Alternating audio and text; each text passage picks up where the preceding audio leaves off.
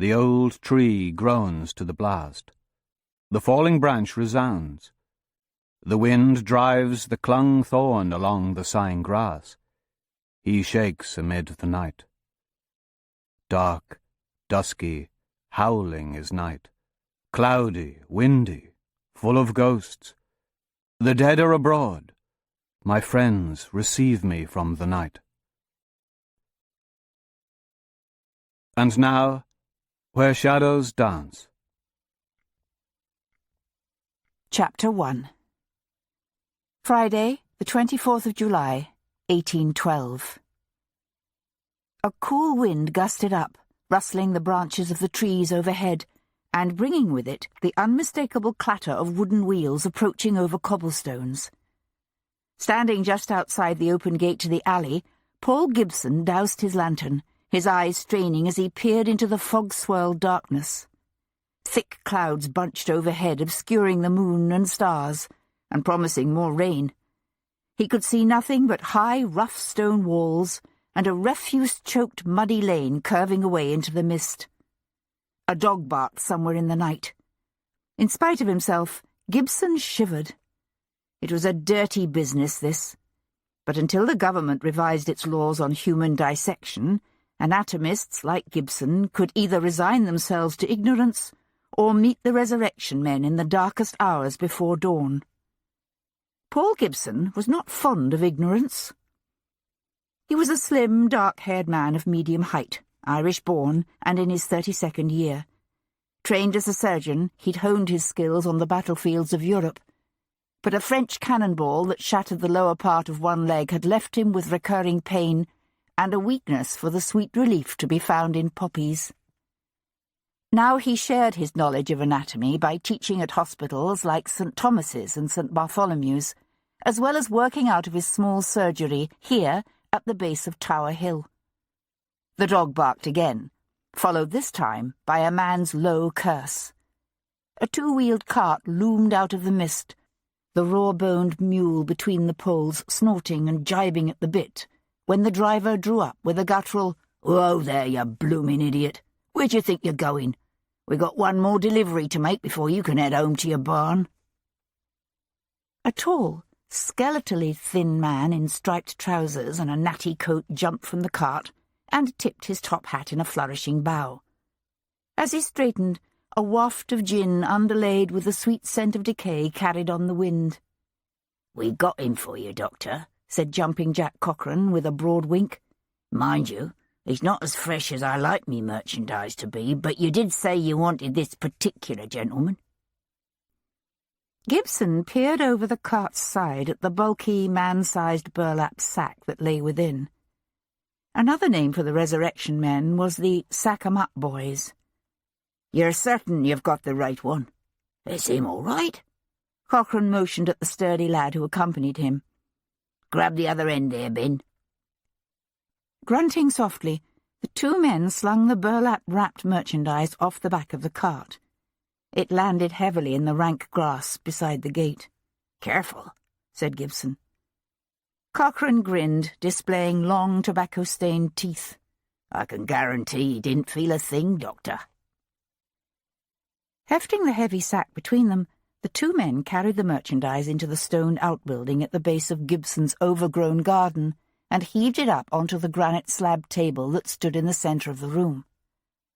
Working quickly, they peeled away the mud-encrusted sack to reveal the limp body of a young man, his dark hair fashionably cut, his hands soft and well-manicured, as befitted a gentleman. His pale, naked flesh was liberally streaked with dirt, for the body-snatchers had stripped off his shroud and grave clothes and stuffed them back into his coffin before refilling the tomb.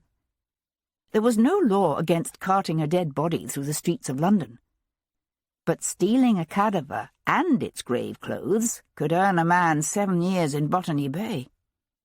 "Sorry about the mud," said Cochrane. "We've had a mite of rain today." "I understand." "Thank you, gentlemen," said Gibson. "Here's your 20 guineas." It was the going price for an adult male. Adult females generally went for 15, with children being sold by the foot. Cochrane shook his head and hawked up a mouthful of phlegm he shot out the door. Nah, make it 18. I've got me professional pride, and he's not as fresh as I like him to be, even if he was kept on ice afore he was planted. But you would have this one. Gibson stared at the pallid, handsome face of the body lying on his dissection table. It's not often a healthy young man succumbs to a weak heart. This gentleman's body has much to teach us about diseases of the circulation system. Very interesting, I'm sure, said Cochrane, scooping up his muddy sack. Thank you kindly for the business, and a very good night to you, sir. After the men had left, Gibson relit his lantern and hung it from the chain suspended above the table. The lantern swayed gently back and forth, the golden light playing over the pale flesh of the body below. In life, his name had been Alexander Ross. A well-formed gentleman in his mid-20s, he had long, leanly muscled arms and legs, and a broad chest tapering to a slim waist and hips. He looked as if he should have been the epitome of health. Yet 5 days ago, his heart had stopped as he slept peacefully in his own bed.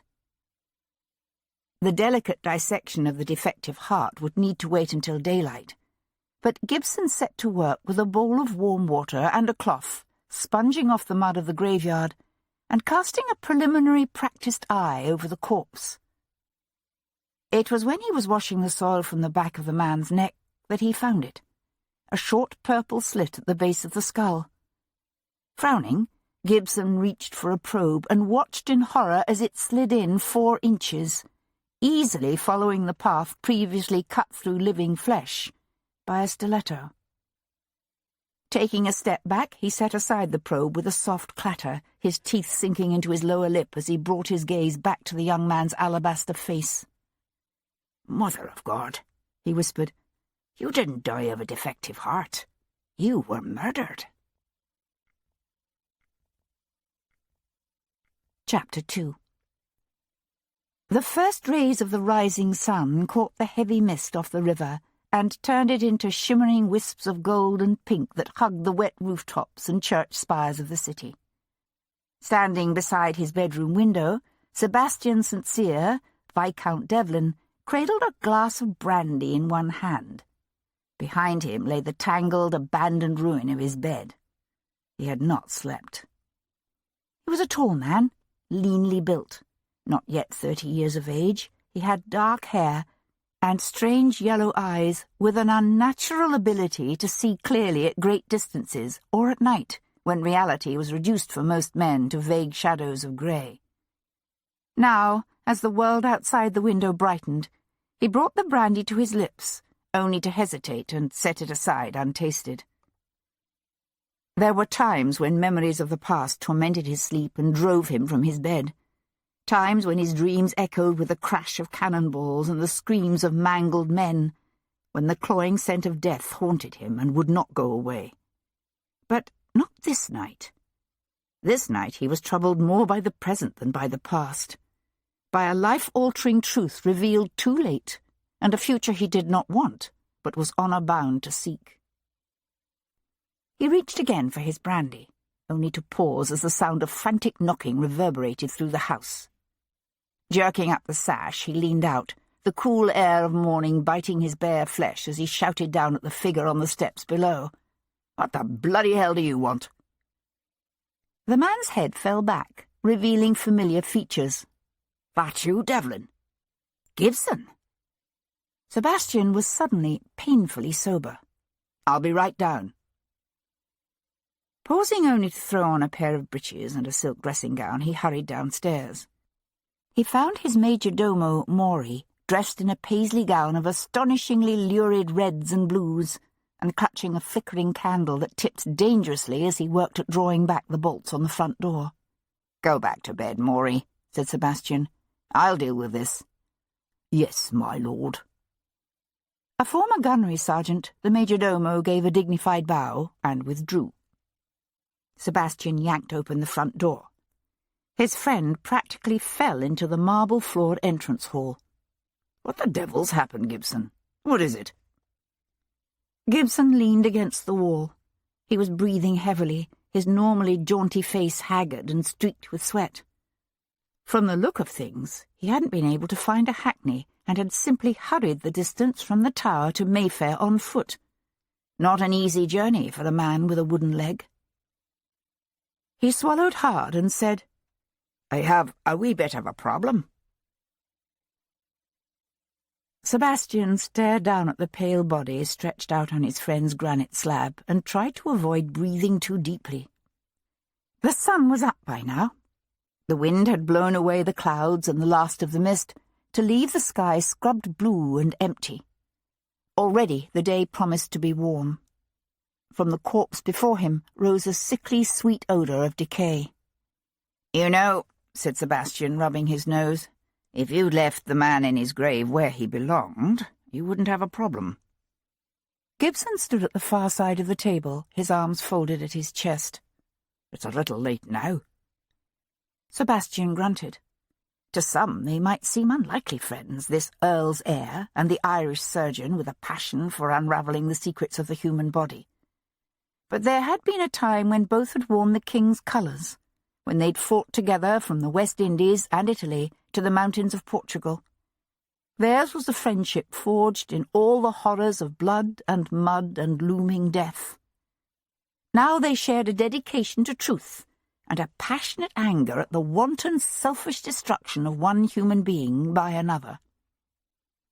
Gibson scrubbed a hand across his lower face. "It's not like I can walk into Bow Street and say, 'By the way, mates, I thought you might be interested to hear that I bought a body filched from St. George's churchyard last night.' Yes, I know it's illegal, but here's the thing. It appears this gentleman, whose friends all think died in his sleep, was actually murdered." Sebastian huffed a soft, humourless laugh. "Not if you value your life." The authorities tended to turn a blind eye to the activities of body snatchers unless they were caught red-handed. But the inhabitants of London were considerably less sanguine about the unauthorised dissection of their nearest and dearest. When word spread of a body snatching, hordes of hysterical relatives had a nasty habit of descending on the city's churchyards to dig up the remains of their loved ones. Since they frequently discovered only empty coffins and torn grave clothes, the resultant mobs then turned their fury on the city's hospitals and the homes of known anatomists, smashing and burning and savaging any medical man unlucky enough to fall into their clutches. Gibson was well known as an anatomist. Sebastian said, "Perhaps Jumping Jack dug up the wrong body." Gibson shook his head. "We plan to check the bills of mortality later today to make certain. But my money's on Jumping Jack. If he says this is Alexander Ross, then this is Alexander Ross." Sebastian walked around the table, his gaze on the pale corpse. Gibson said, "Do you recognise him?" "No. But then, to my knowledge, I've never met anyone named Alexander Ross." "I'm told he had lodgings in St. James's Street, above the Je Reviens coffee house." Sebastian nodded. St. James's was a popular locale for young gentlemen. "Who told you he died of a defective heart?" "A colleague of mine at St. Thomas's, Dr. Astley Cooper. He was called in to examine the body. Swore there were no signs of any violence or illness. The man was simply lying dead in his bed when his valet came to rouse him that morning. Cooper was convinced that he must have had a weak heart. That's why I was so eager to dissect the body, to observe whatever malformation or damage might be present." Sebastian hunkered down to study the telltale slit at the base of the man's skull. "Your Dr. Cooper obviously didn't think to look at the back of his patient's neck. But surely a wound like this would bleed. Wouldn't the pillow and sheets have been covered in blood? If Mr. Ross were killed in his bed, obviously he wasn't. Someone must have gone through a great deal of trouble to make this death look natural. And if not for you, he would have succeeded." Sebastian straightened and went to stand in the open doorway overlooking the unkempt garden that stretched from the stone outbuilding to the surgery beyond. Gibson came to stand beside him. After a moment, the Irishman said, "Looks like a professional's work, doesn't it?" "It could well be. I can't pretend I didn't see this." Sebastian blew out a long breath. It's not going to be easy investigating a murder no one knows occurred. But you'll do it. Sebastian glanced back at the pallid corpse on Gibson's dissection table. The man looked to be much the same age as Sebastian, perhaps a few years younger. He should have had decades of rewarding life ahead of him. Instead, he was reduced to this, a murdered cadaver on a surgeon's slab. And Sebastian knew a deep and abiding fury directed toward whoever had brought Ross to this end. I'll do it. Chapter 3. The milkmaids were still making their rounds, heavy pails swinging from yokes slung across their shoulders, when Sebastian climbed the shallow front steps of his elegant, bow-fronted establishment on Brook Street. "A note arrived a few moments ago from the Earl of Hendon," said Morey, meeting Sebastian at the door with a silver tray bearing a missive sealed with a St. Cyr crest. Sebastian made no move to pick it up. Until a week ago he had called Hendon father. Sebastian supposed that he might eventually adjust to the brutal realization that he was not in truth the person the world still believed him to be, that far from being the legitimate son of the Earl of Hendon, he was, in fact, the byblow of the Earl's beautiful errant countess and some unnamed lover. Perhaps in time he would learn to understand and forgive the lies Hendon had told him over the years. But Sebastian knew he could never forgive Hendon for allowing him to believe that the love of his life was his own sister. For that lie had turned their love into something sordid and wicked, and driven the woman Sebastian had hoped to make his wife into a loveless marriage with another man. "Send Calhoun to me," said Sebastian, leaving the note on the tray as he headed for the stairs. The shadow of some emotion quickly suppressed flickered across the majordomo's face. "Yes, my lord." Sebastian took the steps 2 at a time, stripping off his coat of dark blue superfine as he went. He was in his dressing-room, pulling a clean shirt over his head, when Jules Calhoun, his valet, appeared in the doorway. "I'd like you to find out what you can about a gentleman named Mr. Alexander Ross," said Sebastian. "I understand he had lodgings in St. James's Street." A small, slim man with even features, Calhoun was a genius of a valet, uncomplainingly cheerful and skilled in all manner of refined arts. And since he had begun life in one of London's most notorious flash houses, some of his more unusual talents would have considerable use to a gentleman who had made solving murders his life's passion. Calhoun picked up Sebastian's discarded coat and sniffed. The faint but unmistakable odour of decay lingered. "I take it Mr. Ross has been murdered?" By a stiletto thrust to the base of his skull. "Unusual," said Calhoun. "Very. Unfortunately, the world believes he died peacefully in his sleep, so this one's going to be rather delicate." Calhoun handed Sebastian a fresh cravat and bowed. "I shall be the model of discretion." Lifting his chin, Sebastian looped the cravat around his neck and grunted. Calhoun cleared his throat. "About the other matter you asked me to look into." Sebastian felt an unpleasant sensation pull across his chest. He ignored it. "Yes?" "I have it on excellent authority that Miss Hero Jarvis will be patronising the opening of the new steam circus north of Bloomsbury this morning." "The what?" "The new steam circus, my lord. It's an exhibition of Mr. Trevithick's latest steam locomotive. I believe the gate opens at 11 o'clock. "I should be back before then. Have Tom bring my curricle around at 1:45. Sebastian adjusted his cuffs. "Tell me, how precisely did you discover this?" "Miss Jarvis's maid, my lord," said Calhoun, holding up a fresh coat of navy bath cloth. Sebastian eased the coat up over his shoulders. "Did you woo her or bribe her?" "Pure filthy lucre, my lord." Sebastian frowned. "That's not good." "I thought the same, my lord.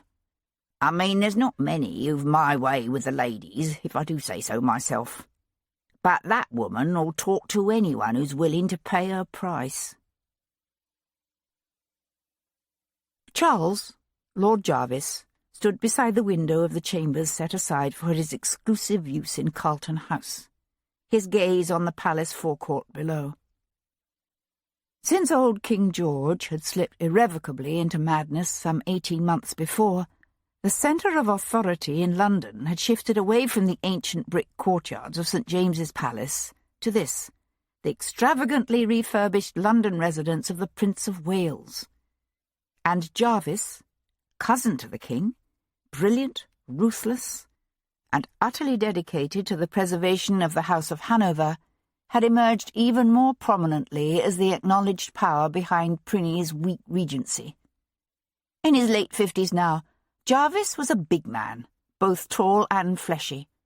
Despite his heavy jowls and aquiline nose, he was still handsome, with a wide mouth that could smile in unexpected brilliance. It was a gift he used often, both to cajole and to deceive. "I tell you it's madness," grumbled the Earl of Hendon, one of two men who had come here to Jarvis's chambers to discuss the current state of affairs on the continent. Jarvis glanced over at Hendon, but kept his own counsel. He'd long ago learned the power that comes from listening while other men talk. "It's far from madness," said the second gentleman, Sir Hyde Foley, Under-Secretary of State for Foreign Affairs. "Our troops under Wellington are making rapid progress in Spain. At the rate they're going, we could be in Madrid by the middle of next month. And do you know why? Because Napoleon, in his arrogance, has now attacked Russia, and is, as we speak, advancing on Moscow. How is it madness to send British troops to aid the Tsar's defences?" "It's madness for the same reason that Napoleon's invasion of Russia is madness," said Hendon, his face dark with emotion. Chancellor of the Exchequer under two different prime ministers, he was a sturdily built, barrel-chested man in his late 60s, with a shock of white hair and the brilliant blue eyes that were the hallmark of his family, the St-Cyrs. "We simply don't have the manpower to fight the French in Spain and in Russia, defend India, and still protect Canada should the Americans decide to attack us there." Foley made a deprecating sound. A wiry man in his mid-30s, with dark hair and a narrow, sharp-boned face, the Under-Secretary was proving to be a capable and formidable force in the Foreign Office. "The Americans have been threatening to attack us any time these last 4 years. It hasn't happened. Why should it happen now, when we've revoked the orders in council they found so odious?" "Because the bloody upstarts want Canada, that's why. They have some crazy idea that God has given them the right to expand across the whole of the continent, from the North Pole to the Pacific Ocean and the Gulf of Mexico." Foley threw back his head and laughed. "Those rustics." Hendon's cheeks grew darker still. "Mark my words if they don't do it, or try to."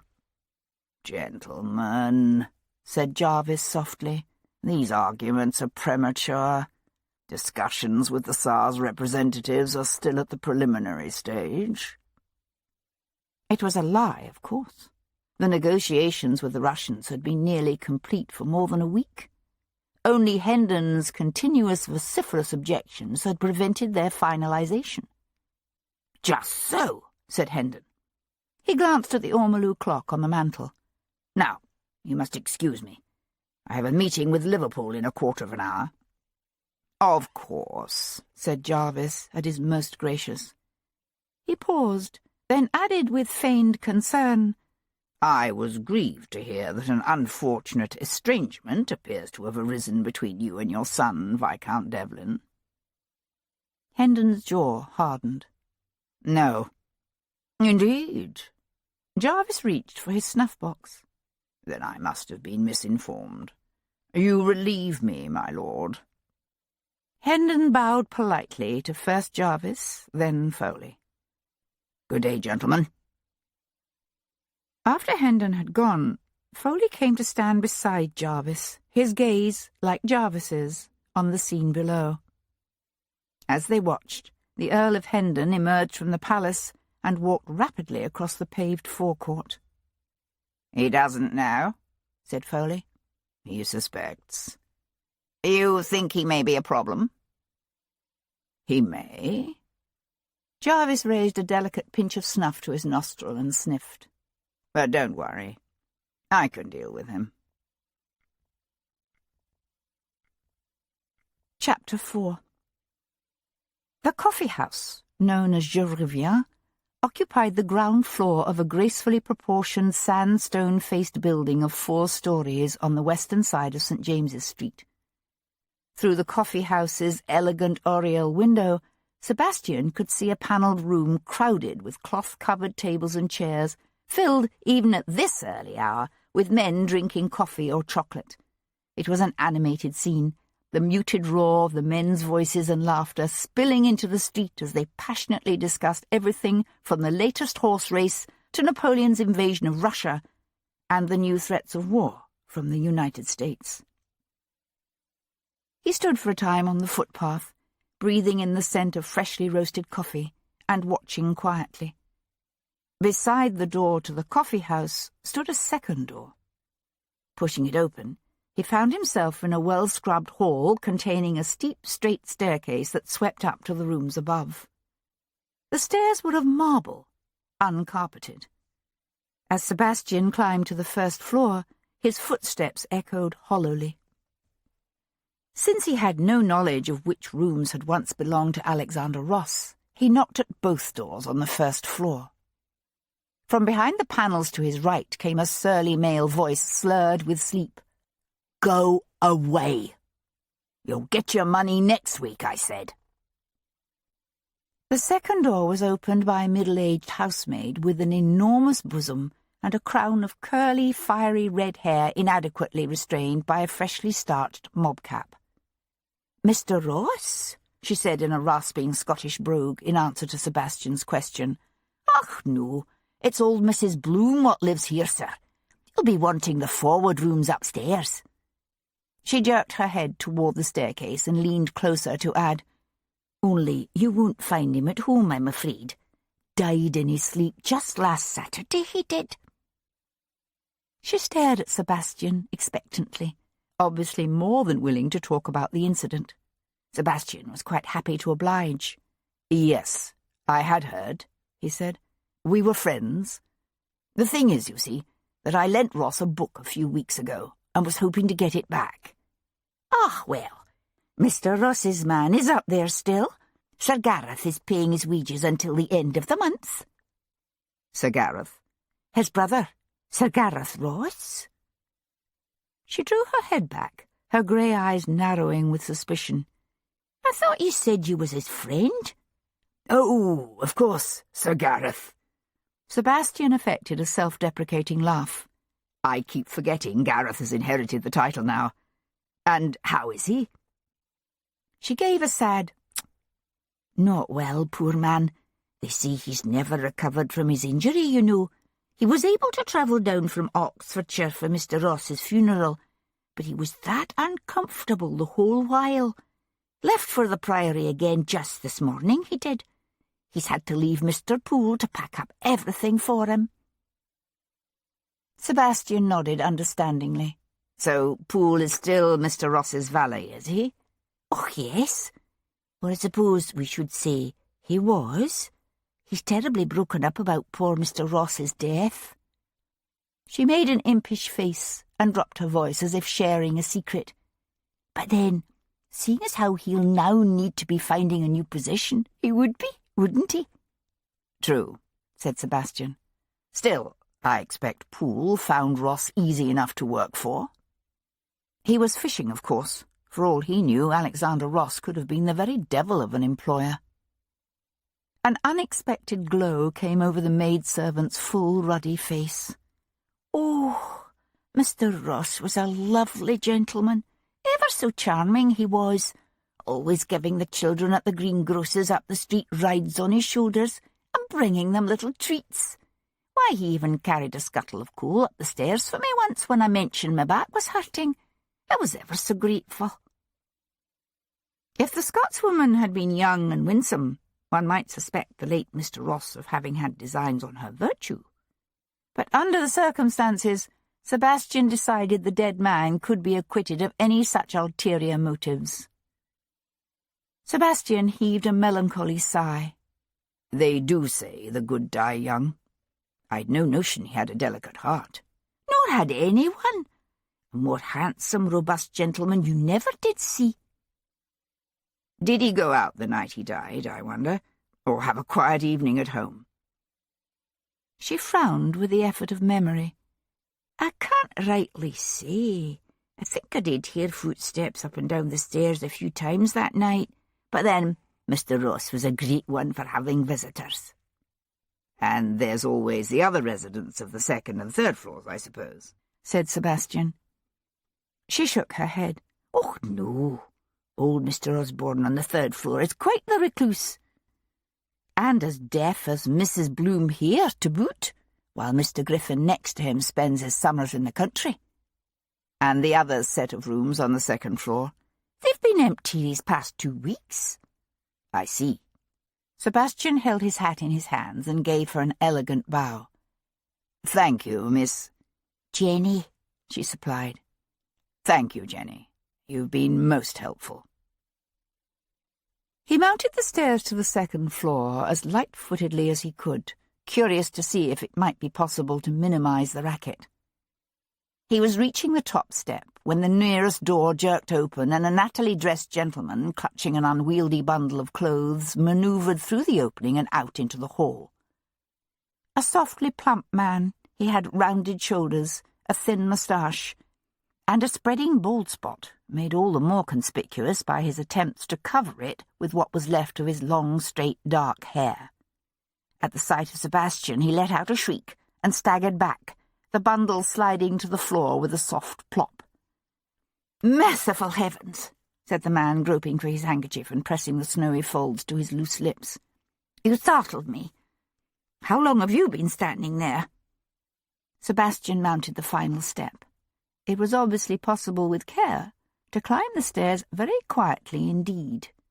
He said, "I've only just arrived, actually. I take it your pool?" The valet gave a crisp bow. He looked to be somewhere in his 40s or 50s, with heavy jowls and a second chin and dark brown eyes that reminded Sebastian of a sad puppy dog. "Know a pool, yes. How may I be of service?" Sebastian's gaze dropped to the bundle at their feet. "Off to the clothes fair in Rosemary Lane, are you?" The valet's pale cheeks suffused with colour, as if he'd been accused of doing something improper. He pulled back his round shoulders and said with a lisp that might or might not have been affected, "Sir Gareth has instructed me to dispose of Mr. Ross's clothing here in London." "Makes sense," said Sebastian, pushing past the man to enter the drawing-room beyond uninvited. It was a typical gentleman's abode, all fine dark wood and burgundy and navy silk. Beyond the elegant chamber, used as a combination drawing-room and dining-room, Sebastian could see a second chamber, a bedroom.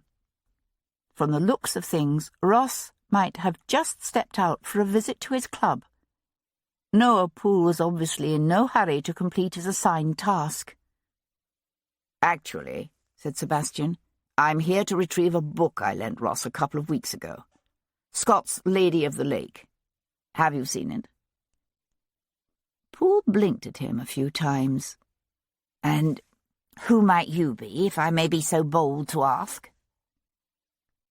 Sebastian withdrew one of his cards and held it out between 2 fingers. "Devlin." Poole's well-trained jaw hung slack. There were few in this part of London, either above or below stairs, who had not heard of Viscount Devlin. The valet took the extended card with trembling fingers and gave another bow, this one considerably deeper and more obsequious than the first. "Oh, of course, Lord Devlin, I do beg your pardon." He cleared his throat nervously. "I don't recall seeing such a book, but I can assure you I would be more than happy to send it on to you should I come across it." "That would be helpful, thank you." Sebastian wandered the room, his gaze taking in the fine Adams cabinetry, the lyre-backed chairs covered in striped silk, the engraved invitations tucked into the frames of the gilded mirror over the hearth. Pausing, he found himself studying an invitation to that evening's reception for the Russian ambassador at St. James's Palace. Behind him, Poole cleared his throat. "I understand you have something of a reputation for solving murders." Sebastian glanced over at him. Yes. "But Mr. Ross died in his sleep. I discovered him myself." Must have been quite a shock for you. Poole fumbled again for his handkerchief. "Indeed it was. You've no notion. I fear I've yet to recover my equilibrium." Sebastian continued his slow perusal of the room. He would need to come back later tonight for a more thorough and private search. Had Ross done anything unusual the day of his death? Anything that might have taxed his heart? Not to my knowledge, no. He was out most of the previous evening, so he arose a trifle later than normal, but Sir Hyde was never too particular about that sort of thing. Sebastian swung around to stare back at the round little man. Sir Hyde? You mean Sir Hyde Foley? Sir Hyde Foley was the Under-Secretary of State for Foreign Affairs, which meant that the murdered Mr. Ross must— "But of course," said Poole. "Mr. Ross worked for Sir Hyde at the Foreign Office." Chapter 5. Sebastian's gaze went again to the invitation to that evening's reception at St. James's Palace. The quiet murder of the unknown Mr. Ross had demanded investigation, but the stealthy assassination of a young gentleman from the Foreign Office opened up a host of disturbing possibilities. "At what time did Mr. Ross return from the Foreign Office that evening?" asked Sebastian. Poole frowned with a strain of remembrance. "A little later than the usual time, I believe, although it's difficult to remember for certain now." "Did he go out again that night?" "I couldn't say, my lord. You see, it wasn't long after his return that Mr. Ross informed me he wouldn't be needing me for the remainder of the evening." Poole hesitated. "Actually, I had the impression he was expecting someone later that night." "A man or a woman?" "I was not informed."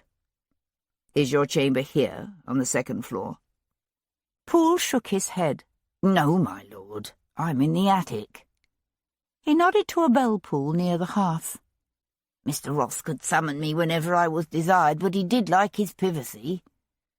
"How long have you been with Mr. Ross?" "Ever since his return from Russia." "Ross was in Russia?" "Yes, my lord." Once again, Sebastian's gaze returned to the invitation tucked into the gilded frame. As heir to the Earl of Hendon, he had received a similar invitation. He'd had no intention of attending before. But now— He realized Noah Poole was still speaking.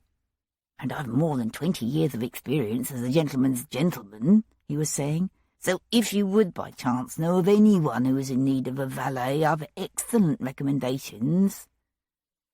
The valet stood with his hands together as if in prayer, his lower lip caught between his teeth, his eyes wide and hopeful. "If I hear of anything, I'll be certain to pass your name along." Noah Poole gave a grateful nod and bowed.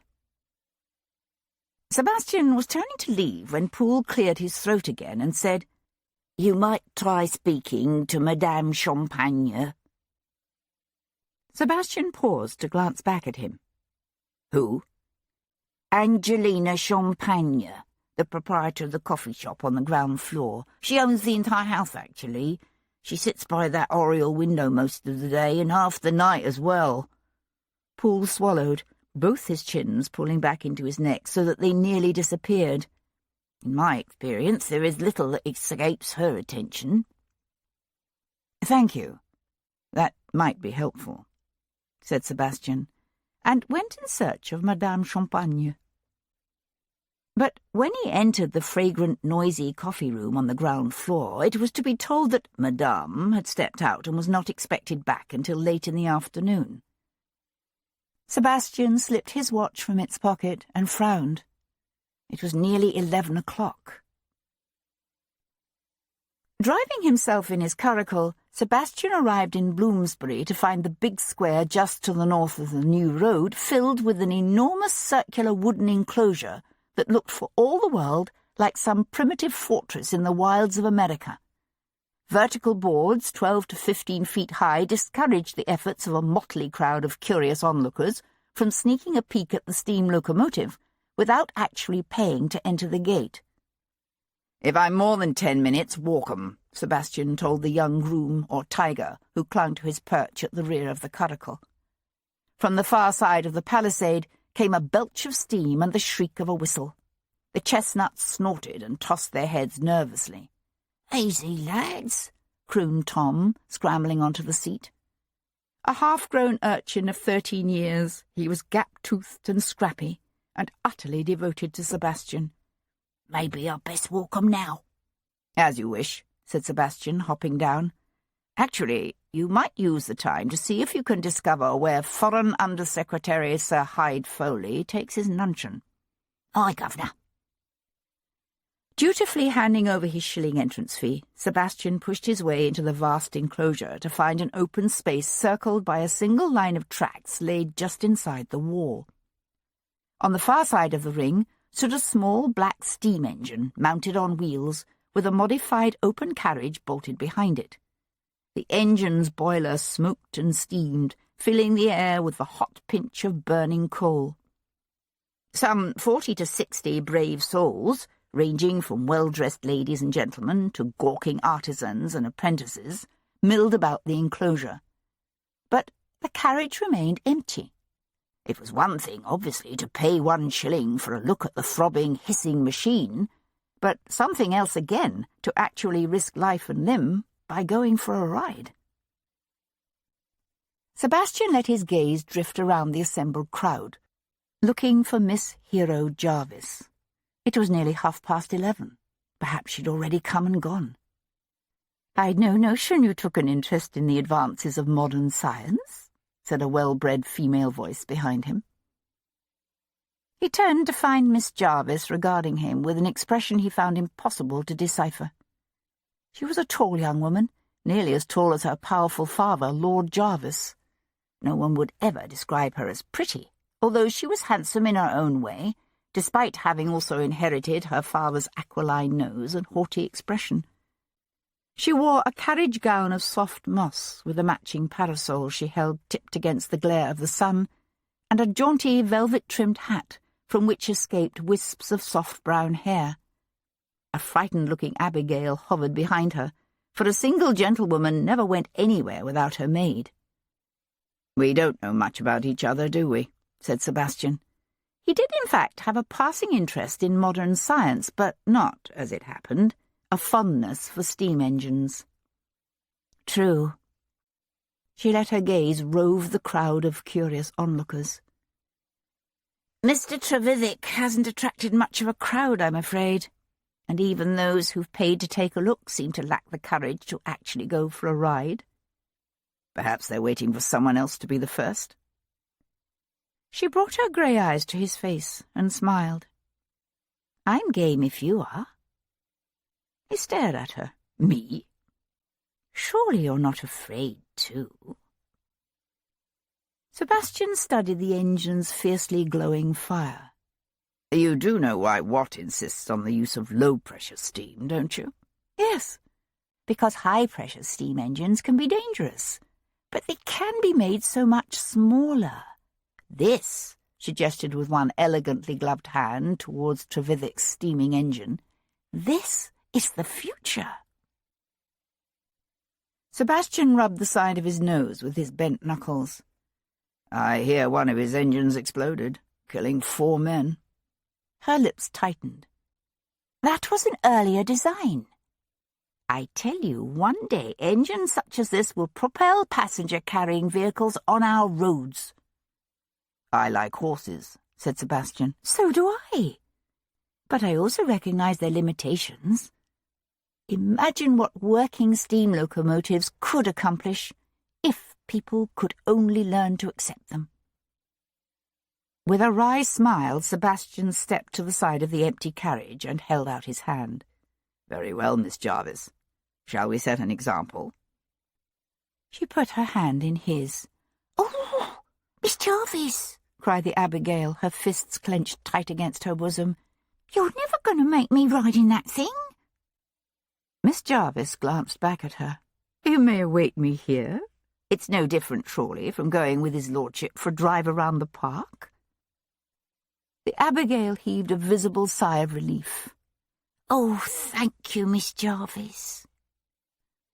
As Sebastian scrambled up behind Miss Jarvis, a tall, dark-haired man with a craggy face dominated by a large nose nodded to the engineer.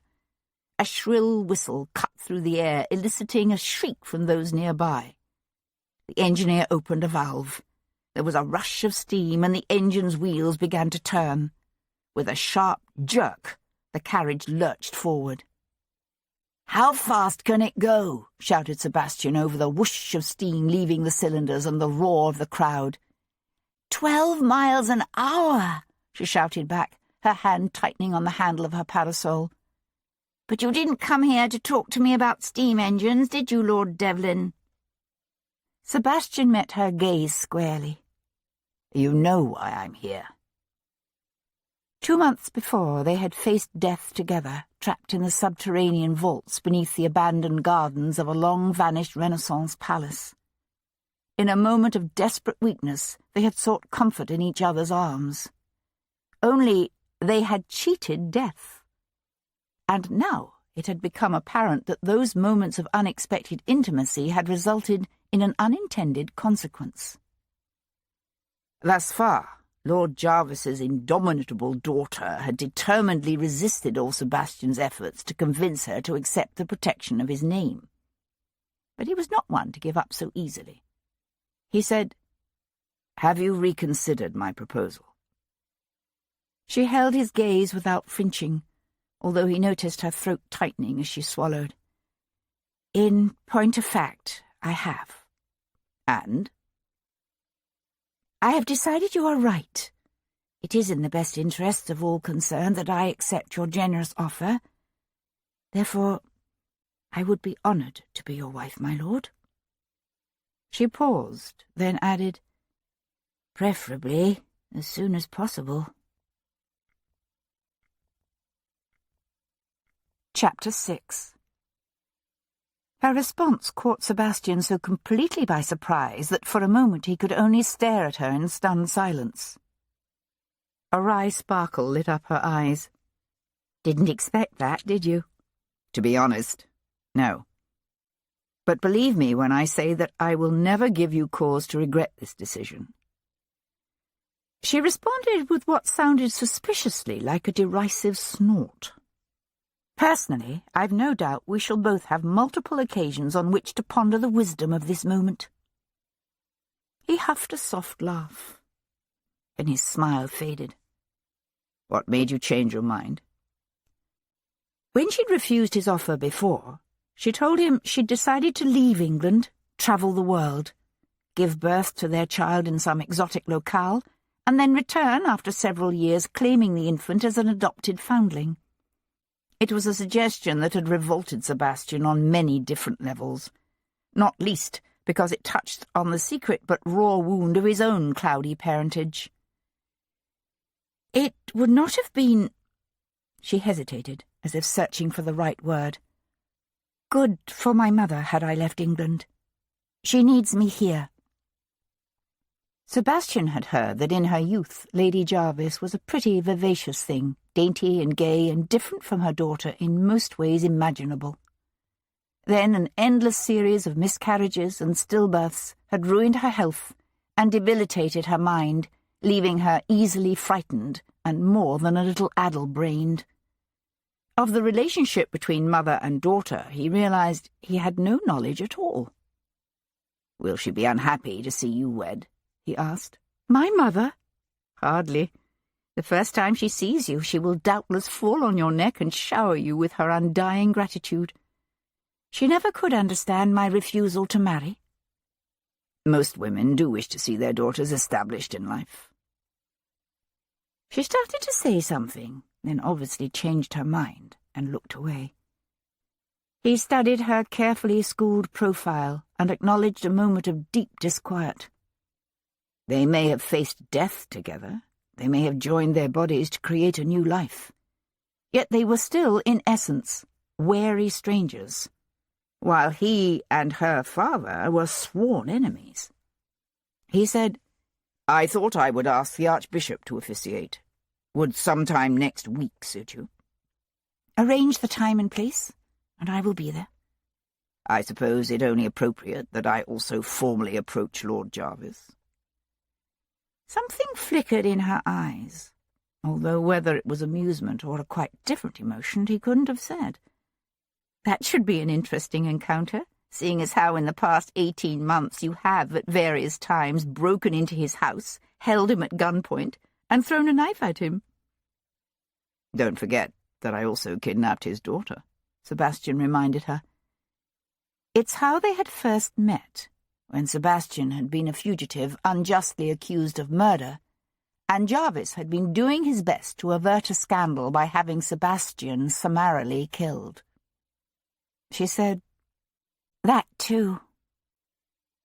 The steam engine's shrill whistle sounded again, drawing new shrieks from the crowd. She said, "I believe he has meetings with the Prince early this afternoon, but he should be in his chambers at Carlton House later." Belching steam and soot, the engine picked up speed, chugging round and round the tightly circling tracks, the carriage swaying rhythmically from side to side. Sebastian kept his gaze on the woman before him. "I don't intend to give him the option of forbidding the match." "I should think not. I am 25 after all." "He could disinherit you." "He won't. You are hardly unsuitable. Just—" "His enemy." "My father has many enemies." The carriage swung around the track, and she adjusted her parasol against the shifting angle of the sun. "I should like to make it clear at the onset that I have every intention of continuing with the various projects in which I am currently involved." He found himself smiling. Miss Jarvis's projects, which ranged from an analysis of the economic stresses driving women into prostitution to an ambitious study of possible ways of improving the survival rates of infants left on the parish, alternately puzzled, infuriated, and bemused her father. Sebastian said, "I would not have expected otherwise, Miss Jarvis. After all, I intend to continue with my own involvement in murder investigations." She regarded him with interest. "Are you involved in an investigation now?" "No one's been murdered, have they?" "Not to my knowledge." A great cracking noise cut across the circle. The craggy-faced, dark-haired man started forward with a shout. The wheels of the engine froze with a sliding screech. Sebastian craned around. "What the hell?" "I believe the track has broken," said Miss Jarvis calmly as the carriage lurched sideways. The bench pitched wildly to the right, and she flung out a hand to maintain her precarious perch. "I heard Mr. Trevithick expressing some concern that the engine might be too heavy for the rails." A great gasp went up from the crowd of spectators as the steam engine and its carriage came to a shuddering, lopsided halt. Sebastian said, "Are you all right?" She used the back of her wrist to push her hat out of her eyes. "Quite all right, thank you. But I fear for the success of Mr. Trevithick's new steam circus." "Keep a smile on your face," said Sebastian, sliding off the seat. Boots firmly on the ground, he reached up to help her alight. She came down beside him in an unruffled swirl of petticoats and artfully balanced parasol. "Oh, that was such fun!" she exclaimed loudly, for the benefit of the excited, jabbering crowd. He leaned forward to whisper, "One of the staves of your parasol has snapped." "Oh!" She quickly closed it. "Thank you."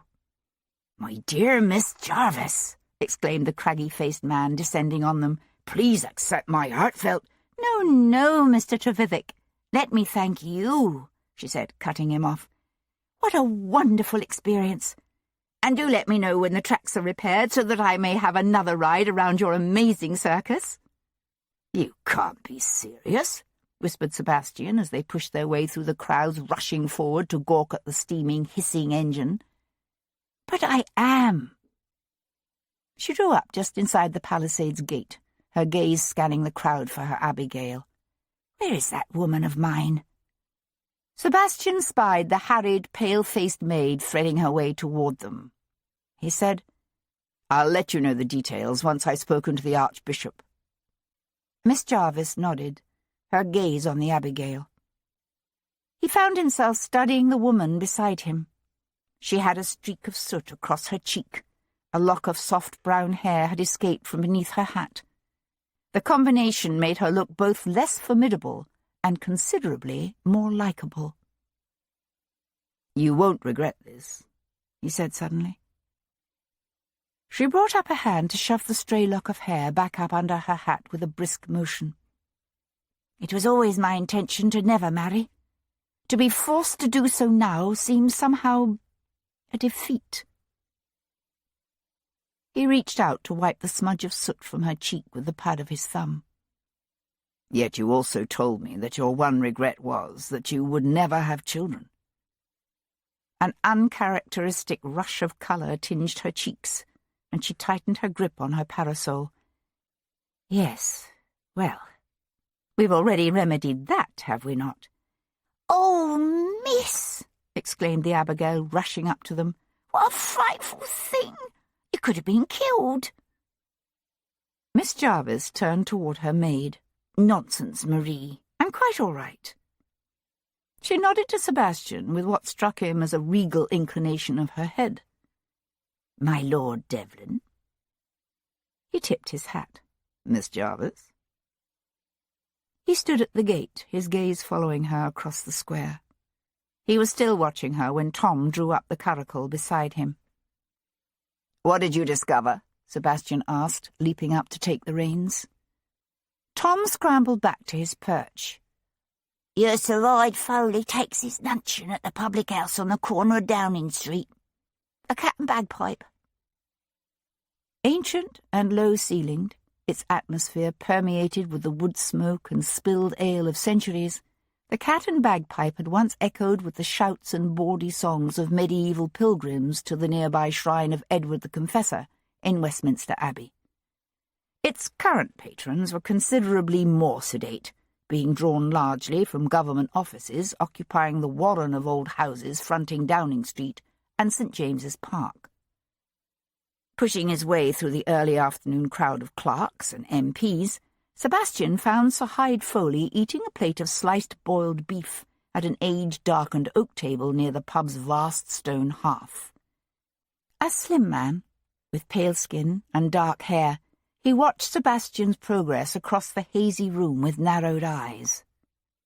"Let me tell you right off," he said, as Sebastian drew up beside his table, "that if you are here as your father's emissary, I am not." Without waiting for an invitation, Sebastian drew out the opposite chair and sat. "I'm told Mr. Alexander Ross worked for you."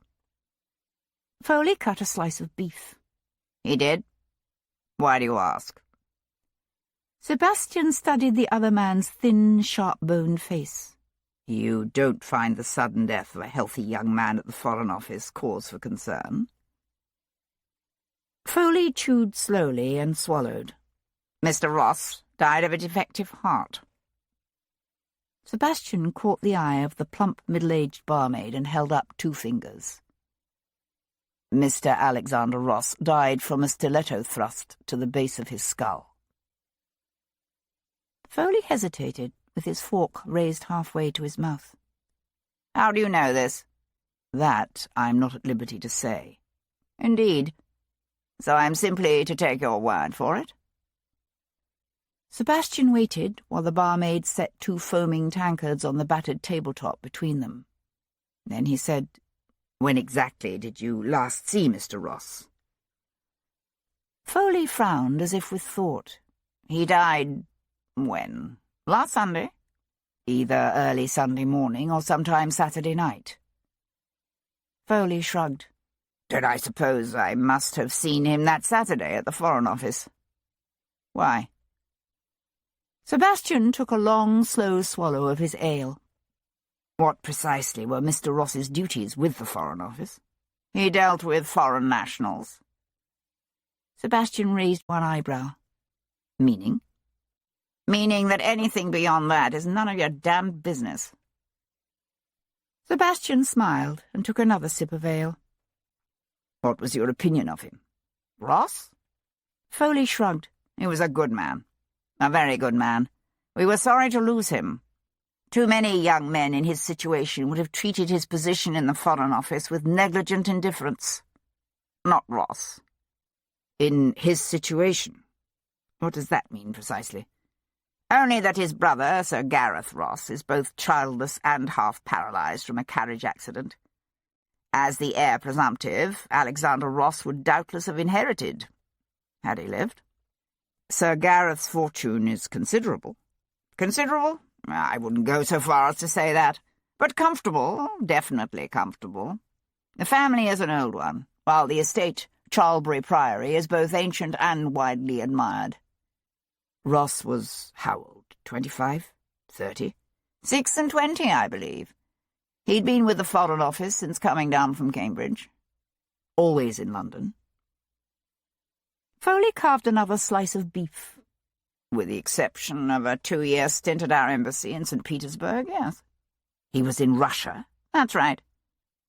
By which I can assume that some of the foreign nationals he dealt with here in London were Russian. Foley raised his own tankard to his lips, his gaze meeting Sebastian's over the rim. You may assume anything you like. Sebastian leaned back in his seat, his arms crossed at his chest, and smiled. I'm told Ross was expecting a visitor Saturday night. You wouldn't by any chance know who that was? Foley shook his head. Sorry, no. Do you know if he had any financial difficulties? A mistress? Gambling debts, perhaps? Hardly. We're pretty careful about that sort of thing. Know of anyone who might have wanted him dead? Foley set down his fork with a clatter. You can't be serious about all this. Sebastian ignored the question.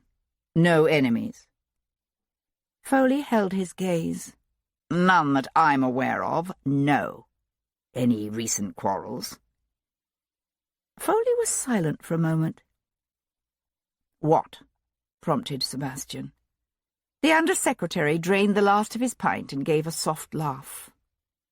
Sebastian said, So he did have an argument. With whom? Sir Hyde Foley reached for his hat, his chair grating across the old stone-flagged floor as he pushed to his feet. Good day, my lord. Quickly paying off his tab, Sebastian reached the flagway in time to see Foley turn to stride up Pall Mall, away from his offices in Downing Street. Tom was waiting nearby. Get down and follow him, said Sebastian, leaping into the curricle to take the reins. I want to know where he goes. Chapter 7. Paul Gibson spent most of the morning dissecting Alexander Ross's chest cavity.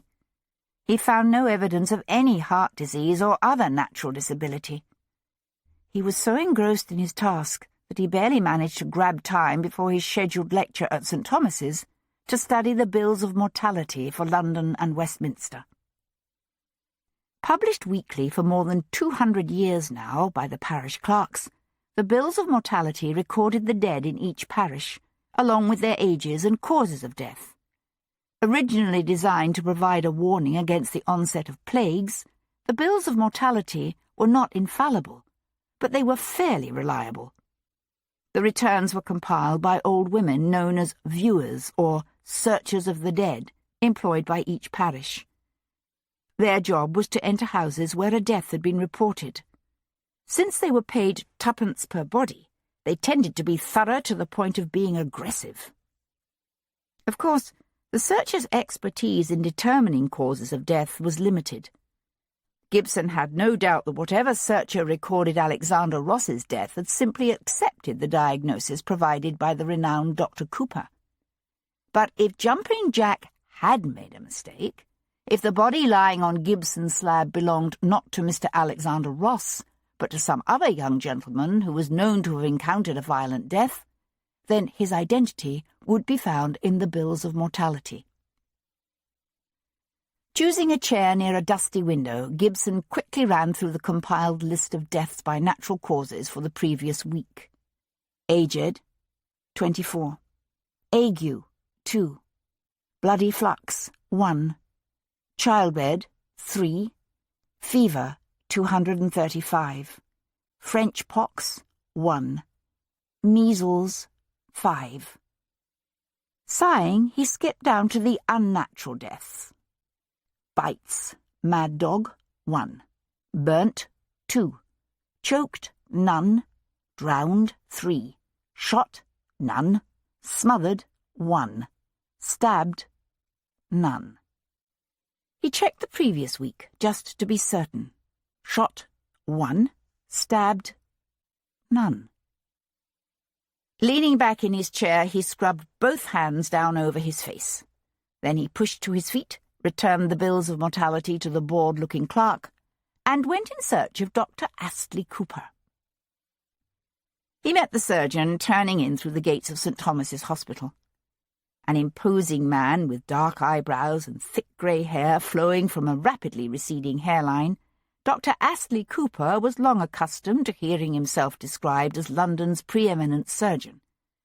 In addition to lecturing on anatomy at St. Thomas's, he was a member of the Royal College of Surgeons and a professor of surgery at Guy's Hospital. But it was his flourishing private practice that earned him more than £21,000 a year. A level of success he made no attempt to keep secret. "May I walk with you a moment, Dr. Cooper?" Gibson asked, falling into step beside the famous man. "As you wish," said Cooper, cutting across the quadrangle toward the chapel. He cast Gibson a quick, assessing glance. "I hear you are to lecture this afternoon on cerebral circulation. I trust you've consulted my own writings on the subject?" Gibson schooled his features into an expression of solemn respect. "To be sure, Dr. Cooper. You are the expert, are you not?" Cooper nodded, said, "Good," and kept walking. Gibson said, "I wanted to ask you a few questions about Alexander Ross." Cooper frowned. "Who?" "The young gentleman who was found dead in his rooms on St. James's Street last Sunday. The one you said died of a defective heart." "Ah, yes, I remember now. What about him?" "I was wondering if you were told he had a history of pleurisy, or perhaps carditis." Cooper shrugged. "How would I know? The man was no patient of mine." "No one gave you a medical history?" "I was told simply that he appeared healthy to all who knew him." "And you saw no signs of disorder in the room? Nothing out of place?" What a preposterous question. The man died peacefully in his sleep. He wasn't thrashing about in his death throes, if that's what you're suggesting." "There were no signs of blood on the sheets?" "Why on earth would there be? The man died of morbus cordis." The surgeon's eyes narrowed.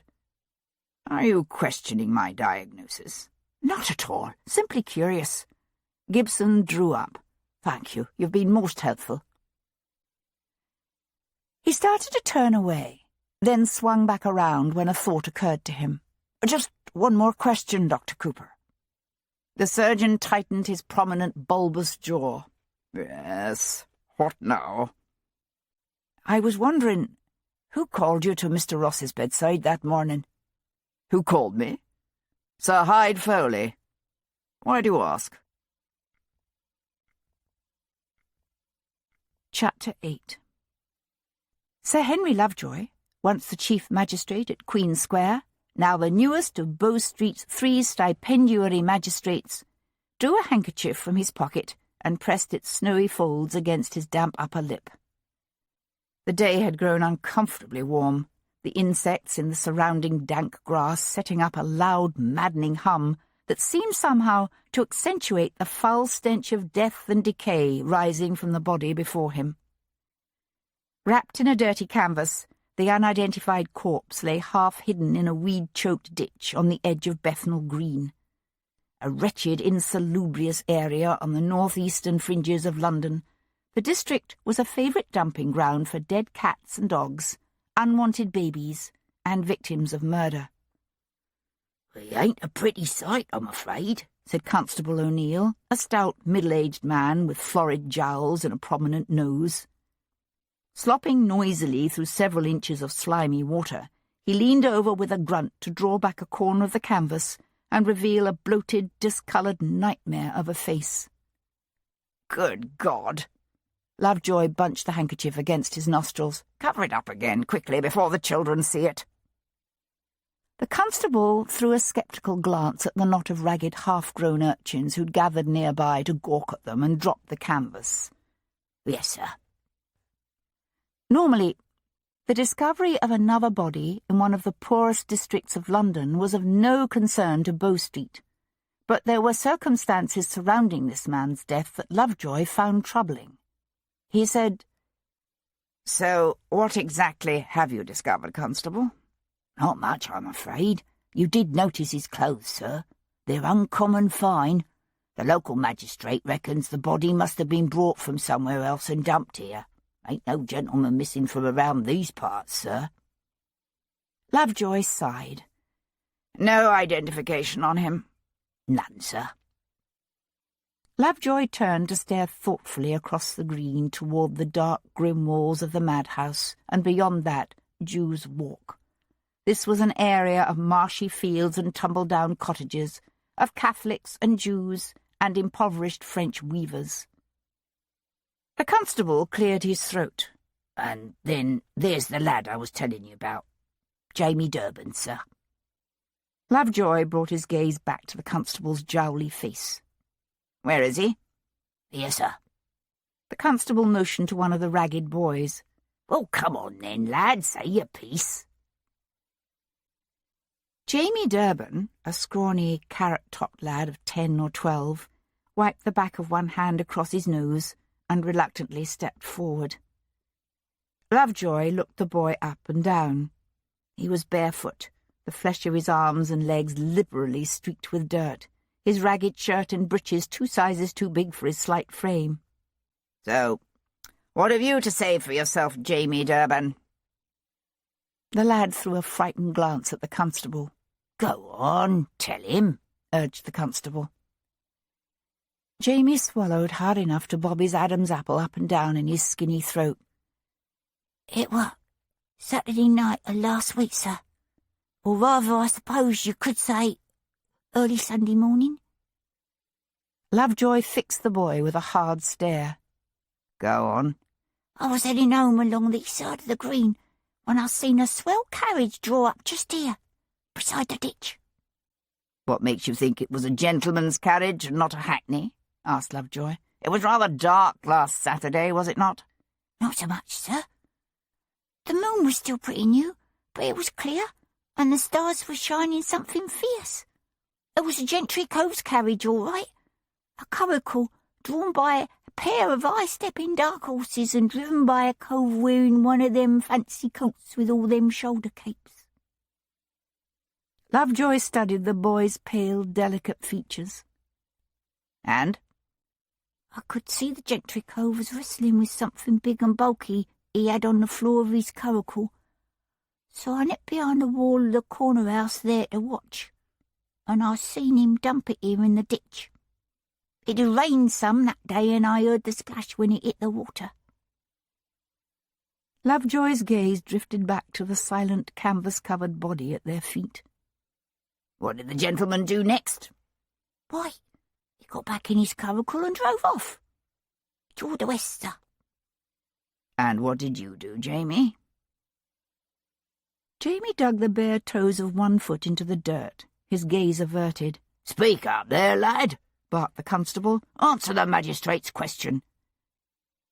Jamie's jaw went slack with remembered horror. I waited till I was sure the cove was long gone. Then I come and took a peek at what he'd heaved into the ditch." "Are you telling me," said Lovejoy, "that you've known this body was here since last Saturday night? And you only just got around to telling the constable about it today?" The boy took a step back, his eyes widening. "I kept thinking someone was bound to find him, especially once he started smelling. But then he just laid here, and finally it got so's I couldn't stand it no more. So I told Father Dean at St. Matthew's, and he said I should own up to what I'd seen." Lovejoy frowned. "You're certain this was Saturday night?" "Yes, sir." "And when you first saw it, was the body fresh, or was it already showing signs of decay?" "Oh, he was fresh all right. Why, he was still warm." Lovejoy frowned. "What time did you say this was?" "Just after 3, sir. I remember I heard the night watchman calling the hour as I was crossing the green." Lovejoy and the constable exchanged glances. "And what were you doing out at 3 in the morning, lad? Speak up there." Jamie Durban took another step back, his previously pale face suddenly flushing scarlet. "Go on, then. Answer the magistrate's question," urged the constable. His nostrils flaring in panic, the boy whirled to take off across the green, arms and legs pumping, hair flashing golden red in the hot sun. "Bloody hell!" The constable lumbered up out of the ditch. "You want I should go after him, sir?" Lovejoy watched the boy run. "No. Let him go. I assume you know where he lives?" "Yes, sir. In 3 Dog Lane. Lives with his widowed ma and 3 sisters, he does." His handkerchief pressed once more to his nostrils, Lovejoy hunkered down beside the ditch. The weeds had been trampled by countless rough boots, the fetid water churned and muddied. Whatever evidence might have been recoverable days ago had been lost to the rain and the passage of time and careless men. He glanced up at the constable. "You've searched the area?" "We have. Nothing, sir." The constable paused. "You want we should send the body to the dead house in Wapping, sir?" Lovejoy frowned. London had several dead houses or mortuaries for unidentified or unclaimed bodies. But they were miserable, filthy places, most with little space for a proper post-mortem. He shook his head. "Fetch a shell from the dead house, but have a couple of lads carry the body to the surgery of Paul Gibson on Tower Hill. Perhaps he'll be able to give us something to go on." He pushed to his feet. "And check the pawnbrokers' shops and fences in the area. See if young Mr. Durman has sold any men's jewellery or other items in the last week." "You think he stole something from the body, sir?" "How else did he know the corpse was still warm?" "Aye, good point that, sir. Though I suppose—" The constable broke off, his gaze shifting to something over Sir Henry's shoulder. "What is it?" Lovejoy turned to find a tall, bone-thin clerk hurrying toward them across the green. He drew up before them, his breath coming in noisy gasps. "Sir Henry," said the man, his pale forehead gleaming with sweat. "A message for you from the Foreign Office. The Under-Secretary, Sir Hyde Foley, wishes to see you. At once." Chapter 9. Sebastian's next stop was the Mayfair townhouse of the woman he still thought of as his Aunt Henrietta, although she was not, in truth, his aunt, or any other relation closer than a distant cousin. Born Lady Henrietta St. Cyr, the elder sister of the Earl of Hendon, she had been married for 50 years to the Duke of Claiborne. A widow now for more than 3 years, the Dowager Duchess still occupied the vast family pile on Park Lane. By rights, the house belonged to her eldest son, but the new Duke of Claiborne was no match for his formidable mother. So while the current Duke raised his growing family in a much smaller house on Half Moon Street, the Duchess continued on as before, one of the acknowledged grande dames of society, and a veritable walking Debrett's peerage, who knew everything there was to know about the members of the upper 10,000. Sebastian expected to find her still abed, or perhaps sipping chocolate in her dressing-room, for the Duchess was famous for never leaving her room before 1. But to his surprise, She was not only up and dressed, but in her breakfast parlour partaking of toast and tea and perusing a copy of the Morning Post. "Good heavens," she said, sitting forward with a jerk that set her tea to slopping dangerously. "Sebastian!" "You're up early, Aunt," he said, stooping to plant a kiss on her cheek. "It's barely past noon." "Blame Claiborne's eldest, Georgina. Takes after me, poor gal. But as I always say, just because a woman is not beautiful is no excuse for not being fashionable. Unfortunately, that silly nitwit Claiborne married can't dress herself properly, let alone a chit just out of the schoolroom. So there's nothing for it but for me to take the child to the cloth warehouses myself." "Ah." She reached for her quizzing glass and regarded him through it. "Why are you here, you fatiguing child?" He laughed. "Two things, actually. First of all, I'd like to hear what you know about Sir Gareth Ross." "Sir Gareth?" She looked intrigued. "Whatever has he done?" "Nothing that I know of." Sebastian drew out the chair beside her and sat. "Tell me about him." "Well, there's not much to tell, actually. He must be in his early 40s by now, I suppose. Your typical country gentleman, married some chit from Norfolk, a Miss Alice Hart, if I remember correctly. But she died in childbirth barely a year later, and her child with her. He never remarried." "I take it he's something of an invalid?" "That's right. Broke his back in a carriage accident a few years ago. He isn't exactly bedridden, but he doesn't get around much, and, well—" She dropped her voice to a stage whisper and leaned forward. "Let's just say I've heard he won't be siring any sons." "So his heir presumptive was his younger brother, Mr. Alexander Ross. And now?" "A cousin of some sort. There were something like 4 or 5 daughters in the family, but only the 2 sons." Sebastian turned sideways so he could stretch out his legs and cross his boots at the ankles. "What do you know about Alexander Ross?" "Charming young man. Terrible tragedy, his dying like that." She opened her eyes wider. "Good heavens! Is that why you're interested in the Rosses? Dear me." It was beginning to occur to Sebastian that he had only to express an interest in someone who'd recently died for anyone hearing him to assume that individual had been murdered. He said, "That's all you can tell me about the younger Ross, that he was a charming young man?" Henrietta frowned. "Well, he'd recently become engaged to an heiress, Miss Sabrina Cox." "Cox? Not one of the Coxes of Staffordshire, mind you.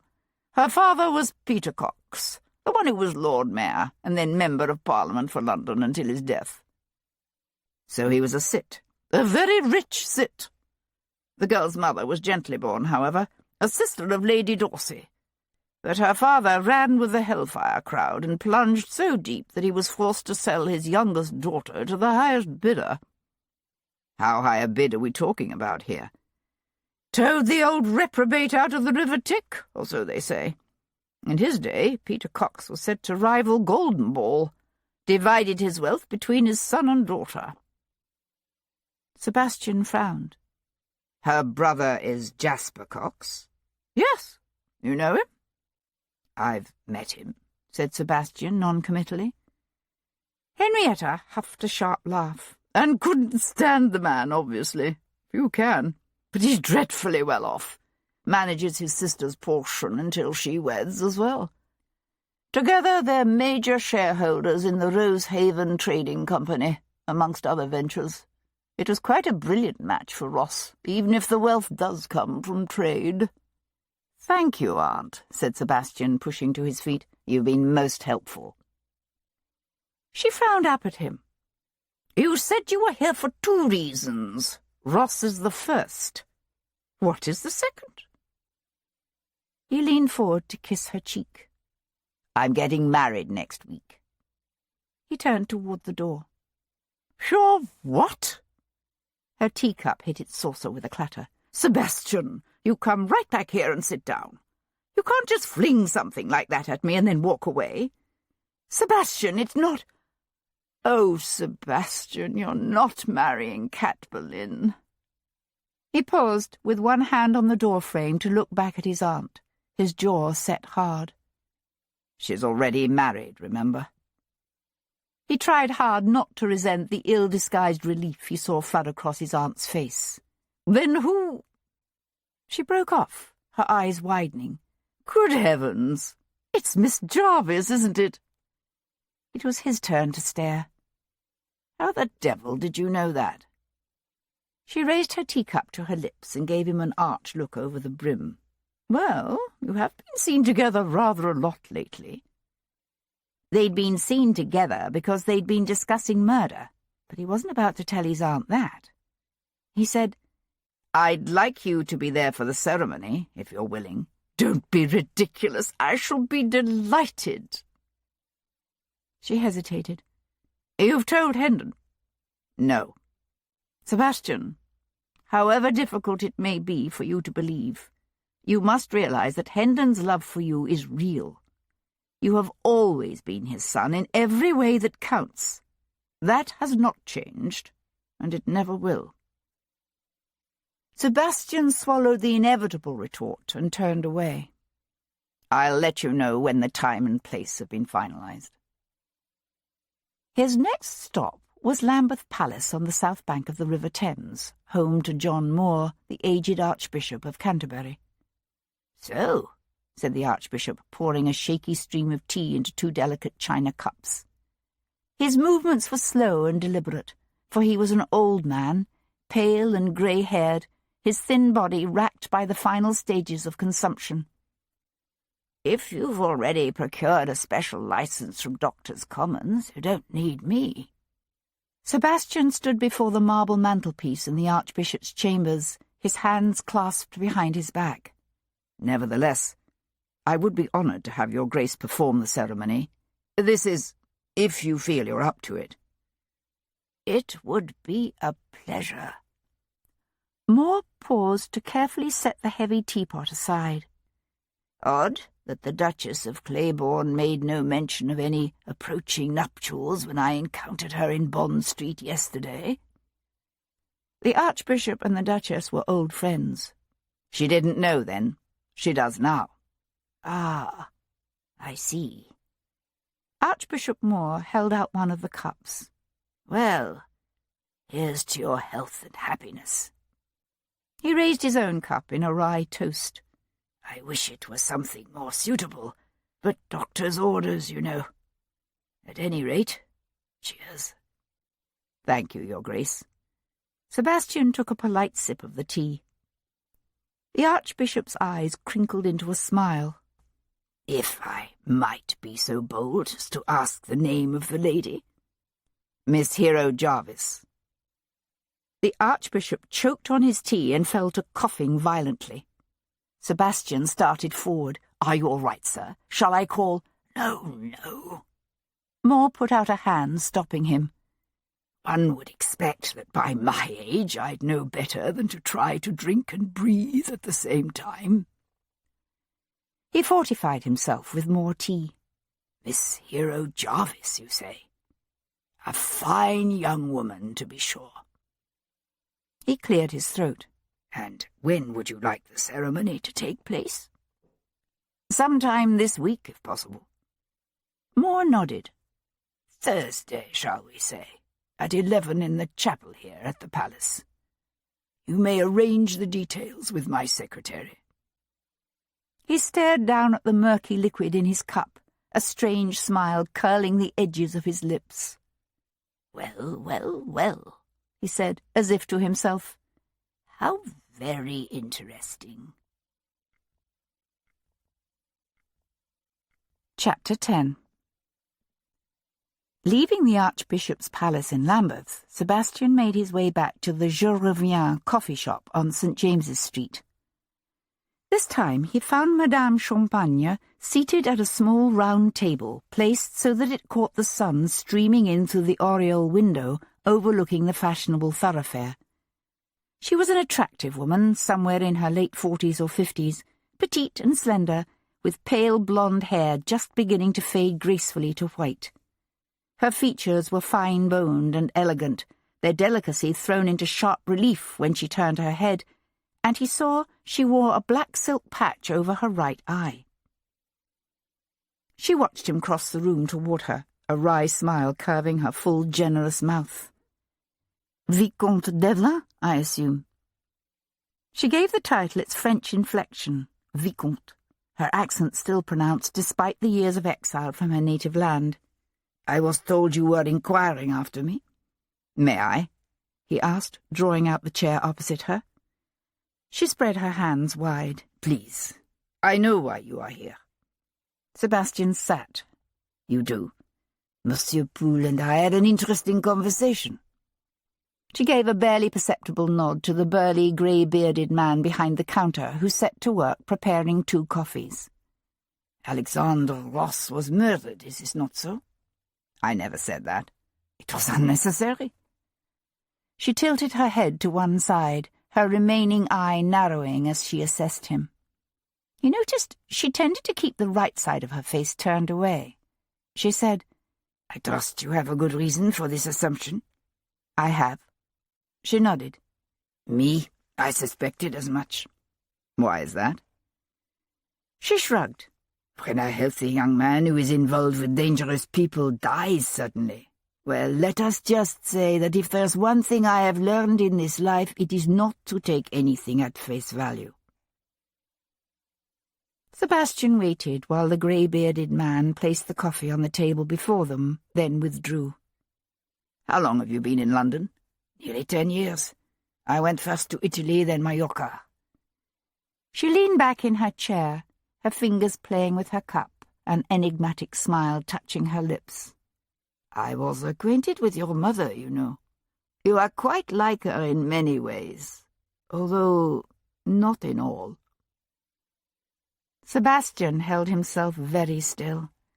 Some 18 years before, on a hot, joyless summer day after the death of Sebastian's 2 older brothers, the Countess of Hendon had staged her own death and disappeared to the continent with her latest lover. He had mourned his mother for half his life before discovering that she was, in fact, alive. It had been but the first of several unpleasant truths he had learned. He tried in the months since that discovery to trace her fate. His agents had followed her to Venice and then to France, where they hit a wall built by war and an inexplicable, fearful silence. Now he asked, his voice calm and casual and everything he was not, You knew her in Venice? Yes. She lived in a crumbling old palace on the Grand Canal with... Her voice trailed off. Her lover, he supplied. A sad, sympathetic smile touched her lips. Yes, she used to give wonderful musical evenings. It's how I came to know her. Her lover was a talented composer as well as a poet, you see. They were quite happy. But then he died. Sebastian nodded. According to the last report he'd received, Lady Hendon had eventually taken up with one of Napoleon's generals, but he had no way of knowing if that was still true. Angelina Champagne reached out to touch her fingertips briefly, unexpectedly, to the back of his hand. You need have no fear that I will speak of these things to others. The past is dead, and we who are alive must go on, yes? She paused to take a slow sip of her coffee. There was a fragile, ethereal beauty to her features, a tautness that hinted at sadness, and tragedy born with a quiet stoicism, and something else, something mysterious and well hidden. She said, You know Ross was with the Foreign Office? Are you saying you think his work at the Foreign Office had something to do with his death? You doubt it? All of Europe has been at war for, what, more than 2 decades? Over the years, alliances have shifted and recombined again and again, but it is my belief that one day historians will look back on this summer and see it as a pivotal moment in time. You mean because of Napoleon's invasion of Russia? Even without the successes of Wellington in Spain, it was most unwise. But as the situation currently stands... She pursed her lips with contempt. It goes beyond folly to madness. Tens of thousands will die, perhaps hundreds of thousands. We have lost too many already, so many dead, so much of what once made France great, destroyed. And now this. He wondered how many relatives she still had in France, perhaps even serving in the legions that were marching on Moscow as they spoke. He said, Napoleon claims the Tsar left him no alternative. She let out her breath in an elegant sound of disgust. There are always alternatives. The Swedes and Russians have ended their war with the Treaty of St. Petersburg, while the Treaty of Bucharest has ended the Russo-Turkish War. With their northern and southern flanks thus protected, the Russians will be able to throw all of their forces against the French. Except they're not just facing the French, Sebastian reminded her. Napoleon has succeeded in cementing a new alliance to bring the Prussians and Austrians with him against Russia. Only because Prussia's King Frederick William knew his choice was between a military alliance with Napoleon and the loss of his crown.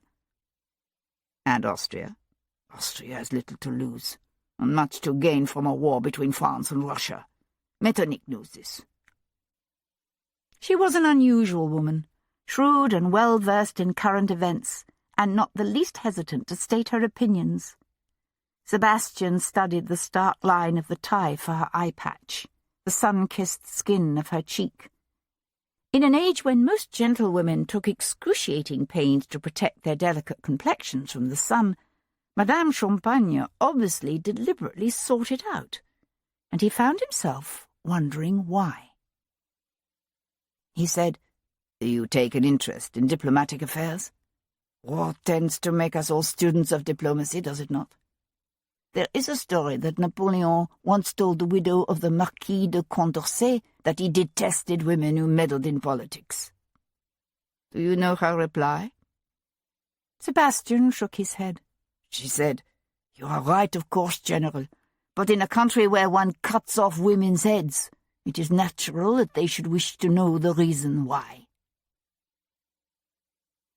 Madame Condorcet had been a widow because the Revolution sent her husband, the famous philosophe, the Marquis de Condorcet, to the guillotine. Sebastian's gaze dropped to Madame Champagne's left hand. She still wore a simple gold band on her finger, but the dusky lilac silk of her gown told its own story, for lilac was the colour of sadness and mourning.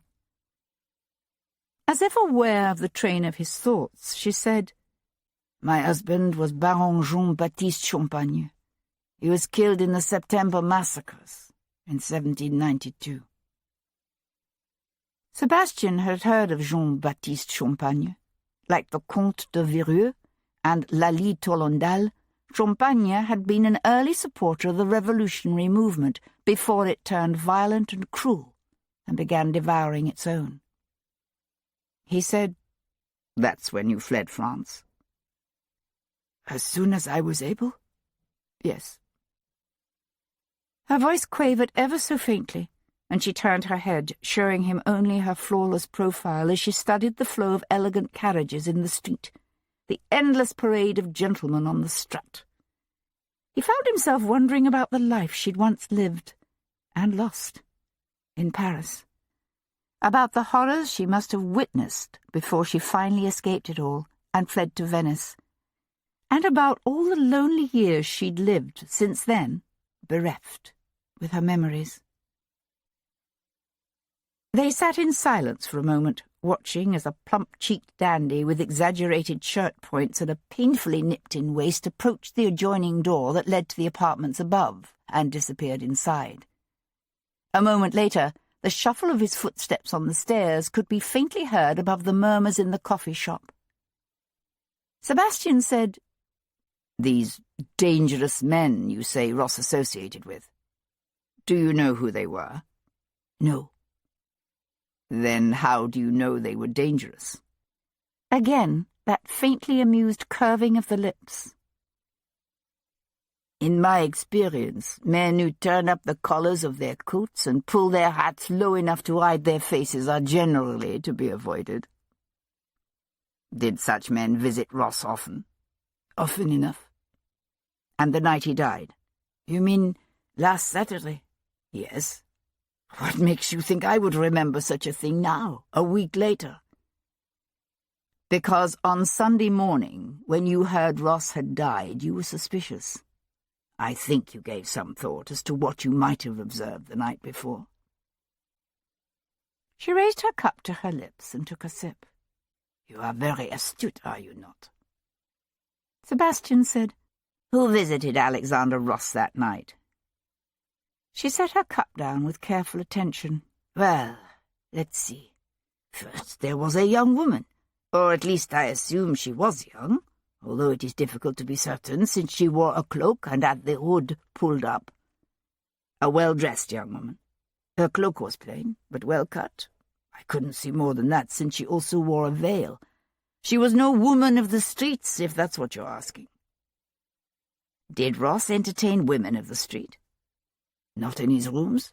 I've no notion how he conducted himself elsewhere. How long did this woman stay? 20 minutes, perhaps half an hour, no more. She left very quickly. She came by carriage. Madame Champagne shook her head. Hackney, of course. Sebastian nodded. St. James's Street was the gentleman's preserve. For a gentlewoman simply to walk down St. James's Street was considered a social solecism. But for a woman of quality to be seen entering a gentleman's lodgings alone would mean swift and certain ruin. No wonder the woman, whoever she was, had taken care to hide her face. And then, an hour or two after the woman's departure, a gentleman in evening clothes went up. And he arrived how? Walking? But there's no use asking me anything more about him, because I really couldn't tell you. He wore a hat pulled low and an opera cape with the collar turned up, and he took care to keep his head down. Sebastian smiled. One of Ross's dangerous men. Exactly. He stayed how long? Longer than the woman. An hour, perhaps longer. I'd say it was close to 9 or 10 when he left. There's nothing you can tell me about him. Not really. He was neither remarkably tall nor short, corpulent nor excessively thin. His clothes were very much those of a gentleman, silk stockings and knee breeches. Oh, and he carried a walking stick. Sebastian himself possessed an elegant ebony walking stick. The silver handle was artfully contrived to conceal a stiletto. He said, Mr. Ross himself never stepped out that evening. If he did, I didn't see him. Is there another way out? There is a door to the court, but it doesn't lead anywhere. Madame Champagne sipped her coffee for a moment, and then said, Ross had one more visitor that night. Oh? She nodded. Shortly before I retired for the evening, another gentleman went up, but he came back down almost immediately. You mean as if he had found Mr. Ross not at home? Yes. Or as if Mr. Ross were already dead? Chapter 11. Sebastian studied the Frenchwoman's fine-boned face, the single half-hooded eye. And how was this second gentleman dressed? Much the same as the first, evening cape and knee breeches. Could they have been the same man? She frowned, as if considering this. Then she shook her head. I do not believe so. They move differently. Or at least it must have seemed so to me at the time, for it never occurred to me that they might be the same man. Sebastian said, Had you seen these men visit Mr. Ross before? Them, or men like them? But you've no idea who they might be. She started to say something, then hesitated. What? He prompted. She leaned forward. Men may hide their faces, but forget that their accents can tell their own story, to those who know how to listen. What kind of accents are we talking about? Mainly Russian, but also Swedish and Turkish. And the occasional Frenchman, of course. She kept her gaze on his face. You're wondering how I could know, yes? He gave a wry smile. I doubt I would be able to identify a Swedish or a Russian accent, or distinguish a Turk from, say, a Greek. My father was an official at Versailles when I was a child. I grew up surrounded by accents from all over Europe and beyond. It was a game my brother and I played, imitating them. Sebastian watched her nostrils flare on a quickly indrawn breath, and he knew, without being told, that her brother, like her husband, was dead.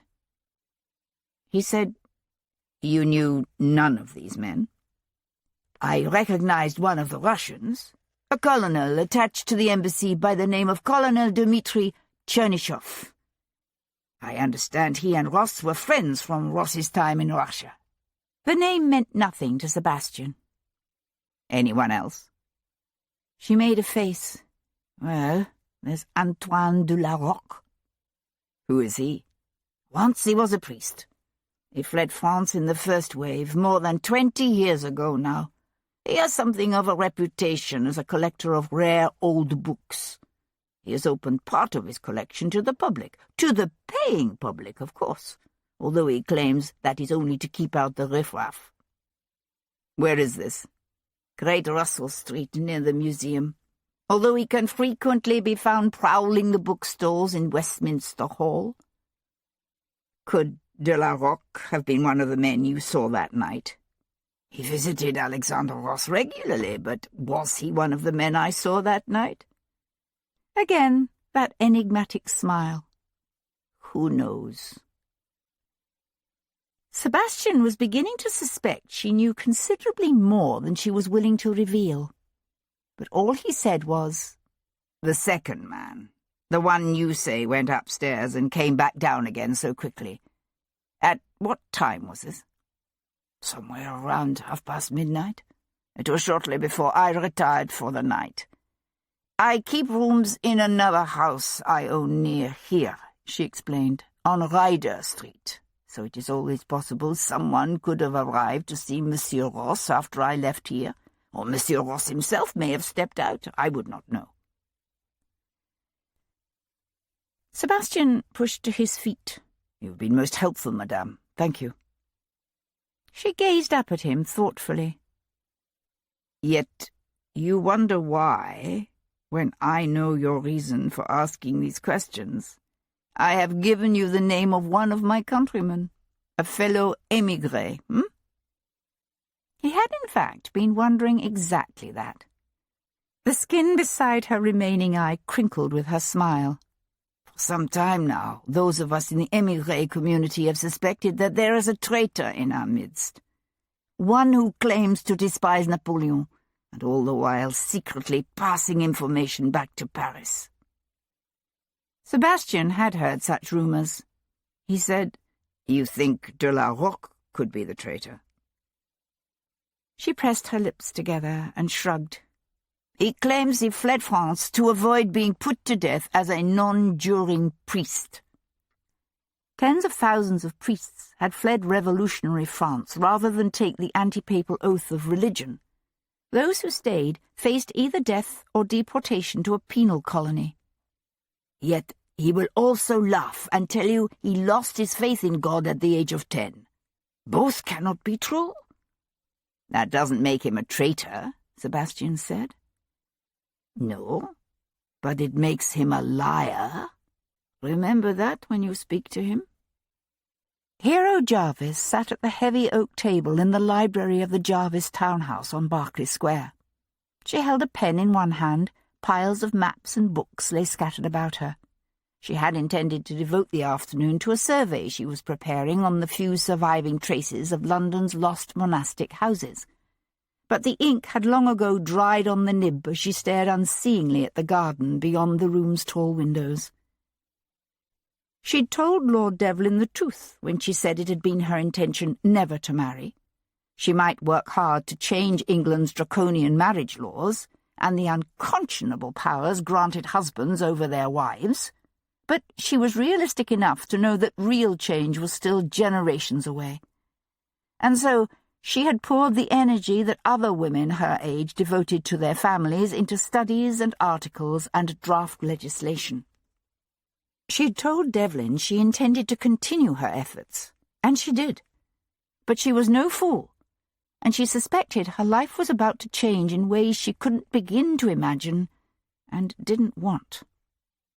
There was also the matter of who would take over from Hero the management of her father's big house on Berkeley Square.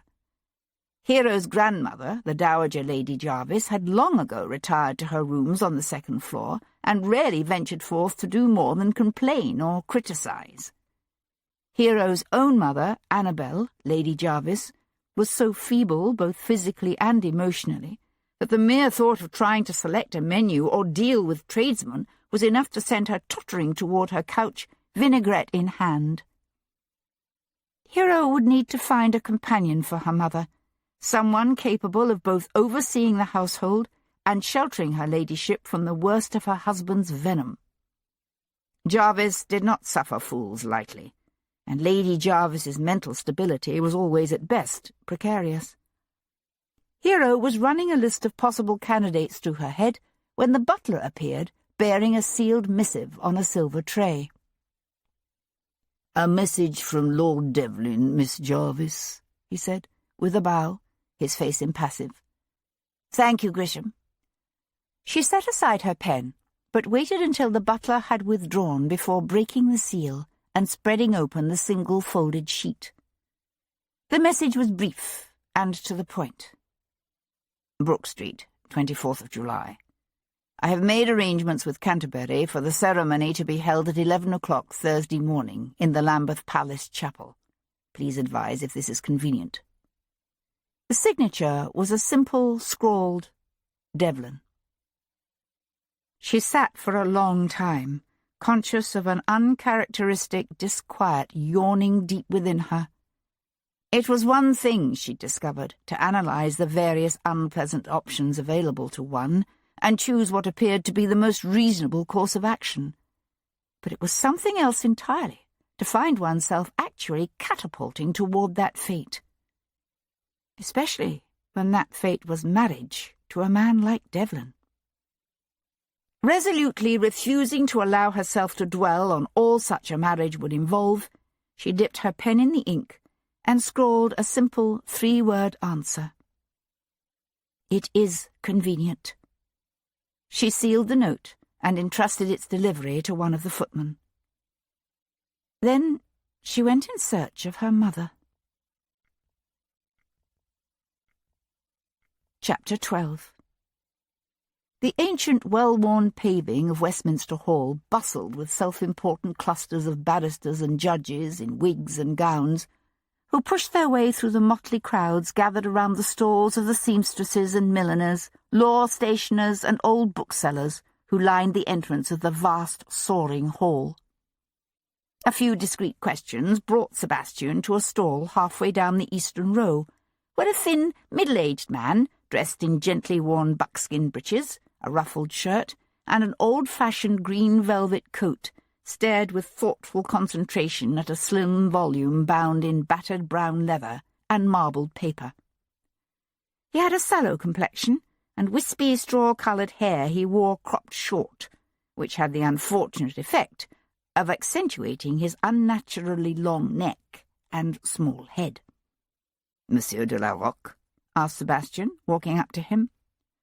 The Frenchman turned to give Sebastian an intense, unexpectedly hostile look. He had pale blue eyes and a narrow face, his nose high-arched and long. "That's right," he said. "And you are Devlin, no?" "I am." De la Roque held up the volume and said in French, "An early copy of Newton's Method of Fluxions from the library collected at the Château de Syrie by Voltaire and his mistress the Marquise du Châtelet. Here it sits at the stall of some ignorant second-hand book dealer on the banks of the Thames. Bizarre, no?" "Will you buy it?" asked Sebastian, answering in the same language. De la Roque tucked the book back into its row of tattered old volumes and switched to English. If it is still here tomorrow, perhaps. They turned to walk together beneath the soaring medieval windows. Sebastian said, "I understand you trained as a priest." De la Roque gave a faint, polite smile. Under the Ancien Régime, there were but two careers open to a nobleman's son, the sword and the church.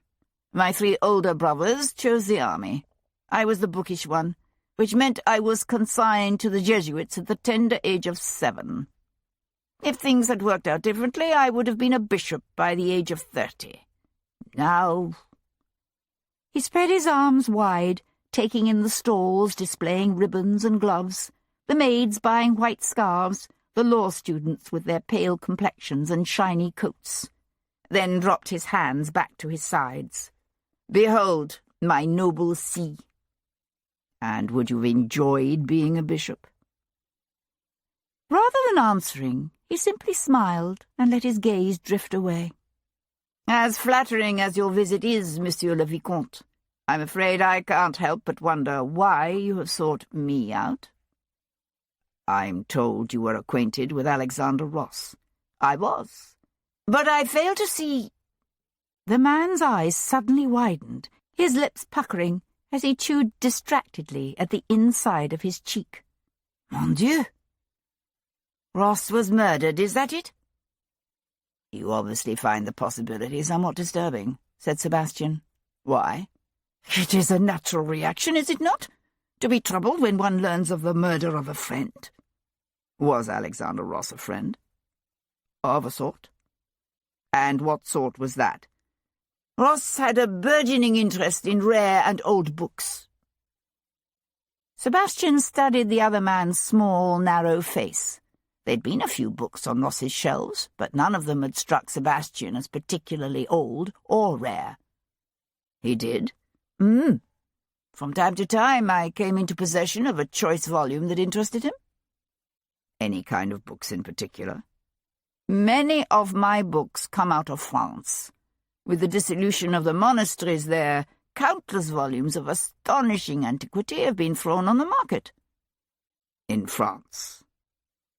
De la Roque laughed. Yes, well, there are ways, you know. When was the last time you saw him? De la Roque shrugged. Last week sometime, I suppose. Wednesday or Thursday, perhaps? Not Saturday night. De la Roque frowned as if with thought, then shook his head. No, it was earlier. Wednesday. Yes, definitely Wednesday. Interesting. You see, I spoke to someone who rather thought they saw you leaving Ross's rooms last Saturday night. It was a lie, of course, but it was curious to watch the Frenchman's reaction. Rather than appearing alarmed or angered at the possibility that he might have been observed, he merely shrugged and said, Saturday? No. Whoever told you that was mistaken. But you did sometimes visit Ross at his rooms. From time to time. Any idea who some of his other sources of old books might have been? The Frenchman shook his head. Sorry, no. How familiar were you with some of Ross's other activities? The Frenchman looked confused. Other activities? I think you know what I'm talking about. De la Roque paused at the top of the steps, his gaze on the crowded, noisy square below. There is a diplomatic revolution underway in Europe at the moment, he said slowly. The man who is your friend this morning may be your enemy this evening, and vice versa. That was Alexander Ross's world. If I were you, Monsieur le Vicomte, I would tread carefully. Very carefully indeed. You are wading into treacherous waters. Is that a threat? A threat? The Frenchman twisted to face him, the light from the hot summer sun falling across his features. Mais non. Consider it merely a friendly warning. He nodded across the square to where the walls of the Houses of Parliament rose, tall and soot-stained. More than mere lives are at stake here. The fates of kingdoms hang in the balance. Russia, Sweden, Austria, Prussia. Believe me, nothing is as it seems. It all sounded rather grandiose and flamboyant, like de la Roque himself. Sebastian said, "Who would benefit from the death of Alexander Ross?" "I suppose that would depend on what Ross knew." "About what?"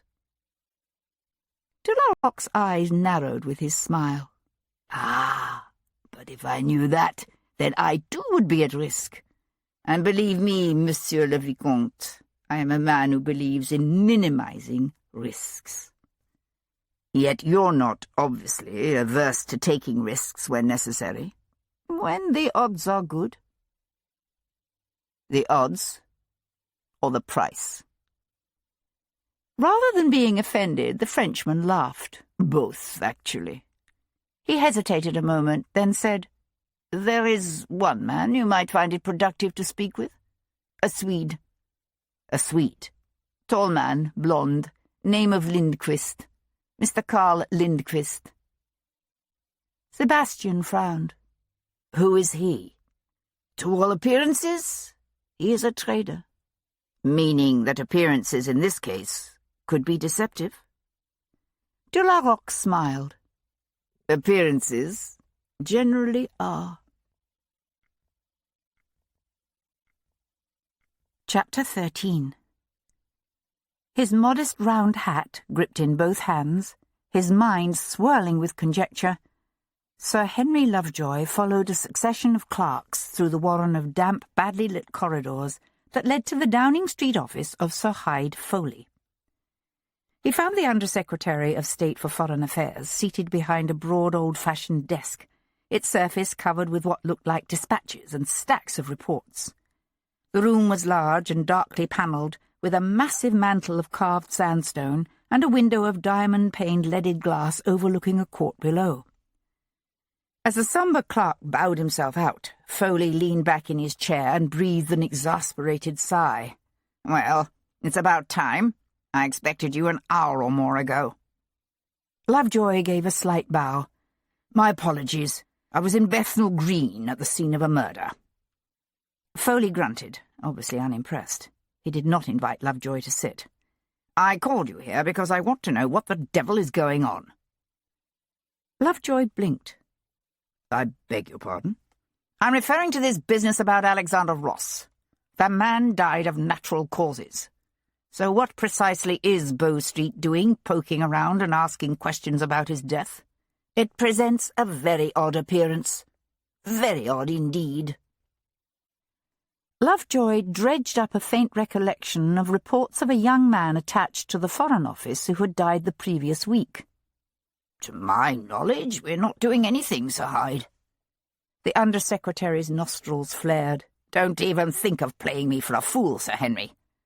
I had Devlin questioning me this morning." "Devlin? You mean Viscount Devlin?" "Of course I'm talking about Viscount Devlin. Who the bloody hell do you think I'm talking about?" Lovejoy considered himself an even-tempered man, but he found he needed to draw a deep, steadying breath before he could trust himself to answer temperately. "Lord Devlin may have his own reasons for inquiring into the death of Mr. Ross, but if so, I am unaware of them. I can assure you that he is not doing so in cooperation with our office. You expect me to believe that?" Lovejoy simply held the other man's cold stare and returned no answer. Foley leaned forward. "Do you have any idea of the havoc that could be wrought if news of this were to leak out?" "You mean the news that Ross was murdered?" "Good God, man, have you heard nothing I said? Ross was not murdered. I was referring to the turmoil that could result if rumours of some bizarre investigation into his possible murder were to be bandied about in the streets." Foley pushed to his feet and swung away to where the ancient mullioned window overlooked the flagged court below. "It's no secret that the situation on the continent has reached a pivotal point. It would be difficult to overstate the importance of the diplomatic negotiations currently underway. The last thing we need is this sort of irresponsible nonsense mucking things up." Lovejoy studied the other man's sharp-boned, tightly held profile. "I'll discuss your concerns with his lordship." "See that you do," snapped Foley, turning back to his desk. "My clerk will escort you out. Good day, Sir Henry. It is to be hoped we won't meet again." Chapter 14. Sebastian returned to Brook Street to find a response from Jarvis House awaiting him. He hesitated a moment, then broke the seal to spread open the single sheet with its terse message. "It is convenient." He stared at the bold, almost masculine handwriting, aware of an odd, heavy sensation in his chest. He knew he should feel something. Relief, surely. Combined, perhaps, with a pang of loss, as the future he'd once envisioned slipped forever from his grasp. Instead, he felt dead inside. He became aware of his major domo, Maury, hovering nearby, and looked up. Maury cleared his throat. "Tom has been awaiting your return, my lord." "Ah." Sebastian thrust the note into his pocket. "In the library?" "Actually, I believe I last saw him headed toward the kitchens. Shall I send him—" A loud thump sounded from the depths of the house, followed by the clatter of running footsteps and a crash as the baize-covered door flew open. Tom catapulted into the hall. Maury hissed. The boy skidded to a halt, one hand coming up to straighten his hat. "Begging your pardon, Governor?" Sebastian's lips twitched. "Well, any luck?" "Aye, Governor. I swear, he never knowed I was behind him at all." Sebastian turned toward the stairs. "So, where did Sir Hyde go?" "Carlton House, my lord." Sebastian paused with his foot on the first step. Since the institution of the Regency some 18 months before, the centre of power in the monarchy had naturally shifted from the Palace of St. James's to the residence of the Prince. There was no reason to assume— "I hung around," Tom was saying, "hoping he'd come out again. And he did, not more than 10 minutes later. You'll never guess who was with him." "Lord Jarvis." Tom's grin fell. "You already knew?" Sebastian shook his head. "A lucky guess." He glanced at the tall clock that stood near the library door. "I've another assignment for you. I want you to discover what you can about a Swedish merchant named Carl Lindquist." "A Swede?" Tom pulled a face. The tiger did not hold a high opinion of foreigners. "A Swede. That's all I know about him." Tom swallowed his revulsion. "I'll find him, Governor. Near you fear." To Maury, Sebastian said, "Have Giles bring my greys around in half an hour. And Tom—" The boy had started to run off, but at Sebastian's voice he turned his head, cocked in inquiry. "Lindquist could well be something more than a mere merchant. Something considerably more dangerous. Be careful." Charles, Lord Jarvis, was striding up Pall Mall when Sebastian came upon him. Guiding his greys in close to the curb, Sebastian called out, "If I might have a word with you, my lord." The Baron kept walking. "If you wish to see me, make an appointment with my secretary." "This won't wait." "Unfortunate, since it will simply have to." Without breaking stride, Jarvis turned onto Cockspur Street. Sebastian followed along beside him, the greys held to a walk. "What I have to tell you can be said here, if you insist. But I think you'll find it's not the sort of thing you'd care to have shouted in the streets."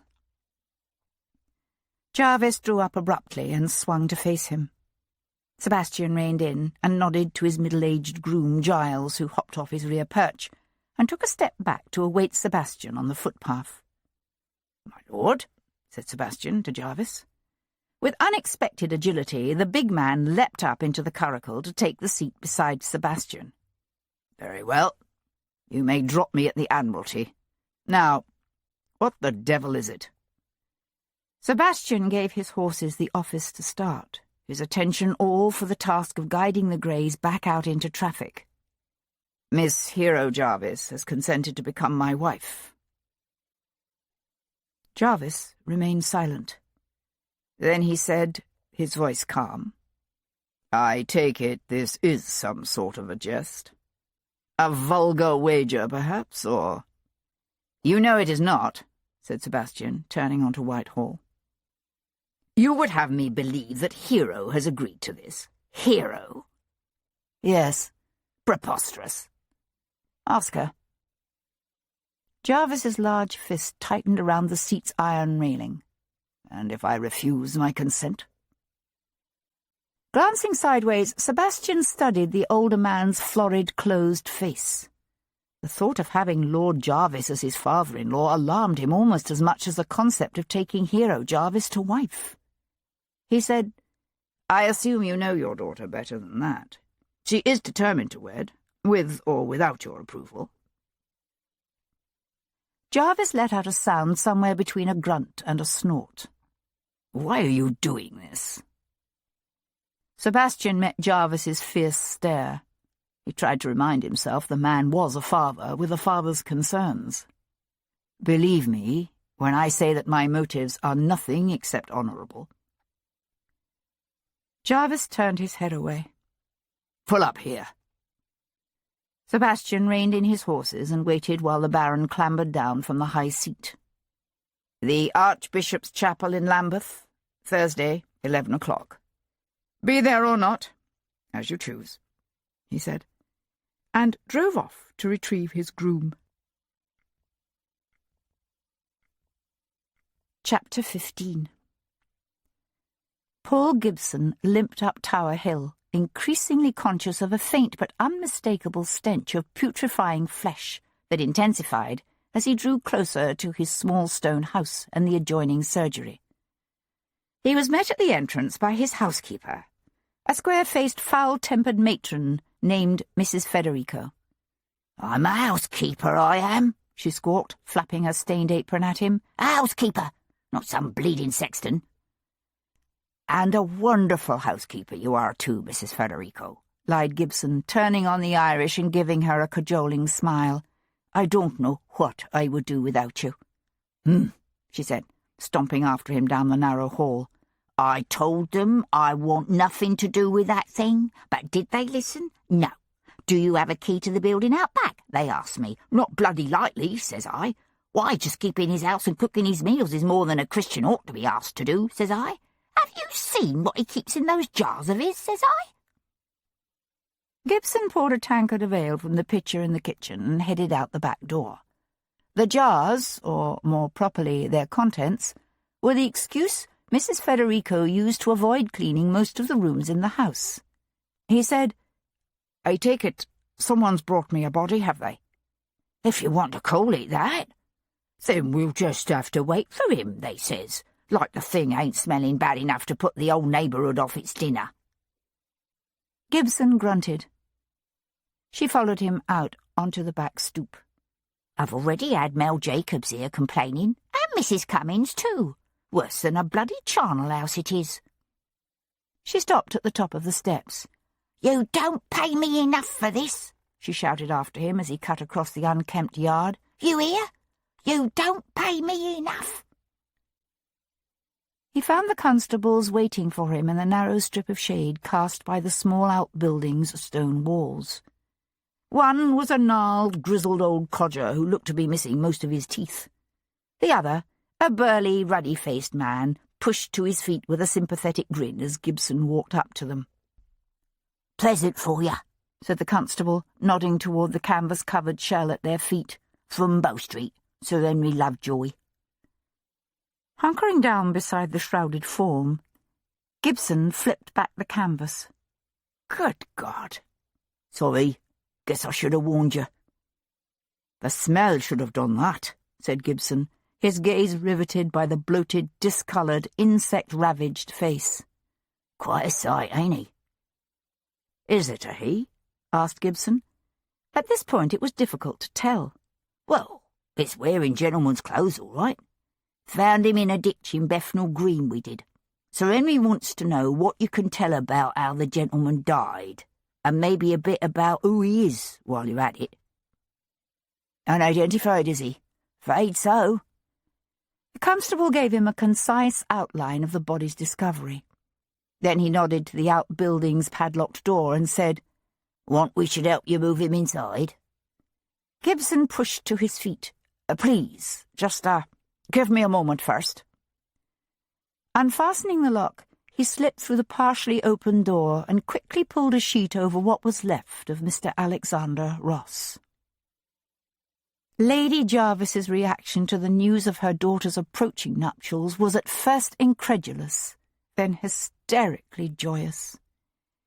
"Married!" she squealed, leaping up from her daybed to throw her arms around Hero. Since Hero stood over 5'10" and Lady Jarvis barely topped 5 feet, the embrace was somewhat awkward. "Oh, Hero!" She dragged Hero down onto the daybed beside her. "And here I'd no notion. Do tell me everything." Hero shifted uncomfortably. She loved her mother dearly, but this was not a tale she ever intended to divulge to anyone. "There isn't much to tell, actually." How can you say such a thing, when I must have heard you insist 1,000 times or more that you were determined to end your days an old maid? Yes. Well, there are certainly undeniable advantages to the married state. She searched her mind to come up with one. This obligation to drag a maid with me wherever I go, for example. I find it beyond fatiguing. Lady Jarvis looked puzzled for a moment, then gave a shaky laugh. The things you do say, Hero. Her smile faded, and she reached up to touch her fingertips to her daughter's cheek almost wistfully. I do hope you will be happy, child. Hero took her mother's dainty hand between her own larger, more capable ones. I'm quite certain that I shall be. Lord Devlin is above all else a gentleman. And so handsome and dashing. Yes, he's certainly that, said Hero dryly. She felt her mother's hand tremble within hers and hastened to add, And you mustn't worry about how you shall contrive to manage without me, for I intend to find a companion for you, someone who'll be able to see to your comfort as well as assist with the household affairs. And of course, I shall be able to visit often. It's no great distance, after all, from Brook Street to Berkeley Square. Don't be silly. Now is not the time for you to be worrying about me. I shan't worry about you, but I have every intention of continuing to concern myself with your happiness and well-being.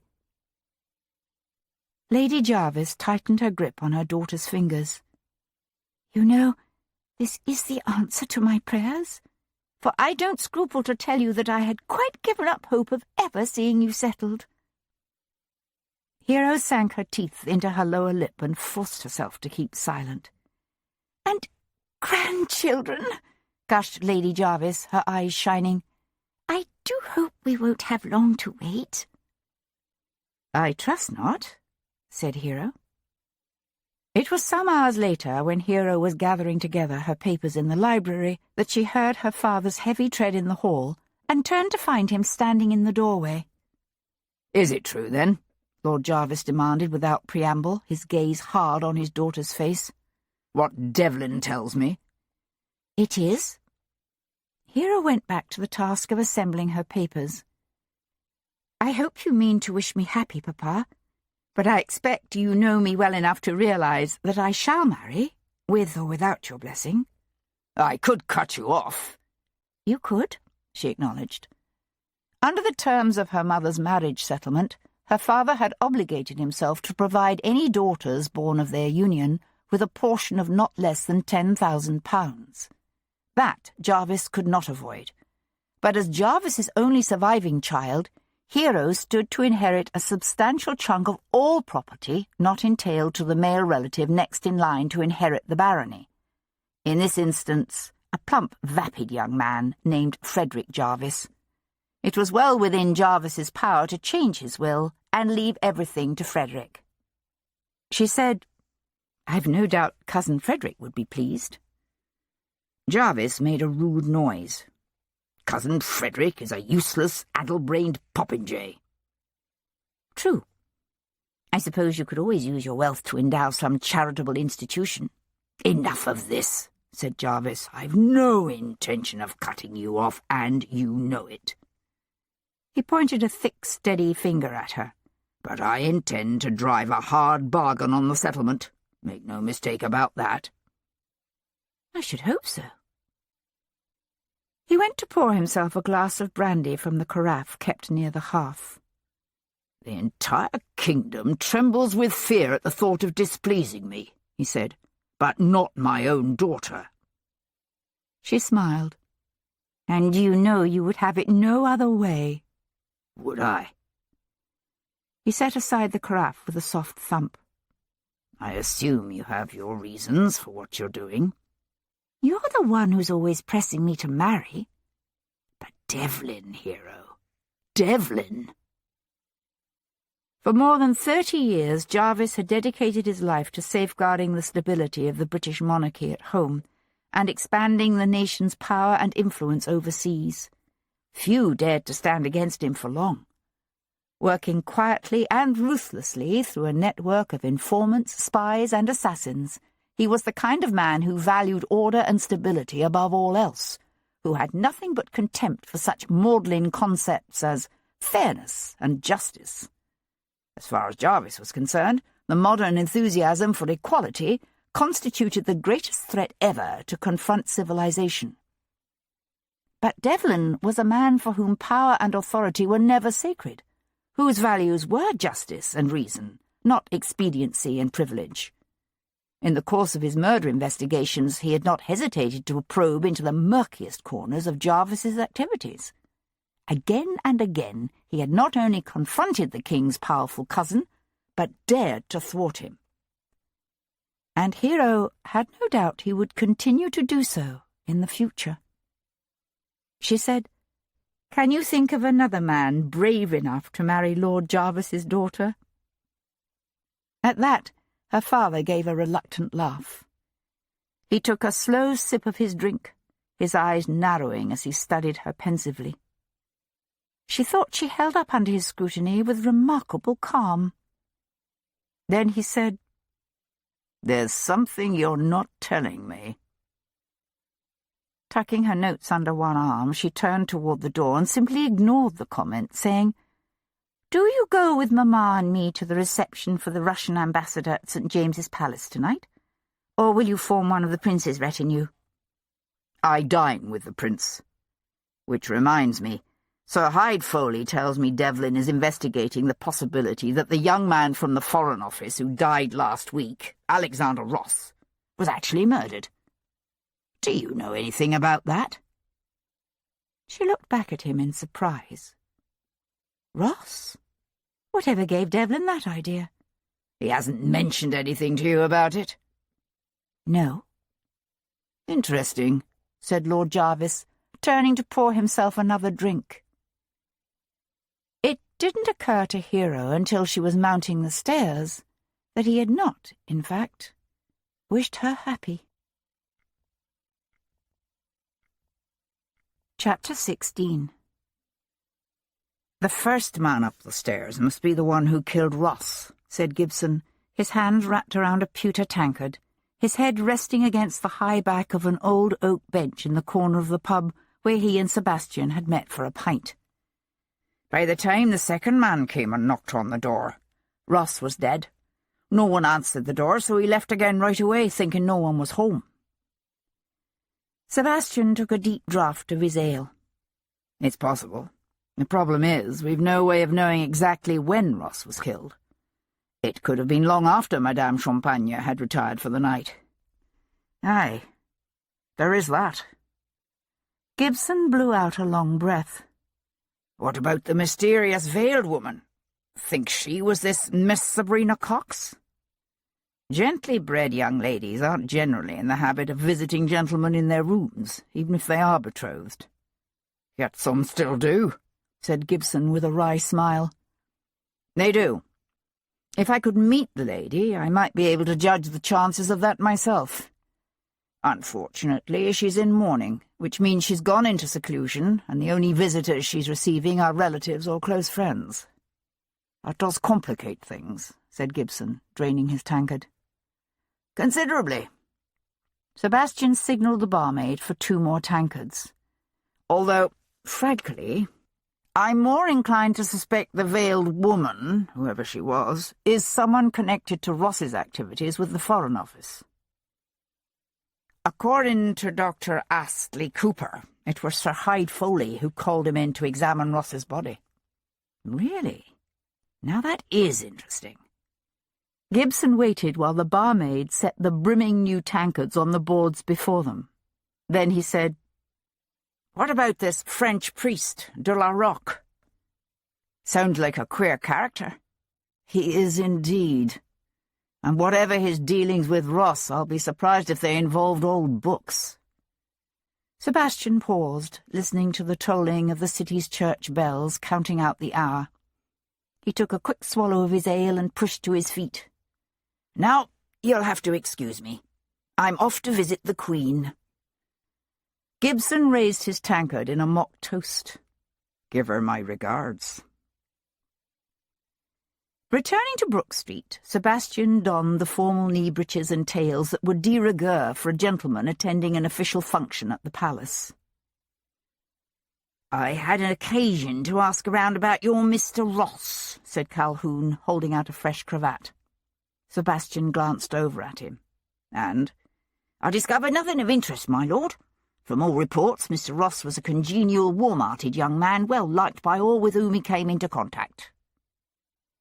Sebastian wound the long, wide length of linen around his neck. "Except, apparently, by whoever killed him." "So it would seem, my lord." By the time Sebastian arrived at St. James's Palace, the parade of carriages lining up to pass through the ancient brick gatehouse and into the paved courtyard had dwindled, and the crowds of curious onlookers were drifting away. The season was rapidly winding its way to an end. Almack's had already closed. Soon the prince would remove to Brighton, and the vast majority of the great noble families would depart for their country estates, if they hadn't done so already. Sebastian could hear the soft strains of a chamber orchestra playing one of Handel's trio sonatas as he mounted the steps to the vast reception suite. Despite the heat of the summer, the rooms were still crowded, the leading members of society mingling with cabinet ministers, foreign ambassadors, and members of the royal family. The Queen herself, a stout, grey-haired matron splendid in blonde satin trimmed in gold lace, presided over the evening from a richly carved and gilded armchair situated between the 2 main rooms. At her side sat her eldest son, the Prince Regent, and, standing beside him, the Prince's plump grey-haired mistress, the Marchioness of Hertford. Everyone else in the room stood. "Viscount Devlin," intoned the powdered footman. A tall woman in emerald silk, who was conversing with a group that included the Foreign Secretary Castlereagh, looked around at Sebastian's entrance. Their gazes met across the crowded room, and Sebastian saw his betrothed's eyes widen with surprise before narrowing speculatively. "Well, this is unexpected," said Miss Hero Jarvis, separating herself from her circle and walking up to him. "Whatever are you doing here?" If she felt any awkwardness at their meeting, she didn't show it. But then, in Sebastian's experience, her coolness and self-possession came close to rivaling her father's. Sebastian was only just beginning to realize that in her case, at least, all was not exactly as it seemed. "I received an invitation," he said, accepting a glass of wine proffered on a tray by a circling waiter. "London's hostesses are always sending you invitations. You only accept them when you have some ulterior motive." Sebastian gave a soft laugh. From where he stood, he was able to watch the new Russian ambassador, Count Christoph Heinrich von Lieven, bowing low over the Queen's hand. "Perhaps I've developed an interest in Russia." She followed his gaze. "So it's true, is it? You are investigating the death of Alexander Ross."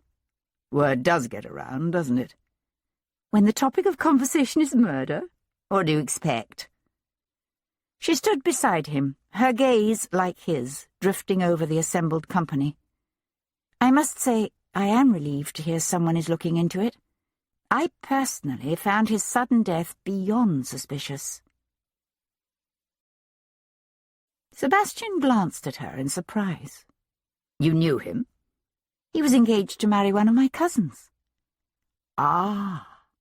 The well-born but impoverished gentlewoman sold off to the highest bidder by her gamester father.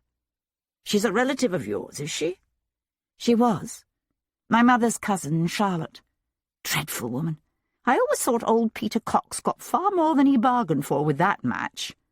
Her son, Jasper, is just like her. But I rather like her daughter, Sabina." "And how is Miss Cox taking Ross's death?" "She's dreadfully cut up about it, as one would expect." "Why do you ask?" "Surely you aren't considering Sabrina as a suspect?" "At this point, I'm not ruling out anyone." He nodded across the room to where an animated young woman with dark hair and a long, graceful neck was charming the Prince Regent. "What can you tell me about the new Russian ambassador?" Miss Jarvis followed his gaze. "Well, I see you've already identified his beautiful and captivating wife." "She's rather difficult to miss." "There are those who say Countess Leven is the Tsar's real representative, that her husband is just a placeholder. But I think that's rather harsh. He's a shrewd man, ruthless on the battlefield, and at the negotiating table. They make a good team." "You've met them?" "We had the senior members of the Russian delegation to dinner 2 nights ago." Sebastian took another sip of his wine. "So which of the military-looking gentlemen accompanying the Count is Colonel Dmitri Ivanovich Chernyshov?" "There," said Miss Jarvis, nodding to a uniformed officer with a ceremonial sword buckled across a blue coat dripping with gold sash, gold braid, gold plumes. "The blonde gentleman with the moustache." Sebastian studied the colonel's broad, big-boned face. "You had him to dinner as well?" "Several times." "Good," said Sebastian, setting aside his wine. "Then you can introduce us." The Russian colonel was studying a massive full-length portrait of George II when they walked up to him. "Devlin, is it? I have met your father, the Earl," said the colonel when Miss Jarvis had made the introductions. "He tells us he is a friend of Russia. Yet when it comes to Napoleon, all he is prepared to offer us is words of encouragement. No men." "Our troops are rather busy these days," said Sebastian, "what with fighting the French in the peninsula and defending our interests in India and the New World." The colonel laughed. "You can't seriously consider the Americans a threat?" "To Canada?" "Yes."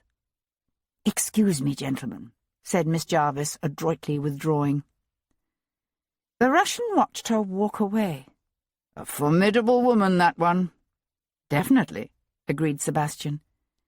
He studied the Russian's cheerful, full-cheeked face, with its soft blue eyes and swooping cavalry moustache. He looked to be in his late 20s, his high rank obviously less an indication of experience on the battlefield than of wealth and birth. Britain and Russia were much alike in this sense, if not in others. Sebastian said, "I understand you were acquainted with a friend of mine at the Foreign Office, Mr. Alexander Ross." Chernyshov's smile faded. "You knew Alexander? A shock, wasn't it? We were to meet at Cribb's parlour the very evening he died." "But you did not?" The Russian shook his head. "No. He never showed up. I finally went round to his rooms and knocked at his door, but he didn't answer." "What time was this?" "Midnight. Perhaps a little earlier, perhaps a little later. I thought it strange at the time, but wrote it off as a matter of miscommunication.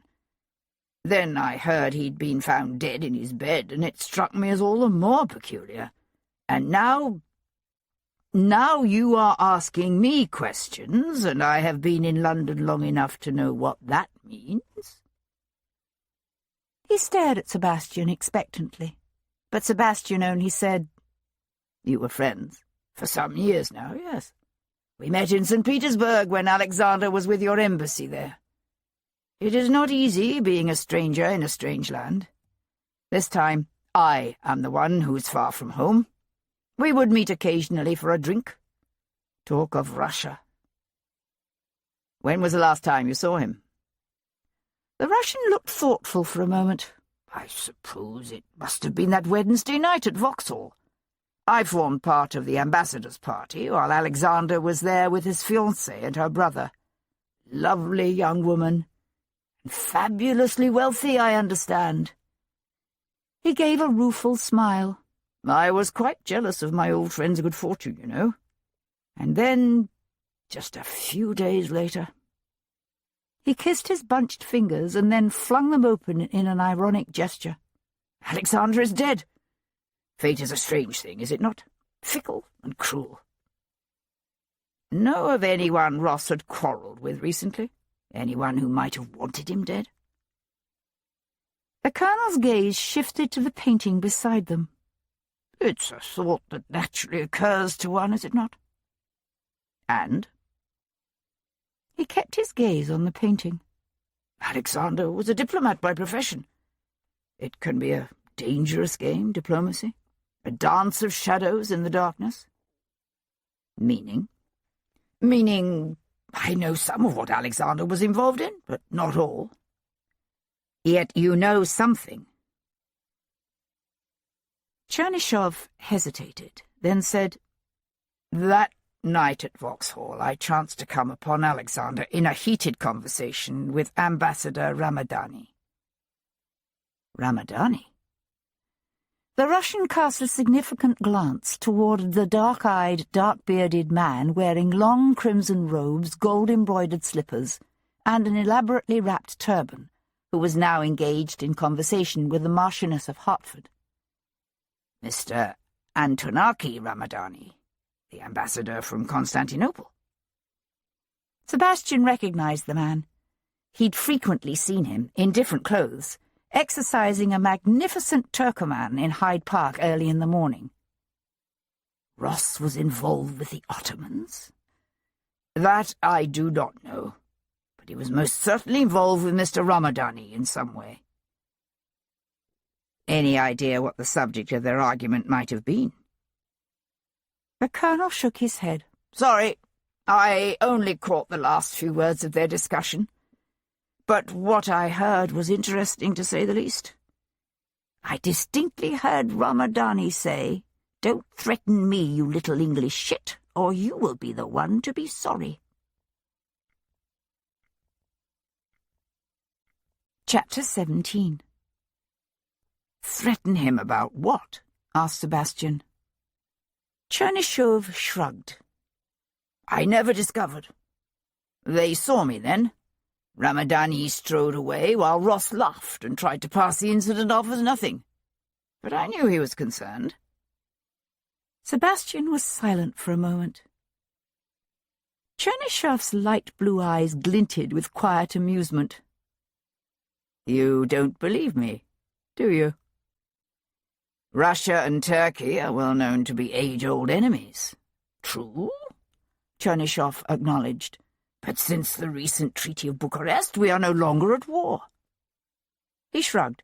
Believe me or not, as you will. But if Alexander did not die peacefully in his sleep as we have been led to believe, you could do worse than to take a look at some of the more questionable activities of the Sultan's representative.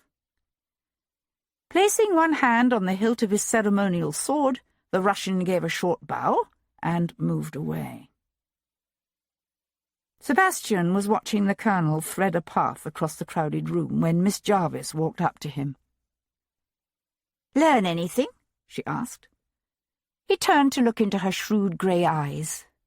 As Lord Jarvis's daughter, she probably knew more than almost anyone else in London about the delicate diplomatic manoeuvrings swirling around Ross's death. Yet the fact that she was Jarvis's daughter meant that Sebastian couldn't trust her. And it occurred to him that the implications of that lack of trust did not bode well for their future together. "What?" she said, her gaze hard on his face. He shook his head. "Nothing." She raised one eyebrow. "Are you planning to tell me what makes you suspect that Alexander Ross did not, in fact, die peacefully in his sleep?" Sebastian cast a meaningful glance about the glittering assembly. This might not be the most appropriate setting for such a discussion. "I will be spending tomorrow morning at the site of the old Greyfriars Priory in Newgate. We can speak more freely there," she said, and withdrew. He watched her walk away, torn between amusement and annoyance, and the unsettling realization that his coming marriage would alter his life in more ways than he could begin to envision. From the distance came the peal of the city's church bells ringing out the half-hour. Soon it would be time to pay another, more surreptitious visit to Alexander Ross's rooms on St. James's Street. But first, he had an important stop to make. He ordered his carriage and set off for Covent Garden. Auburn-haired and beautiful, Cat Boleyn sat at her dressing-table, the flickering candlelight casting a golden glow across her bare shoulders, her slender arms raised as she eased the pins from her dark hair. She looked up when he slipped into the room. Their eyes met in the mirror, and for one telling moment her breath caught. She was the toast of the London stage, an actress famed for both her talent and her beauty. She was also the natural daughter of Alistair St. Cyr, the 5th Earl of Hendon, and the love of Sebastian's life. "Devlin," she whispered. She did not move. He stood for a moment, his shoulders pressed against the closed door behind him. He had loved this woman for nearly a third of his life. Once he'd sworn to make her his wife, and to hell with the consequences. Then fate and a long, sordid tangle of lies had intervened. Now she was married to a man named Russell Yates, a dashing privateer whose secret sexual inclinations remained one of the few taboos still rigidly enforced by their otherwise lax society. While Sebastian was about to marry the daughter of his worst enemy. He said, "I'm sorry for coming here, but I had to see you." She studied his face in the mirror. The effects of too many sleepless nights and too many brandies would be obvious to anyone who knew him as well as Cat. She said, "I'd heard you were wounded. Are you all right?" He touched his arm, injured the week before in a fight to catch the killer of the Bishop of London. "It's stiff, but that is all." He drew a deep breath. "There's something I must tell you. I've asked Miss Hero Jarvis to be my wife." "Jarvis?" She went white, the only sound the clatter of one of her hairpins hitting the surface of the dressing-table. Once Lord Jarvis had threatened her with torture and death. She had found a refuge of sorts through her marriage to Yates, but they both knew she would never really be safe from someone like Jarvis. She let out a strange sound that might have been a shaky laugh. "I suppose there must be a reason for this, but I can't at the moment imagine what it is." "There is a reason." It was all he could say. He supposed the reason would be obvious enough in a few months' time, but it was not something he ever intended to confirm. He owed Miss Jarvis that. "Does Hendon know?" "Of the marriage? No." "I think you should be the one to tell him." When he didn't answer, she drew in a quick breath, and then another.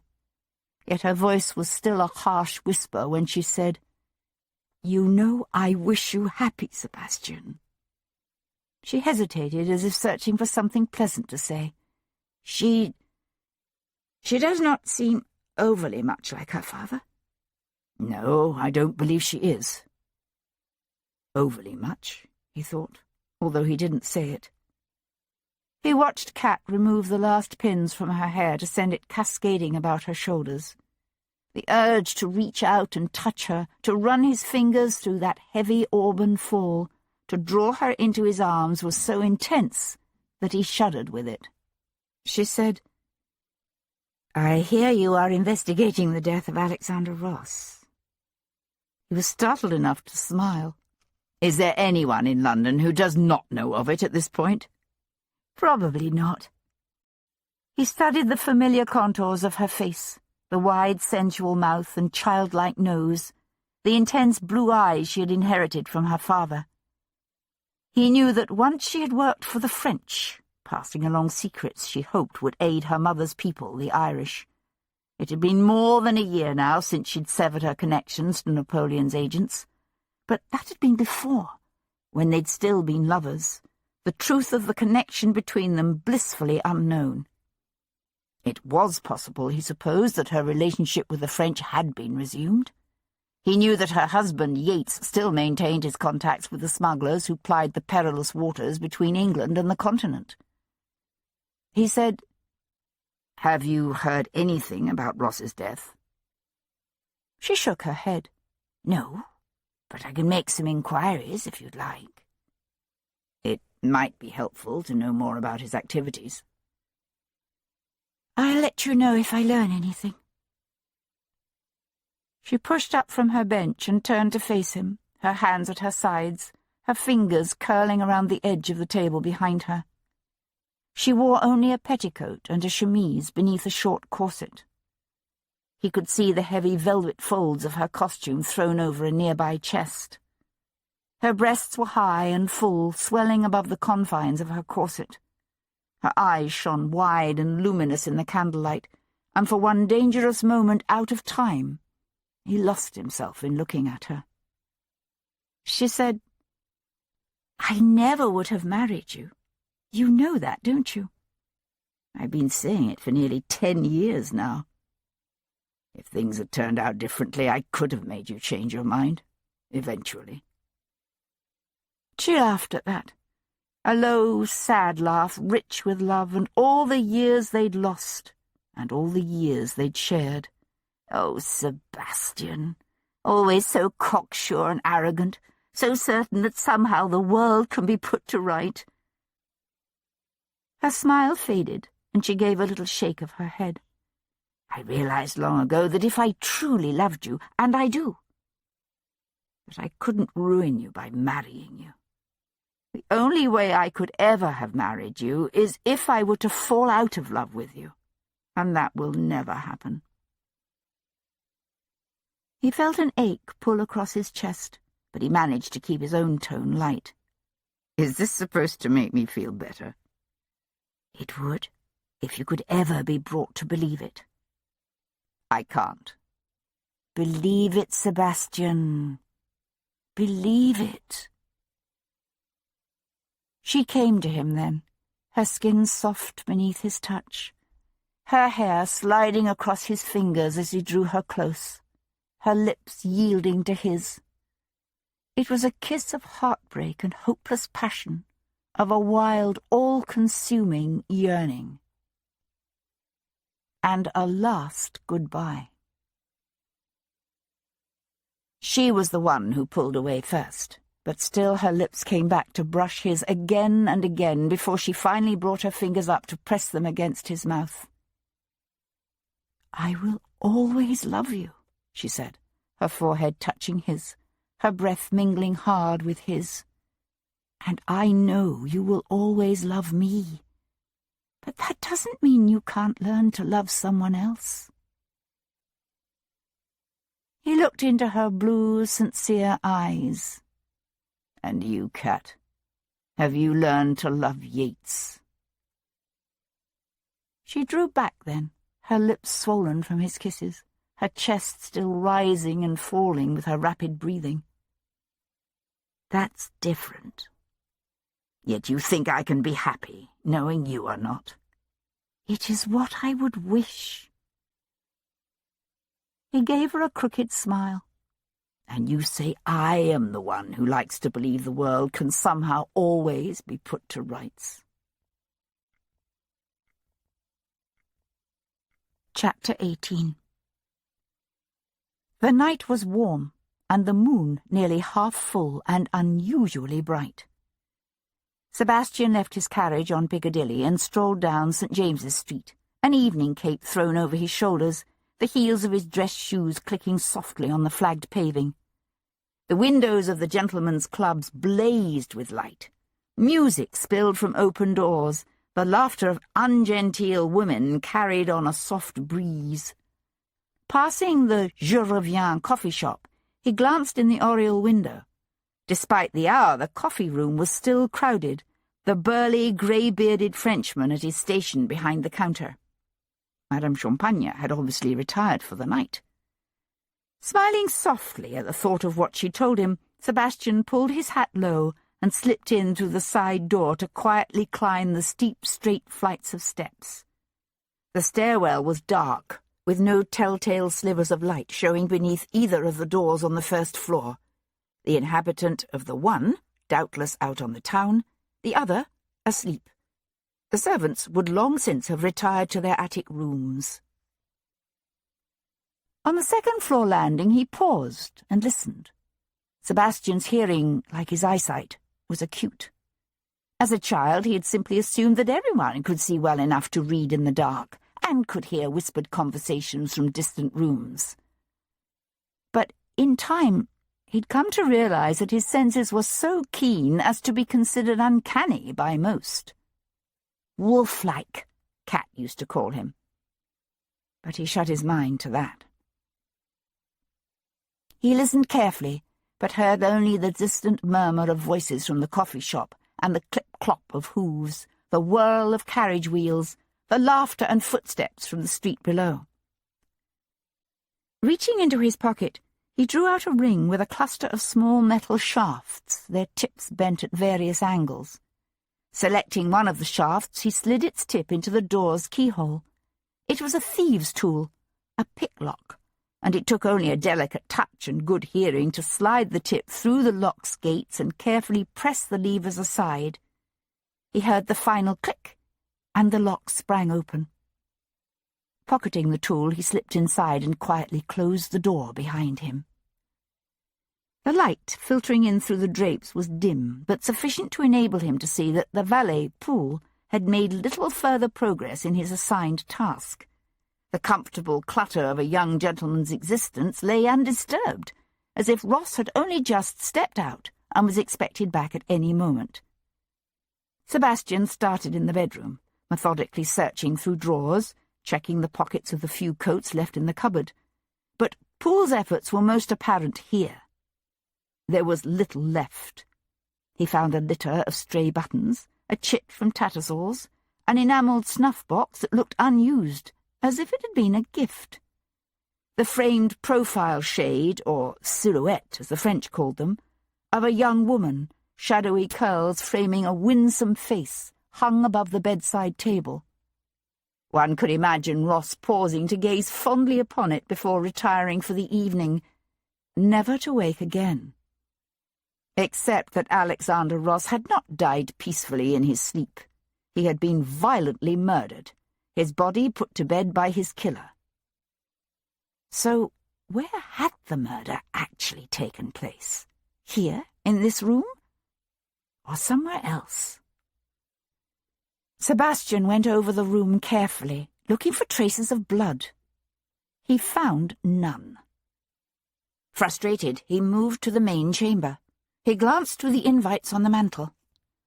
In addition to the invitation to the Queen's reception for the Russian ambassador, there were also cards for a function at the Swedish embassy, a dinner with the American consul, an assembly being given by the Portuguese ambassador.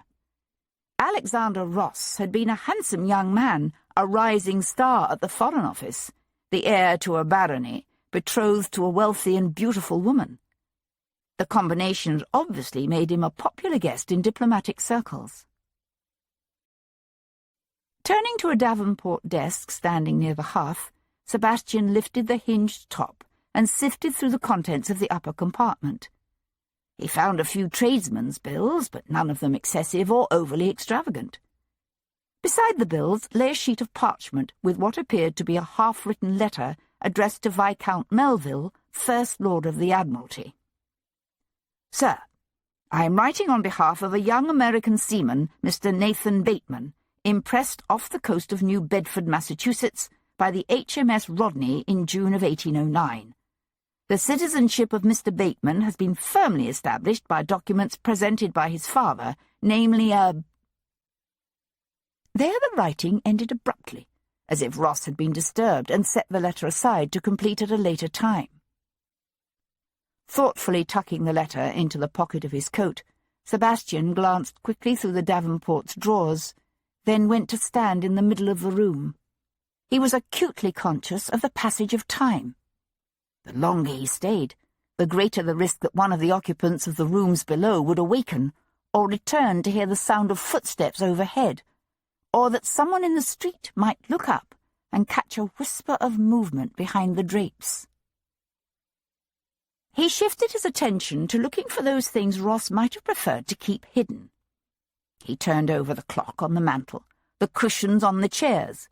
He felt behind furniture. Inside the frontispiece of a worn copy of the Meditations of Marcus Aurelius, he discovered a folded sheet of parchment. Opening the page, he found himself staring at a curious line of numbers. 7, 10, 12, 14, 17. Puzzled, he was thrusting the page into his pocket when he heard a faint sound. The brush of cloth against cloth. The scuff of quiet footsteps on bare stair treads. Sebastian slipped the book back onto its shelf and moved to station himself beside the door. Whoever was creeping up the stairs had reached the first floor now and was coming around to the second flight of steps. Dressed as he was, in formal knee breeches and low shoes, Sebastian had no weapon, not even the dagger he habitually kept sheathed in his boot. He held himself very still, listening as the footsteps reached the top of the stairs. One man only, Sebastian thought. He could hear the man's quick breathing as he paused outside the door. Then Sebastian heard the soft click of metal against metal and recognized it for what it was. A picklock. He smiled into the darkness. He heard the unseen intruder grunt, pleased, but evidently not unduly surprised, to find the door unlatched. There was a faint clatter of metal shafts clicking against their mates as the man put the thieves' tool away. Then, as Sebastian watched, the door latch slowly turned.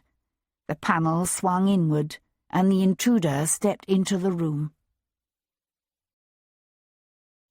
He was carrying a horn lantern, its light carefully shielded so that it formed only a narrow slash.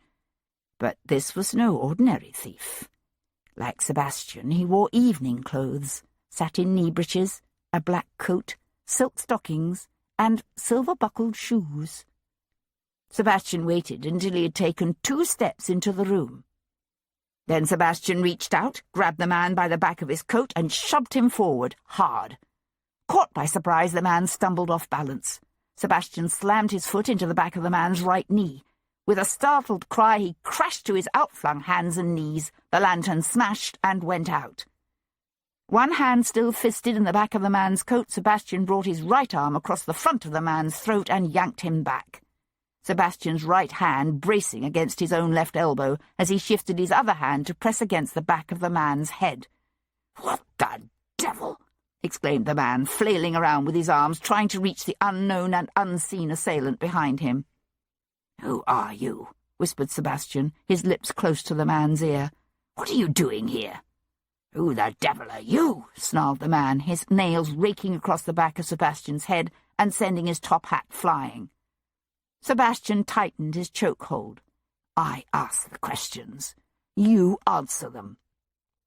"Bugger you," spat the man, and threw himself violently to one side. They went down together, pain exploding across Sebastian's ribs as he crashed into a small table that shattered beneath him. Sebastian lost his grip on the man's neck and caught a heel in his groin. His breath left his body in a whoosh, and he rolled reflexively to one side. Scrambling up onto his hands and knees, the man lunged through the open door into the hall. Diving after him, Sebastian caught the man's foot and tried to yank him back. The shoe came off in Sebastian's hands as the man reared up and pivoted to face him. Sebastian saw the gleam of a knife in his hand. "Whoever you are," sneered the man. "You just made your last mistake." Sebastian surged to his feet, the leather dress shoe still in his hand as the man slashed at Sebastian's eyes. Sebastian jerked his head back, the knife whistling through the air. Then he stepped forward and slammed the shoe against the side of the man's head. The buckle bit deep, drawing blood. Swearing, the man fell back, one hand swiping at the trickle of blood running down the side of his face. With a growl, he lunged at Sebastian, the knife clenched in his fist. Sebastian sidestepped and felt his legs slam against the banister. The man turned with his face. Sebastian knew the exact moment when the man realized what he'd done. His lips twisted in a foul oath, the knife still clutched in his hand. He shot over the railing and plunged headfirst into the darkened stairwell. Chapter 19. Sebastian rose slowly to his feet, his breath coming hard and fast. He started to close the door to Alexander Ross's rooms, only to pause and reach in to snatch up his hat from where it had fallen. Then he charged down the stairs. He found the man sprawled near the base of the flight of steps, his eyes open and fixed, his neck bent back at an unnatural angle. "Hell and the devil confound it," said Sebastian softly. He realized he was still holding the man's shoe, a gentleman's shoe, barely worn, made of fine leather with a silver buckle. He dropped the shoe beside the body and eased the knife from the man's tight fist. It was always possible the man had friends waiting outside. Descending the remaining flight of stairs, Sebastian carefully let himself out. A mist was rolling in from the river. Standing on the flagway, he threw a quick glance up and down the street. Nothing. He drew the night air deep into his lungs and felt a twinge where the broken wood of the smashed table had raked across his side. Adjusting the set of his hat, he strode rapidly up the street toward Piccadilly. But when he reached the corner, he hesitated. Since learning the bitter truth of his parentage, Sebastian had refused all attempts at communication from his father. From the Earl of Hendon, he corrected himself. But Cat was right. There was something he needed to do. He turned his steps toward Grosvenor Square. Once, the vast granite pile of the Earls of Hendon on Grosvenor Square had echoed with the shouts and laughter of a large, boisterous family. Now, all were alienated from one another, or dead, the house inhabited solely by one lonely old man and his servants. Dismissing his father's butler with a silent nod, Sebastian paused in the doorway of the library, his gaze on the man who sat dozing in his habitual, comfortably worn chair beside the hearth. He was still a large man, despite his 60-odd years. His features blunt, a shock of thick white hair fallen over his forehead. He had his head tipped back, his mouth slack with sleep, his eyes closed. A book, doubtless the orations of Cicero, or some such work, lay open on his lap.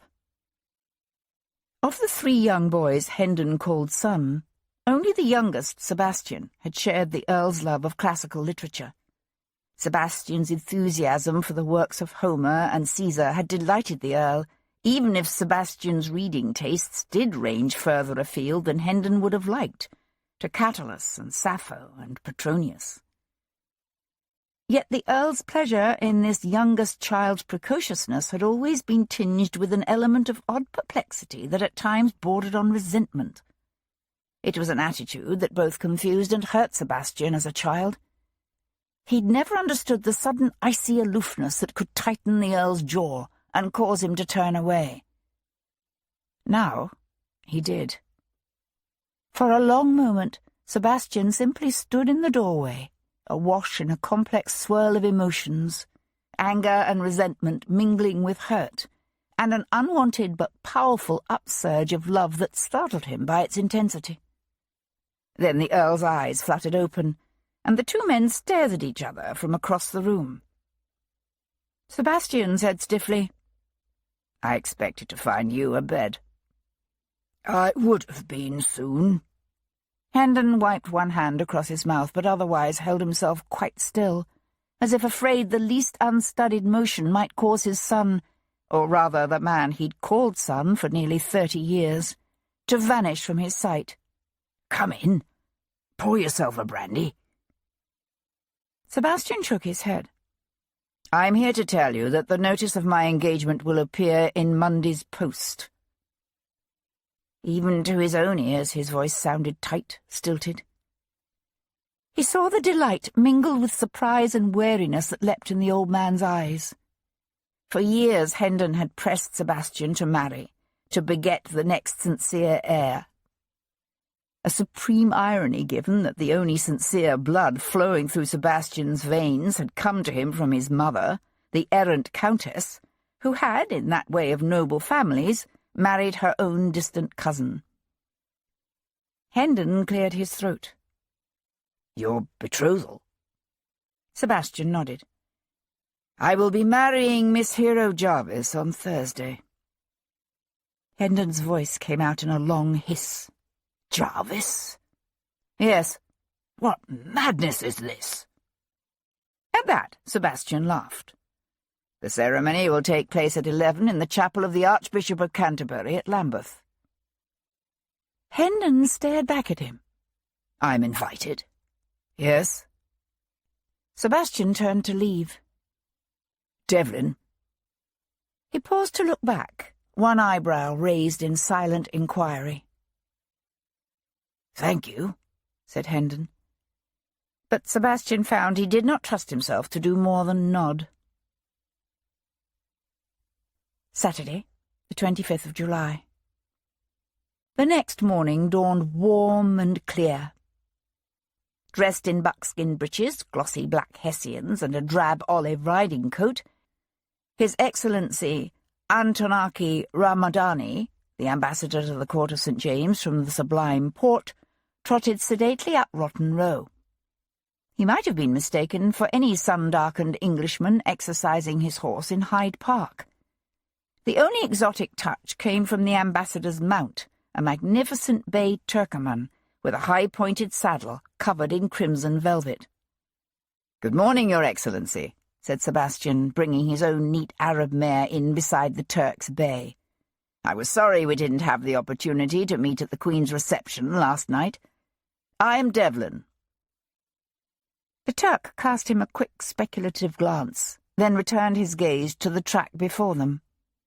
"I have heard of you." His English was unexpectedly good, with only a faint, barely perceptible trace of accent. "You're the peculiar English nobleman who enjoys solving murders. It's, what, a hobby of yours?" "I don't know that I'd call it a hobby exactly." "Oh? What would you describe it as?" "An interest, perhaps?" Maybe a compulsion, Sebastian thought. Or a penance. But he didn't say it. Ramadani raised one eyebrow. "You think that young gentleman from the Foreign Office who died last week, Mr. Alexander Ross, was murdered?" It was a statement, not a question. "And you think I did it?" Sebastian studied the Turk's hard, closed face with its full lips and light brown eyes. "You were seen arguing with him at Vauxhall last, when was it, Wednesday or Thursday?" "Wednesday." A faint smile crinkled the skin beside the man's eyes. "As a diplomat, I am protected from prosecution in your country. Even if I did kill Ross, your government could not touch me." "So, did you kill him?" The Turk huffed a soft laugh. "And if I said no, would you believe me?" Sebastian smiled. "No." "Then why bother to ask?" "Conversely, if you have immunity from prosecution, then why bother to deny it?" "Because while I personally might not suffer from such an accusation, the relations between your government and mine would nevertheless be affected." "If it were true," said Sebastian. "If it were true," agreed Ramadani. They trotted together in silence for a moment. Then the Turk said, "How was Ross killed?" Sebastian watched the ambassador's face. A stiletto thrust to the base of the skull. Know anyone who uses that method to dispose of his enemies? The Turk widened his eyes. It's an assassin's trick. An assassin's trick common in the East, yes? Again, that faint hint of a smile. I don't know if I'd say it's exactly common, but it is known there, yes. He paused. Personally, I prefer the garrote. I'll remember that, said Sebastian. The Turk laughed out loud and turned his horse to trot back up the row. Sebastian fell in beside him again. Your argument with Ross at Vauxhall, what was it about? Ramadani threw him a quick sideways glance. The smile was still there, but it had hardened. Perhaps you should ask Mr. Ross's superiors about that. Somehow I get the impression the Foreign Office is being less than forthcoming about the events surrounding Ross's death. And you're surprised? No. You would be ill-suited to diplomacy, my lord. You are far too blunt and direct. He gave Sebastian a sideways, appraising glance. Although I think you can play a role when it suits you, yes? Are you going to tell me the nature of your disagreement with Mr. Ross? There is little to tell. Ross had approached me earlier as the emissary of your Sir Hyde Foley. Let us just say that pressure is being brought to convince the Sultan to join the Tsar of Russia in an alliance against Napoleon. The Russians and the Porte did recently sign a treaty of peace, said Sebastian. True. But a peace is not the same as an alliance. You must remember that the friendship between Paris and the Porte stretches back generations. Yet Napoleon has shown he has designs on Egypt. And the English do not. When Sebastian remained silent, the ambassador said, Who told you that I was seen arguing with Ross at Vauxhall? I'm sorry, I can't say. Ramadani nodded. Yes, I can understand that. He drew up sharply, the glossy bay fidgeting beneath him. It is always possible that your assassin does indeed lurk somewhere in the foreign diplomatic community, Lord Devlin. But if I were you, I would search for him closer to home. He inclined his head. Good day, my lord. Chapter 20. Sebastian arrived back at Brook Street to find Sir Henry Lovejoy awaiting him. Sir Henry, said Sebastian, clasping the magistrate's hand. I hope you've not been waiting long. Not long, no. Good. You're just in time for breakfast. Join me. Sir Henry cleared his throat uncomfortably. Thank you, but I have already breakfasted. A cup of tea, then, said Sebastian, ushering the magistrate into the dining room and pouring him a cup. I know better than to offer you ale. That's very kind of you. Plate in hand, Sebastian surveyed the selection of dishes set out on his sideboard. So, what brings you to Mayfair? Sir Henry cleared his throat again. He was a small man, barely 5 feet in his socks, with a squeaky, almost comically high-pitched voice. But his unprepossessing appearance disguised a sharp mind and a true dedication to justice. He had come to the magistracy in the middle years of his life, after achieving a modest success as a merchant. Once he had hunted Sebastian as a murderer, but from those strange beginnings had grown respect and friendship. Now the magistrate took a sip of his tea, then said, I've just come from St. James's Street.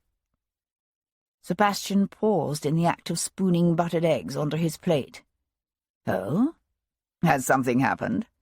It's difficult to say, actually. You see, last night, at something like 1:30 in the morning, a young gentleman with rooms over the Je Reviens coffee house notified the watch that he'd come home to find a dead body lying on the stairs outside his door.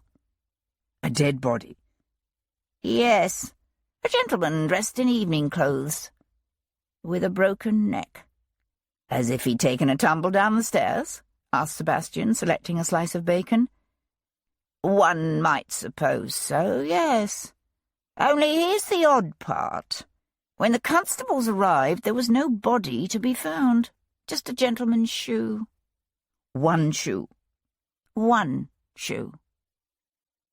Sebastian added grilled mushrooms and tomatoes to his plate. Perhaps it was all a hum.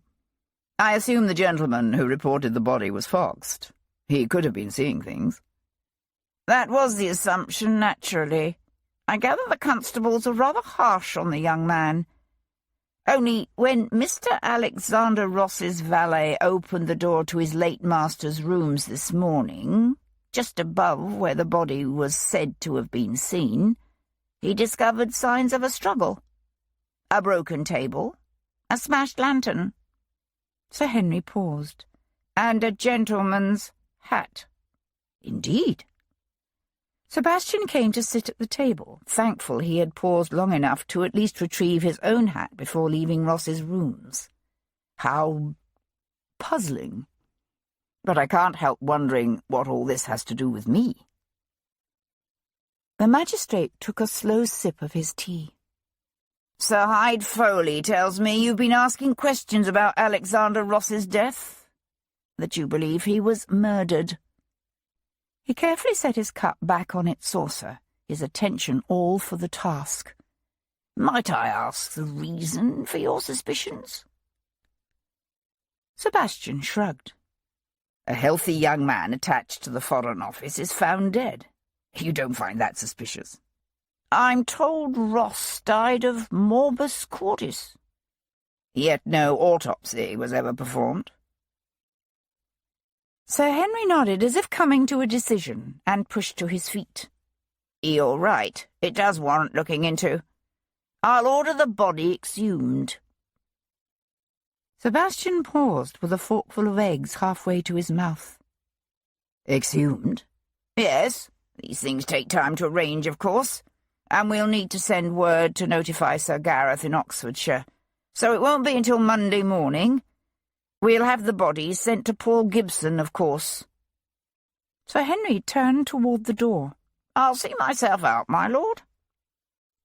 Half an hour later, Sebastian reined in his curricle before Paul Gibson's surgery. A skinny youth with a troubled complexion, a medical student from the looks of him, was just emerging from the narrow passage that ran alongside the surgery. He was clutching something long and narrow wrapped in canvas, and at the sight of Sebastian, he sidled over to the far side of the street and quickened his pace, throwing a nervous glance over his shoulder. Sebastian watched the youth for a moment, then handed the reins to his tiger. That sun's getting hot. Better water them. Squeezing through the dank passage, he found Gibson in the small stone outbuilding at the base of the surgery's rear yard. He had the door thrown open wide, and as Sebastian approached through the unkempt garden, he could hear the buzzing of flies, smell the stench of rotting flesh. "I wouldn't come too close if I were you," said Gibson, with a grin when he looked up and saw Sebastian. Sebastian paused in the open doorway, his gaze on the nightmare laid out on the stone table in the centre of the room. "Good God," he said softly. "A delivery from Bow Street. Heat and water can do ugly things to the human body." Gibson dropped his scalpel in a tin basin and reached for a stained rag to wipe his hands. "Very quickly." "How did he die?" The surgeon walked around the end of the table and came to stand beside Sebastian, his gaze still on the cadaver. "I don't know yet. He wasn't shot, wasn't strangled, wasn't knifed. No blunt trauma that I can see." "Can you see it, with the body that far gone?" "Not always, but generally. When you know what you're looking for, yes." Sebastian cast a quick glance around the room looking for a different corpse. He said, "I've just had a rather troubling visit from Sir Henry Lovejoy. He's ordering Alexander Ross's body exhumed on Monday. We need to get Jumping Jack to put it back." Gibson stared at him. "Put it back? You can't be serious." Sebastian felt an unpleasant foreboding steal over him. "You do still have it, don't you? The body, I mean." Gibson nodded to a truncated form lying beneath a tarp near the door. Well, I've the torso and the head, yes. The torso and... Bloody hell! What happened to the rest of it? It's not easy for medical students to get cadavers, you know. They're expensive, but they can afford pieces. Are you telling me you've sold Ross's arms and legs to your students? That's how it's done, said Gibson defensively. Sebastian stared at his old friend. Well, you'll just have to get the arms and legs back. Quickly. Yes, of course. It's just... You don't think that when they exhume Mr. Ross, they're going to notice that the body's already been carved up a wee bit? There's not much we can do about it at this point, is there? At least they'll still be able to see... He broke off as a new thought occurred to him. The neck and head are still attached to the torso, aren't they? Oh, yes. The lad who was going to take the head isn't coming until this afternoon. Thank God for that. He's going to be disappointed, though. We'll get him another. Right. They turned to walk out of the dank, foul air of the mortuary into the hot sunshine. Gibson stood with his back resting against the rough wall of the outbuilding, one hand tugging at his earlobe. After a moment he said, I'm not certain Jumpin' Jack is going to like this. Putting a body back in its grave, I mean. Can't say I ever heard of such a thing being done before. Tell him it'll earn him 100 quid. That should allay whatever qualms he may have. Gibson nodded. Any luck yet finding out who did for the poor devil? At the moment, my list of suspects seems to be in danger of expanding to include half the diplomatic community of London. Sebastian told Gibson about his discussions with the Russian colonel and the Turkish ambassador, and the mysterious disappearance of the body of the unknown intruder he'd encountered in Alexander Ross's rooms. That's a trick, said Gibson at the end of it. How do you carry a dead body down the middle of St. James's Street? Easy enough, I suppose, if you've 2 men. Simply support the body between the 2 of you, with its arms over your shoulders. Weave a bit as if you're all drunk and no one's likely to give you a second thought. Not at that time of night. Yes, you're right. That would work. Gibson pushed away from the wall. You think this man's friends saw you? If they were watching the front of the building, they must have seen me come out. Whether or not they recognized me is a different question. What do you suppose they were looking for? Sebastian blew out a long breath. The stink from the nearby cadaver was becoming overwhelming. If I knew that, I might have a better idea who killed Alexander Ross. Gibson looked thoughtful. You say the man you fought was English. He sounded it, but that doesn't mean he was. Members of the diplomatic corps can be surprisingly good with languages. And God knows there are plenty of Frenchmen who've been in this country long enough to sound as British as you or I. And then there's always the Americans, said Gibson. They can certainly sound English. True, agreed Sebastian, remembering the half-written letter found in the Davenport desk. He batted away a fly hovering near his eyes. What do anatomists normally do with the bodies they dissect? Once they're finally through with them, I mean. Gibson gave him a long, steady look. Do you really want to know? Yes. Well, said Gibson, drawing the word out into 2 syllables. Some surgeons dump the bits in the Thames, but that's always dangerous. I mean, there's a chance of being seen, and it's never good to have stray pieces of cadavers washing up on the riverbanks. Tends to get people excited. I could imagine, said Sebastian dryly. More commonly, they'll dump 'em in the countryside, some place where the wild pigs are likely to take care of the problem for them. Although I have heard of anatomists who bury them in the basements of their own houses. Sebastian eyed his friend with mounting horror. And you? I usually don't have much to worry about after I've passed on various body parts to my students. As for what does remain... He stared off across the unkempt yard that stretched between the outbuilding and the house. Good God, said Sebastian, following his gaze. Gibson grinned. You did ask. Does Mrs. Federico know? Gibson cast his eyes heavenward. The saints preserve us. She'd leave me for sure if she knew. Sebastian laughed. And that would be a bad thing? Aye, it would. She's the devil of a housekeeper, but she cooks my dinner and washes my clothes. And the truth is that while she complains a lot, she's the only woman I've had who lasted beyond the arrival of the first cadaver sent by the magistrates for autopsy. Does she know about Jumpin' Jack? Gibson grinned. He usually doesn't come around in daylight. But you do know how to contact him? Ah, yes. Good. Offer him £200 if you must. Just get Alexander Ross back in his grave. Sebastian started to turn away, then paused. I almost forgot. I've a favour to ask of you. I'm getting married at 11 o'clock Thursday morning, and I'd like you to be my best man.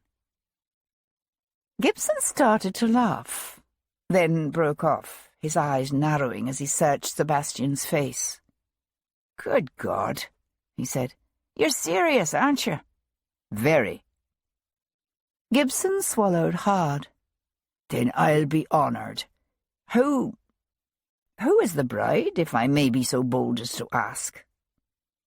Miss Hero Jarvis, said Sebastian. Then he added, and if you stand there like that with your mouth open, you're liable to get flies in it. Chapter 21. Leaving Tom walking the chestnuts up and down Newgate, Sebastian found Miss Jarvis seated on a stool in the shade cast by a remnant of the long-vanished priory's old cloisters, a drawing-pad on her lap. She wore a dusty pink walking dress trimmed with velvet, and a broad-rimmed straw hat with a matching pink velvet band, and a tall feather that fluttered in the warm breeze when she turned her head to watch him walk up to her. "Why, good morning, Miss Jarvis," he said, squinting down at her sketch. It was surprisingly good, a very accurate architectural rendering in bold strokes of black. "Fancy meeting you here." "My lord," she said, wiping her hands on a cloth. "A surprise indeed." Pushing to her feet, she handed her sketchpad and drawing implements to her long-suffering maid. "Wait for me here, Marie," she told the woman. "Yes, Miss Jarvis." "I want to know what makes you think Alexander Ross was murdered," she said bluntly, as they turned to walk together along the ancient, dilapidated cloister. Sebastian had occupied himself on the drive from Tower Hill in deciding how much he could, and could not, tell Miss Jarvis. Now he said, "There was nothing wrong with Ross's heart. The attending physician missed the stiletto wound at the base of his skull." She stared at him, hard. "How do you know this?" "That, I'm afraid, I'm not at liberty to say." He saw a flash of something in her eyes, but she glanced away before he could be certain what it was. "A stiletto thrust to the base of the skull sounds like the work of an assassin," she said, their footsteps echoing along the stone arcade. "It does it not?" Actually, it sounded like the work done by the sort of men her father typically employed, but he didn't say that. She brought her gaze back to his face, her eyes narrowing, and he had the disconcerting realization that she knew exactly what he'd been thinking. But all she said was, "Have you a suspect?" "At the moment, everyone and no one. I keep getting dark hints about all sorts of shadowy diplomatic manoeuvrings, to the point that it's beginning to seem as if half the diplomatic community of London is somehow involved." "And how exactly does Colonel Chernyshov fit in?" "Ross and Chernyshov were to meet at Cribb's parlour the night Ross died. When he didn't show up, Chernyshov went to Ross's rooms in St. James's Street, sometime around midnight. Ross didn't answer the door." "So he says." "Actually, in that at least I believe him. A man fitting the Colonel's description was seen climbing the stairs around midnight, only to come back down again immediately afterward." She gave him a hard, thoughtful look. You think Ross was dead by then? Sebastian chose his words carefully. He had no intention of involving her in this murder investigation any more than he had to. Another man was seen going up the stairs earlier that evening, somewhere around 8, and no, I haven't discovered yet who that might have been, he added, before she could ask. So exactly what are you suggesting? That Ross was stabbed by this earlier visitor, then undressed and put into his bed so that it would appear as if he died naturally in his sleep? It seems likely. Although it's also possible Ross was killed someplace else, and his body brought back to his rooms in the pre-dawn hours when there was no one else about to see it. Seems a risky thing to have done. It does, yes. Nevertheless, I can't rule it out. He was thinking about the body of the man with the broken neck that had disappeared from the stairwell of that same house just the night before. A ruse similar to the one used to carry that body away from St. James's Street could also have been used to return Ross's body to it. They walked along in silence for a moment.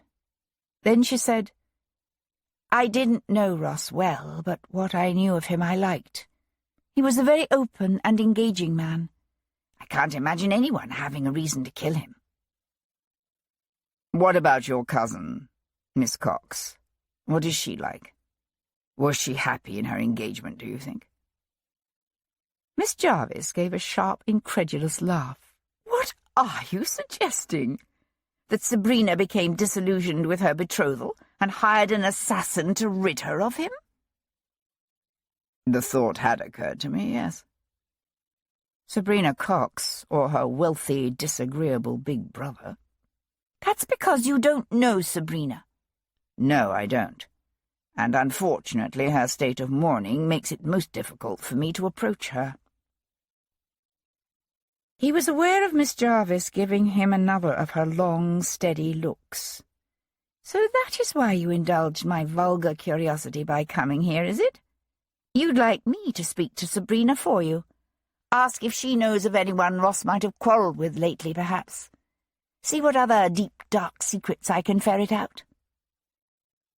Sebastian said, Alexander Ross had another visitor the night he died. A woman, wearing a veil. You think it was Sabrina? I think it unlikely. But I don't know. Will you speak to her? Sebastian asked. Their perusal of the cloister's remnant had brought them back to her Abigail. Miss Jarvis reached to take the sketchbook from the woman's hands. I'll consider it, she said. And he had to be satisfied with that. After Devlin's departure, Paul Gibson went to stand again in the doorway of his small outbuilding, his hands on his hips, a niggling suspicion beginning to form in his mind. It hadn't registered with him before, given the vastly different stages of decomposition exhibited by the two cadavers, or parts thereof, in the room. But it occurred to him now that Alexander Ross and this unknown man had both met their deaths at approximately the same time, late Saturday night or Sunday morning. The difference was that Alexander Ross had been kept on ice in a cool, darkened room while awaiting burial, whereas the unknown corpse from Bethnal Green had lain for days beneath a hot sun, half submerged in water, the air around him swarming with insects. His lower lip gripped between his teeth, Gibson went to carefully turn the cadaver on his table onto its side.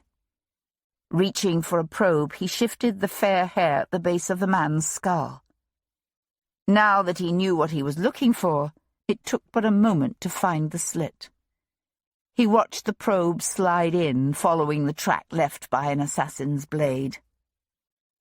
"Mother Mary and the saints preserve us," he whispered. Chapter 22. Sir Henry Lovejoy returned to the Bow Street public office after an early luncheon to find the constable from Bethnal Green awaiting him, a wide grin splitting his ruddy face. "Constable O'Neill," said Lovejoy, hanging his hat on a peg beside his door. "I take it you have something for me?" "Aye, sir, that I do. We checked the pawnbrokers in Whitechapel and Half Nickel Street the way you suggested. And look what young Jamie Durban sold just last Monday morning." The constable reached one meaty hand into his coat and drew out a gold pocket watch dangling from a short chain. "Well, that's luck," said Lovejoy, reaching for it. "Is there an inscription?" "Aye, sir, there is, and we checked with the lad. He confessed to taking the watch from the body."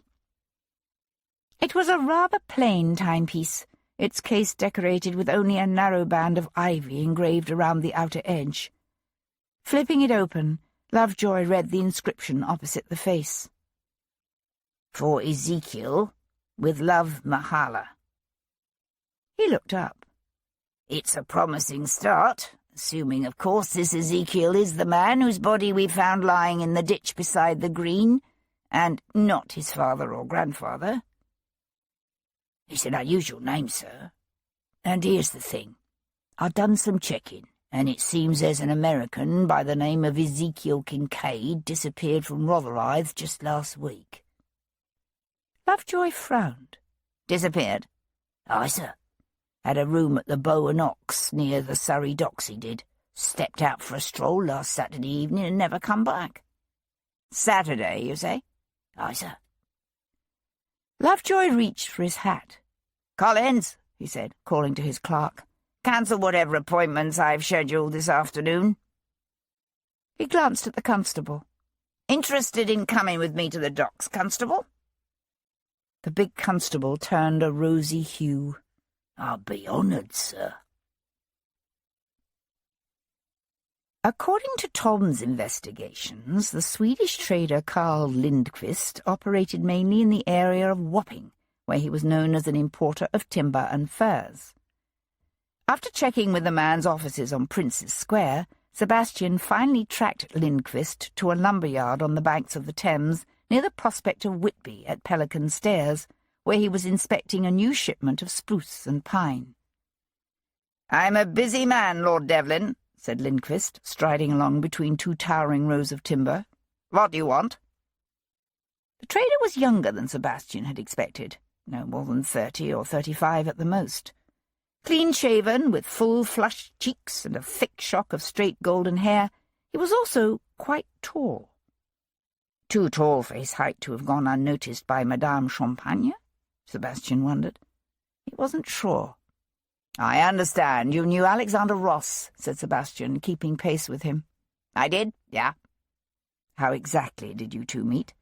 "I was teaching him to speak Swedish." "Swedish?" "That's right." Lindqvist drew up at the end of the row, his eyes blinking suddenly in the sunlight reflecting off the river. "What exactly are you suggesting, Lord Devlin?" "I'm not suggesting anything. I'm just looking for a possible reason for why Ross was murdered." Lindqvist's face went slack. "He was murdered? Ross? You are certain about that?" "Yes." The Swede stared out over the crowded river, his nostrils flaring, his chest rising with his quickened breathing. "I was told his death was natural." Sebastian watched him, curious. "Know anyone who might have wanted him dead?" Lindqvist glanced over at him, pale blue eyes narrowed. "Specifically, no, but—" "But?" prompted Sebastian. Lindqvist shrugged. "I should expect suspicion to fall on the agents of England's enemies." "Such as?" "Why, the French, of course." Sebastian smiled. It was, after all, Antoine de la Roque who had given him Lindqvist's name. He said, "Thinking of anyone in particular?" "I've no dealings with the French, if that's what you mean." "All right. Who else besides the French?" "The Danes, I suppose." Inwardly, Sebastian groaned. The last thing he needed was to find himself involved with yet another diplomatic mission. "How about the Austrians?" he said wryly. "Or the Prussians?" Lindqvist considered the suggestion, then shook his head.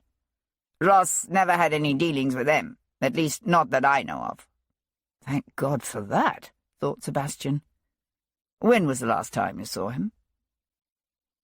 The Swede puffed out his cheeks. Oh, probably not since the beginning of the month. I've been busy, you know. But I remember we had a tankard of ale together at the Blind Beggar in Whitechapel a few weeks ago. Interesting old building, you know of it? I'm familiar with the place. Did Ross seem troubled by anything when you saw him? Not so as I was aware of, no. He was a cheery lad, you know. Not much could get him down for long. He never mentioned any problems he might have been having? In the Foreign Office, for instance? No. He didn't talk to me about that sort of thing.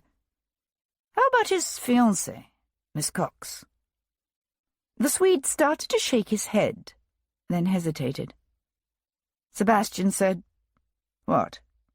"Well, I don't think he got on the best with her brother, but I wouldn't want to make too much out of that.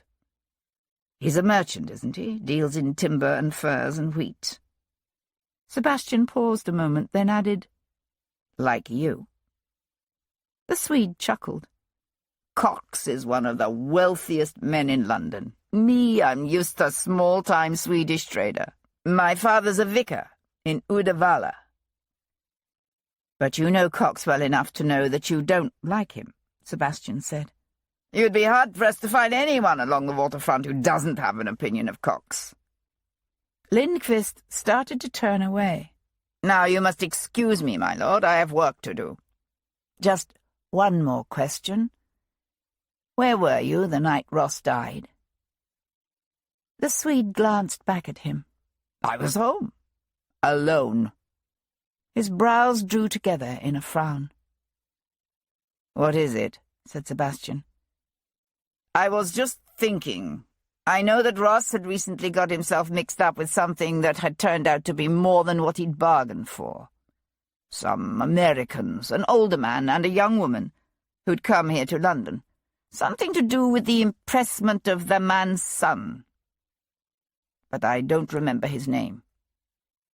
"You mean Nathan Bateman?" "Ah, that's it. Nathan Bateman."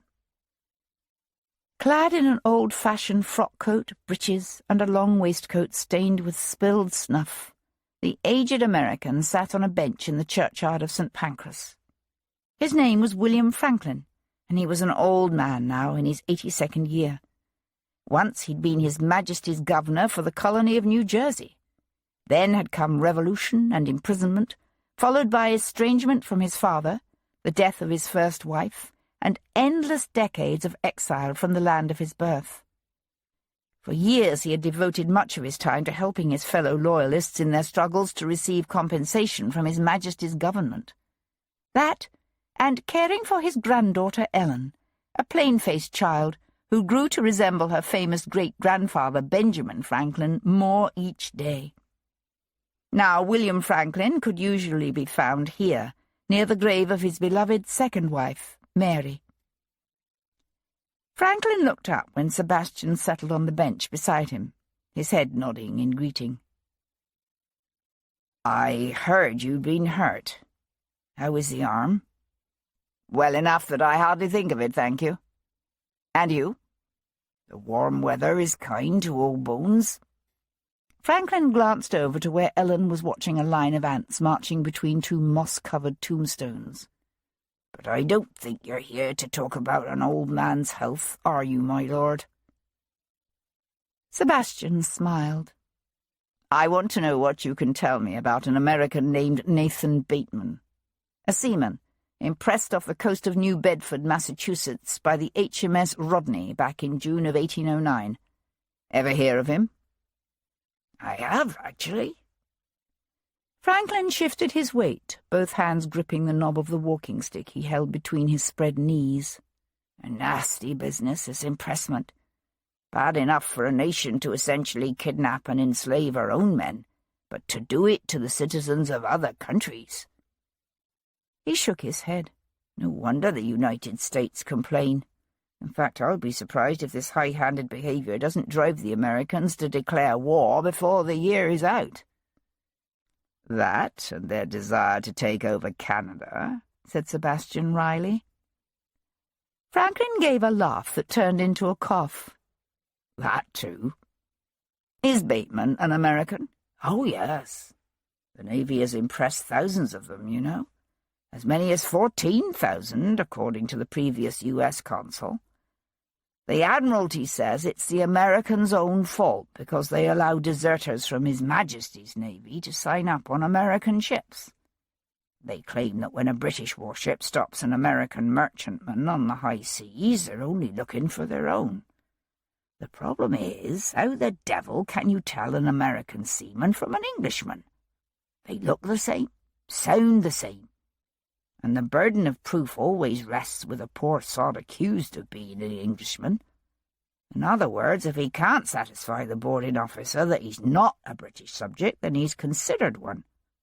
And, if truth be told, when a warship needs men, they've been known to board an American ship and simply select the most able-bodied seamen, and to hell with any identity papers they might try to present.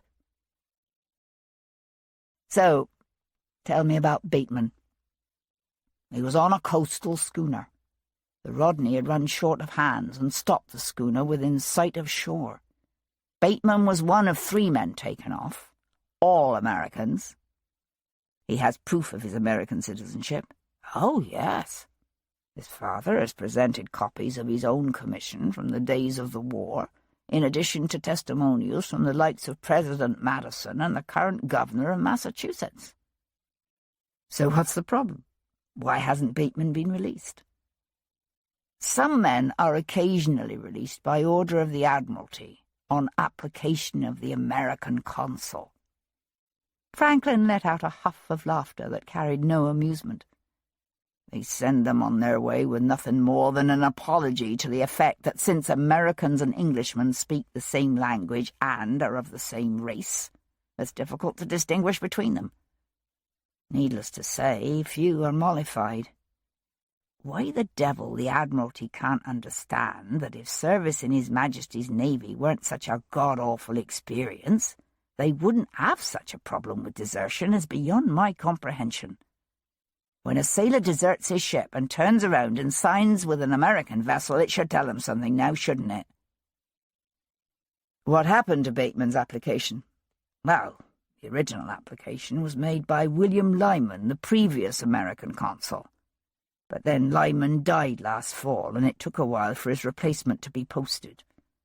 This new chap, Russell, renewed the application, but last I heard it wasn't going anywhere. Bateman's father, a man named Jeremy Bateman, and the lad's sister, finally made the journey over here themselves, hoping to have more success in person, but it doesn't seem to have helped. They're here, in London, last I heard, yes. Sebastian stared off across the scattering of moss-covered grey tombstones. What might any of this have to do with a man named Alexander Ross? Franklin shook his head. Ross? He used to be with the Foreign Office. Sorry, never heard of him. Can you tell me where I might find this Jeremy Bateman? No, but I can look into it, if you like. Thank you, said Sebastian, pushing to his feet. That would be helpful. Franklin looked up at him. This Alexander Ross has been murdered, has he? Yes. You think Jeremy Bateman and his daughter have something to do with it? I don't see how they could, but I'd like to speak to them. A gleam appeared in the old man's eyes. If they thought you could put in a word for them at the Admiralty about Nathan, I suspect they might be more willing. Sebastian smiled and dropped his hand on his friend's shoulder. I'll see what I can do. Chapter 23. Her curiosity thoroughly piqued by her morning's conversation with Devlin, Hero decided to pay a condolence call on her kinswoman, Miss Sabrina Cox. She found the girl seated in an elegant window embrasure overlooking the expansive rear gardens of the Cox family's lavish Bedford Square mansion. The room had been exquisitely decorated by Adams himself, with classically inspired panelling picked out in sea green, pale pink, and gilt. Sabrina had her head tilted to rest against the room's rich panelling, her hands limp against the black crepe skirt of her morning gown. Hero paused in the doorway, her gaze taking in the woman's pale cheeks, the listless slump of her shoulders. She was a small, slim thing of just 18, with a head of fashionable dark curls, and the creamy complexion and delicate features that had come to her from her mother's family. The two women were not particularly close, for the kinship between them was a distant one, and they were separated in age by some 7 years. But Hero had always had a fondness for Sabrina, and liked her far better than she did her abrasive, arrogant brother, Jasper. At that moment, Sabrina opened her eyes and turned her head, saw Hero, and said, "Oh." "I told the footman I'd announce myself," said Hero, going to embrace her in a gentle hug. "I hope you don't mind." "No, of course not," said Sabrina, pulling her down on the window seat beside her. "It was good of you to come." Hero took the girl's hands between hers. "How are you holding up?" "I'm trying to be brave," said Sabrina, her lips trembling slightly. "I know it's what Alexander would wish, but I miss him dreadfully, and when I realize I'll never see him again—" Her voice broke. "I am so sorry. I wish I'd had the chance to know him better." "Oh, Hero, he was such a wonderful person, so kind and generous, always laughing and yet so fiercely honourable, so determined to stand up for what he believed in and do the right thing. What is it they say? He whom the gods love dies young." Her voice caught on a small sob. "You'd no notion he wasn't well?" She shook her head, her dark curls fluttering about her wet cheeks. "No. To tell the truth, when I heard he'd been found dead, my first thought was—" She broke off. "Your first thought was what?" prompted Hero. Sabrina simply shook her head, her lips pressed tight. "You thought someone might have killed him, didn't you?" said Hero.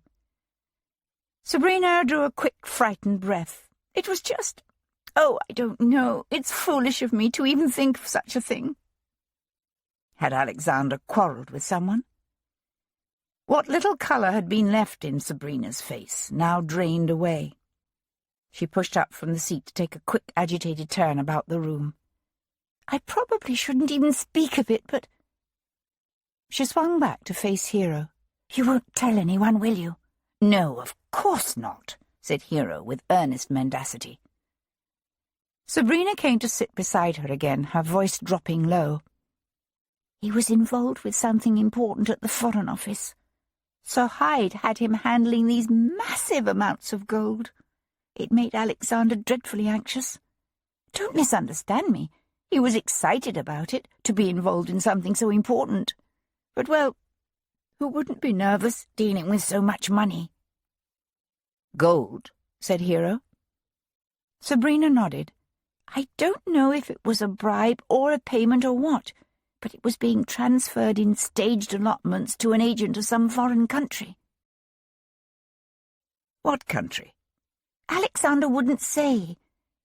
He shouldn't have told me what he did, but I had overheard some things I wasn't meant to hear. He felt he needed to explain."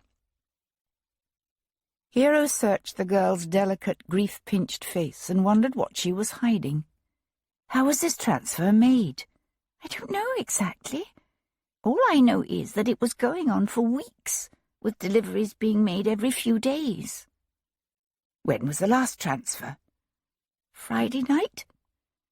Sabrina gave a ragged sigh that shuddered her small frame. "I know because he was to go with us to my aunt's, Lady Dorsey's, ball that night.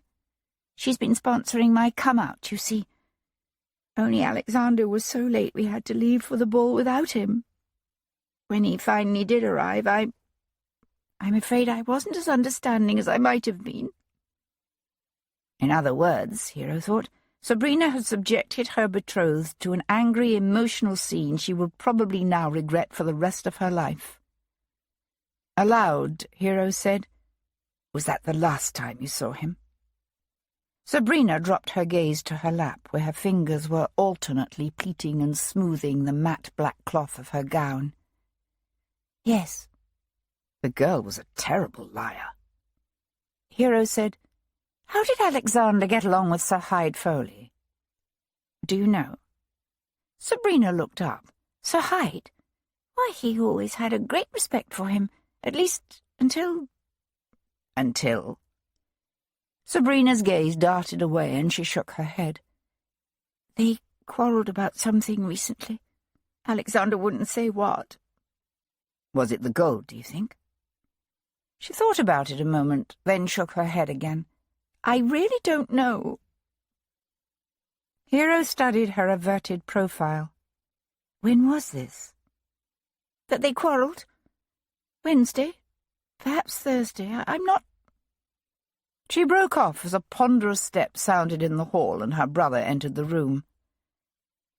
Jasper Cox was older than his sister by a decade or more, and little like her. Where his sister was dark, he was fair. Where she was thin, he was already stout, and would probably run to fat by middle age. The same small features that gave his sister such a winsome, appealing look were lost in his own full-cheeked face. Hero had never liked him. He reminded her too much of his mother. "Cousin Hero," he said with boisterous heartiness, advancing on her with hand outstretched. "How good of you to come." Sliding off the bench, Hero found her hand taken in a firm grip. "Jasper?" she said. He glanced over at his sister. "Shouldn't you be getting ready?" His lips were smiling, but his eyes were hard. "You've not forgotten where to go to Lady Dorsey's?" "I've time yet, Jasper?" Hero cast a deliberate glance at the mantel clock and withdrew her hand from Cox's grasp. "Goodness! Look at how late it is." She turned to plant a kiss on Sabrina's cheek. "I'll see myself out." "I'll walk you to the door," said Jasper, as if determined to see her off the premises and prevent her from having any further conversation with his sister. Hero wondered why. It took Paul Gibson the better part of the day, but he managed to get most of Alexander Ross back. Then he ran into a snag with Jumpin' Jack Cochrane. "Can't be done," said the Resurrection Man when Gibson met with him in the grassy fields of Green Park. "I'm willing to pay £200, said Gibson. Then 300, when the Resurrection Man continued shaking his head. Jumping Jack hawked up a mouthful of phlegm and spit it downwind. "'Tain't a matter of the money, I'd do it for you if I could, Doctor. Thing is, you see, there was a wee young lass planted in St. George's Mount Street burial ground the very morning after we lifted your Mr. Ross, and her grieving parents have set a guard on the place." Gibson stared at him. "Can the guard be bought, do you think?" Jumping Jack scratched the several days' growth of beard under his chin. "Maybe. It's not like we wanted to steal the tyke after all. I'll see what I can do and get back with you." Chapter 24.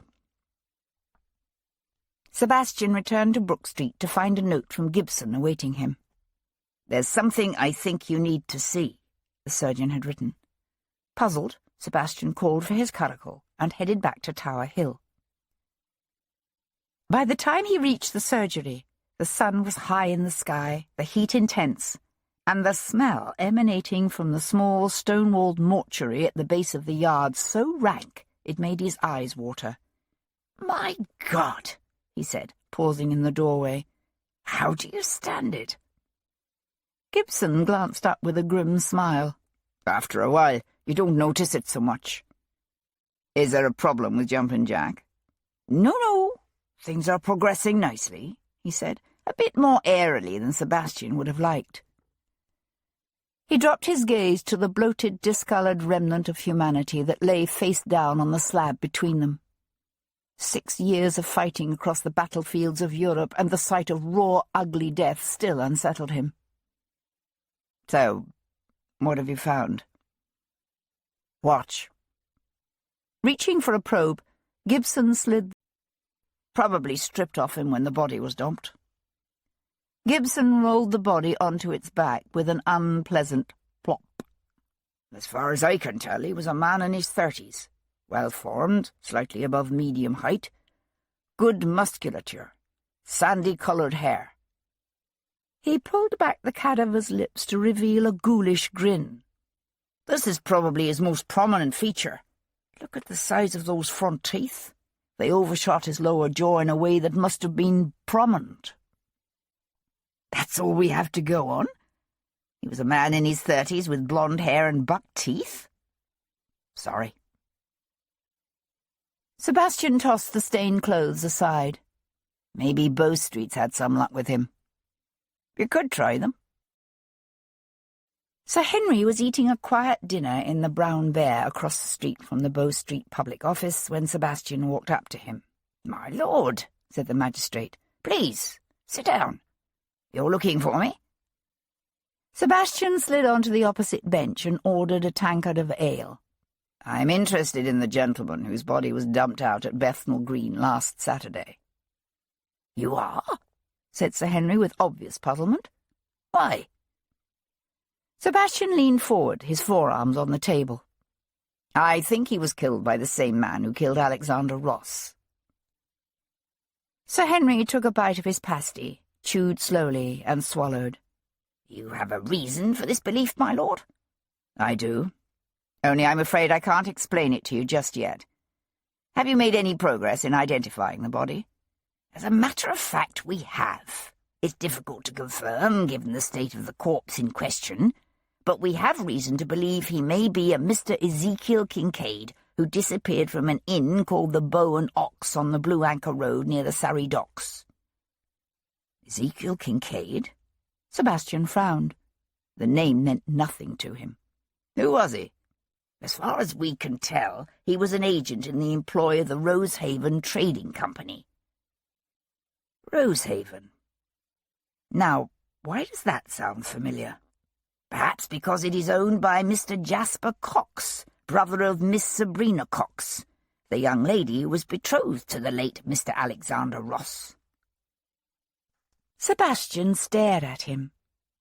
"The trading company reported Kincaid missing?" "No, actually. They were under the impression he had sailed for the United States."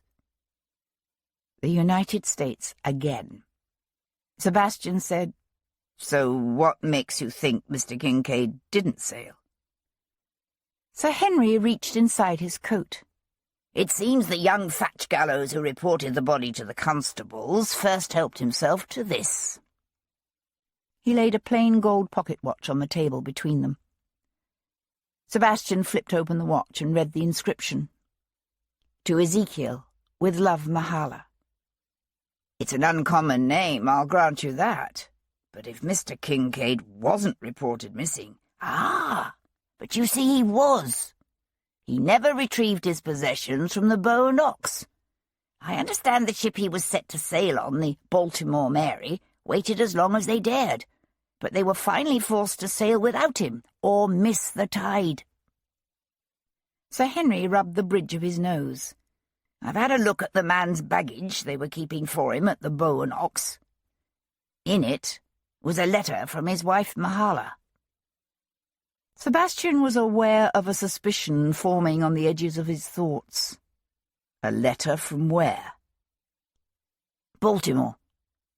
"Kincaid was an American?" "Oh, yes. Didn't I say?" Chapter 25. The Surrey Docks lay on the south bank of the Thames, some 2 miles below London Bridge, in Rotherhithe. Once this had been the centre of the great Arctic whaling expeditions that set sail from London every April to return at the end of the season bearing blanket pieces of blubber that were then cut up and melted in vast iron pots. The stink of hot oil still permeated the district, mingling with the foul stench drifting downriver from the tan yards of nearby Bermondsey. It was a squalid area of canals and basins lined with storehouses, of factories and artisan shops, and reeking tidal ditches. The air rang with the pounding of hammers, the thwunk of axes biting into wood. Wagons loaded with iron and hemp, canvas and squawking chickens clogged the mean, narrow lanes.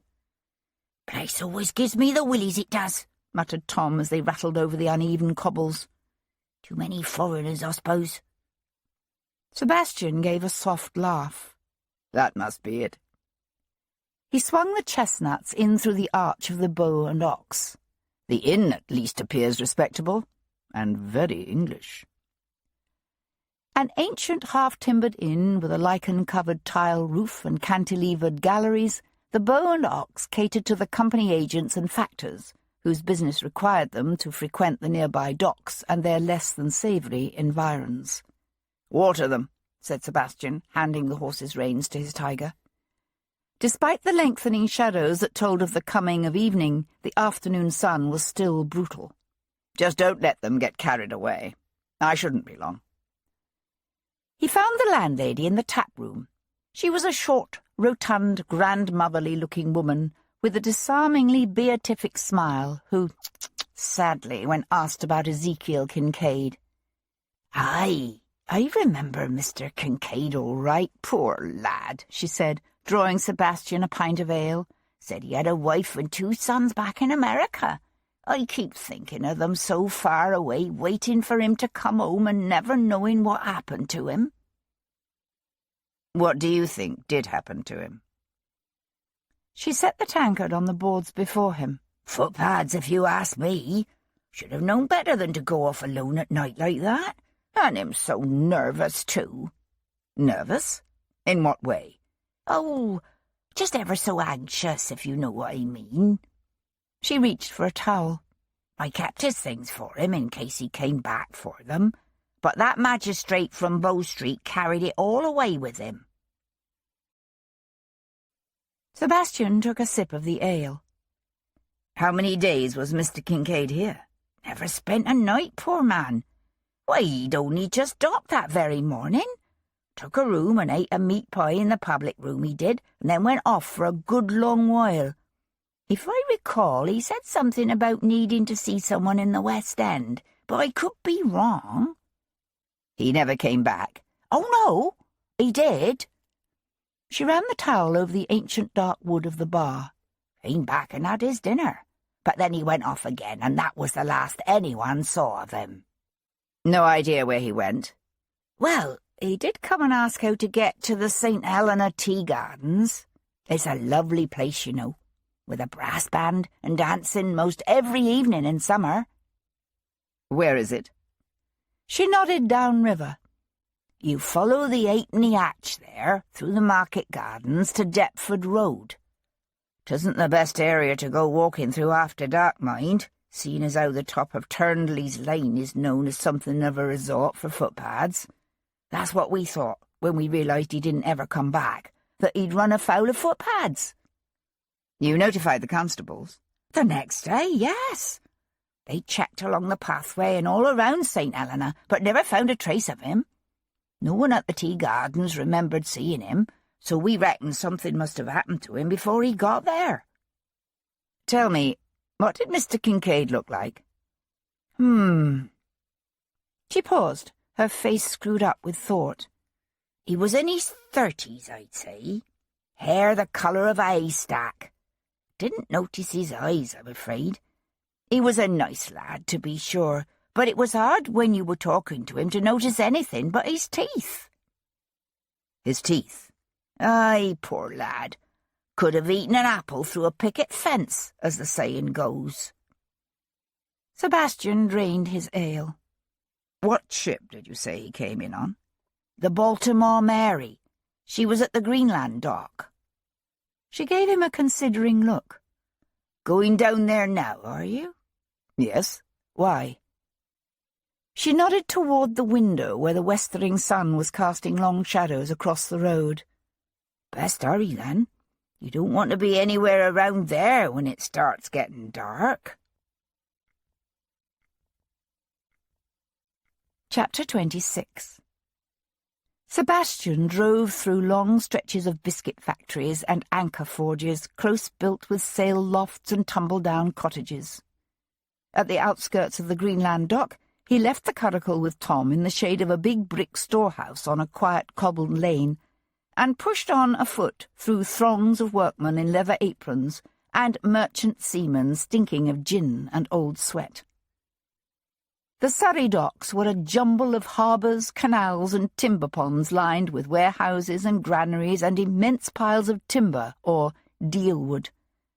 The vast whaling fleets of the previous century were almost gone now, their place taken by ships bearing timber from Scandinavia and the Baltic, or wheat and cotton from North America. The air was thick with the stench of tar and dead fish and the raw sewage that scummed the water. Sebastian had a double-barreled pistol in the pocket of his driving coat, primed and ready, and a knife in his boot. But he had every intention of heeding the landlady's warning to be gone from the waterfront before nightfall. An army of quayside workers swarmed the docks, lightermen and deal porters, and the unskilled labourers who assembled every morning at area pubs like the King's Arms or the Green Man, where foremen selected their day's crews. A few carefully worded questions and the discreet distribution of largesse eventually brought him to a decrepit old wharf near the canal, where a big-boned, black-bearded Irishman named Patrick O'Brien was supervising the unloading of a cargo of Russian hemp from a sloop. "Aye, we worked the Baltimore Mary, all right," he said, hands on his hips, eyes narrowed against the glare of the water as he watched his lads toiling on the ship's deck. "She was from the United States?" asked Sebastian. "That's right, carrying a load of wheat." "Landed last Saturday?" O'Brien sucked on the plug of tobacco distending his cheek and grunted. Sebastian stared out over the grease-skimmed waters of the basin, with its hundreds of crowded hulls, their bare masts stark against the blue sky. "Yet she sailed again on Tuesday. How is that possible? Never seen anything like it myself. Paid a premium they did to get that cargo off in a rush." He winked, and you couldn't be sure the captain greased the palms of the attending revenue officers to get through customs that fast. "Why the hurry?" "That I couldn't tell you." He shot a mouthful of brown tobacco juice into the water. "I have myself a theory, though." He paused to stare at Sebastian expectantly. Sebastian obligingly passed him a coin. "And? Normally, you see, a ship's captain will unload. Then he'll go to the Virginia and Maryland Coffee House on Threadneedle Street, or maybe to the Antwerp Tavern. That's where all the traders go, looking to consign a cargo to some captain fitting out for the return voyage." "But the captain of the Baltimore Mary didn't do that?" "Nah, he unloaded his ship and took on a few supplies, then sailed out of here with naught but ballast. Heard tell he was heading for Copenhagen, planning to pick up a cargo and do his refitting there, but I couldn't say for certain." "Now, why would he do that?" O'Brien laid a finger alongside his nose and grinned. "Only reason I can figure is that he had a powerful reason to get out of London fast." Sebastian studied the dockman's craggy, sun-darkened face. "What was his captain's name?" "Pugh, I believe. Ian Pugh." "Had you ever worked with him before?" "A few times." Sebastian handed over another coin. "So your theory is—" O'Brien glanced in both directions and dropped his voice. "There was this passenger aboard the Baltimore Mary, one Ezekiel Kincaid. He had quite a row with the captain, he did, just after they docked. And then, the next day, what do we hear but that Kincaid has turned up missing and ain't never been found?" "So you're suggesting what? That Captain Pugh murdered Ezekiel Kincaid?" "Not saying he did, not saying he didn't. I'm just saying it makes you wonder." He looked at Sebastian expectantly. "Well, don't it? Don't it?" Sebastian walked through darkening, empty streets, echoing with the clashes of shutters as apprentices closed up their masters' shops. The evening breeze blowing off the water brought with it a welcome coolness, but did little to alleviate the area's foul stench. He wondered if it was possible that the murderer he sought was indeed some American sea captain, at that moment organizing the refitting and loading of his ship in Copenhagen. Possible? Yes. Except what possible connection could exist between the unknown Captain Pugh and Alexander Ross? and how then to explain the intruder Sebastian had encountered at St. James's Street. He was still pondering the possibilities when he turned into the quiet cobbled lane and saw his curricle standing empty before the looming warehouse, the chestnuts tossing their heads and sidling nervously. 2 men loitered near the open doorway of the warehouse, rough men in black neckcloths, scruffy brown coats and greasy breeches. One was chewing on a length of straw.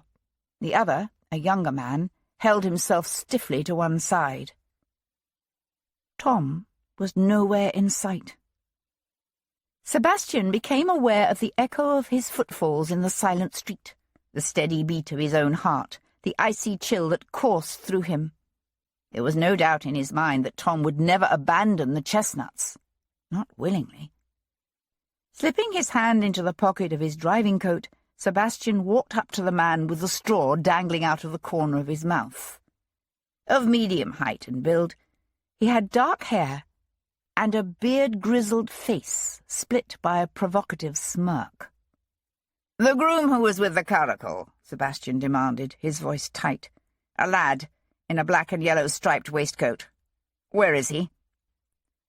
The man cast a glance at his companion, then used his tongue to shift the straw from one side of his mouth to the other. "Nipped off to the gin shop up the lane there," he said, nodding toward the top of the hill. "A gin shop?" "You heard me." Reaching out, Sebastian closed his fist around the front of the man's coat with his left hand as he whipped the pistol from his pocket. Drawing back the first hammer with an audible click, he shoved the barrel into the man's face. "I'll ask one more time, and you'd best give me an honest answer, because I won't ask a third time. Where is my tiger?" Out of the corner of his eye, Sebastian saw the other man shift his weight. A length of iron bar dropped out of his sleeve and into his hand. He took a step forward, the bar raised to strike.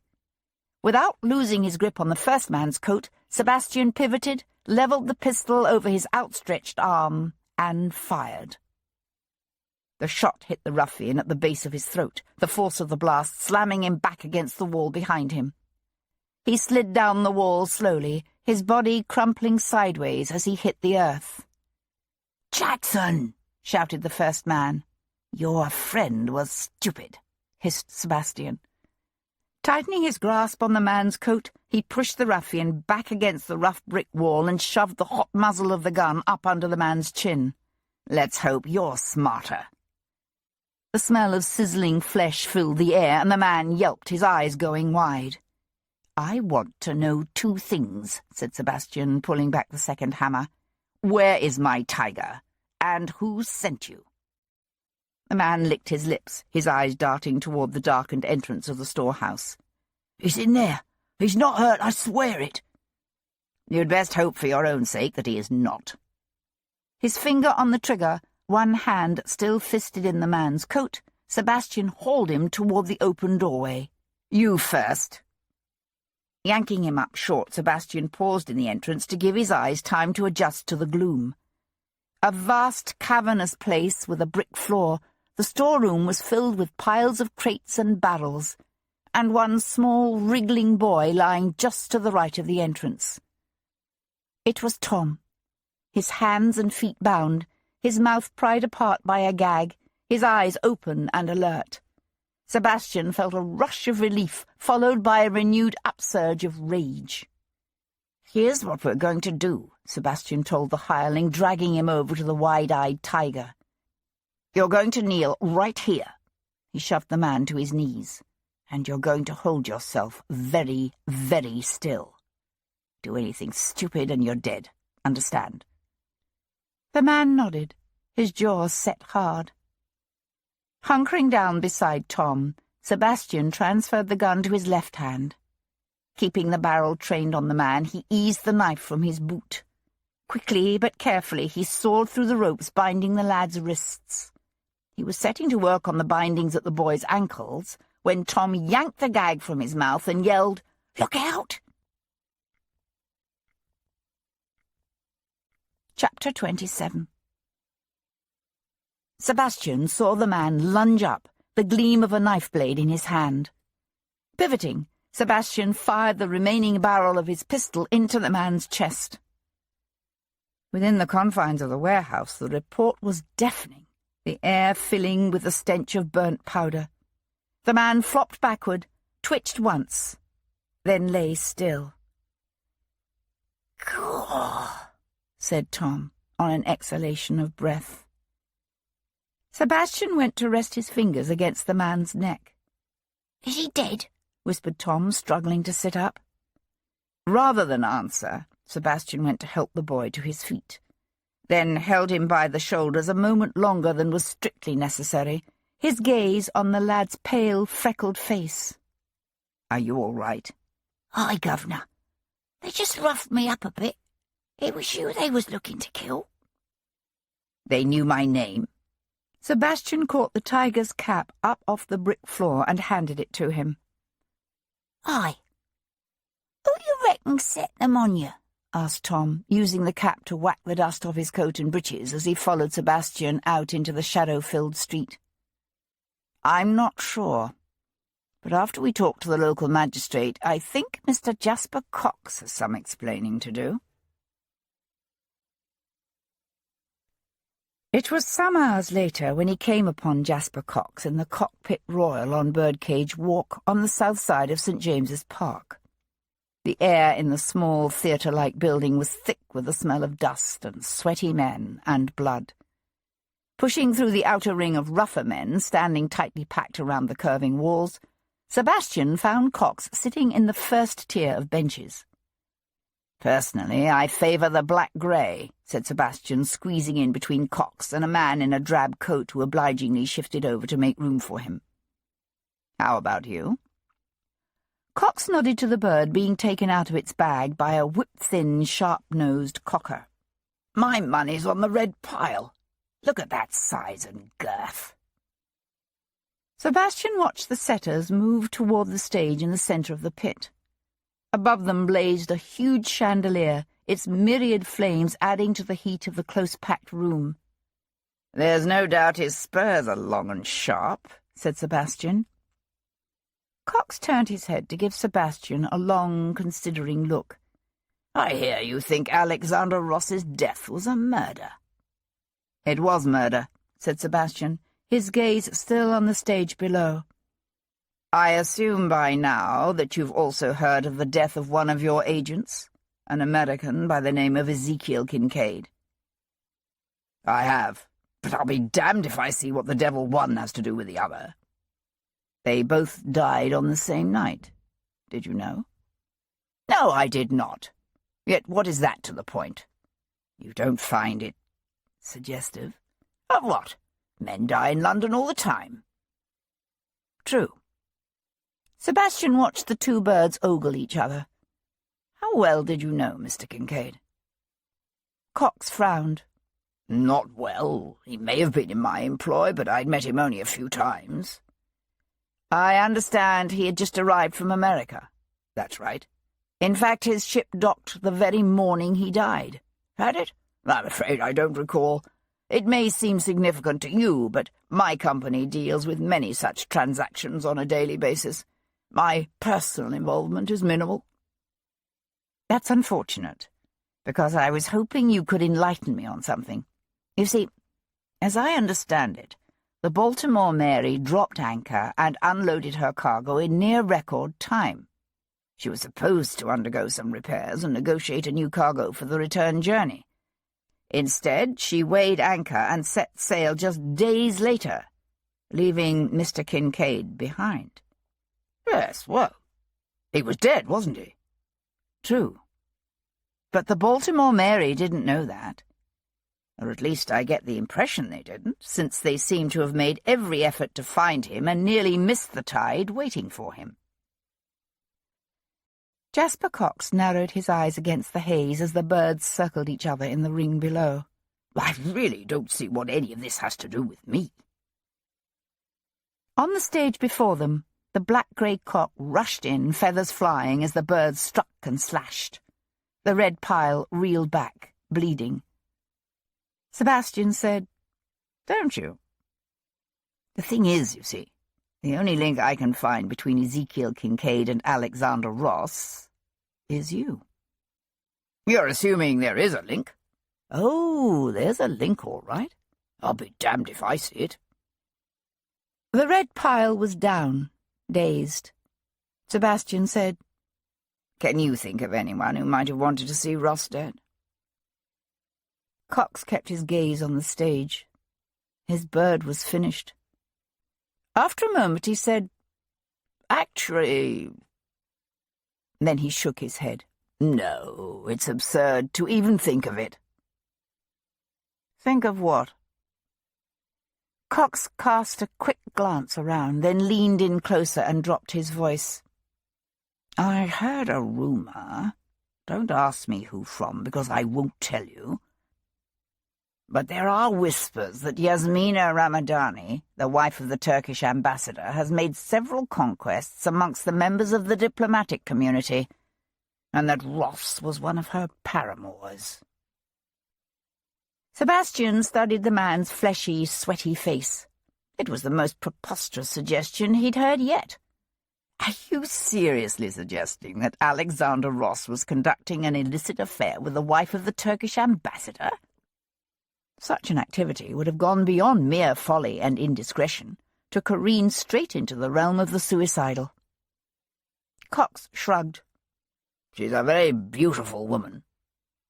You've seen her? Oh, yes. She appears often in the park. She's not as retiring as you might suppose, given her position. I understand she's Greek. A Christian, in fact, from Corinth. And it didn't trouble you that your sister's fiancé was rumoured to be involved with another man's wife? Of course it troubled me. But I only just heard it. And before I had the opportunity to confront Ross with the accusation, he died. What was the point then in pursuing the matter further? Sabrina is cut up enough about his death as it is, poor girl. Leave her with her image of a noble beloved brought too early to his grave. Why tarnish the sweetness of her memories? Why indeed, said Sebastian dryly, although I fail to see how the Turkish ambassador's wife could possibly have anything to do with Mr. Ezekiel Kincaid. You're the one who keeps insisting there's some link between Kincaid and Ross, not I. So you're suggesting what? That the Turkish ambassador killed Ross in a fit of jealousy? It's possible, isn't it? Sebastian huffed an incredulous laugh and pushed to his feet. Incidentally, where were you the night Ross died? Good God! You think I remember? Are you saying you don't? Angry colour flared in the other man's cheeks. As a matter of fact, I do. I was attending a dinner at the home of the Lord Mayor in Lombard Street. That should be easy enough to verify. Please, snapped Cox, be my guest. Leaving the cockpit, Sebastian turned to stroll along Birdcage Walk, his gaze drifting out over the darkened park beside him. His first inclination had been to dismiss out of hand the suggestion that Alexander Ross had taken the Turkish ambassador's wife as his lover. Everything Sebastian had learned about Ross, his honour, his integrity, argued against it. And yet... Sebastian had known otherwise honourable men who took mistresses. Hadn't the Earl of Hendon himself fathered Cat Boleyn by an actress he had in keeping? And then there was the legendary behaviour of Sebastian's own beautiful, faithless mother. But he jerked his mind away from that. There was no denying that for a woman of Yasmina Ramadani's position and culture to welcome another man's advances would be dangerous. If Yasmina and Ross had in truth become lovers, then both had knowingly courted death. Was it improbable? Yes. But they would hardly have been the first to count the world well lost for love. Sebastian's thoughts kept circling back to the inescapable fact that Cox's rumour fit rather tidily with what Sebastian had already been told. Something had obviously caused enmity between Ross and the Turkish ambassador. Something Ross had preferred not to disclose to his Russian friend. In the end, Sebastian decided that until he knew for certain what that something was, it behooved him to keep an open mind. Arriving back at Brook Street, he found a scrawled note from Paul Gibson that read simply, "Complications." The word was heavily underscored. Throwing down a quick glass of wine, Sebastian called for his curricle to be brought round. Then he set off once more for Tower Hill. Chapter 28. Sebastian was raising his fist to knock on Gibson's door when it opened to emit Mrs. Federico. She came bustling out, her shawl pulled up over her head against the cool breeze that had kicked up after dusk. Her habitual scowl was, if anything, fiercer than ever. "The goings-on we've had here today!" she exclaimed, glaring at him. "I meant to be out of here hours ago, and more's the pity that I wasn't. Havey-cavey, that's what I call them people, havey-cavey." She tied the ends of her shawl in a knot and stomped off down the hill without looking back. Letting himself in, Sebastian found Gibson sprawled in one of the ancient cracked leather armchairs beside the parlour hearth, a brandy in one hand, the stump of his bad leg propped up on a stool. "No, don't get up," Sebastian said when his friend struggled to do so. Gibson sat back with a grunt. "Was that god-awful woman finally gone?" "She is." Sebastian went to pour himself a glass of wine from the carafe near the window. "What havey-cavey goings-on have you been subjecting poor Mrs. Federico to now?" "Poor Mrs. Federico, indeed," said Gibson. "I've had Jumpin' Jack here today, is all." "Came to collect the body, did he?" "Ah, no." Sebastian swung to face him. "No? There's a wee catch, you see. Someone has set a guard over their loved one's new grave in St. George's burial ground." Sebastian came to sit in the chair on the opposite side of the empty fireplace. "Well, that's the devil's own luck." He thought for a moment, then said, "Can we bribe the guard? I mean, it's not like we're wanting to steal." Gibson shook his head. "Jumpin' Jack looked into that. Seems the fellow's a high stickler, some old Quaker or some such thing." He sighed. "The irony is we came so close. The girl's body was held for more than 2 weeks in a funerary chapel before internment, which means it's so far gone there's not much danger of anyone stealing it at this point. They've only paid the guard for 2 nights, and tonight is the last night. So what's the problem? The exhumation isn't scheduled until Monday. Jumpin' Jack leaves for Brighton tomorrow. It's his annual holiday." Sebastian choked on his wine. What the hell? He can't delay his departure for 1 more day. Monday is his daughter Sarah's birthday. He says they always spend her birthday at the seashore, and he's not going to disappoint her. Not even for £200? I offered him 300. He said he wouldn't do it even for £1,000. Gibson drained his glass. Do you have any idea how much money a good resurrection man can pull in over the course of a year? I wouldn't be surprised if Jumpin' Jack is worth considerably more than Dr. Astley, have you read my article, Cooper. Bloody hell, said Sebastian, pushing up to refill their glasses. He did offer to find someone to go along with him tonight and cosh the guard over the head, Gibson said. He wasn't willing to do it personally, mind, not being a violent man himself, but he figured he could look the other way while someone else did it. Sebastian glanced up from his task, his eyes narrowed with amusement. He didn't actually say that. He did, but when I told him I couldn't condone that sort of damage to one of my fellow men, he said there was nothing for it. If I was that particular about getting Ross back into his tomb, then I was just going to have to do it myself.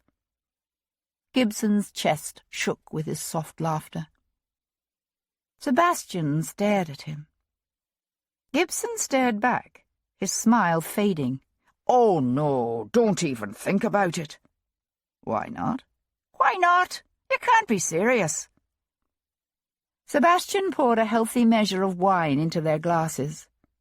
Can you think of another way? The Irishman was silent a moment.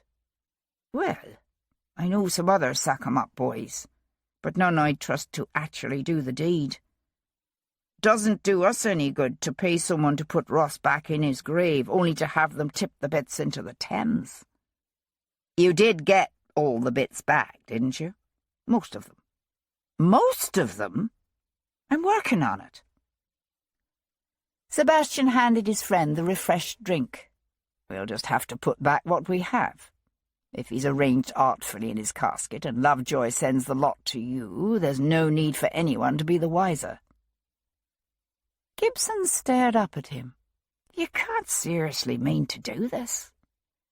If we've any hope of bringing Ross's murderer to justice, the authorities are going to need his body. Sebastian sank back into his chair.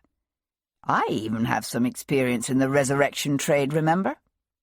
I went with Jumping Jack last year. But you were stealing a body that time. This is going to be a wee bit different. How much different can it be? Gibson drained his glass again in one long pull. I don't suppose you've forgotten that you're getting married in just a few days' time. Sebastian had forgotten, of course. But all he said was, as long as we don't get taken up by the watch, that shouldn't be a problem. That evening, Charles, Lord Jarvis, returned from a productive session with the Prince, Castlereagh, and Foley to find Hero seated beside the empty drawing-room hearth, an open book lying neglected in her lap, her gaze lost in the distance. "What's this?" he asked, pausing in the doorway. "No balls or routs? No boring but improving lecture at some learned society? No intellectually uplifting evening of rational conversation in the salon of a dreadfully unfashionable blue stocking?" "No, just a quiet evening at home." He went to take the seat opposite her, his gaze hard on her face. "You've been looking tired lately." "Have I?" She gave him an affectionate smile. "What a dreadfully unflattering thing to say." She wore a sprigged muslin gown with puffed sleeves and a simple scoop neckline filled with a fine fichu. But it was the blue stone and silver triskelion pendant around her neck that drew and held his attention. Said to have been worn by the Druid priestesses of Wales, the piece had a long, troubled history that included a mistress of the last Stuart King of England and a bizarre legend to which Jarvis gave no credence whatsoever. He had given it to her on a whim some 12 months before. Once the necklace had belonged to the errant Countess of Hendon, Viscount Devlin's mother. But Hero didn't know that. And it struck Jarvis now, looking at her, that if he were a superstitious man, he would find the pendant's history unsettling. He frowned. "Why are you wearing that?" She touched her fingertips to the bluestone disc.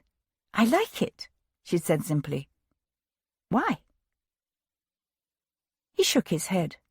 "Are you still determined to wed Devlin?" "Of course. Why do you ask?" There were things he could tell her about Devlin's birth and about the errant Countess of Hendon, things that even Devlin himself did not know. But Jarvis had learned long ago that knowledge could be power, and he understood his daughter well enough to realize that none of these old, ugly secrets would have the effect of dissuading her if her mind was made up. He said, "You almost, mind you, make me wish I'd encouraged your scheme to travel the world." She rose to her feet with a soft laugh, her book clasped in one hand, and kissed his cheek. "Good night, Papa." He watched her walk away, his frown deepening. He was feared from one end of the country to the other, his network of spies and the eerie omniscience it gave him legendary. Yet there was something going on here, something that involved his own daughter, and somehow the truth of its nature eluded him. Pushing to his feet, he went to yank the bell-pull beside the fireplace. "Yes, my lord," said Grisham, appearing in the doorway. "As soon as she's free, send Miss Jarvis's Abigail to me."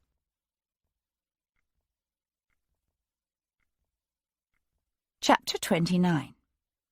Sunday, the 26th of July. The next morning, Sebastian received a note from His Excellency Antonaki Ramadani, the ambassador to the court of St. James from the Sublime Porte, inviting him for coffee at the ambassador's residence that afternoon. Sebastian stood for a moment, the elegant cream card in his hand, a thoughtful frown crinkling his forehead. Then he wrote out a short, gracious reply, accepting the ambassador's invitation. After that, he spent some time at the Mount Street burial ground, studying the lay of the land and the exact location of Alexander Ross's empty grave. He was heading home again when he heard himself hailed by a breathless, aged voice. "Devlin!" Turning, he saw William Franklin shuffling up the street toward him, his walking stick tap-tapping on the flagstones of the footpath. "Sir," said Sebastian, going to meet him, "are you looking for me? There was no need to put yourself to such exertion. If you'd sent round a note, I would have been more than happy to come to you." "Pooh," said the aged American loyalist, pausing to catch his breath. "When a man stops moving, he might as well be dead." Sebastian smiled and nodded to the tavern beside them. "May I buy you some refreshment?" The old man's eyes twinkled. "Now, that I will allow." They sat in a nook near the empty hearth, each fortified with a tankard of ale. Franklin took a deep draught, wiped the back of one hand across his mouth, and said, "You asked about Jeremy Bateman, father of Nathan Bateman?" "Yes," said Sebastian, sitting forward. "He and his daughter Elizabeth have taken rooms at the Ship and Pilot on Wapping High Street in Stepney." Franklin slid a piece of paper with the name and directions across the table. "I haven't told them the details of your interest in them, but I must confess I did suggest you might be able to do something to help their son, for they were at first somewhat reluctant to speak to you." "I'm certainly more than willing to try," said Sebastian, "although my acquaintance with the First Lord of the Admiralty is slight." He frowned down at the address. "Seems strange for someone at the Foreign Office like Ross to have become personally involved in an affair of this nature. I've no notion how it came about. Perhaps Bateman can enlighten you." Before he left for Wapping, Sebastian called the various members of his household together in the servants' hall. The official notice of his forthcoming nuptials was due to appear in the next morning's papers, and it had occurred to him that it might be a good idea to warn his staff first. He waited while they filed into the room, whispering amongst themselves and throwing him curious, furtive looks as they took their seats. He raised his voice. "I won't keep you long." The room instantly quieted as all eyes trained upon him. He said, "I've called you together because I have an announcement to make.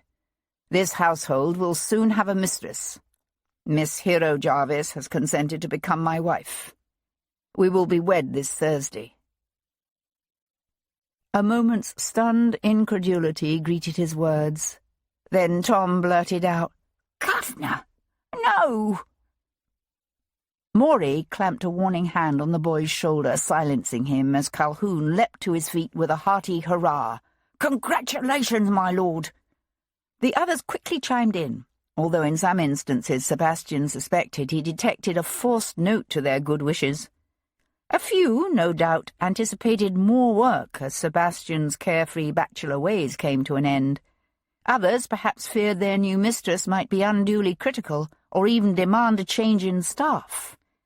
But only Tom sat with his arms crossed and a black scowl on his face. Tom was not fond of Miss Hero Jarvis. When the major domo leaned down to whisper something in the boy's ear, Tom squirmed from his grasp and fled the room. "He'll come round soon enough," said Calhoun later as Giles was putting in the chestnuts. Sebastian tossed his driving coat over his shoulders and reached for his gloves. He hesitated a moment. Then he went in search of his tiger. He found the boy in the hayloft, a forlorn, prostrate figure with his face buried in the crook of one elbow and bits of straw plastered to his livery. "Go away!" he wailed in a gross breach of etiquette when Sebastian crouched down beside him. But then, Their relationship had always been more than a simple one of lord and servant. Once the boy had saved Sebastian from the gallows, while Sebastian, in turn, had given Tom a new life away from the brutal dangers of the streets. Sebastian said, "You are aware, of course, that I could by rights have you thrashed for that." A ragged sob shook the boy's thin frame, and he mumbled something incoherent. Sebastian said, "I beg your pardon, but I didn't quite catch that." Tom twisted sideways, showing him a tear-streaked face. "I said, why are you doing this?" Sebastian rubbed the side of his nose with the back of his knuckles. "It's quite a common thing, you know, for a man to marry." "But why her? She tricked me, and she's—" Tom broke off, but Sebastian knew what he'd been about to say. "She's Jarvis's daughter, and she's not Cat." Sebastian said, "She is quite an accomplished horsewoman, you know, and no mean whip." Tom sniffed, unimpressed. "Everything's going to change." "Some things will undoubtedly change, yes, but not everything. I shall still have need of a tiger." Sebastian paused. "If you're willing to continue in that position." Tom sniffed again and hung his head. "Oh, yes, sir. I am. Please." He gulped. "And I'm very sorry, my lord." Sebastian pushed to his feet and began to draw on his driving gloves. "I'm off to the East End. Must I take Giles as my groom?"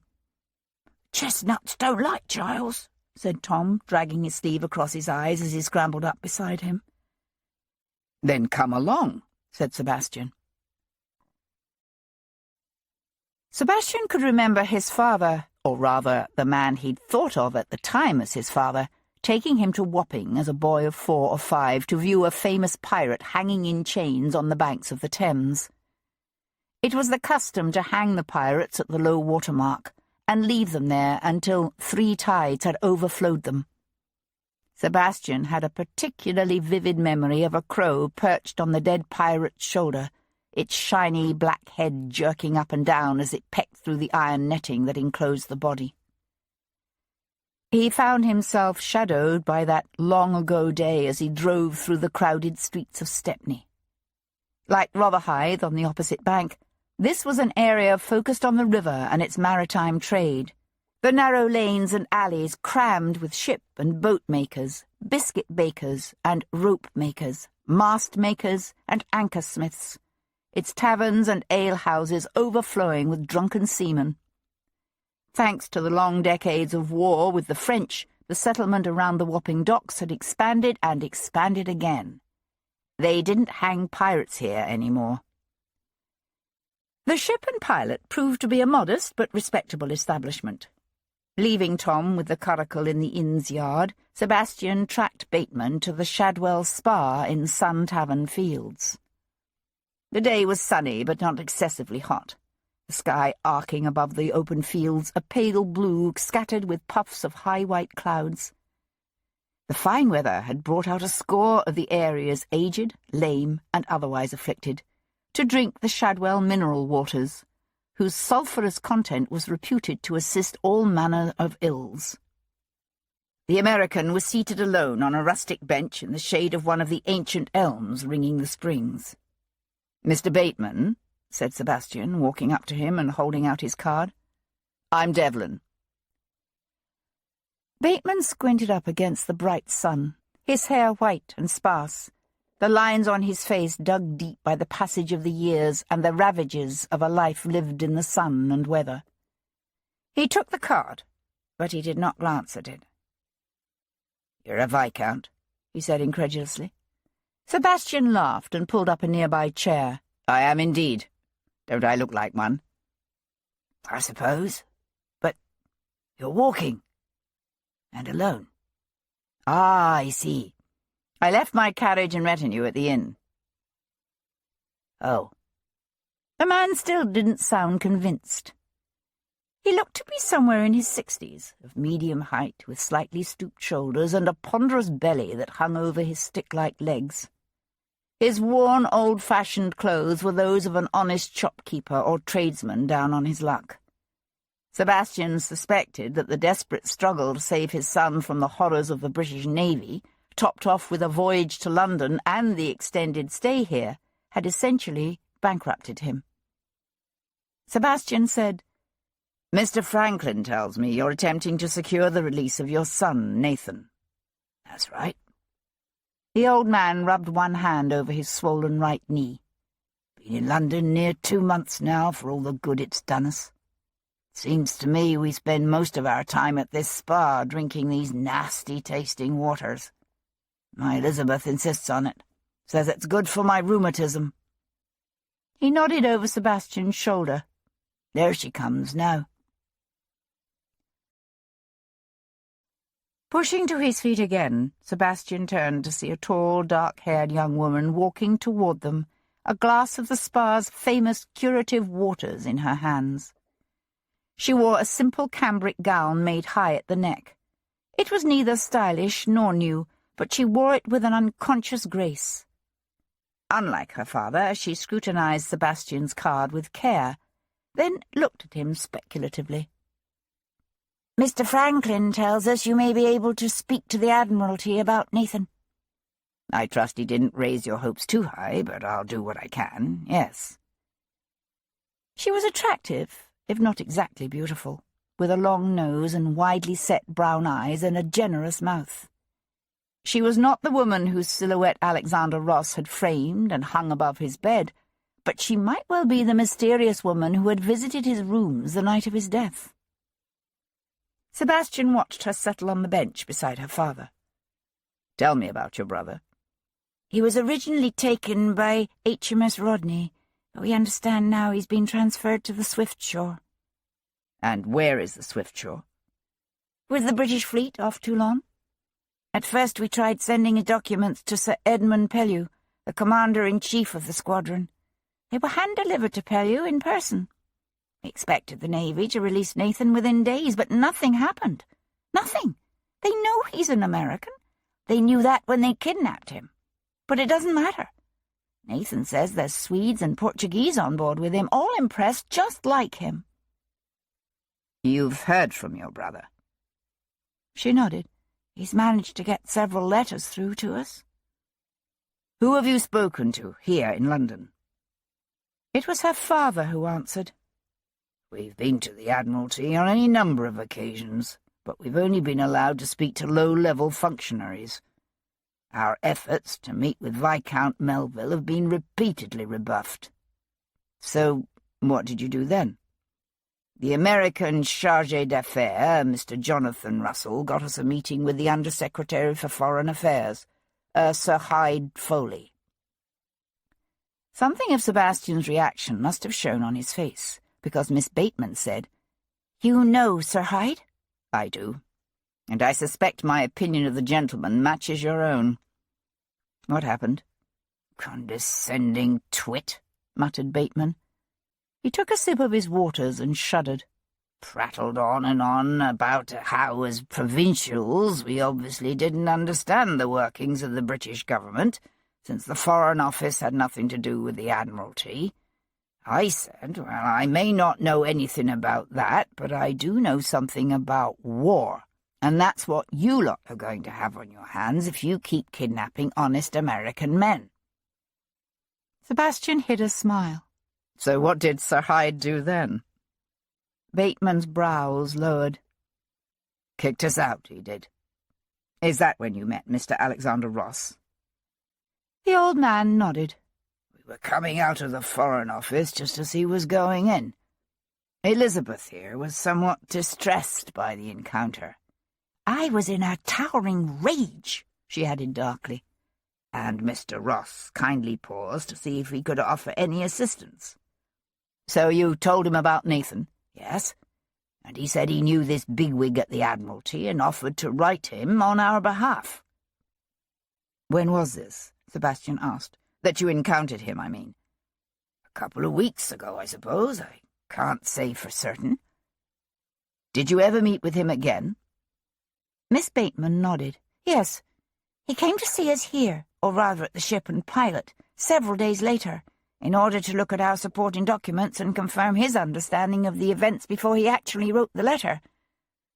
Unfortunately, I suspect he died before he was able to finish the letter, for he was to send it with our documents, and he never did. So you never saw him again after that? Father and daughter exchanged guarded glances. Well, did you? Prompted Sebastian. Not exactly. Sebastian shook his head. What does that mean? She said, "We saw him last Friday evening here in Stepney, but he didn't speak to us." Sebastian studied her pale, strained face. Where was this? Not far from here. Papa had been drinking a glass of the waters, and we were walking back towards the Ship and Pilot. Mr. Ross came out of one of the houses on Market Street, but he turned and walked away very quickly. As I said, I don't think he saw us. You're certain it was him? Oh, yes, said Bateman. It stays light quite late these days. I may be old, but there's nothing wrong with my eyesight. Do you remember the house? Would you be able to show it to me? Gladly, said Bateman, setting aside his glass and making a move to get up. His daughter put out her hand, stopping him. Not until you've finished your waters, Papa.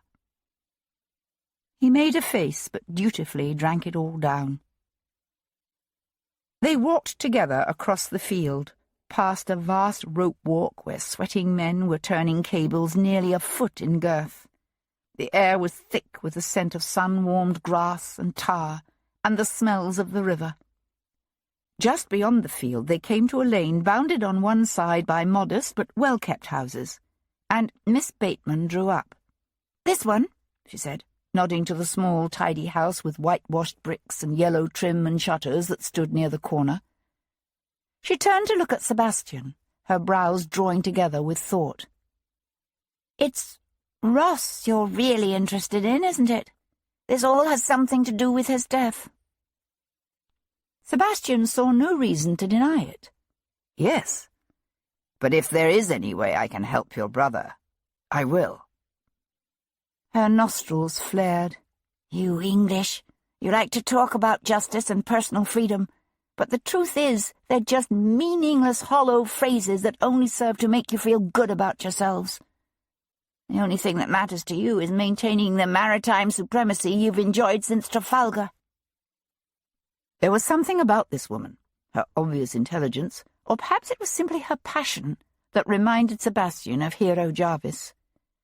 She might lack Miss Jarvis's polish and inbred acumen, but the two women shared a similar inner strength and determination and calm resourcefulness. "That may well be," he said, "but somehow I doubt that expressing those sentiments to the Admiralty will do much to advance your brother's cause."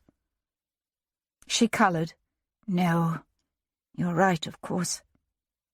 I do beg your pardon, it's just—" "I understand your frustration.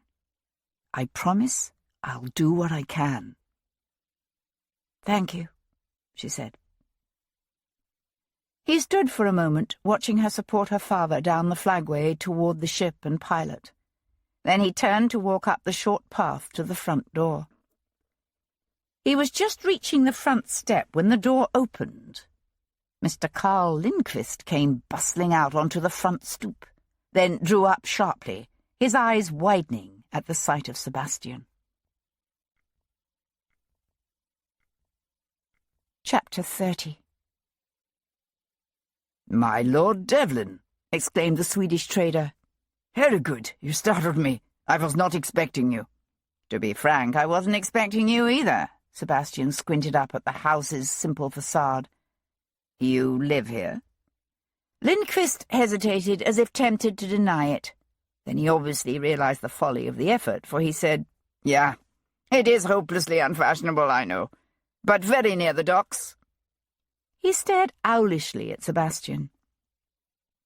Conscious of standing on the doorstep, Sebastian said, "I wonder if I might have a word with you." Rather than invite Sebastian inside, Lindqvist pulled the door closed behind him and nodded briskly. "If you wish, my lord. I'm on my way to visit one of my storehouses." They walked through increasingly mean streets crowded with blue-smocked men and lolling seamen. Sebastian said, "I understand Alexander Ross visited you last Friday evening." "Friday? No. He was seen coming out your door." The Swede put on a great show of remembrance. Now that you mention it, I do recall he came to see me. Yeah. "Cut line," said Sebastian dryly. "You lied to me. Why?" The trader's lips tightened. "I do not see how it is any concern of yours." "Ross is dead. Someone killed him." "Would you rather talk to Bow Street? That can be arranged." No, said Lindqvist quickly. "It's just—" His voice trailed off. "Yes?" The man gave a nervous laugh. "It is just a touch embarrassing, you see. Ross and I, we share an interest in spiritualism. We met together from time to time with other like-minded individuals in an attempt to contact the spirits of the dead." Sebastian stared at him. "Are you telling me Ross came to your house for a séance?" Lindqvist stared back as if daring Sebastian to disbelieve him. "Yeah, I see. And precisely who were you attempting to contact?" "My wife. She died 2 years ago in childbirth." "I'm sorry for your loss," said Sebastian. Lindqvist nodded solemnly in acknowledgement. "And Mr. Ross, he was interested in contacting his father." "Were either of you successful?" "Unfortunately, no." "And who else was at this, séance?" Lindqvist ran the fingers of his right hand up and down his watch chain. "I'm sorry, but you must understand that I cannot betray the confidentiality of the other participants." He drew up before a vast brick warehouse with a massive overhead iron catwalk that joined it to its twin across the street. "But I can tell you this. Mr. Ross was obviously disturbed that night. He apologized for it afterwards. Agitation of one of the participants can sometimes interfere with one's ability to make contact, you know." "No, I didn't know." "Do you have any idea what had agitated him?" "All I know is that someone had come to his rooms just as he was preparing to leave." "I gather they had quite a confrontation. But what the argument was about or who was involved, I'm afraid I cannot tell you. I did not feel it was my place to press him." Sebastian studied the Swede's watery blue eyes. He had no doubt it was all a hum. But it occurred to him that he could do worse than ask Madame Champagne about the visitors to Alexander Ross's rooms the Friday before his death. Angelina Champagne's seat beside the window in the Je Reviens coffee shop was empty. Following the directions of the burly Frenchman behind the counter, he found her on a rustic bench overlooking the reservoir in Green Park. Despite the fierceness of the afternoon sun, she wore a hat with only a short brim and held no parasol. An assortment of ducks and pigeons and sparrows fluttered around her. She smiled as she watched him walk up to her. "So, how progresses your investigation, Monsieur le Vicomte?" "Not as well as one might wish," admitted Sebastian, settling on the bench beside her. He watched her crumple a piece of stale bread and toss it to her feathered friends, who fluttered, cooed, and quacked around her. "You come here often, I take it?" "Every afternoon." She broke off another chunk of bread. "They abuse me dreadfully if I'm late." They sat side by side for a moment in companionable silence, watching the birds. She said, "On the southern tip of the island of Palestrina near Venice is a beach known as Car Roman. It's a lovely, quiet spot famous for its birds. Your mother used to go there often. She especially liked the colonies of little terns and Kentish plovers. During the migration periods, you could sometimes see hoopoes and nightingales, too." Sebastian watched a mallard drake waddle off toward the water's edge. This was a side of his mother he had never known. In his memories, her enthusiasms had all been for silks and ribbons, masquerades and routs. He wondered whether she missed England when she watched those Kentish plovers dip and glide over a foreign lagoon. He wondered whether she missed him. His voice quiet, he said, "Was she happy, do you think? Happiness comes in spurts, does it not? Especially when one has lost so many of those one holds most dear." She was referring to his mother, of course, but he knew she spoke also of herself. He studied her flawless profile, the still smooth line of her cheek, the sensuous curve of her generous mouth, the softly fading fair hair that hid much of the slender silk tie that held her eye patch in place. Then she turned her head to look directly at him, and he experienced again the visceral shock that came with the reminder of that hidden, ruined eye. He realized that for her it must be a constant, inescapable reminder of all that she had suffered, all that she had lost. He said, "Do you miss France?" She glanced away again to gaze out over the sun-sparkled water. "I miss the France that once was. I miss the life I lived there, those I loved." A shadow of a smile fluttered across her features, then was gone. "Perhaps what I really miss is the past, which they say is a sign of growing old, yes? To mourn for all that once was and is now gone is to stop looking forward and prefer the past." Her words reminded him of something. He said, "Would you know if Alexander Ross had an interest in spiritualism?" "Spiritualism?" "Seances, mediums, contacting the spirits of the dead, that sort of thing." "Ah." She shook her head. "No, I never heard him speak of such things. But that is not to say he had no interest in them. Those who do rarely speak of their beliefs openly." She tipped her head, her remaining eye narrowing as she studied Sebastian's face.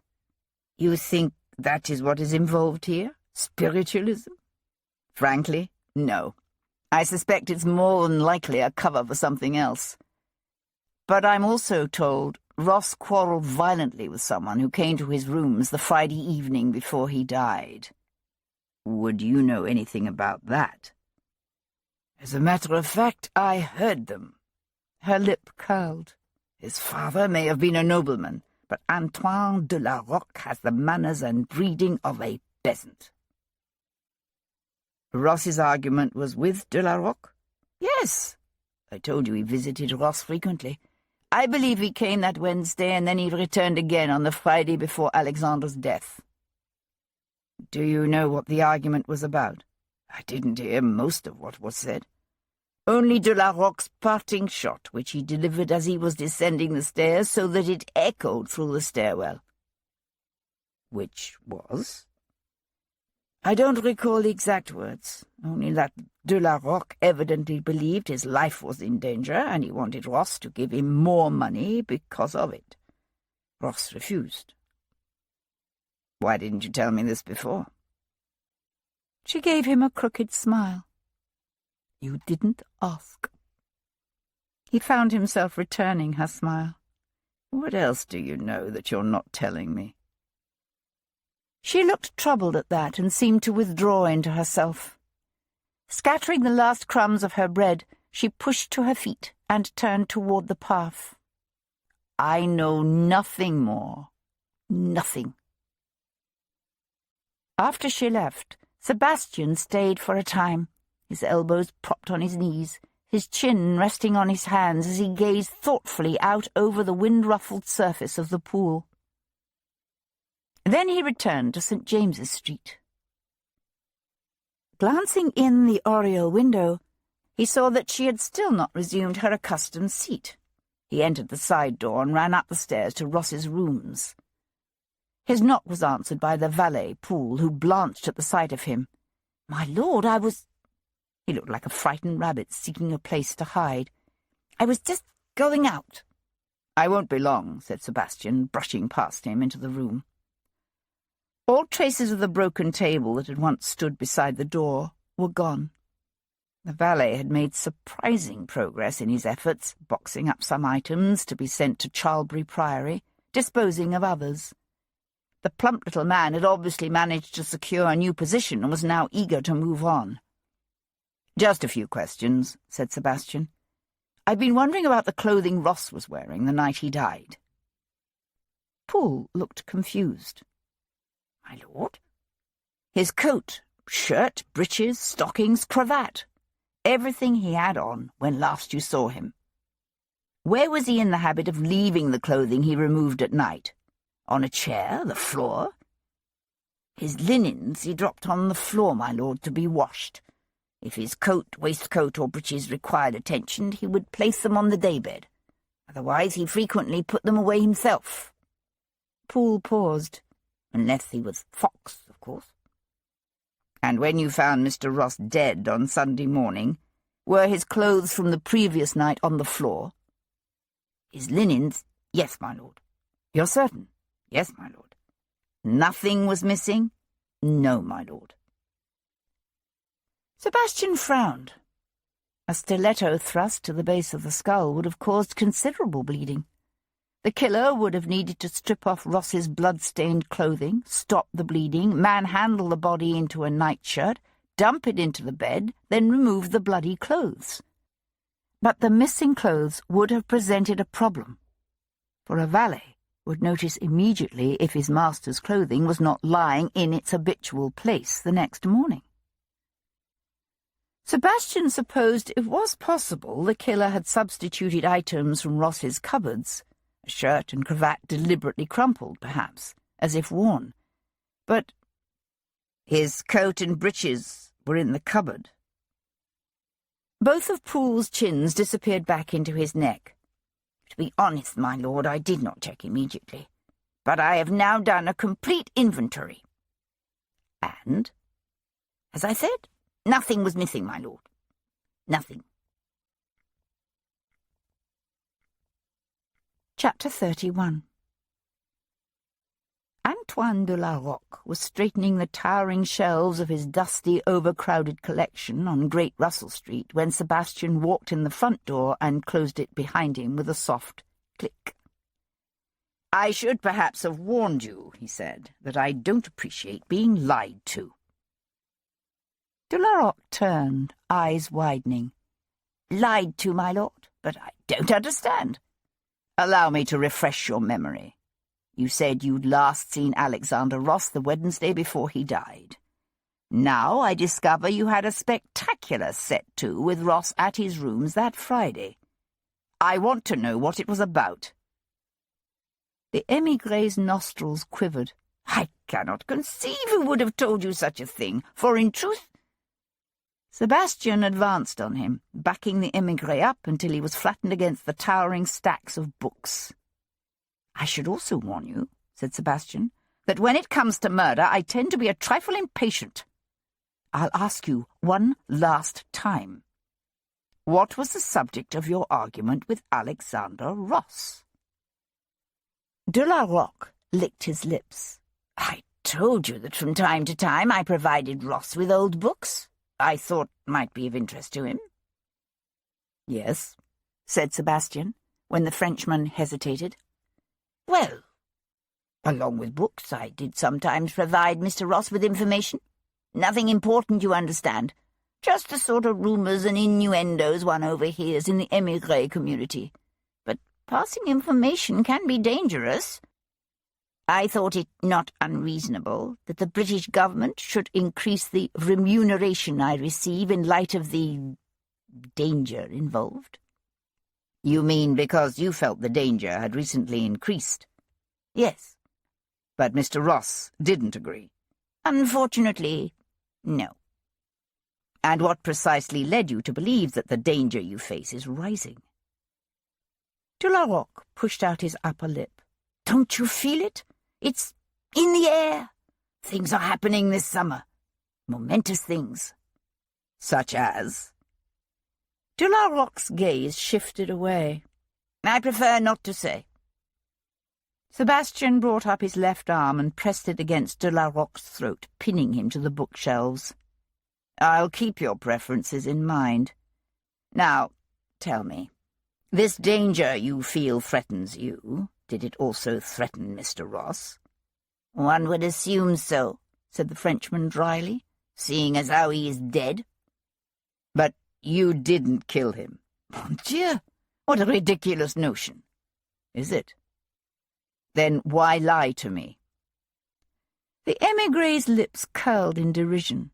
"If you had heated words with a man shortly before he was murdered, would you volunteer the information?"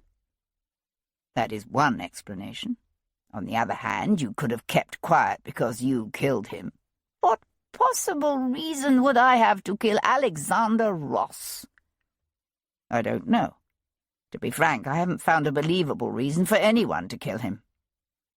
"You haven't?" He said it as if he were truly astonished. "Would you like a list?" Sebastian huffed a soft laugh and took a step back, releasing him.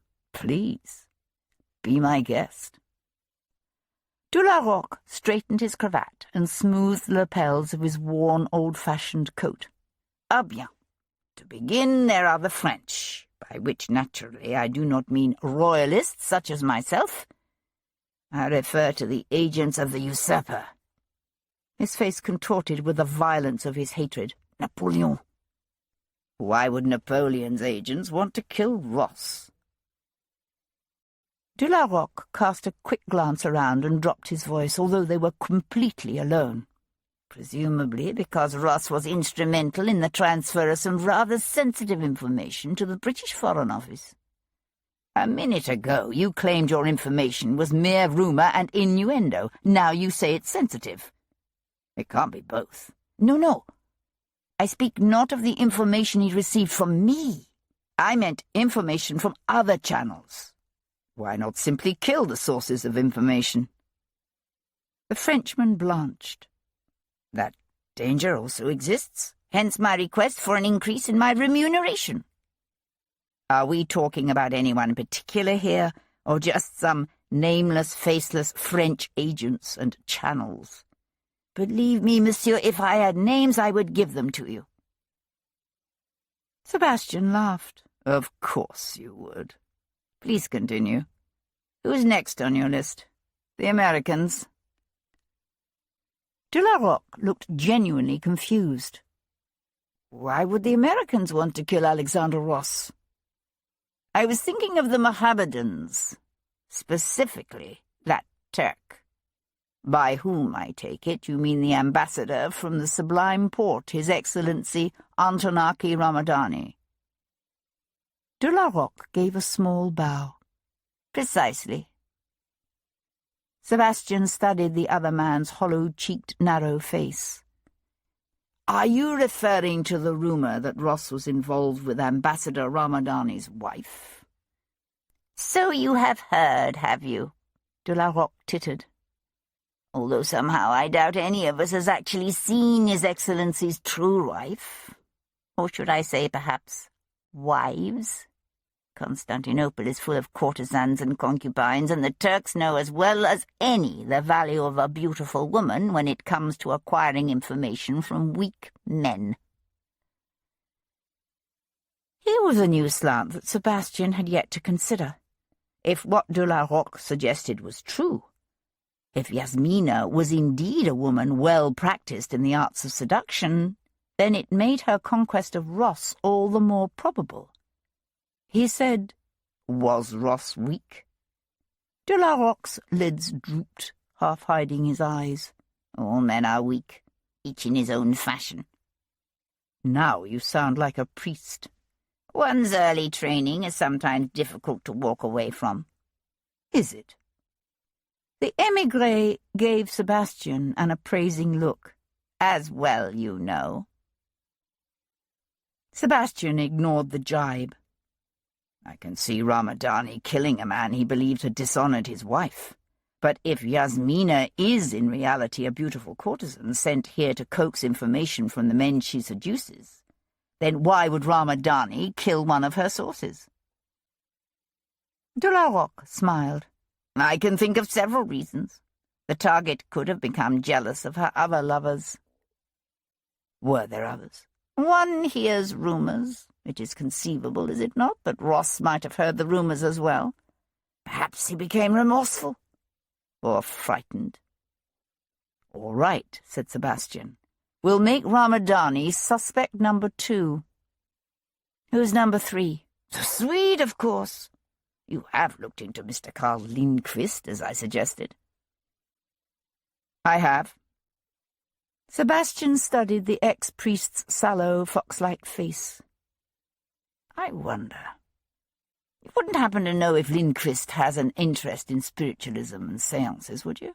An interest he perhaps shared with Ross? De la Roque laughed out loud. Spiritualism, is that what he told you? He did.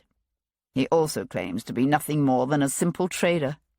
Lindqvist is a trader, yes, but he is also an agent of the Swedish court. Ah, said Sebastian. Now that he failed to mention. Well, he would, wouldn't he? True. But I fail to see why the Swedes would have any more reason to kill Ross than the Americans. De la Roque shrugged. The British and the Swedes were, until quite recently, at war, and now they are at peace.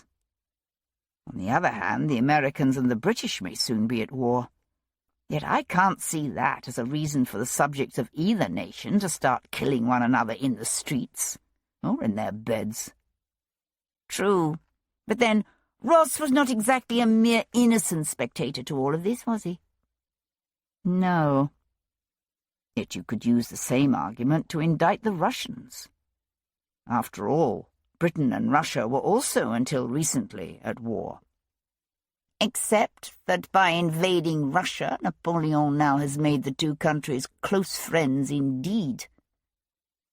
So that's your list, said Sebastian.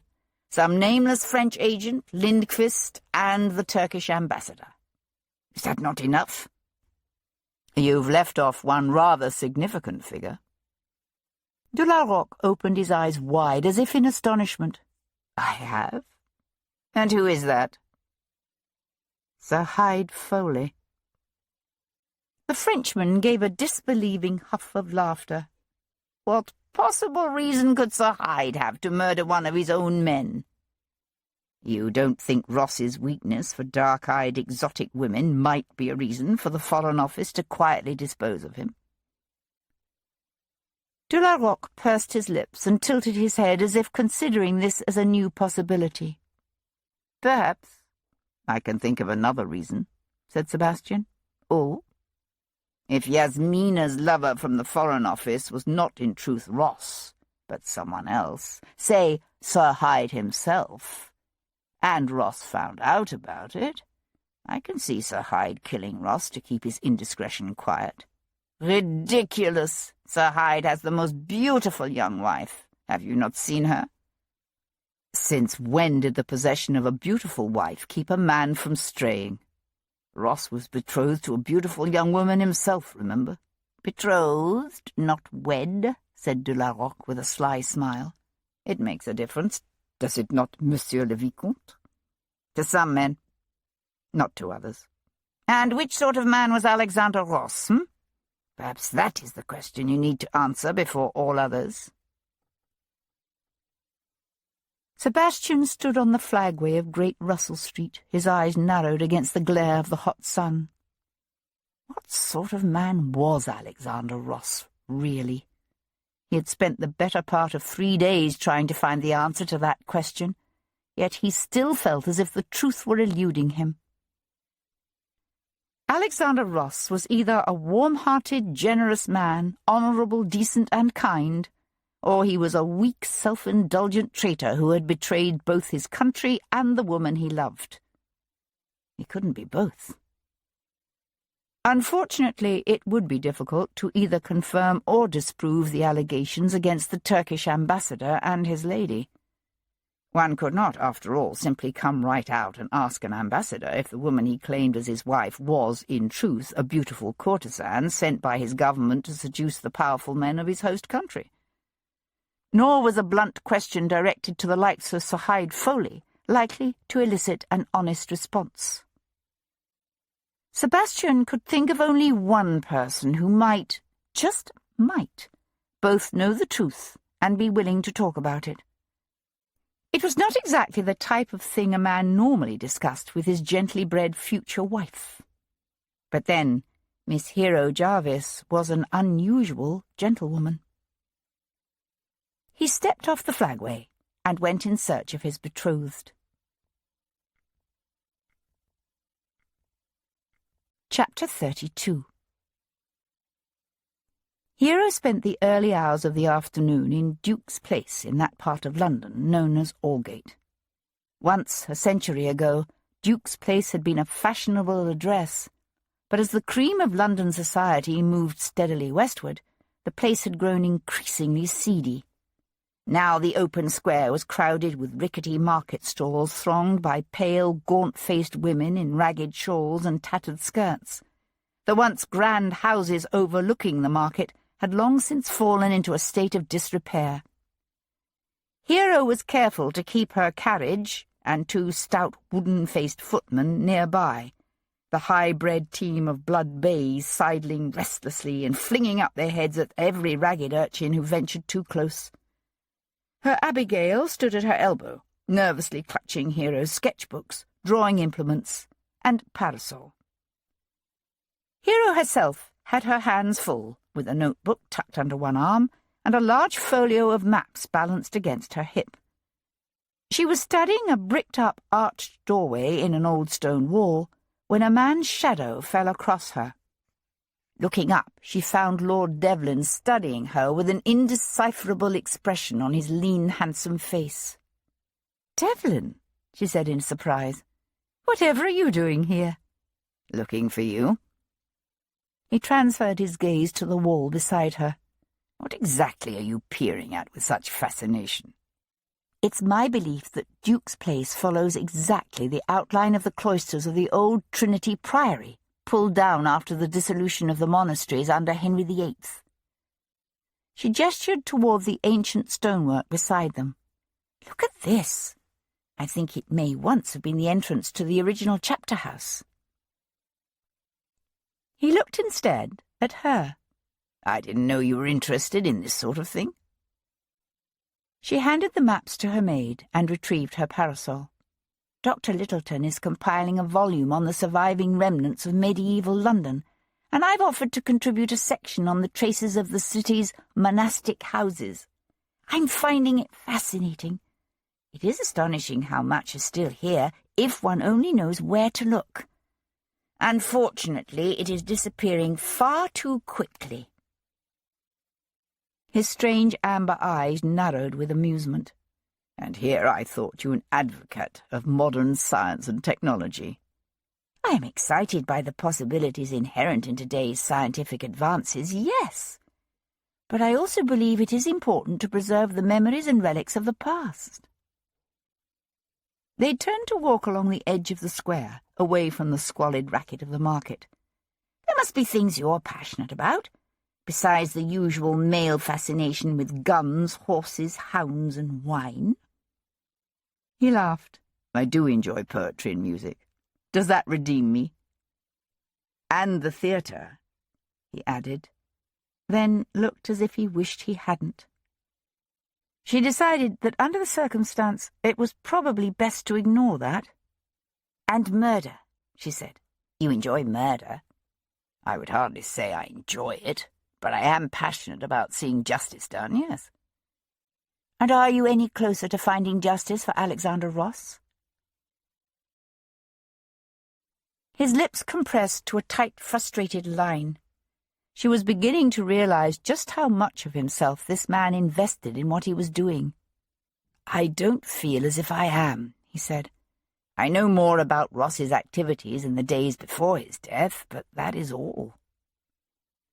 They entered a narrow, shadowy passage that led toward the looming bulk of the Church of St. James. It was cool here, the ancient stones filling the space with a dank closeness. Behind them, Hero's Abigail shivered. Hero said, "So What precisely was Ross doing in his last days? Well, on Wednesday he met with a certain defrocked French priest with a passion for old books. You mean Antoine de la Roque? You know him. She nodded. He's a regular at the salons of the city's bluestockings, particularly Miss Hershey and the Mrs. Berry. He opened his eyes wide as if in astonishment. Are you?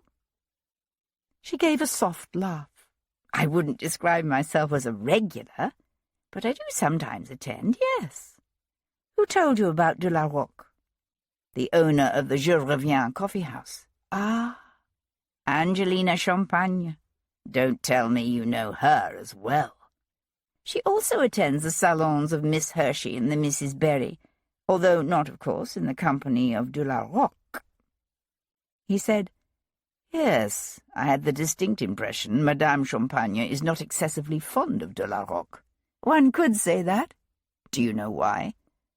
Possibly because he's such a ridiculously affected person, although I suspect there's more to it than that. I think she may have known him before, in Paris. I understand her husband was Baron Champagne. Hero nodded. He was killed in the September massacres of 1792. She kept her gaze on the ancient soot-stained tower of the church before them. They were imprisoned in La Force with the Princesse de Lamballe. The mobs broke in and dragged them out into the courtyard. Champagne was killed before his wife's eyes, while she herself was used harshly by the men. She lost her eye as a result of the beatings and abuse she endured. Devlin was silent for a moment. Then he said, What happened to her after that? When they realized she was still alive, they threw her back in prison. She kept expecting to be sent to the guillotine, but they never came for her. She was released after something like 4 years. Hence her fondness for the sun, said Devlin quietly. Hero nodded. She rarely speaks of those years, but I have heard she had a child, a small boy, who was with her when she was first thrown into prison. He didn't survive long. It certainly explains the fierceness of her hatred for the revolution. But then de la Roque claims to despise the current regime as well. You know that he is, in all likelihood, a smuggler? No, although I'm not surprised. He cast her an assessing look. Are you certain? He's either a smuggler or on very good terms with one. It's how he endears himself to the Mrs. Berry. He brings them things like lace collars from Bruges and Sèvres porcelain snuff-boxes, pretty little trinkets that are not currently allowed to enter the country through the proper channels. Ah, said Devlin. You find that significant? Why? He stared back at her blandly. Just, ah. Right. She transferred her gaze to the soot-grimed walls of the church before them. So, what happened after Ross met with de la Roque on Wednesday? That night he went to Vauxhall in the company of his betrothed and her brother. That sounds innocuous enough.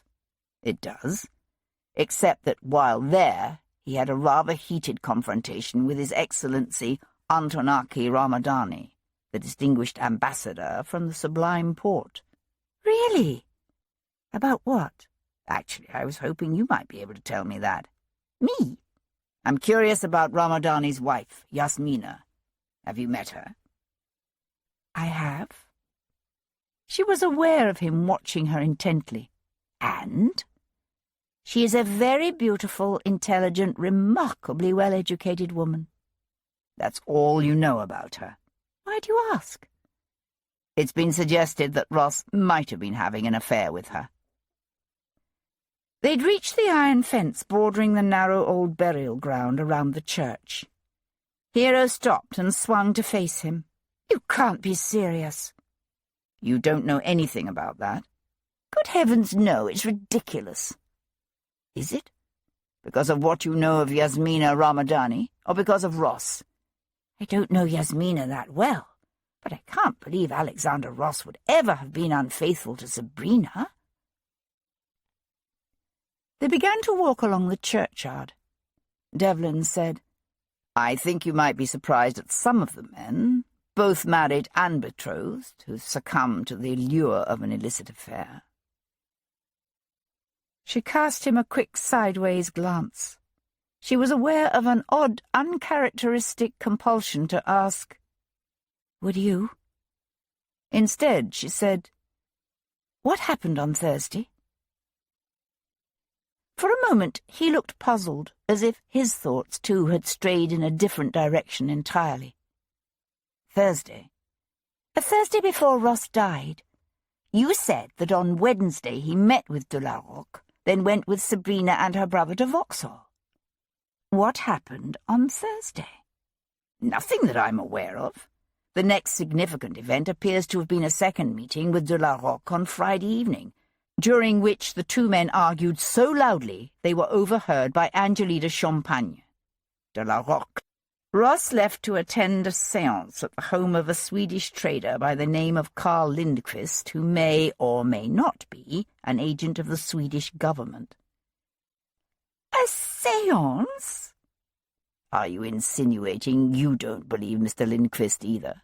Hardly. This is obviously where the gold comes in. It was Devlin's turn to stop abruptly. The gold? Ah, didn't know about that, did you? No. According to Sabrina, at the time of his death, Ross was involved in the transfer of gold to a foreign state. She didn't know to which state or for what reason, but from the sound of things, I'd say the state is Sweden. How much gold are we talking about? A considerable sum, I think. The payments were being delivered in staged transfers. Do you know the dates of these transfers? She shook her head. Chapter 33.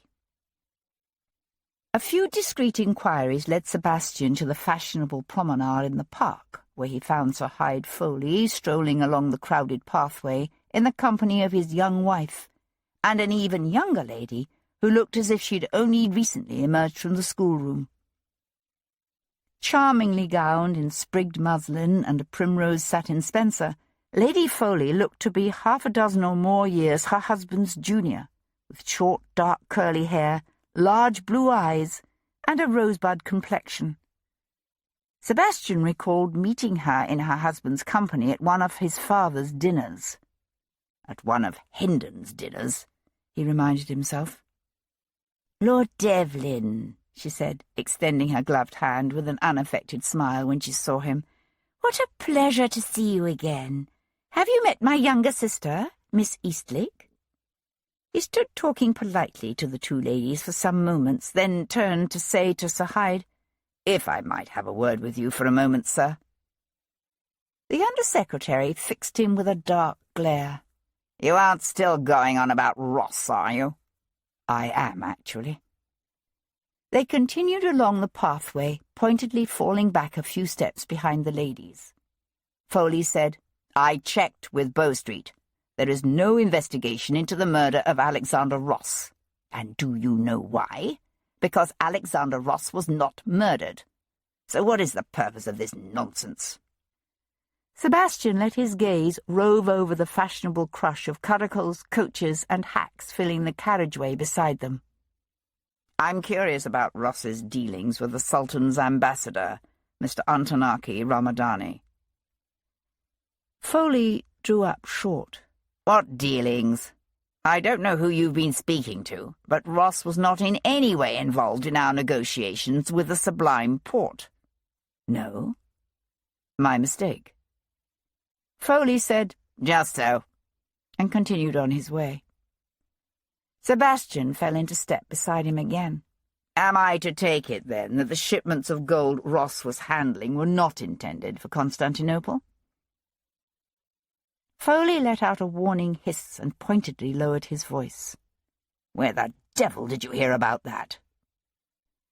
Rather than answer him, Sebastian said, "I understand one of the transfers took place a week ago last Friday night, barely 24 hours before Ross died. How came you to know this? Does it matter? Of course it matters. Good God, the security of the realm is at stake. Sebastian studied the other man's flushed, pointed face. Exactly how much gold are we talking about here? That is none of your affair. You hear me? None of this is. Ross's death is my affair. Oh? And who made it so, You tell me that. Who made it so? And whatsoever you do unto the least of my brothers, you do unto me, Sebastian quoted softly. Oh, please, said Foley with a scornful huff. Sebastian said, I'm curious. Was your argument with Ross over the gold, or over something else entirely? What argument? I had no argument with Ross. The Thursday before he died. Perhaps the Wednesday. Or the Friday. But there was definitely an argument.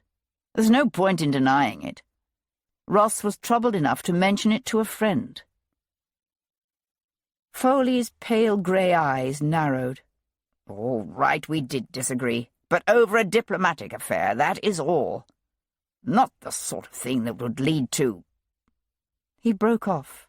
To murder, suggested Sebastian. Go to the devil, snapped Foley, and strode off after his wife and sister-in-law. This time, Sebastian let him go. Charles, Lord Jarvis, was in his dressing-room adjusting the final set of his coat when Hero came in to knock on the door. "Could I speak with you for a moment, Papa?" "You look lovely this evening," he said, dismissing his valet. "I like the way you started doing your hair." "Thank you." She closed the door behind the departing valet and then said without preamble, "Did you kill Alexander Ross?" "I did not." "Did you have him killed?" He gave her a hard, searching look, but she simply stared back at him steadily. He said, "Are you here as Devlin's emissary?" "He has spoken to me, yes, but that is not why I am here." "Then I will answer your question. No, I did not have Ross killed. On the contrary, I find his death troubling, very troubling." "Why is that?" He tucked an enamelled snuff-box into his pocket, then turned to face her. "Some of what I'm about to tell you you may pass on to Devlin, but not all of it. Is that clear?" She met his gaze and held it. "Yes." Before he could confront Lindqvist with tales of mysterious gold transfers, Sebastian had an appointment to keep at the Turkish ambassador's residence in Portman Square. He was met by a wooden-faced English butler who bowed and said, "The ambassador is expecting you, my lord." At that moment, Ramadani himself appeared in the vast hall. He was dressed, as was his habit, in the doeskin breeches, carelessly tied cravat, and riding coat of a country gentleman. "Lord Devlin," he said. "Hoş geldiniz." "Welcome." "Hoş bulduk." Sebastian handed his hat and walking-stick to the butler, who gave another dignified bow and withdrew. Ramadani's teeth flashed in a delighted smile. "You speak Turkish?" "No, just hoş bulduk."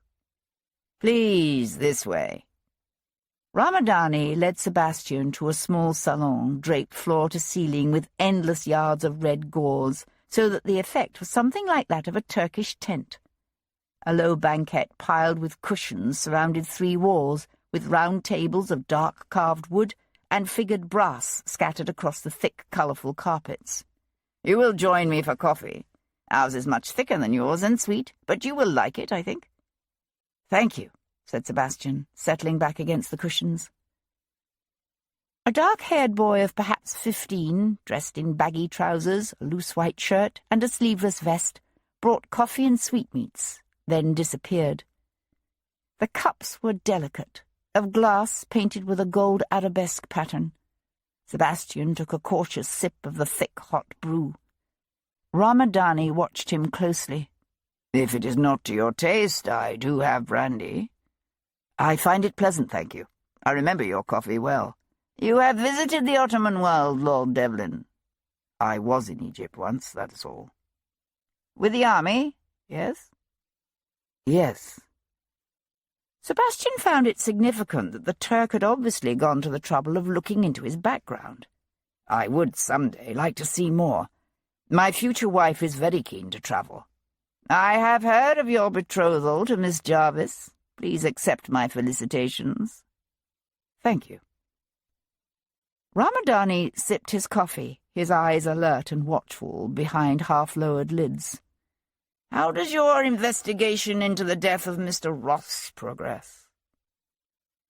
Sebastian kept his own expression bland. Why do you ask? Curiosity only. Sebastian raised one eyebrow. Really? You don't believe me? No. Ramadani gave a sharp bark of laughter. Very well. Let's cut to the chase, as you English say, shall we? I am curious, yes, but with a purpose. Incidents of this nature can be dangerous.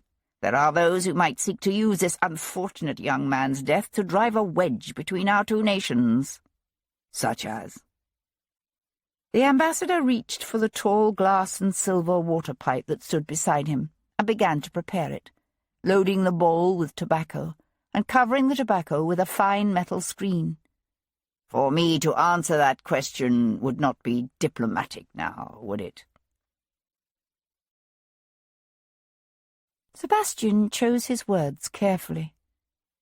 If you have some knowledge of the circumstances which led to Ross's death, I would be interested to hear of it. If I learn anything, you will, of course, be the first to know. From a perforated covered brass box, the Turk extracted glowing coals and carefully placed them atop the screen. You have smoked the nargila? Asked the ambassador, handing him one of the pipe's two hoses. In northern Africa, I believe they call it the shisha. I have, yes. The wooden mouthpiece was decorated with smoothly polished nuggets of aquamarine and garnet. Holding it between his lips, Sebastian inhaled, the charcoal flaring as the air was pulled through the tobacco and down to bubble up through the water. The smoke was cool and faintly flavoured with mint. It is a vice, I am told, said Ramadani, sucking on his own hose. But then, some of life's greatest pleasures are so labelled. Is this not true? The soft patter of footsteps and a faint waft of jasmine drew Sebastian's attention to the door. Small and delicate and breathtakingly lovely, a woman slipped into the room. Unlike her husband, Yasmina Ramadani was dressed in the style of her homeland, with a short fitted jacket of dark purple velvet worn over a white filmy silk blouse, and a brocade-divided skirt that Sebastian suspected Miss Jarvis would love. A necklace of gold coins draped her long, thin neck. On her head she wore a purple velvet cap, edged with more small gold coins. But her hair flowed loose, a glorious cascade of auburn-tinted dark waves. She looked to be somewhere in her 20s, with almond-shaped eyes, a long nose, and full, sensuous lips that broke into a wide smile. I believe you have not yet met my wife, Yasmina, said the ambassador. Rising to his feet, Sebastian swept her a gracious bow. Madame Ramadani, how do you do? He found himself looking into a pair of thickly lashed, piercingly intelligent green eyes. Lord Devlin, she said, extending a tiny, almost childlike hand. My husband has told me much about you. Welcome to our home. Her English was good, exotically accented, yet very clear. But then, a woman sent to seduce some of England's finest would need to speak the language well. You like the nargila? She asked, coming to lounge gracefully on the carpet beside them. Rather than take her husband's hose, she reached for Sebastian's, her eyes on his as she took the mouthpiece between her full lips and sucked. Still holding his gaze, she pursed her lips and blew out a soft stream of mint-scented smoke. It is certainly more pleasant than sniffing snuff." She gave a delighted laugh. "It does not shock you to see a woman smoke?" "I've seen it before, in Egypt." "So you know our lands?" "Not well, no." He took the hose as she handed it back to him, her fingertips brushing his ever so discreetly. He said, "Do you miss Stamboul? Life is very different here, is it not?" "It is, but not unpleasantly so, especially now that summer is here. I am very fond of your city's parks. It is wonderful to be able to ride out every morning, even though we live in the middle of London. The ambassador is an early riser, in the saddle always with the dawn. But me, I prefer to wait until the sun has chased away the mist." She paused, her head tilting prettily to one side. "Do you ride in the park, my lord?" "Sometimes, yes," said Sebastian, once more drawing the sweetly scented tobacco deep into his lungs. Her gaze holding his, her smile a warm secret that beckoned and tantalized, she reached once more to take the water-pipe's hose from his hand. "Then, perhaps, I shall see you there." His visit to the Turkish ambassador's residence left Sebastian with much food for thought as he turned his horses once more toward the east, to Stepney. Until now he'd given little credence to the rumours that Alexander Ross had been romantically entangled with the wife of the Turkish ambassador. Not only did it fly in the face of everything he thought he'd come to know about the man, but the logistics of such a liaison had seemed too fantastic to be credible. Now he understood only too well how such a relationship could have come about. And yet he still found himself unwilling to believe it, although he also recognized that he could simply be allowing his sympathy for the dead man to cloud his judgment. There was certainly no doubt in his mind that Yasmina was a beautiful, brilliant young woman well versed in the arts of seduction, and that her husband had attempted to set her to work her wiles on Sebastian himself. Why? Sebastian wondered. To discover what he might have learned about Ross? Or to lure Sebastian to his own death? By the time he drew up before the Swedish trader's neat white brick house with the yellow shutters, the setting sun was throwing long shadows across the narrow cobbled streets. The house's shiny black door stood open wide. A red-faced, sweating constable on the footpath out front was shooing away a gawking crowd of half-grown boys. A hackney carriage waited nearby, the bay between the poles twitching its dark tail against the buzzing flies. "What the devil?" said Sebastian, handing Tom the reins. A small man in a modest top hat and with a pair of spectacles perched on the end of his nose came out of the house to walk down the short path. "My lord," said Sir Henry Lovejoy, pausing beside the curricle, his head tipped back so he could look up at Sebastian. "I gather you've come to see Mr. Lindquist?" "I have, yes. Why?" asked Sebastian, hopping down to the flagway. Lovejoy scratched the side of his nose. "Interesting. You see, he's just been found dead."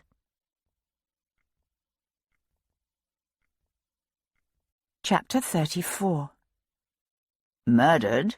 asked Sebastian as they walked together toward the house. "I'd say so, yes. Unless you think he's somehow bashed in his own head with a cudgel." Sebastian suppressed a smile. The magistrate was obviously becoming seriously aggrieved by Sebastian's inability to be entirely forthcoming about his interest in the death of Alexander Ross. "Who found him?" "The woman who comes in daily and does for him. She'd nipped down to the shops for some onions. By the time she came back, he was dead." Sebastian paused on the threshold. The house was small, with just a narrow hall and 2 rooms, a parlour and a dining room on the ground floor. A steep staircase led up to the bedrooms and down to the kitchen. Carl Lindquist lay sprawled in a pool of blood just inside the parlour door, the back of his head a gruesome crimson pulp. A gore-stained cudgel lay beside him. "Nasty," said Sebastian, hunkering down to study the dead man's pale, blood-streaked face.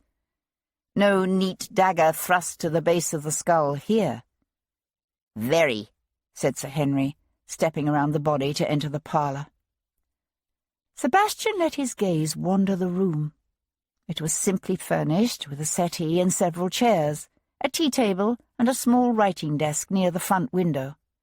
But one of the chairs had been knocked over. The carpet was bars. Let's hope the rain holds off. At least it will be dark, my lord. That it will. Sebastian slipped his watch into his pocket. You and Tom take the wagon and collect Gibson and Mr. Ross. I should be back here by 2. But if by some chance I'm not, I'll meet you at the burial ground. Chapter 35. Sebastian arrived at Lady Weston's ball at the unfashionably early hour of 12:15. Miss Jarvis, looking splendid in gossamer fine silk of the palest pink with rosette and pearl-trimmed swags around the hem, did not put in an appearance until long past 1. I was beginning to think you must have changed your mind, he said, walking up to her. It came out considerably less gallant and more impatient than he'd intended. She held a painted silk fan trimmed with fine lace and had a strand of pearls woven through her hair, but there was nothing either fragile or frivolous about the way she assessed him through narrowed eyes. "Why, have you a pressing engagement elsewhere?" she said, with an insight he found unsettling. At this hour? He let his gaze rove casually over the glittering rooms, the bejewelled ladies and exquisitely tailored gentlemen, and lowered his voice. I'm hoping to hear why His Majesty's government is transferring vast sums of gold to the Swedes. She made a show of fanning her face, the delicate ivory and silk confection stirring up a useless eddy heated by hundreds of dancing candles and the hot press of fashionable bodies. "It's quite warm in here, don't you think?" she said, for the benefit of anyone who might be listening. "Perhaps you would be so good as to escort me out to the terrace for a breath of fresh air?" He smiled and gave her a short bow. With pleasure, Miss Jarvis. The terrace, overlooking the darkened gardens, was largely deserted, thanks to a gusty wind that had blown out most of the festive hanging lanterns. Heedless of the threat to her carefully curled locks, she walked to the stone balustrade at the edge of the terrace and drew a deep breath. "Smells like rain." "I sincerely hope not," said Sebastian. She glanced over at him in surprise. "Why?" "We need a good rain to clean the air of dust and wash down the streets." "True," he agreed. Unfortunately, rain would also make St. George's burial ground a muddy mess. She was silent for a moment, as if collecting her thoughts. Then she said, "I am not betraying my father's confidence in what I am about to tell you. It is known in certain circles, yet the fewer who know, the better." "I understand." 2 weeks ago, at Örebro, Britain signed a treaty with both Sweden and Russia. It is a peace treaty without any alliance obligations, which represents something of a failure for Russian diplomacy, since the Tsar has been pushing for more. It was difficult sometimes to remember, but Russia had officially been at war with Britain for the past 5 years. He said, "Go on." "The war between us was never vigorously pursued by either side, and had been largely maintained by the Tsar in order to placate Napoleon. But by invading Russia last month, Napoleon effectively ended the need for that fiction." "Hence the Treaty of Örebro," said Sebastian. She nodded. "Likewise, the Anglo-Swedish War has essentially been a paper war for the last 2 years. The Swedes' main argument is with the Russians, who seized Finland." "Losing the entire eastern half of your kingdom is rather difficult to swallow with equanimity," said Sebastian. "True. But the Swedes have now let it be known that they would be willing to allow Russia to keep Finland if they could receive some sort of compensation." "Meaning?" "Norway." "But Norway is part of Denmark." "Exactly. And Denmark is an ally of France." Denmark is an ally of France because we attacked Copenhagen and sank the Danish fleet, said Sebastian dryly. She shrugged. Such is the price of neutrality. Well, they're certainly not neutral anymore. She turned to face him, so that she was leaning back against the balustrade, the wind blowing the short curls around her face. She put up a hand to push them back. Your perspective is certainly unusual, I'll give you that. Sebastian said, Napoleon has been unhappy with Sweden because, despite being officially at war with us, the Swedes still allowed us to station our troops in the Swedish port of Hanö and trade with the Baltic states. In fact, as I understand it, Sweden has remained our largest trading partner. In other words, Napoleon's recent attack on Sweden was driven by exactly the same motive as our attack on Denmark.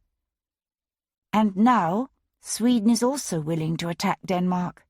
In exchange for Norway. And certain subsidies, she said. Ah. Define subsidies. Gold, transferred from the British Treasury to the Swedish Embassy here in London. So that's how it all comes together, said Sebastian softly. He stared out over the shadowy shrubbery below. Tell me, how are these transfers usually effected? I find myself woefully ignorant in the niceties of such details. It isn't as if you can simply appropriate the payments from the Treasury, drive a wagon up to the Swedish Embassy and offload trunks of gold. That sort of activity would be bound to attract unwanted attention and speculation. Generally, deliveries are made in incremental amounts. Say, 20-pound bags of gold sovereigns delivered every few days. He was remembering the list of numbers he'd found in Ross's copy of Marcus Aurelius. He thought he knew now what they meant. They were the dates of Ross's deliveries of gold to Lindqvist. Something like that. The gold is typically passed by someone attached to the Foreign Office. Meaning Alexander Ross. Evidently. The gold is delivered to an agent of the recipient government. Carl Lindqvist, said Sebastian. Has Mr. Lindqvist been discovered in possession of an inexplicably large number of gold sovereigns? Mr. Lindqvist is, unfortunately, dead. Good heavens! When did this happen? This afternoon. She looked thoughtful for a moment. Then she said, Did you kill him? I did not.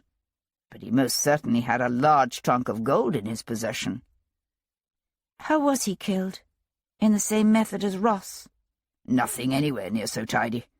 Someone bashed in his head.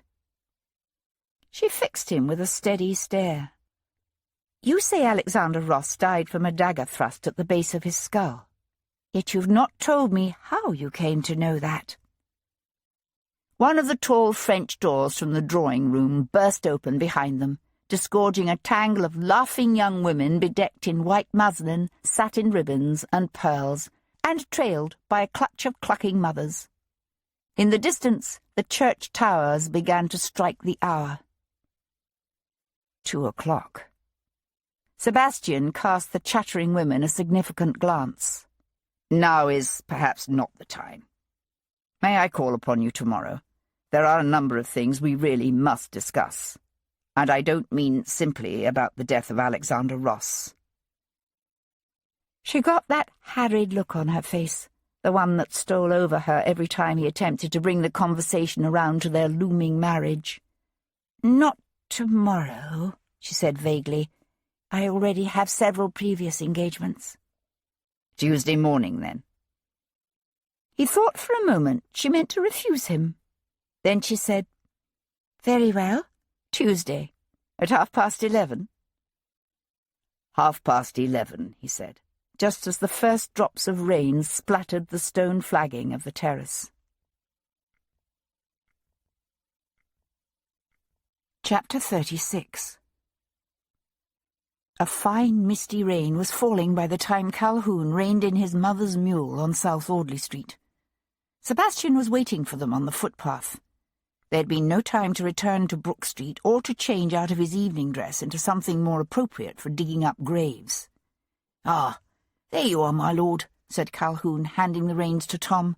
"I was thinking we were going to have to do this without you." The Church of St. George, Hanover, famous as the scene of so many fashionable Mayfair weddings, stood in a narrow triangle of land formed by the confluence of George and Conduit Streets. As a result, the parish's 2 burial grounds had to be located further afield. The largest lay to the north of Hyde Park, beyond Edgware Road. The older, and more crowded, was situated here, just off Mount Street and South Audley, its side entrance a narrow cobbled passage that ran beside the South Audley Chapel, and what was known as the Mount Street Dead House. "Seems a dead giveaway, so to speak," said Tom in a loud whisper, "to have the wagon sitting right outside the churchyard gate. I mean, what's the watch going to think if he happens to see me here? This ain't exactly a gentleman's carriage." "Good point," said Sebastian, unloading the shovels and coils of stout rope.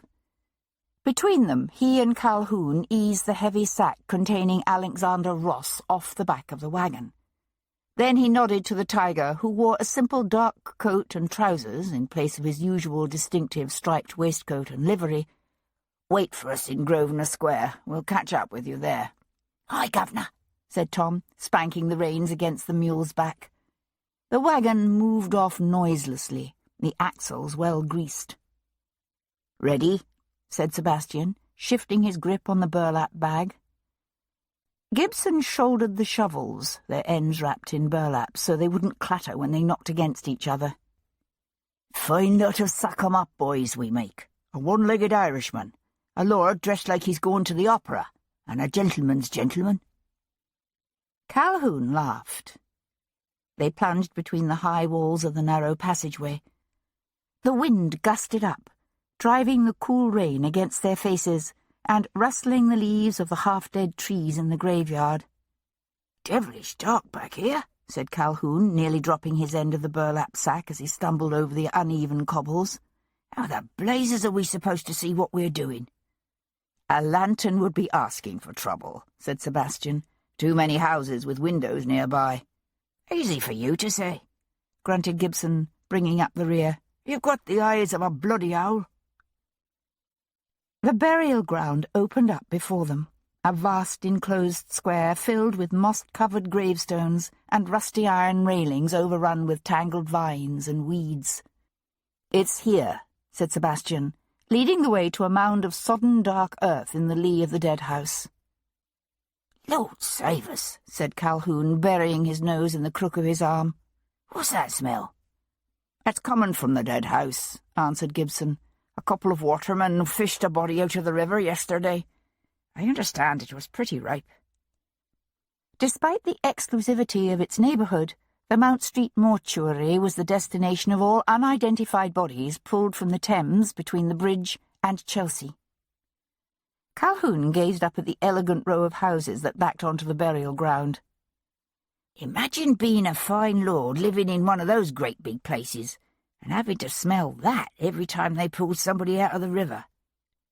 "Maybe they get used to it," suggested Sebastian, easing Alexander Ross down onto the wet grass beside his empty grave. Calhoun studied the dark mound of recently turned earth before them. "You don't think the sexton will notice the grave's been disturbed when he comes to dig it up in the morning?" Sebastian spread a tarp to catch the soft dirt. "It hasn't been that long since he was buried, and the rain will help cover any traces we leave." They went to work with the shovels, the rain pattering softly as they threw aside a growing mound of sodden earth. The resurrection men had refined their technique so that they typically dug down only at the head of a coffin, then broke the lid with a pry bar, and pulled the body out of its grave with ropes. But since their aim now was to put Alexander Ross back into his grave, they would need to expose the entire casket. The shovels bit into the wet earth quietly. They were made of wood rather than metal, in order to avoid the telltale ringing clang that could come from a metal spade unexpectedly striking a rock or hitting wood. They were just scraping the dirt off the top of Ross's smashed coffin lid when Sebastian raised his head, his acute hearing catching the muffled clop of a horse's hoof, the scuff of furtive footsteps. "What is it?" asked Gibson, watching him. "Company. Actually, I think we may have competition." Sebastian slipped the loaded double-barreled flintlock from his pocket. "I'll take care of them. Just get Ross back where he belongs as quickly as you can." Moving soundlessly, he slipped between the tumbled tombstones toward the mouth of the narrow passage and flattened himself behind the coarse stone wall of the dead house. "I tell you," he heard a man say in a harsh whisper, moving stealthily toward him along the passageway, "I don't like the looks of that wagon sitting in the square. I tell you, somebody's poaching on our territory, they are. You're always looking to borrow trouble, Finch. That's your problem." Sebastian could see them now. 2 men, one small and gently rounded, the other bigger, burlier.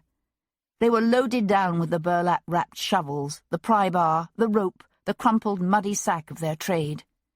Sebastian stepped from behind the mortuary wall and said softly, "Good evening, gentlemen." The first body-snatcher, the smaller, rounder one, let out a muffled shriek. "Holy hell!" He staggered back, his eyes widening until the whites caught the gleam of light from the distant windows. "You near scared the shit out of me." His companion, older, bigger, tougher, took a belligerent step forward, but drew up abruptly when Sebastian pulled back the right hammer on his pistol with an audible click. "This is our territory, you hear?" said the man, his jaw jutting out mulishly. "Ours." "Actually," said Sebastian, casually leaning one shoulder against the wall of the dead house, "if I'm not mistaken, this is Jumping Jack's lay." "Be that as it may, everybody knows Jumping Jack goes to Brighton at the end of July. And when he goes, we take over." Sebastian used the muzzle of his gun to tip back the brim of his hat. "Bad time of year for the resurrection trade, I hear. Bodies don't last long in the heat. And then, with the medical schools closed, there can't be much of a market." "The prices drop in summer, ain't no doubt about it," said the other resurrection man soulfully. "But a man's got to eat." He winked.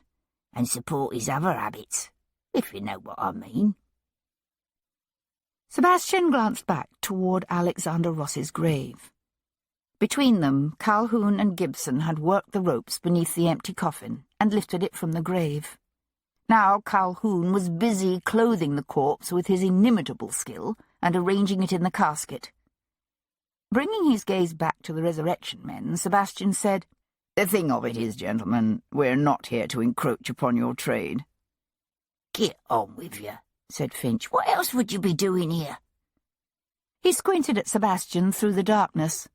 "Although you must be a regular green un dressing like that for this kind of work." Sebastian could hear the scrape of ropes, the thump of the now laden casket being lowered back into its grave. "Actually, we are looking for a skull." "A skull?" The soft thud of quickly tossed shovelfuls of wet earth hitting the top of the casket drifted across the churchyard. Sebastian said, "Just a skull. For Lady Lennox's masquerade. You see, I rather fancy the notion of going as the Angel of Death." "The what?" "The Grim Reaper. Death personified." The 2 resurrection men exchanged guarded glances.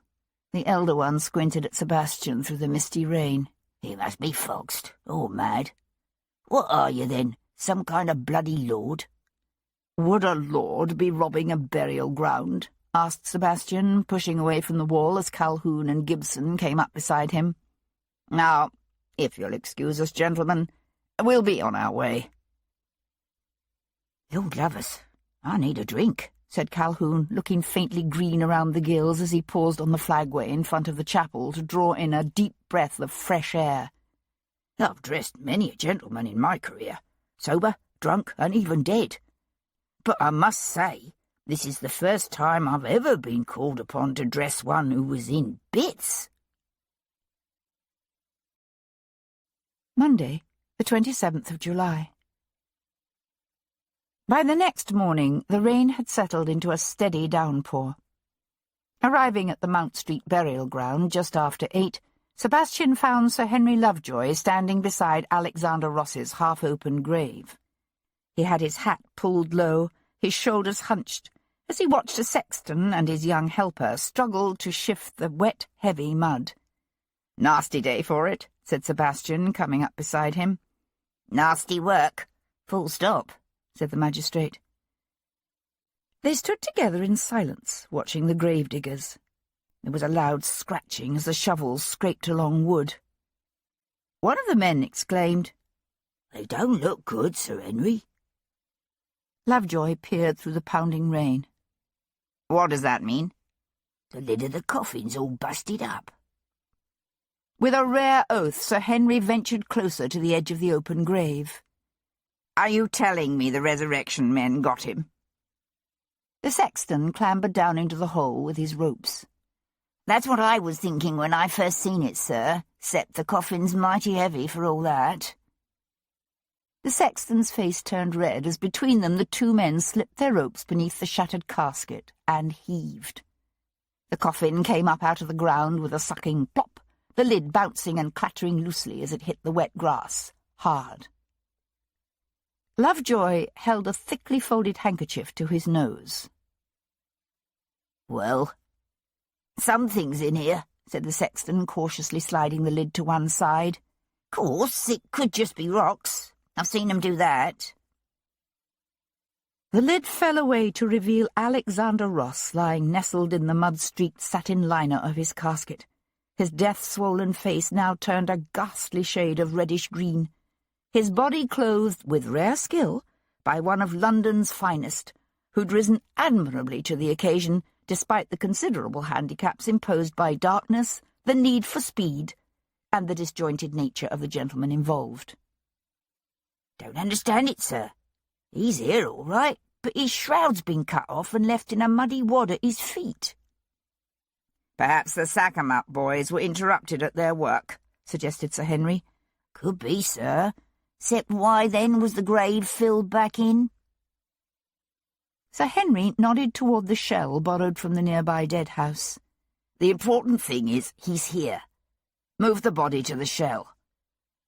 "Why not simply transfer him in his own coffin?" suggested Sebastian. "We use shells," said Sir Henry. He turned to the sexton. "Get him out of there." "Yes, sir." The sexton positioned himself at the body's feet. He and his young helper had a minor argument over the best way to effect the transfer. Then the younger man grasped the body's shoulders, and the sexton seized his ankles.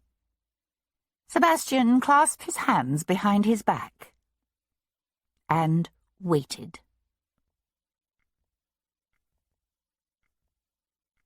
Chapter 37. "On the count of 3, said the sexton. 1, 2. The men heaved. The body's limbs, held together by nothing more than Calhoun's artistry, separated from the torso. The sexton, finding himself grasping 2 loose legs, landed on his backside in the mud.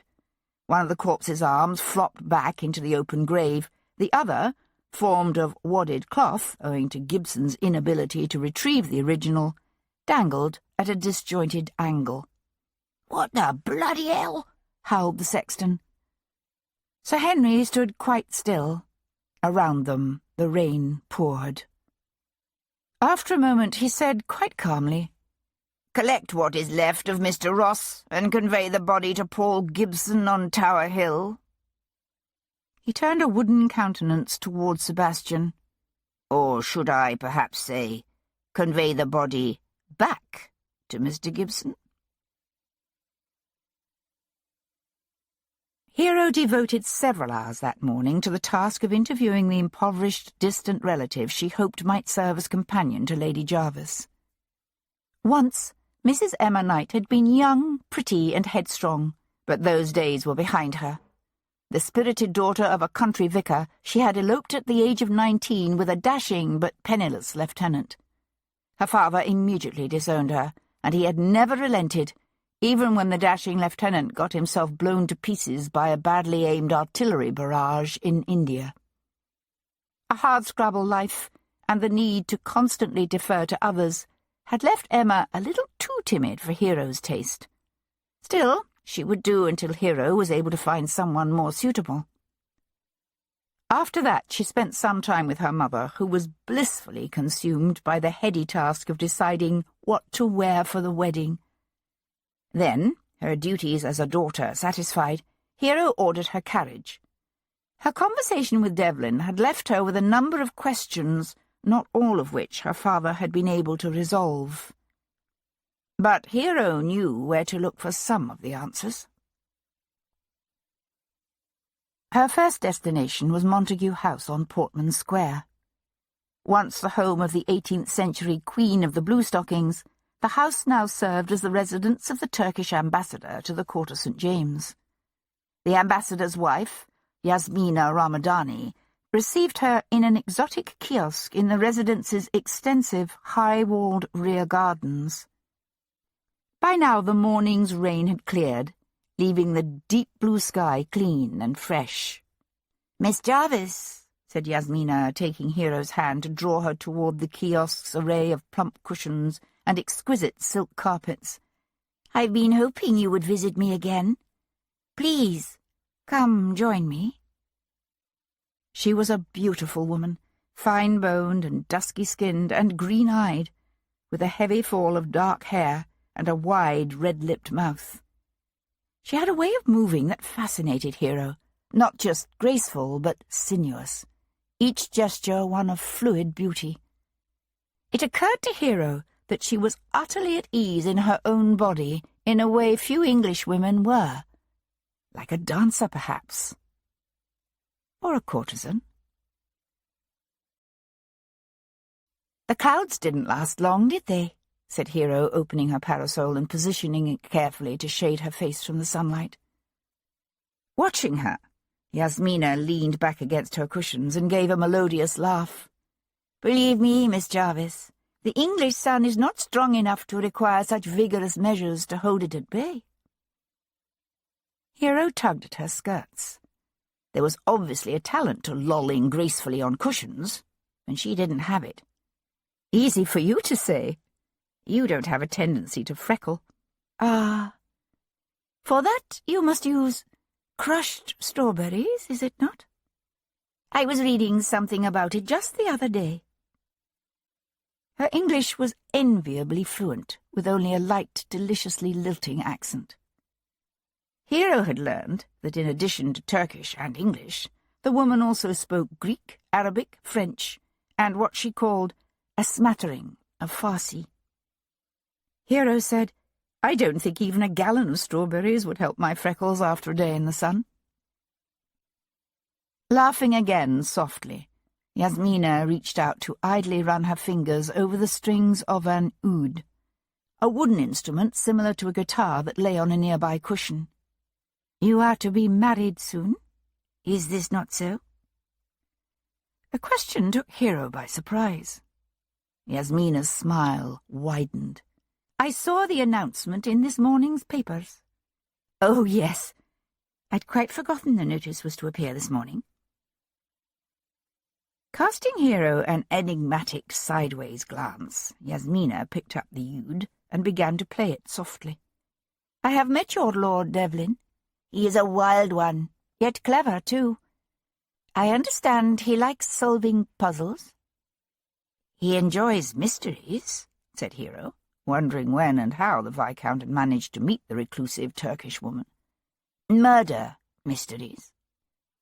Yasmina's fingers moved across the strings of the oud, the strange melody floating over the English garden, the soft smile on her lips never faltering. "He is involved in a murder investigation now, yes?" Hero kept her gaze on the other woman's delicate features. "He is.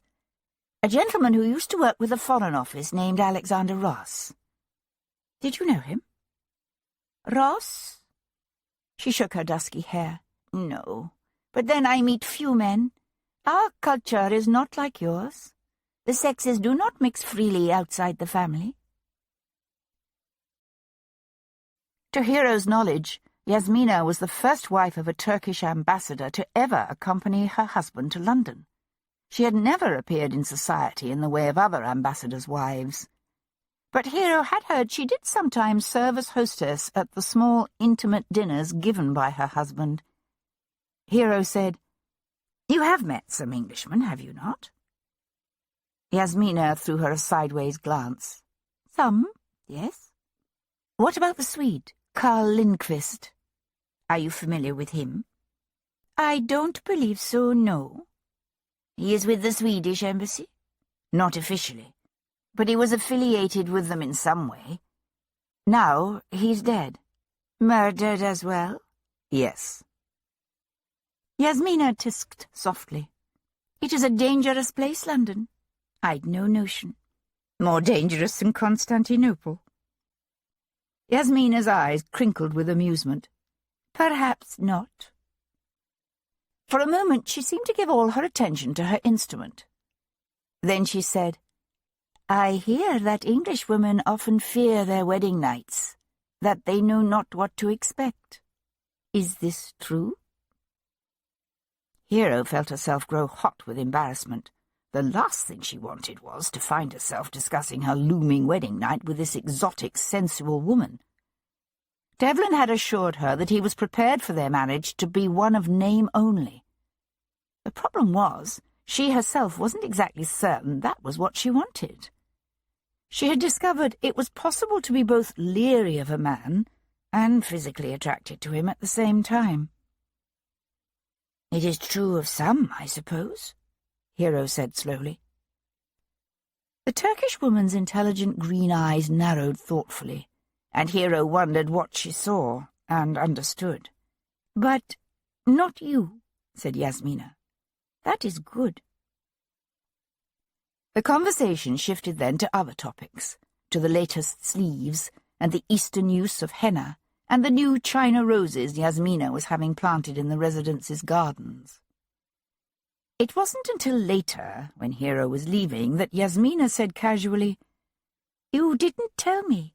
Is Lord Devlin close, you think, to finding this killer he is looking for?"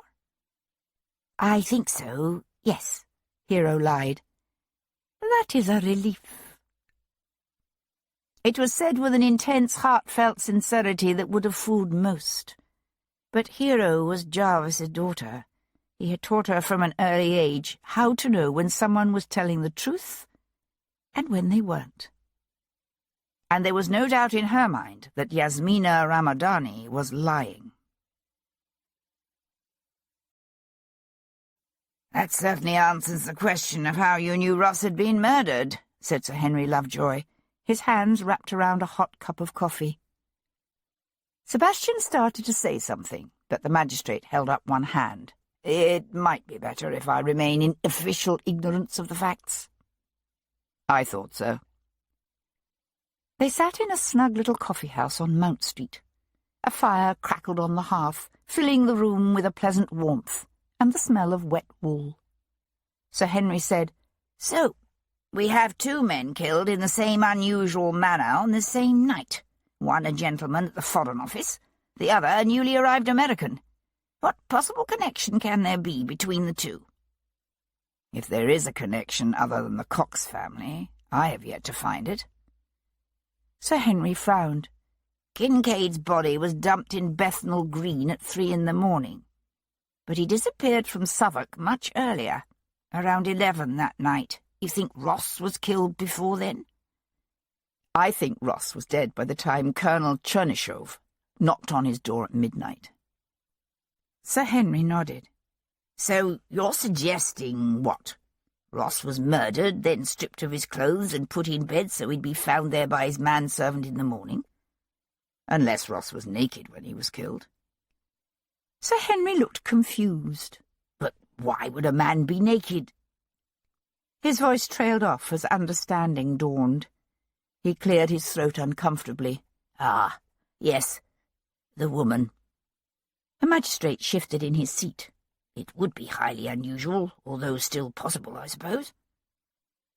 "Alternatively, the killer could have taken clean linen from Ross's cupboard, crumpled it, and dropped it on the floor for the valet to find. He would then have needed to carry the blood-stained items away with him, had them cleaned, and surreptitiously returned them to Ross's rooms at a later date, since, according to the valet, no items were missing. Yes, I suppose that's possible as well. It shows an attention to detail, a thoroughness and calm clear-headedness that is disturbing. Sir Henry shivered and fortified himself with another sip of his coffee. You've suspects?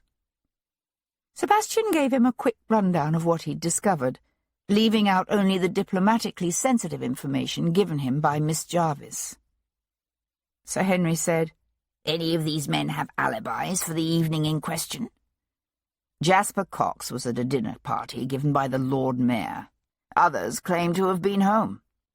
But if we're dealing with a hired professional, it doesn't really matter, does it? No, I suppose not. Lovejoy sipped his coffee in silence for a moment. Then he said, We're obviously missing something. Sebastian pushed to his feet. I think this French émigré de la Roque may have played a larger role than he's admitting. I have some questions I'd like him to answer. Sir Henry nodded.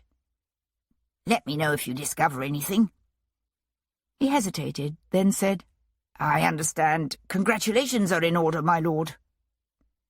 Sebastian shook his head, not understanding. I beg your pardon? I read the notice of your coming nuptials in the paper this morning.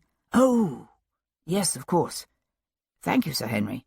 A splendid young woman, Miss Jarvis. Splendid.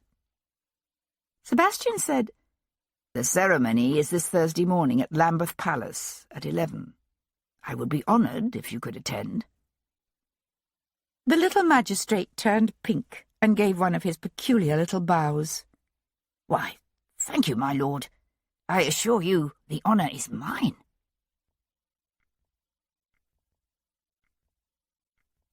Chapter 38.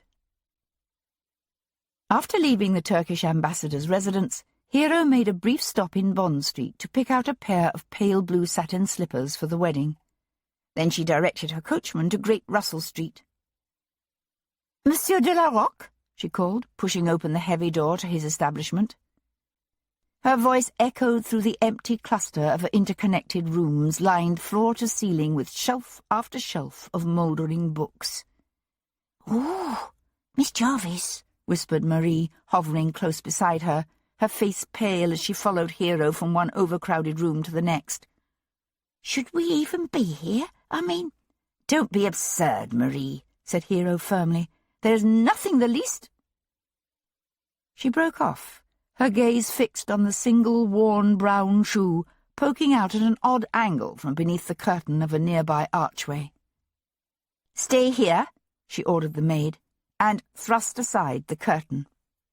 The defrocked priest lay sprawled on his back, arms flung wide, his swollen tongue protruding from a discoloured, puffy face, his bloodshot eyes wide and staring. A wire had been wrapped so tightly round his neck that it cut into the flesh. She heard a soft sigh behind her, and turned in time to see her Abigail's eyes roll back in her head as the woman collapsed in an insensate heap. Ignoring her, Hero went to crouch beside the Frenchman's body.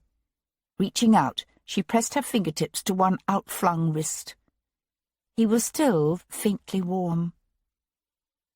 She heard the creak of a hinge and a light tread on the old floorboards at the front of the shop.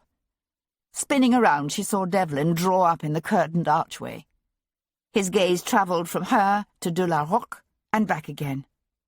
"Good God," he said. "What are you doing here?" She spread an expressive hand toward the corpse. "I came to speak to Monsieur de la Roque. Unfortunately, as you can see, he is dead." Devlin's gaze shifted to the crumpled maid. "And your Abigail?" "Tiresome woman. She's gone off in a faint." "Imagine that," he said dryly, hunkering down beside the maid. "Have you a vinaigrette in your reticule?" "No, I never faint." "Of course not," he said, gently tapping the woman's pale cheeks. "If you wake her up, she's liable to start screaming," Hero warned. "True, but it must be done." The Abigail stirred, her eyelids fluttering open. She drew in a shaky gasp and looked confused, her gaze focusing on Devlin's face. Then she turned her head, saw de la Roque's awful purple countenance, and started screaming. "Now, enough of that," said Hero briskly, going to help Devlin coax the woman to her feet. The screaming continued. Over the woman's head, Devlin's gaze met Hero's. "There's an inn several doors down. Perhaps you can entrust her to the care of the landlord's wife." Hero nodded. "Come, Marie," she said, grasping the maid's arm in a firm grip and suppressing the impulse to box the silly creature's ears as she steered her toward the door. "Hush now! There's nothing to be afraid of." "Hang on a minute," said Devlin, scrounging around in a nearby desk for paper, a quill, and ink. He dashed off a quick note, folded it, and affixed a wafer, then wrote Sir Henry Lovejoy across the front. "Have the landlord send one of his lads with this to Bow Street." Leaving Devlin hunkered down beside the dead body, Hero hectored and bullied the now hysterical Abigail to the nearby inn, where she consigned her to the gentle ministrations of the clucking landlady. On her return, she found Devlin systematically going through drawers and cupboards in a rear office. "Discover anything?" she asked. He moved on to one of the towering bookcases. "Not yet." "Like some help?" He looked over at her in surprise. "Please." She started on the lower shelf. "What precisely are we looking for?" "You'll know when you find it." But at the end of another 20 minutes, she was hot, dusty, and empty-handed. "It would take days to go through all these books," she said, shoving a tooled copy of Plutarch's Lives back onto a shelf. "At least," agreed Devlin, moving on to the next case. Pushing the hair off her forehead with the back of one gloved hand, Hero went to crouch again beside the dead Frenchman. "Fascinating," she said, studying the purple spots on his face, the deep scratches on his neck, left, she now realized, by his own fingernails as he clawed frantically at the constricting ligature. "I've never seen someone who was strangled." Devlin glanced over at her. "Have you no sensibility, Miss Jarvis?" She looked up. "None at all, I'm afraid." "Why? Does that disturb you?" "Actually, it relieves me." She bent to have a closer look at the wire wrapped around de la Roque's neck. "What is it?" asked Devlin, watching her. "This wire. It's not ordinary wire. It's silver, wrapped around silk." "What the hell?" He left the shelves to come hunker down beside her. She looked up at him. "I believe it's a harp wire." "A harp wire?" Which suggests your murderer may be the husband of a woman who plays the harp. Or the woman herself." Devlin looked doubtful. Could a woman strangle a man? If she were tall enough and strong enough, I don't see why not. Hero nodded to the bloated-faced corpse beside them. De la Roque was not an excessively large man. "True." She said, "Harp players typically develop calluses on their fingertips. Did you happen to notice the hands of any of the females implicated in your investigation?" "Actually, there aren't that many women involved in this." "But there are some." "There's your cousin, Miss Sabrina Cox. Does she play the harp?" "Sabrina? You can't be serious. She's a tiny woman, and full of sensibility." "Her brother is not." He regarded her steadily. When she remained silent, he said, "Well, does Miss Cox play the harp?" Hero stared back at him. It had been only days since she visited her young cousin and held Sabrina's hands in hers. Yet to her chagrin, she could not recall noticing either if the girl's fingertips were calloused or even if there had been a harp in the room. She said, "To be honest, I don't know, but I can find out. What about some of the other females involved?" "I've met the Turkish ambassador's wife, but I confess I didn't pay a great deal of attention to her fingertips." Hero decided to keep her own recent visit to the ambassador's residence to herself. She said, "Would a Turkish woman be likely to play the harp?" "Why not? Do you think they don't have harps in the seraglios of the East?" "I wouldn't know," said Hero, "not having ever been in a seraglio." She studied him thoughtfully. "Have you?" "I have not." "Besides," she added, "Yasmina plays the oud, and she is also very tiny." "Ramadani is not. And I have it on the best authority, his own, that he is partial to the garrote." "He told you that?" "He did. He also—" He broke off as the sounds of a carriage and men's voices carried from the front of the building. "Ah," said Hero, pushing to her feet. "Bow Street has arrived." She was aware of him studying her with an inscrutable expression on his face. He said, "Your father isn't going to like this. You're involving yourself in another murder, I mean." She gave her skirts a businesslike twitch that released a small cloud of dust. "Considering that we are soon to be wed, he's going to have to get used to it, isn't he?" At that, Devlin gave a surprised huff of laughter. "You do have a point." His smile faded. Their gazes meeting, as awareness of all that their coming marriage would mean, settled on them both. Then Sir Henry Lovejoy drew up in the doorway, his gaze riveted on the corpse's swollen purple countenance as he said with a gasp, "Merciful heavens!"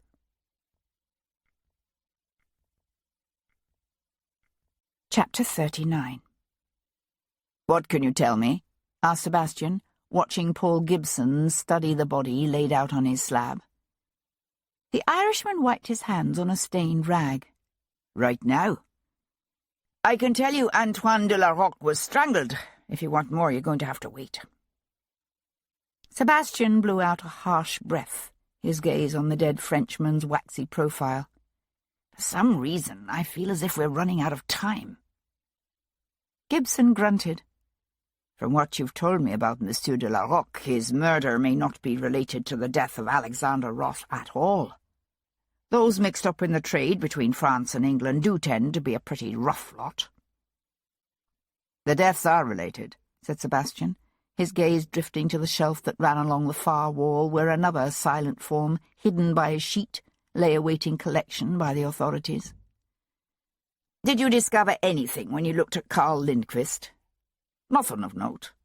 The cudgel found beside the body was definitely the murder weapon. He was hit from behind. In all likelihood he was dead within a few minutes.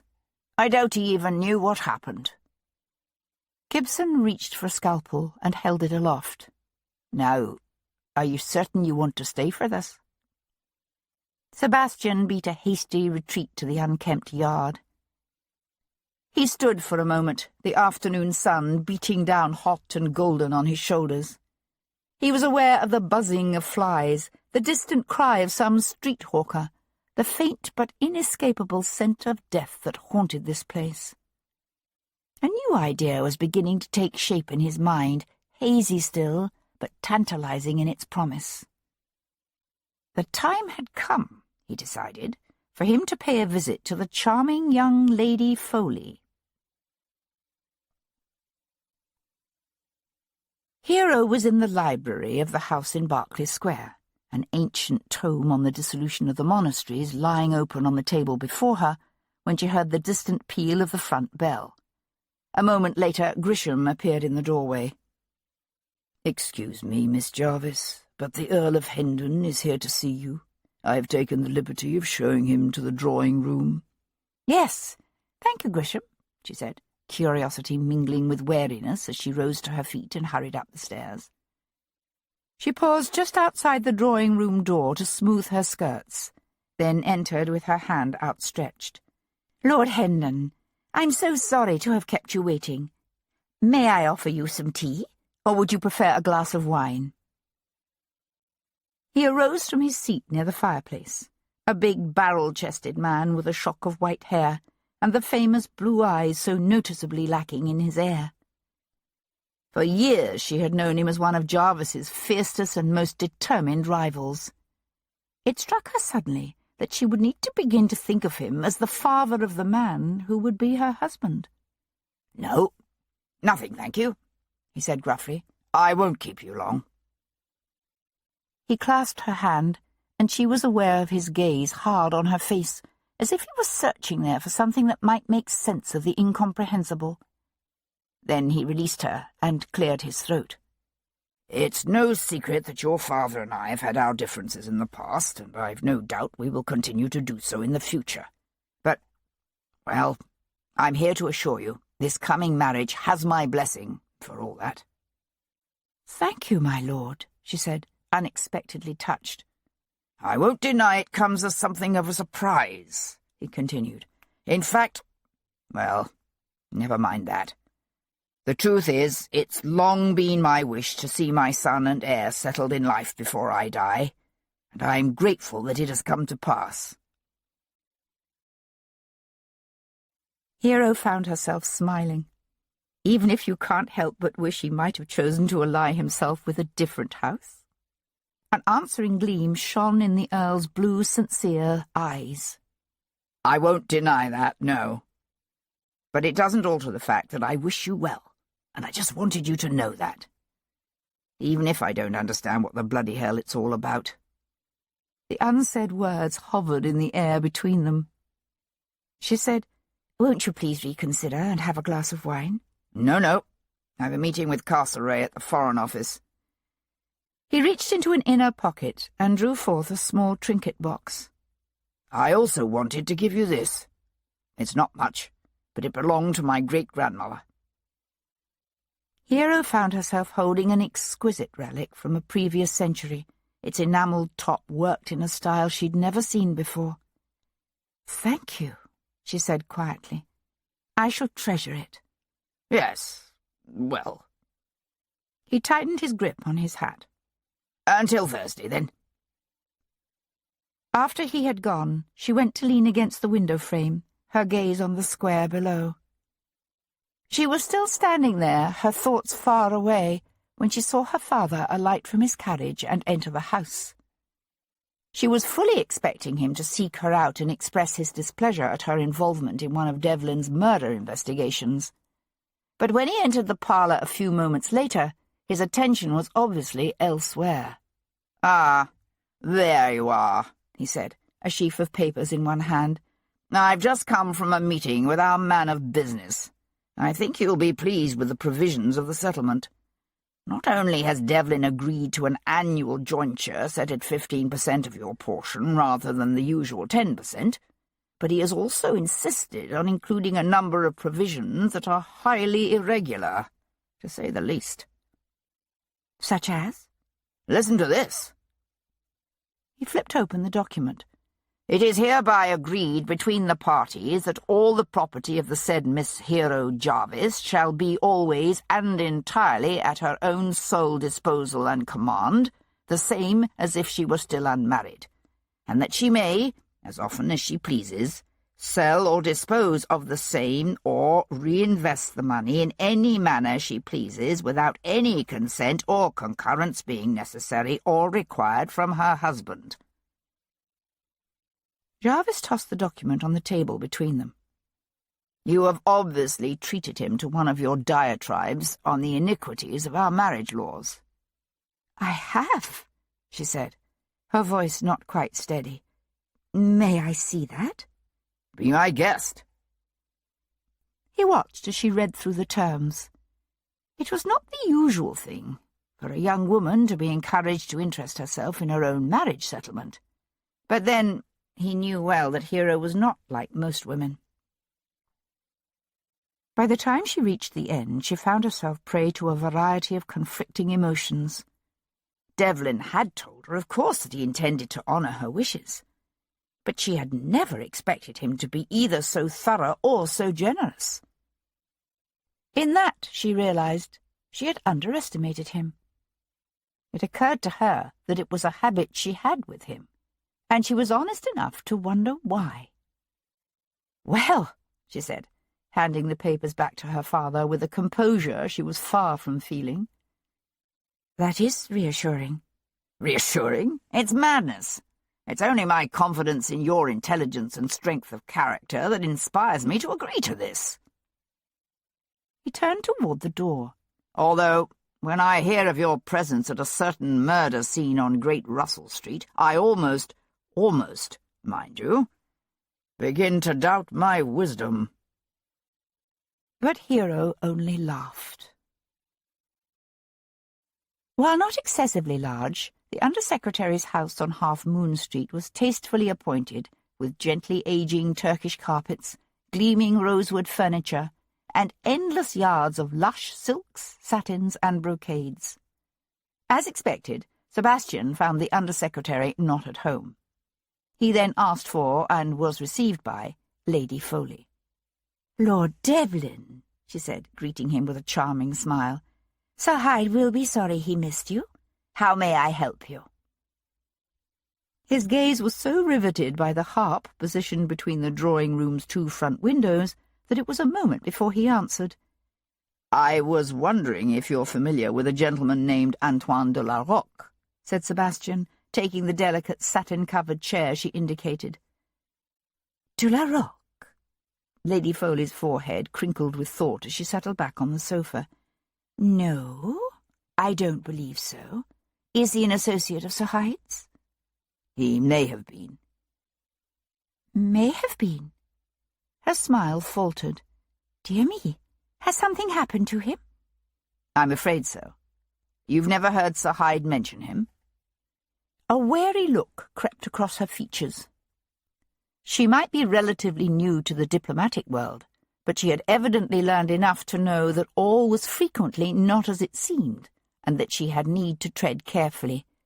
"Not that I recall," she said, the calloused fingers of one hand repeatedly smoothing the cloth of her muslin gown where it lay across the damask upholstery of her chair.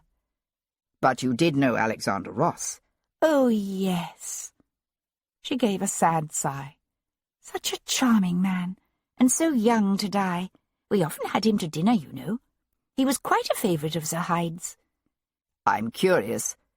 Would you happen to know Mr. Ross's opinion of the proposed alliance between Russia and Great Britain?" Foley might not confide his affairs to his young wife, but she obviously paid attention to dinner-table conversation. "Why, yes," she said. "He was most anxious to see us enter into an active alliance with the Tsar. I gather the time he spent in St. Petersburg had left him with a sincere fondness for the country and its people. I remember that he was quite concerned that without such an alliance to stop him, Napoleon might even reach Moscow." "I believe Sir Foley, too, is an advocate of such an alliance." "But of course," exclaimed Sir Foley's wife. "It is very important." "Do you know if Ross had any dealings with Ambassador Ramadani?" The sudden shift in topic seemed to confuse her. She looked at him blankly. "You mean the representative from the Sublime Porte?" "I shouldn't think so, no. I was under the impression that Ross dealt mainly with the Baltic states and Russia." "And France, of course." "Yes." Her head turned toward the door as a woman's voice sounded from the hall. "Just look at this charming cap," said Lady Foley's younger sister, appearing in the doorway with a pattern book in her hands. "I am determined to make it for my new nephew, and it's no use saying he won't be a nephew because I just know—" "Oh." She broke off, colouring fiercely at the sight of Sebastian. "I do beg your pardon. I'd no notion you had a visitor." Sebastian stretched to his feet. "Please, don't mind me. I was just on the point of taking my leave." Lady Foley rose gracefully from her seat, one hand cupped tellingly over the gentle swell of her belly. "It isn't well known yet," she said shyly, "but Sir Hyde and I will be welcoming a new member to our family in the spring." "Then let me be one of the first to congratulate you," said Sebastian, bowing. "No, don't bother to ring. I'll see myself out." He bowed again. "Ladies." His next stop was the public offices in Bow Street, where Sir Henry's clerk, Collins, met him with wide, startled eyes. "But Sir Henry's not here, my lord. He sent you a message not more than an hour ago. Did you not receive it?" "No," said Sebastian. "Regarding what?" There's been another murder, my lord. Some foreign diplomat's wife. Sebastian knew a rising coil of anger and frustration and something that felt much like helplessness. You can't mean Yasmina Ramadani. Yes, that's it. Madame Ramadani. Chapter 40. Sebastian found Sir Henry Lovejoy in the private parlour of a small but respectable hotel on Queen Anne Street. The room was neat and clean, but not particularly stylish, with a scattering of old-fashioned tables and chairs, and a fading, slightly threadbare carpet on the floor. Near the heavy round table in the centre of the room lay a still form covered by a sheet. "May I?" asked Sebastian, going to crouch down beside the body. "Please." Sir Henry's voice sounded strained. "I would more than welcome any assistance you can provide in making sense of all this. I've already been informed by the officers of both the Prime Minister and the Foreign Minister that to have the wife of an ambassador to the court of St. James meet with foul play in our city, particularly an ambassador from a state as strategically located as Ottoman Turkey, is not only diplomatically sensitive, but also a profound national embarrassment. Not to mention a personal tragedy." Sir Henry watched Sebastian draw back the sheet. "That aspect of the situation appears oddly irrelevant." The woman known as Yasmina Ramadani lay curled on her side, her thick-lashed green eyes wide and staring, her mouth parted, her head twisted back at an unnatural angle. Even in death she was beautiful, her flesh as pearly and smooth as a statue. In contrast to her dress the day he saw her, she wore a cream silk walking gown caught up with a scarlet ribbon, a gold pendant nestled between her breasts, a reticule embroidered with red poppies rested near her hip, its ties still wrapped around her delicate wrist. "Her neck is broken?" asked Sebastian softly. "It appears to be, yes." Sebastian reached out to touch her pale cheek. She was already growing cold. He pushed to his feet. "Who found her?" "A maid. She chanced to notice that the door stood slightly ajar and went to close it. I'm told the latch is faulty and frequently fails to catch unless the door is firmly shut. Otherwise, I doubt the poor woman would have been discovered until morning." Sebastian let his gaze drift around the small parlour. A tapestry-covered footstool lay overturned near the hearth. Otherwise the room appeared undisturbed. What the devil was she doing here? "That I do not know. According to the landlord, Madame arrived alone just after 2 o'clock this afternoon and requested a private parlour. As far as we can tell, no one besides the ambassador's wife was seen entering or leaving the room." "What does her husband say?" "He is devastated, naturally, but he claims to be utterly baffled by his wife's activities." Sebastian brought his gaze back to the little magistrate's grim-featured face. "You believe him?" "One can hardly call the ambassador to the court of St. James's from the Sublime Porte a liar." "You may not be able to," said Sebastian, "but I can." His Excellency, Antanaki Ramadani, may have been devastated, but not so devastated as to forego his usual evening ritual, which typically began with dinner at Stephen's before progressing to Limmer's. Located at the corner of Conduit and George Streets, just across from the Church of St. George, Limmer's was the evening resort for the sporting world. A sprawling brick edifice from the previous century, the hotel essentially served as a late-night Tattersall's.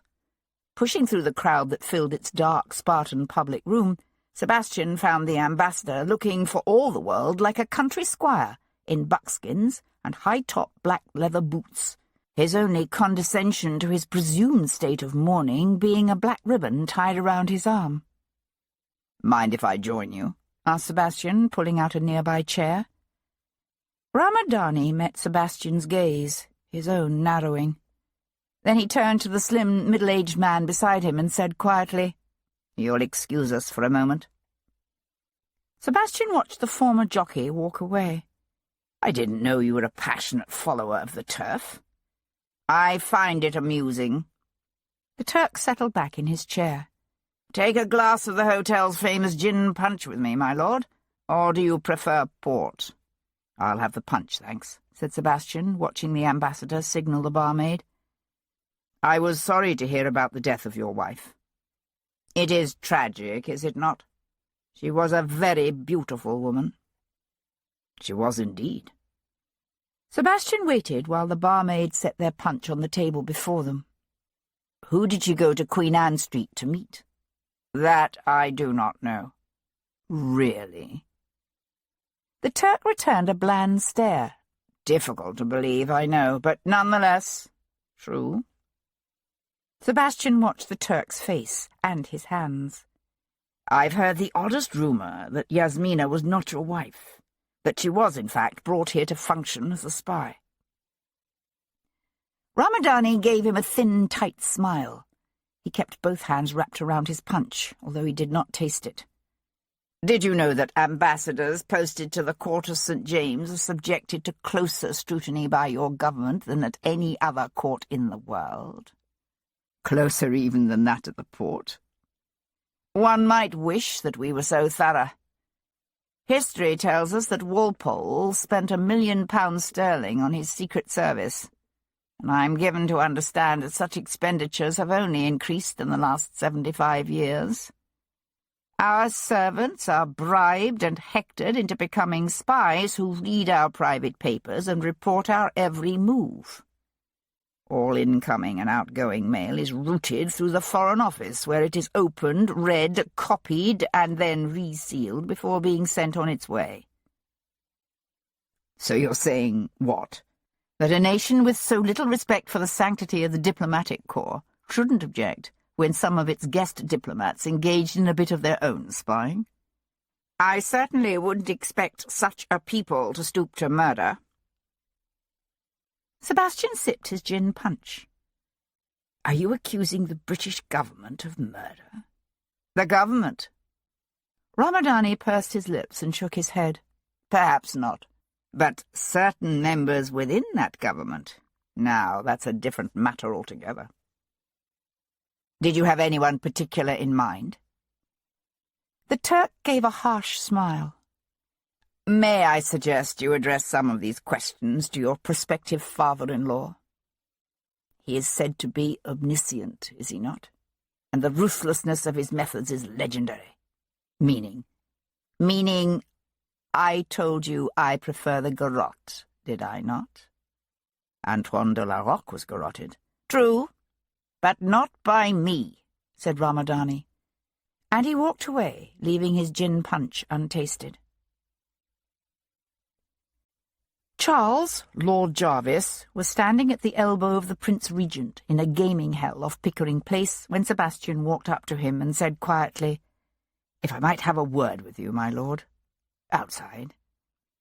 Annoyance and something else flared in the big man's eyes, but he flattened his lips and turned to murmur his apologies to the prince.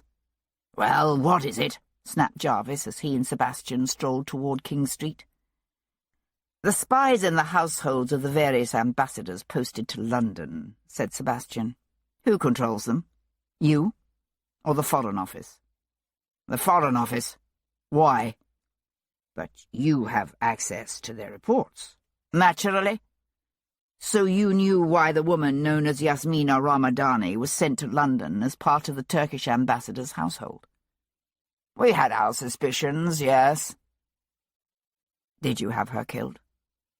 Jarvis snorted. "I did not." "Yet you knew she had seduced someone at the Foreign Office. Who was it?"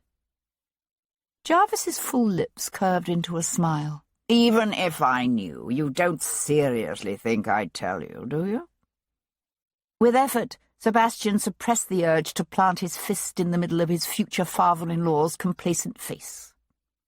"What about the Swede, Carl Lindqvist? Did you have him killed?" A man in a swirling evening cape walked toward them. Jarvis dropped his voice to a harsh whisper. "Don't be absurd. The Swede's death has complicated an already delicate state of affairs. How many people besides Ross knew of the transfer of the gold?" Jarvis kept his voice low. It's impossible to keep arrangements of this nature a closely held secret. By necessity, it is known to individuals in the Treasury, the Cabinet, even some members of Parliament. Sebastian waited until the gentleman in the evening cape had passed them, then said, And Antoine de la Roque? How did he figure into it? The king's powerful, omniscient cousin drew a gold snuff-box from one pocket and flicked open the lid. I know nothing about de la Roque. To my knowledge, he was merely an ex-priest with a rather curious passion for collecting old books. Sebastian smiled. Of course. Jarvis lifted a delicate pinch of snuff to one nostril and inhaled. You haven't asked if I killed Alexander Ross. Sebastian met the older man's hard grey gaze. Would you tell me if you had? Jarvis closed his snuff-box with a snap. I suppose that would depend on why I had him killed. Lost in thought, Sebastian was walking up St. James's Street when one of Cat Bullion's young pages found him. Breaking the seal of her note, Sebastian read through the brief missive. Then he turned his steps toward Covent Garden. Chapter 41. He found Cat waiting for him at the stage door. She wore a crimson velvet cloak with a hood pulled up over her auburn-shot dark hair. He walked toward her, his footsteps echoing in the stillness, his gaze drinking in the sight of her. She held out her hand to him. I didn't think you were coming. He took her hand in his, held it a moment too long, then released it. Your page had a difficult time finding me.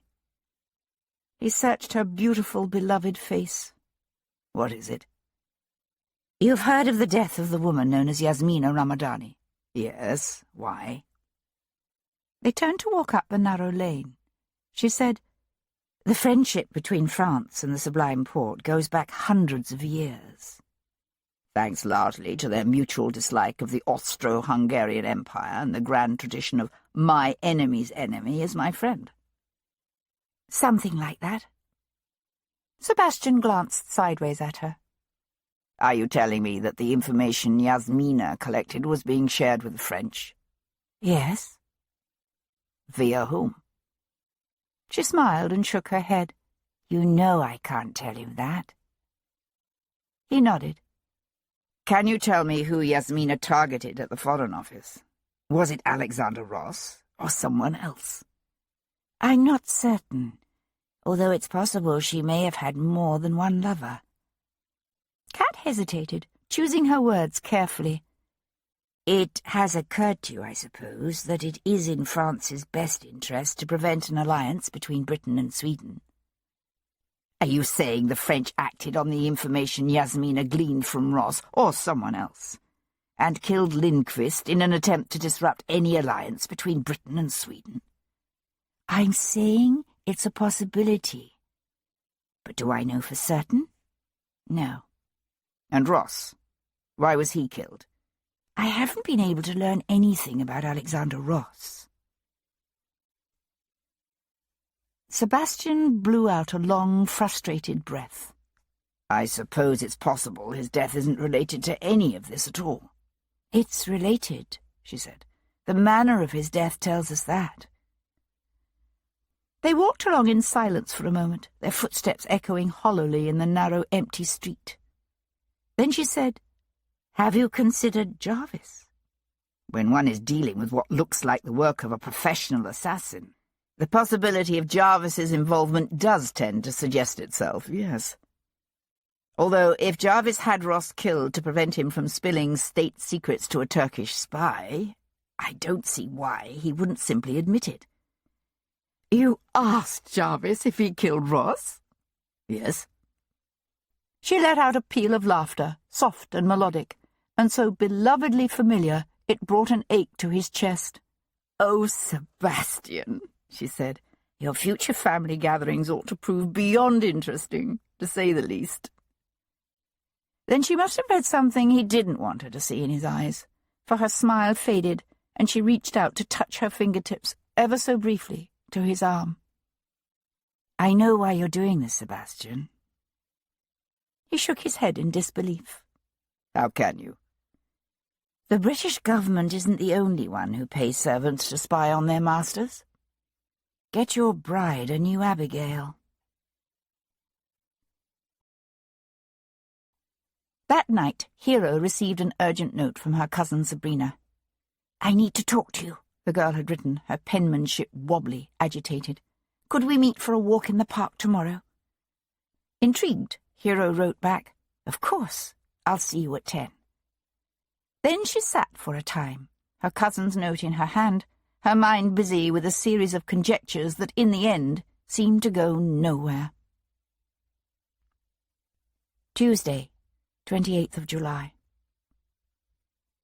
The morning dawned cool and overcast, with a soft white mist that swirled through the trees in the park. Hero found Sabrina looking pale and heartbreakingly lovely in a walking dress of the deepest mourning, topped by a black spencer. At first, Hero was content to simply allow the conversation to ramble as they walked. Her Abigail, Marie, followed languidly behind, thankful, Hero suspected, for the moderating effect Sabrina's presence had on Hero's normally brisk pace. They spoke for a time of Alexander Ross and Sabrina's grief, and her inability to respond with enthusiasm to Jasper Cox's plans to remove to the seaside for a few weeks. Hero said, "I suppose you must find some comfort in your music." Sabrina choked back a sob. "I haven't been able to play since I heard. Since I knew." Her voice trailed away. Hero reached out to touch her cousin's shoulder in an awkward but sincere gesture of comfort. "It will come back eventually. I know it will." Then, feeling profoundly dishonest, even contemptibly sly, she added, "You play the harp, don't you?" Sabrina shook her head. "Pianoforte." "Of course, how could I have forgotten?" Hero stared off across the park to where the waters of the Serpentine glinted in the distance. She had never actually believed sweet, dainty Sabrina capable of wrapping a harp wire around a man's neck and twisting it until his face turned purple and the veins in his eyeballs burst. Hero wasn't so sure about Jasper. Hero said, "Were you by any chance acquainted with a French émigré named Antoine de la Roque?" "De la Roque? I don't believe so. Why, who is he?" "He was a collector of old and rare books." Sabrina frowned. "A rather peculiar-looking man with a long neck and a small head." Hero glanced at her in surprise. "Yes, that's he. So you did know him?" "I met him once, when I was with Alexander." She sucked in a quick breath, her eyes widening with sudden comprehension. "You said he was a collector of old books. Why, what has happened to him?" "He was killed yesterday." Sabrina shuddered and turned so alarmingly pale that for a moment Hero worried she might faint. "You mean murdered?" Hero eyed her warily. "Yes, I'm sorry. I didn't mean to distress you. I shouldn't have mentioned it." Sabrina swallowed hard and shook her head. "No, you were right to tell me." She walked on in silence for a moment, her gaze on an old-fashioned closed carriage pulled by a pair of showy dapple greys that was drawing abreast of them at a sedate pace. The park was largely deserted at this hour. They could see only some children laughingly playing chase under the watchful gaze of a nursemaid, and a tall, broad-shouldered gentleman in fashionable trousers and a black coat walking briskly toward them. "Hero," said Sabrina, as if suddenly coming to a decision, "there's something I need to tell you."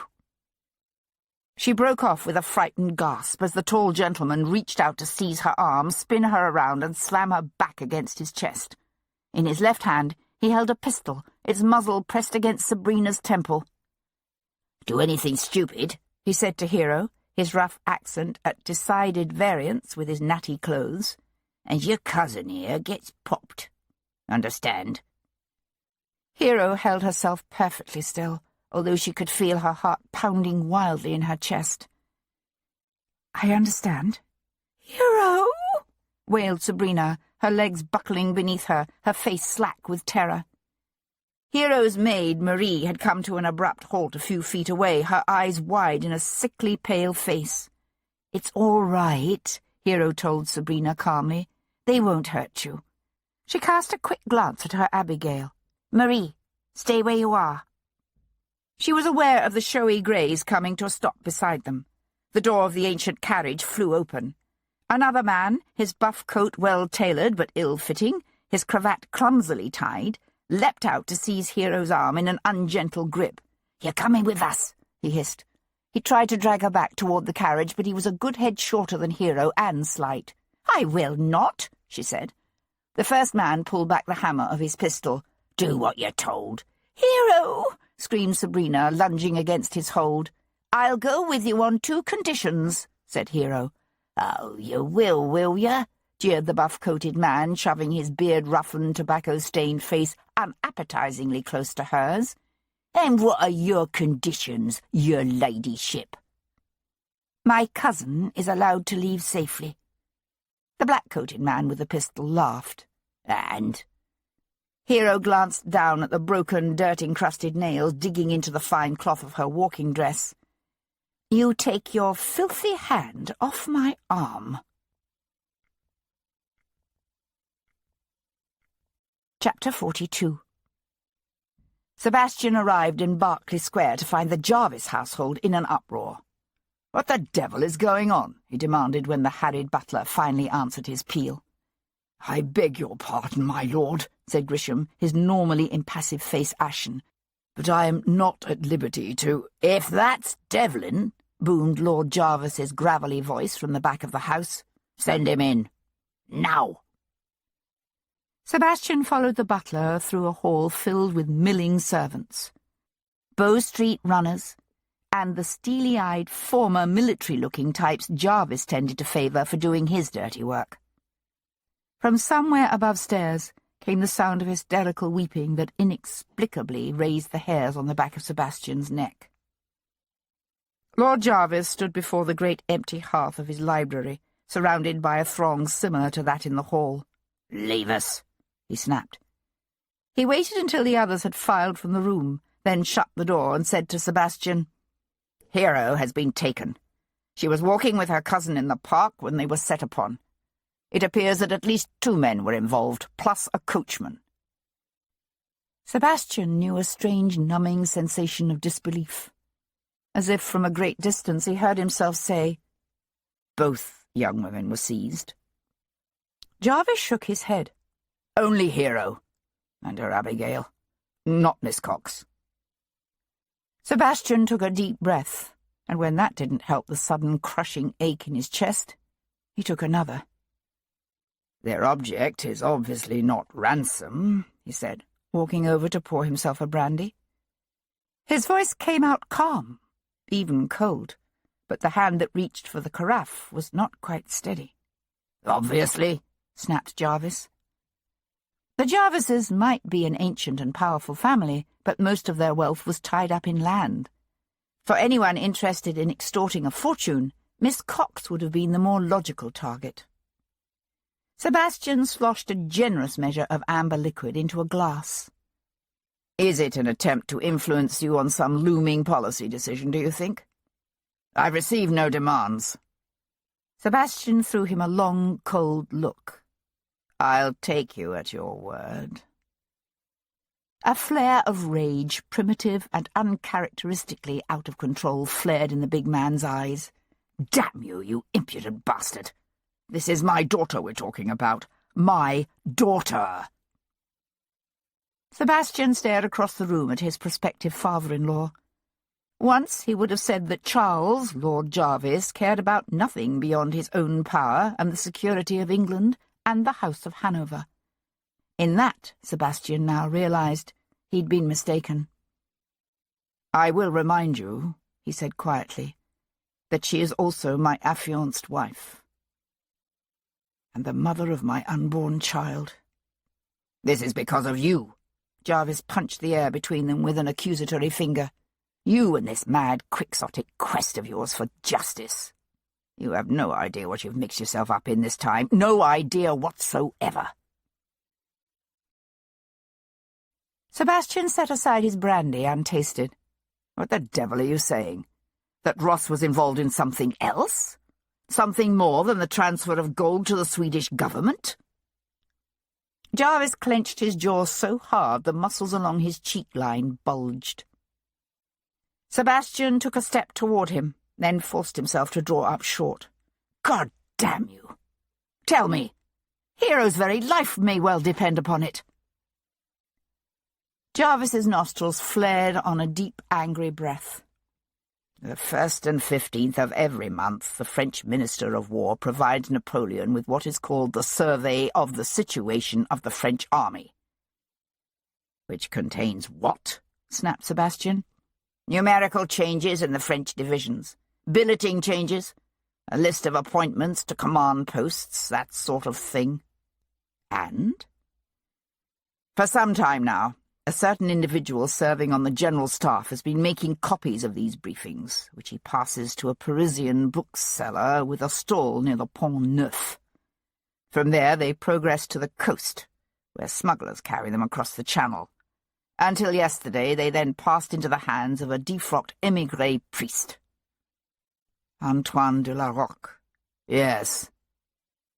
Sebastian studied the big man's closed, angry face. That's why de la Roque visited Ross the Wednesday before he died. He was delivering the latest dispatch. Yes. And then what? What typically happened to the briefings after that? Generally, such documents are turned over to a dedicated section of the Foreign Office, where they are copied and studied. It's a 2 or 3 day process. After that, copies are distributed to the representatives of a few select allies and certain friendly governments. It was all, finally, beginning to make sense. Sebastian said, You mean friendly governments, such as that of the Tsar? Amongst others, yes. Let me guess, said Sebastian. The Russian who typically collected the copies of the dispatches from Ross was Colonel Dmitri Chernyshov. Jarvis gave a brief, curt nod. Their meetings excited little attention, given the long-standing friendship between them. Chernyshov was scheduled to receive the dispatches Saturday night, but the transfer was never made. So what happened to the copies of the briefing Ross had in his possession when he died? They disappeared. Sebastian went to stare out the window overlooking the garden, one hand resting on the long library table. He was aware of a white-hot rage coursing through him, stoked by fear and guilt, and a confused tumult of emotions he had no time now to analyze. What have you discovered about the men who took her? Precious little. That fool girl Sabrina was hysterical by the time she reached the house. A nursemaid tending some children nearby saw the entire thing, but wasn't much better. All we have at the moment is a hazy description of an antiquated carriage pulled by a pair of showy dapple greys and driven by an aged, liveried coachman. That and contradictory descriptions of 2 men who were not gentlemen, but were dressed as if they were. Sebastian swung to face him. If there's anything you're not telling me, anything, I swear to God I'll— Don't be a fool, snapped Jarvis. No one is more aware than I of the gravity of the situation. I have put every available man on this, and so far they have turned up nothing. Nothing. He held Sebastian's gaze in a long, steady stare. I can't begin to understand precisely what has developed between you and my daughter these past 2 months. But right now that doesn't matter. Nothing matters except Hero. You fancy yourself adept at solving mysteries? Then solve this one. Find her. Before it's too late.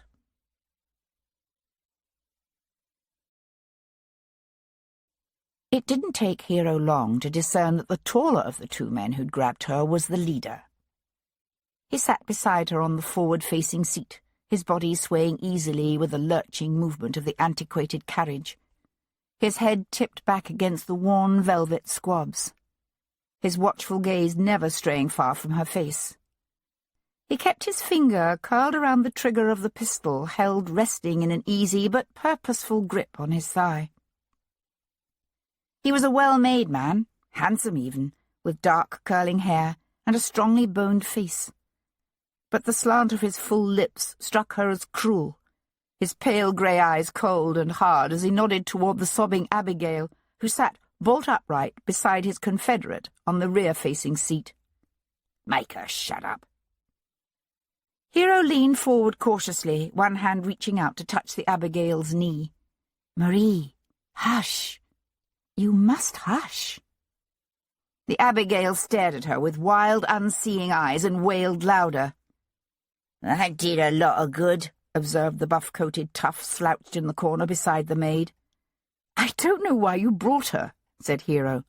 "Don't you?" said the dark-haired man. Sullivan, she'd heard his companion call him. "She's our insurance. You do what you're told, she lives, and you live. You don't." He shrugged. "She dies. First. Unpleasantly. It's that simple." Fortunately, Marie was wailing so loud that the sense of most of that speech was lost on her. Deliberately, Hero turned her head to stare out the window at the passing rows of familiar shops and tradesmen's ateliers. She felt the sting of threatening tears and blinked them away angrily.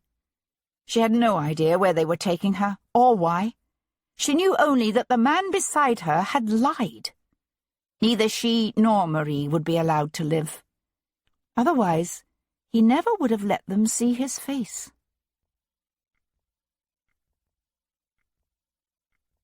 Chapter 43. No one knew better than Sebastian just how ruthlessly thorough Jarvis's minions could be. But on the off chance they'd missed something, he set Tom to scouring the neighbourhood of the park and asked Calhoun to make inquiries amongst some of his more unsavoury contacts. Yet, barring any unexpected discoveries or a demand from the kidnappers, it seemed to Sebastian that his only hope of ever seeing Hero alive again lay in finding Alexander Ross's murderer. Quickly. And so he went in search of the Russian, Dmitri Chernyshov. The colonel was coming out of his lodgings in Westminster's Addington buildings when Sebastian caught him by one arm and the back of his coat to spin him around and slam his face against a nearby brick wall. "What the devil?" growled the Russian, heaving against Sebastian's hold. But Sebastian had the man's arm held in an iron grip and bent behind his back at a painful angle. "Miss Jarvis," said Sebastian quietly, bringing his lips close to the other man's ear as he increased the leverage on his arm. "Where is she?" "You're making a mistake," said Chernyshov, panting. "Diplomatically or tactically?" "Both. I heard Lord Jarvis's daughter has been taken, but I am not responsible. Why would I do such a thing?" "As a distraction, perhaps." "From what?" "My attempts to discover the truth about what happened a week ago last Saturday." The Russian was silent a moment. Then he said, "I did not kill Alexander. Why would I?" "I don't know. All I know is that your plans for that evening had nothing to do with a pint at Cribb's parlour.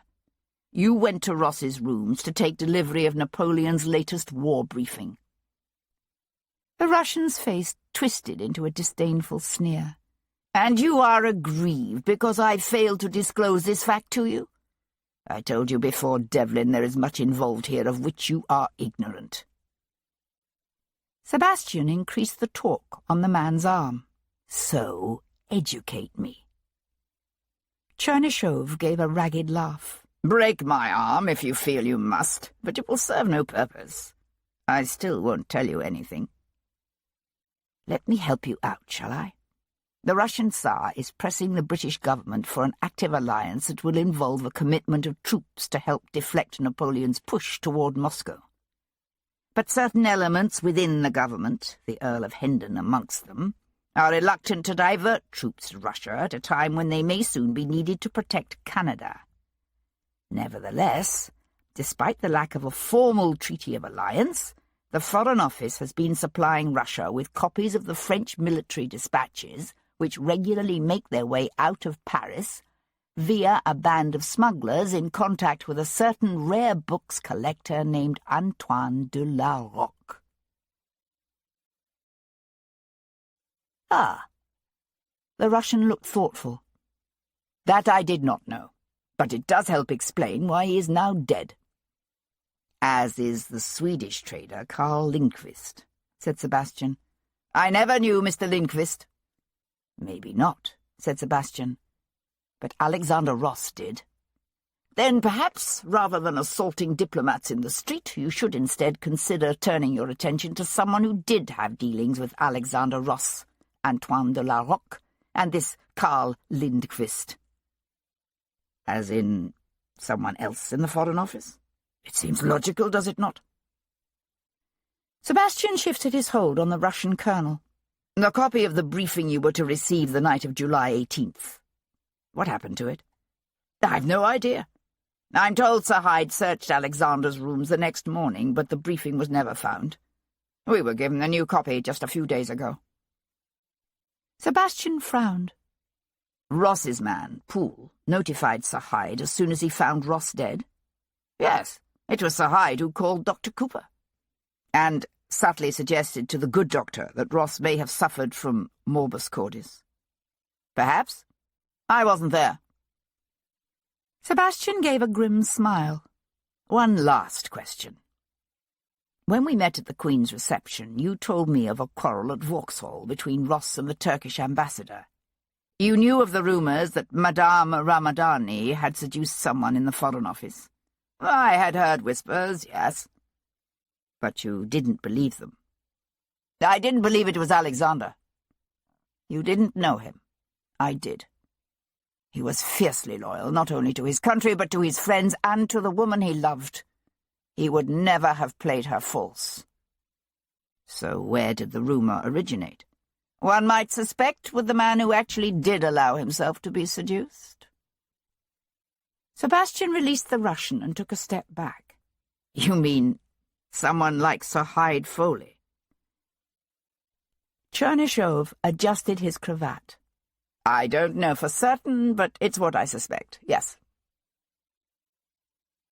With a rising sense of urgency, Sebastian tracked Foley from Downing Street to Carlton House to Whitehall. He was just turning in through the classical screen of the Admiralty when he heard the shrill, ungenteel accents of his tiger raised above the rumble of wagons and carriages in the street. "Governor!" Sebastian turned to see Tom darting between a ponderous coal wagon and the high-stepping pair of shiny blacks pulling a phaeton. "Governor!" The tiger skidded to a halt, breathless. "We got something. The wife of the underkeeper, what lives in the lodge near the corner, recognised the carriage and dapple greys what come through the entrance to the park this morning. She says they belong to a livery stable on the Kentish Town Road. Seen Calhoun's ma and the livery owner is real thick, and he tells Calhoun the rig was let to a cove by the name of Sullivan. Todd Sullivan." Sebastian frowned. Sullivan? Who the blazes is he? "A weary rum character, according to Calhoun. Hangs around the Castle Tavern." They took her to a wretched one-room stone cottage with a tattered thatch roof somewhere to the northwest of the city. The cottage lay at the end of a rutted, overgrown lane, its windows broken and stuffed with rags, its yard empty and weed-choked. The coachman, a wizened little old cockney missing one ear, stabled the horses in a dilapidated lean-to, which told Hero they anticipated being here for a while, at least.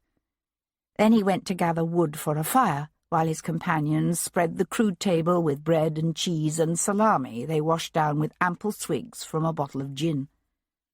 No one offered her either food or drink, but at least they didn't tie her up.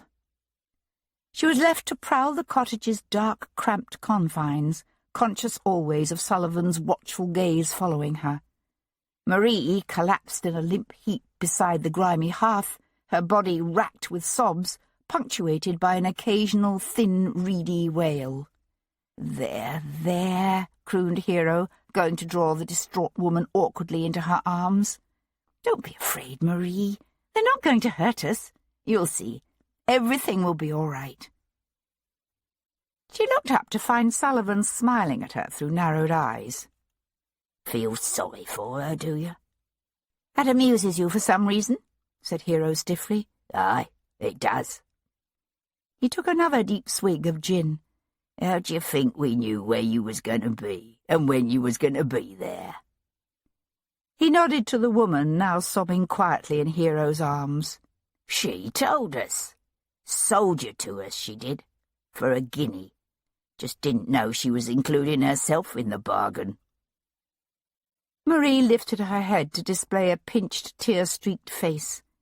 I did what you asked me to do, she wailed, her pleading gaze fixed on their captor. Why don't you let me go? You've got her. But Sullivan only laughed and turned away. Hero watched him go stand in the open doorway, looking out on the sun-baked yard.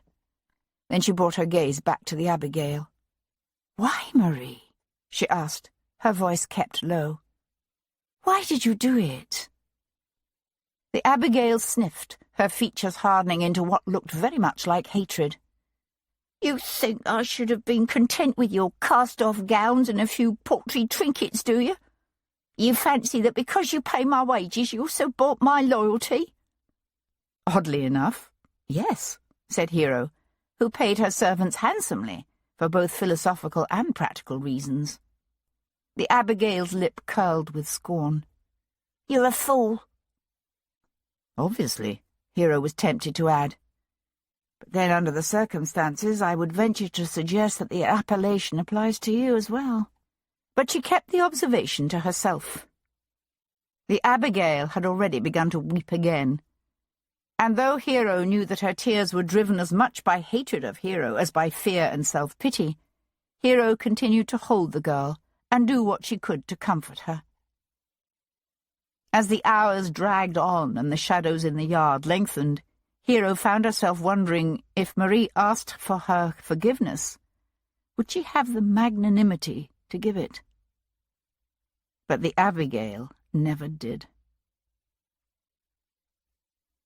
They killed Marie just as dusk was beginning to send long shadows across the yard.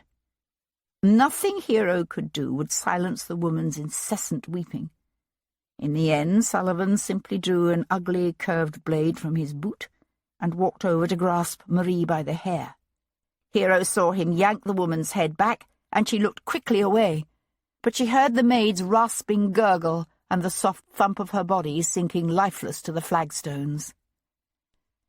I take it you don't feel the need for insurance any more, said Hero, forcing herself to meet the tall man's gaze. Sullivan wiped his blade on the dead maid's dress and slid the knife back into its sheath.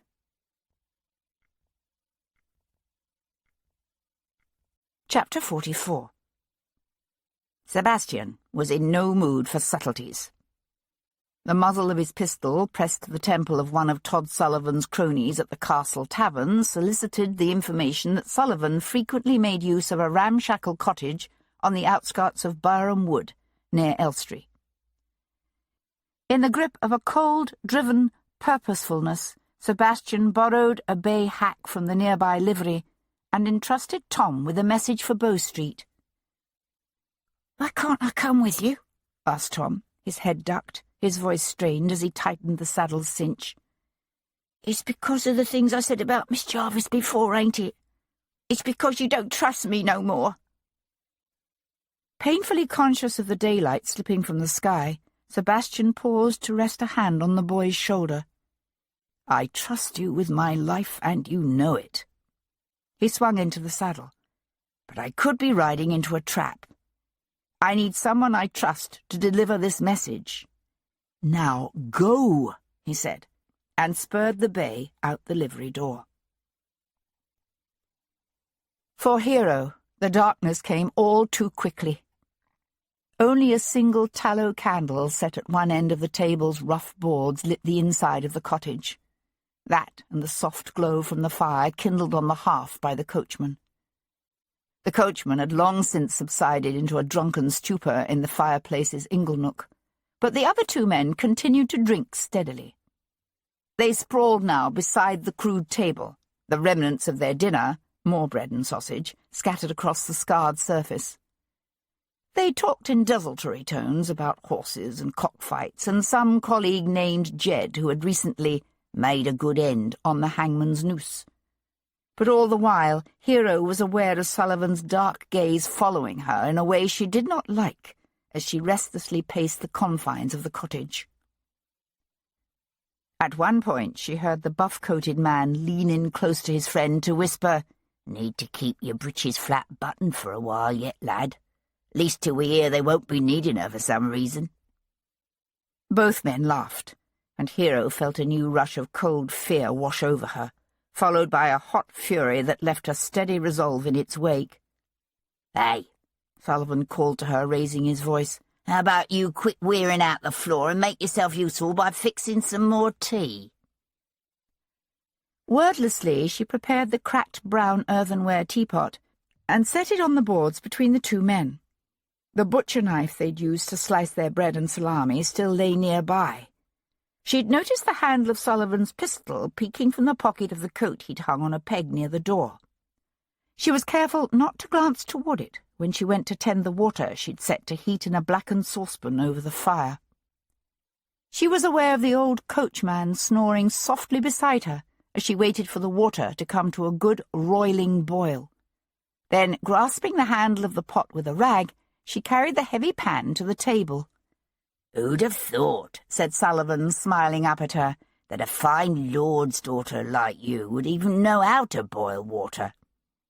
"Who'd have thought," agreed Hero, and dumped the scalding water into his lap.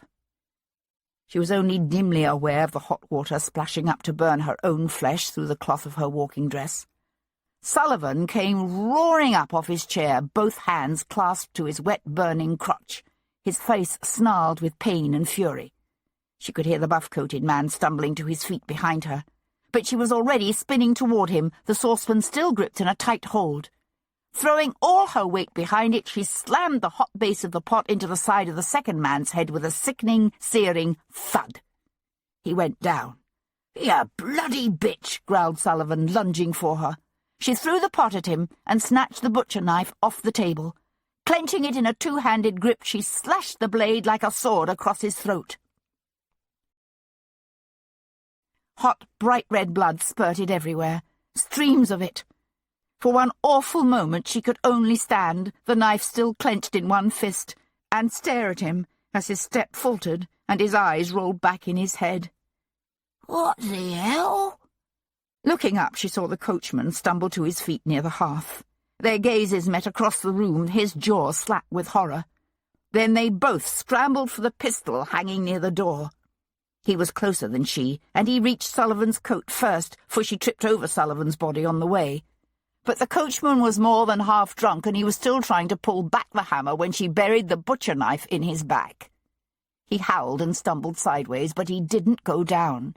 She tried to pull the knife out so that she could stab him again, only she couldn't seem to yank it free. She heard a scuffle of footsteps behind her, and looked around to see the buff-coated man staggering to his feet, the side of his face burned and blackened from where she'd hit him with the pot. "I'm gonna make you wish you'd never been born," he spat, charging her. Giving the old coachman a shove out of the way, she snatched the pistol from his loosening grip, pulled back the hammer, and fired. Sebastian was galloping down the overgrown lane when he heard the booming report of a pistol. He checked for a moment, a sick fear seizing his gut. Yanking out his own pistol, he spurred the bay forward again. He clattered into the yard of a tumble-down cottage, softly lit by moonlight. The door stood ajar. The familiar, tall figure of a woman leaned against the outer wall of the cottage. She had her head tipped back, her eyes open wide. In one hand she held a pistol, the barrel pressed against the blood-soaked skirts of her once elegant walking dress. "Hero," he said, sliding off his horse beside her. He realized he was trembling. "My God! Where are you hurt?" "I'm not," she said, her voice unbelievably calm and steady. She nodded toward the inside of the cottage. "They're in there."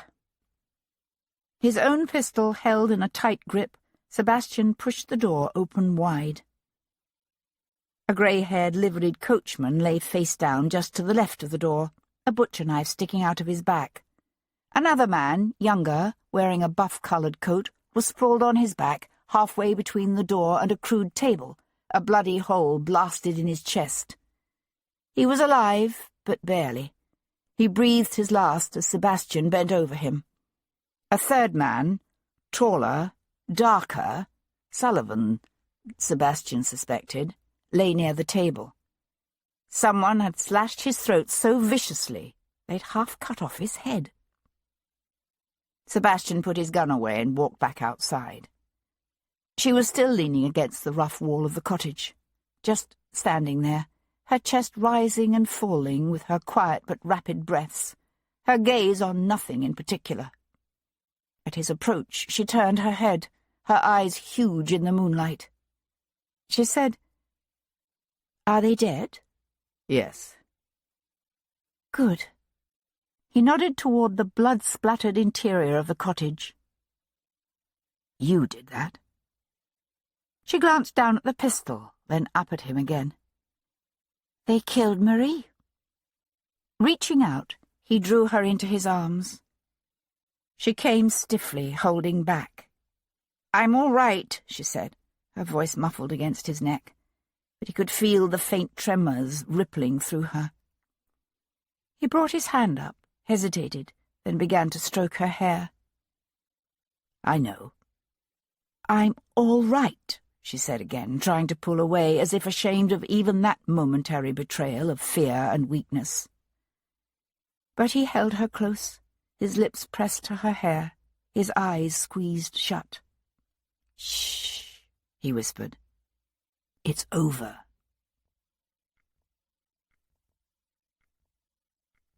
Chapter 45. Sebastian closed the door to the old-fashioned coach and paused for a moment with one hand on the latch.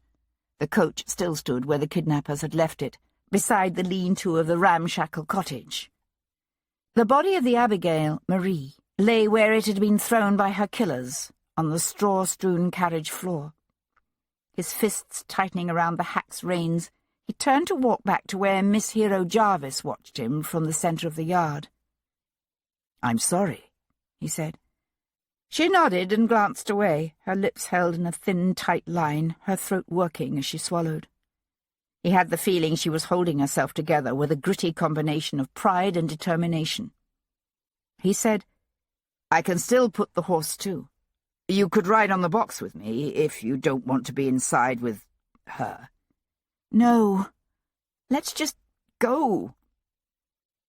He swung into the saddle, then slipped his foot from the stirrup and leaned down for her.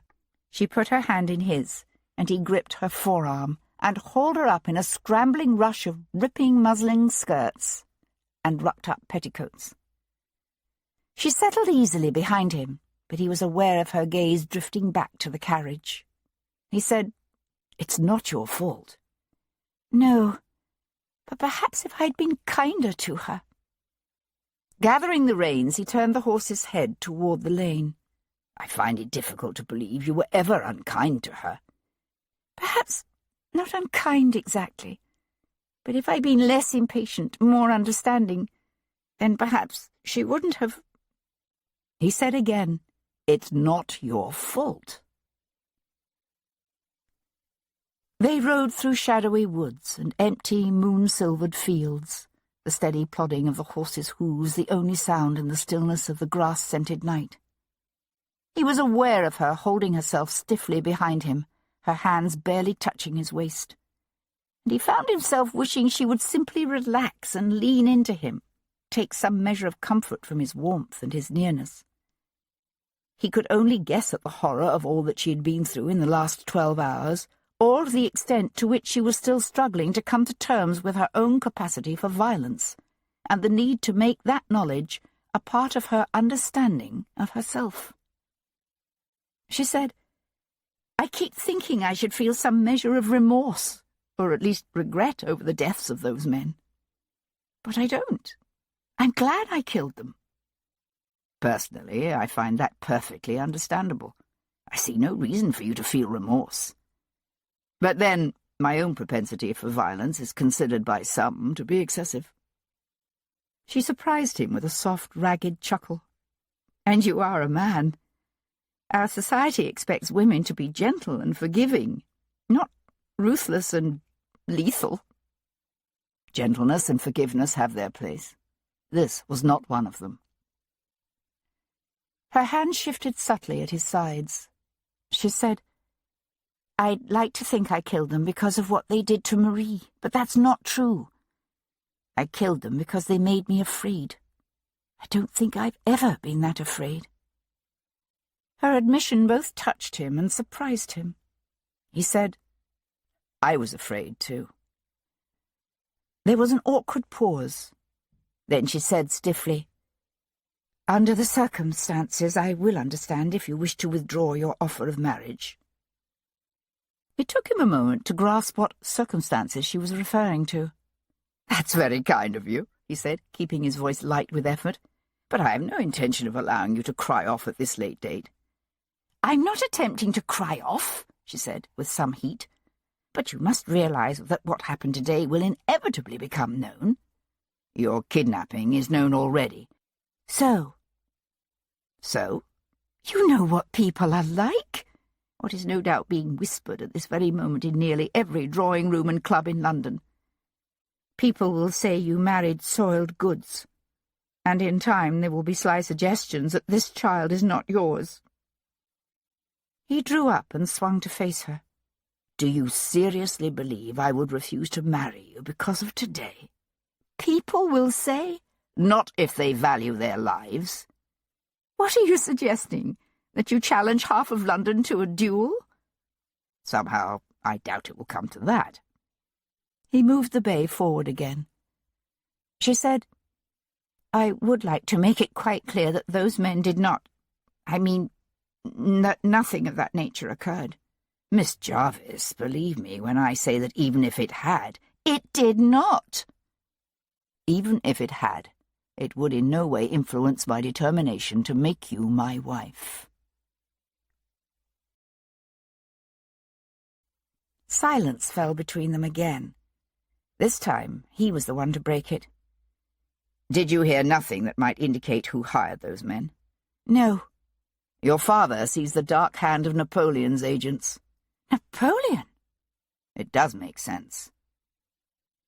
"The idea being that some French agent is the killer, and if you were busy looking for me, then you wouldn't have time to pursue him?" She paused as if considering this. "It's possible, I suppose, if the intent were to buy time for the murderer to flee the country. Otherwise, what would be the point? De la Roque and Ross are already dead." Once again he drew up to look at her over his shoulder. "You knew de la Roque was passing the French War Minister's briefings to Alexander Ross?" "I did." "And you didn't tell me? Why, precisely?" "I'm not in the habit of betraying confidences." He made a non-committal sound and urged the horse forward again. She said, "I hardly see how you can complain, since it's exactly the same reason you refused to tell me how you knew Ross died from a stiletto thrust to the back of his neck." When he remained silent, she added, "I figured it out, you know." "You have?" It wasn't difficult, given the condition of the body when it was exhumed." "You heard about that?" "All of London has heard about it." The church spire of the village of Elstree appeared above the treetops before them. She said, "You also didn't tell me about Ezekiel Kincaid." "I didn't?" "You didn't." "That, I can assure you, was mere oversight." "So tell me." "Very well." She listened to him in silence, then said, "Even if the French did kill Ross and de la Roque, and Lindquist, I see no reason for them to kill either Kincaid or Yasmina Ramadani." "Not unless we're missing something," he agreed. The horse shied at a pig scuttling across the road before them, and he steadied it with a murmured word. "I'm beginning to think that while the most recent murders are in some way related to Ross's death, they may actually have been committed by a different person."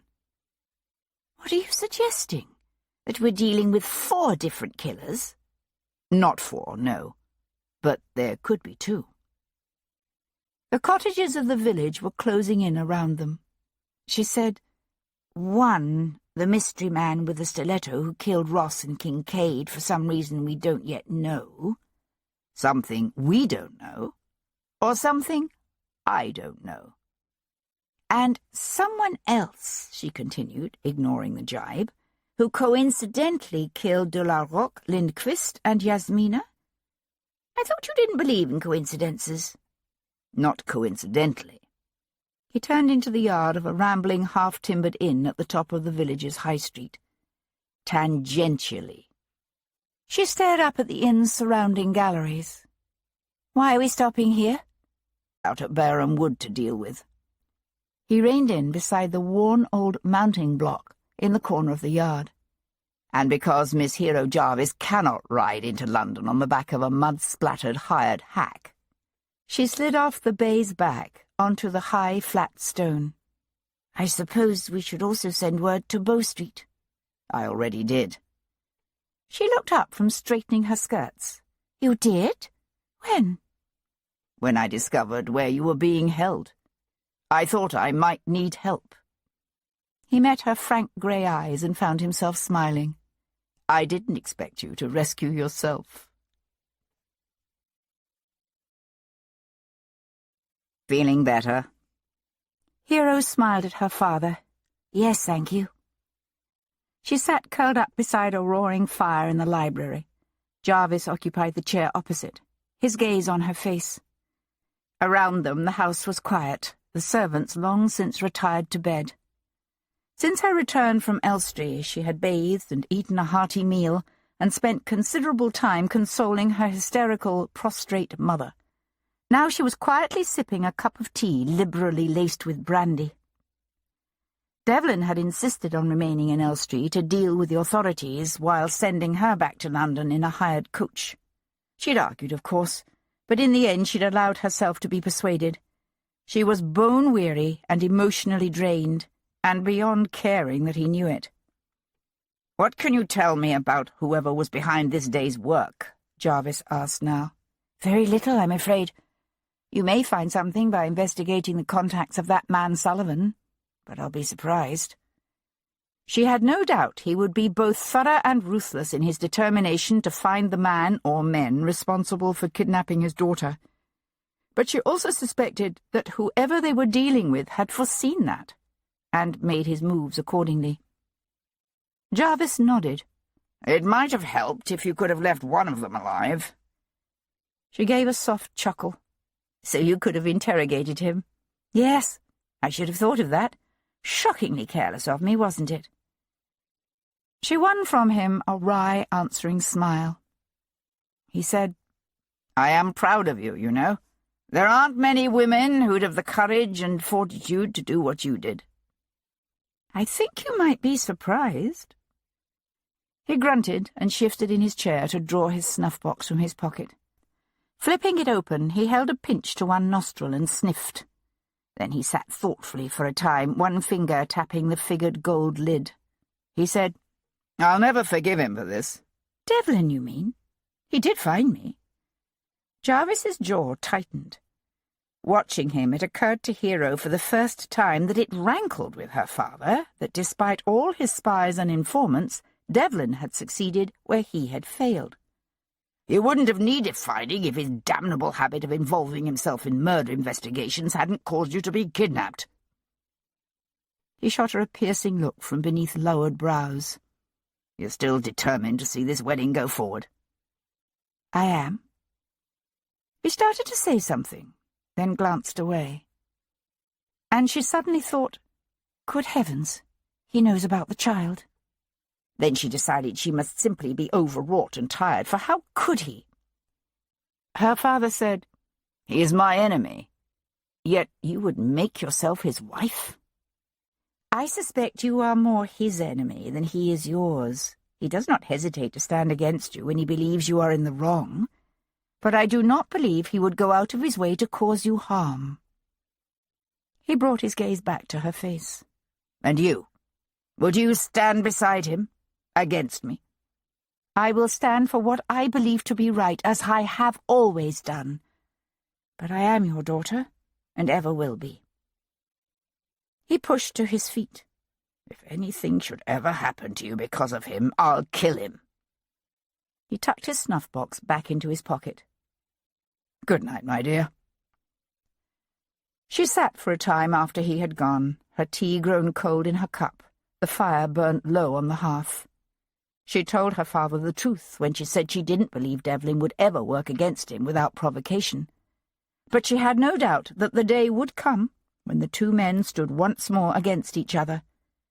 And what would she do then, as Jarvis's daughter and Devlin's wife? She pondered the question long after she had retired for the night, but in the end she came no closer to a conclusion.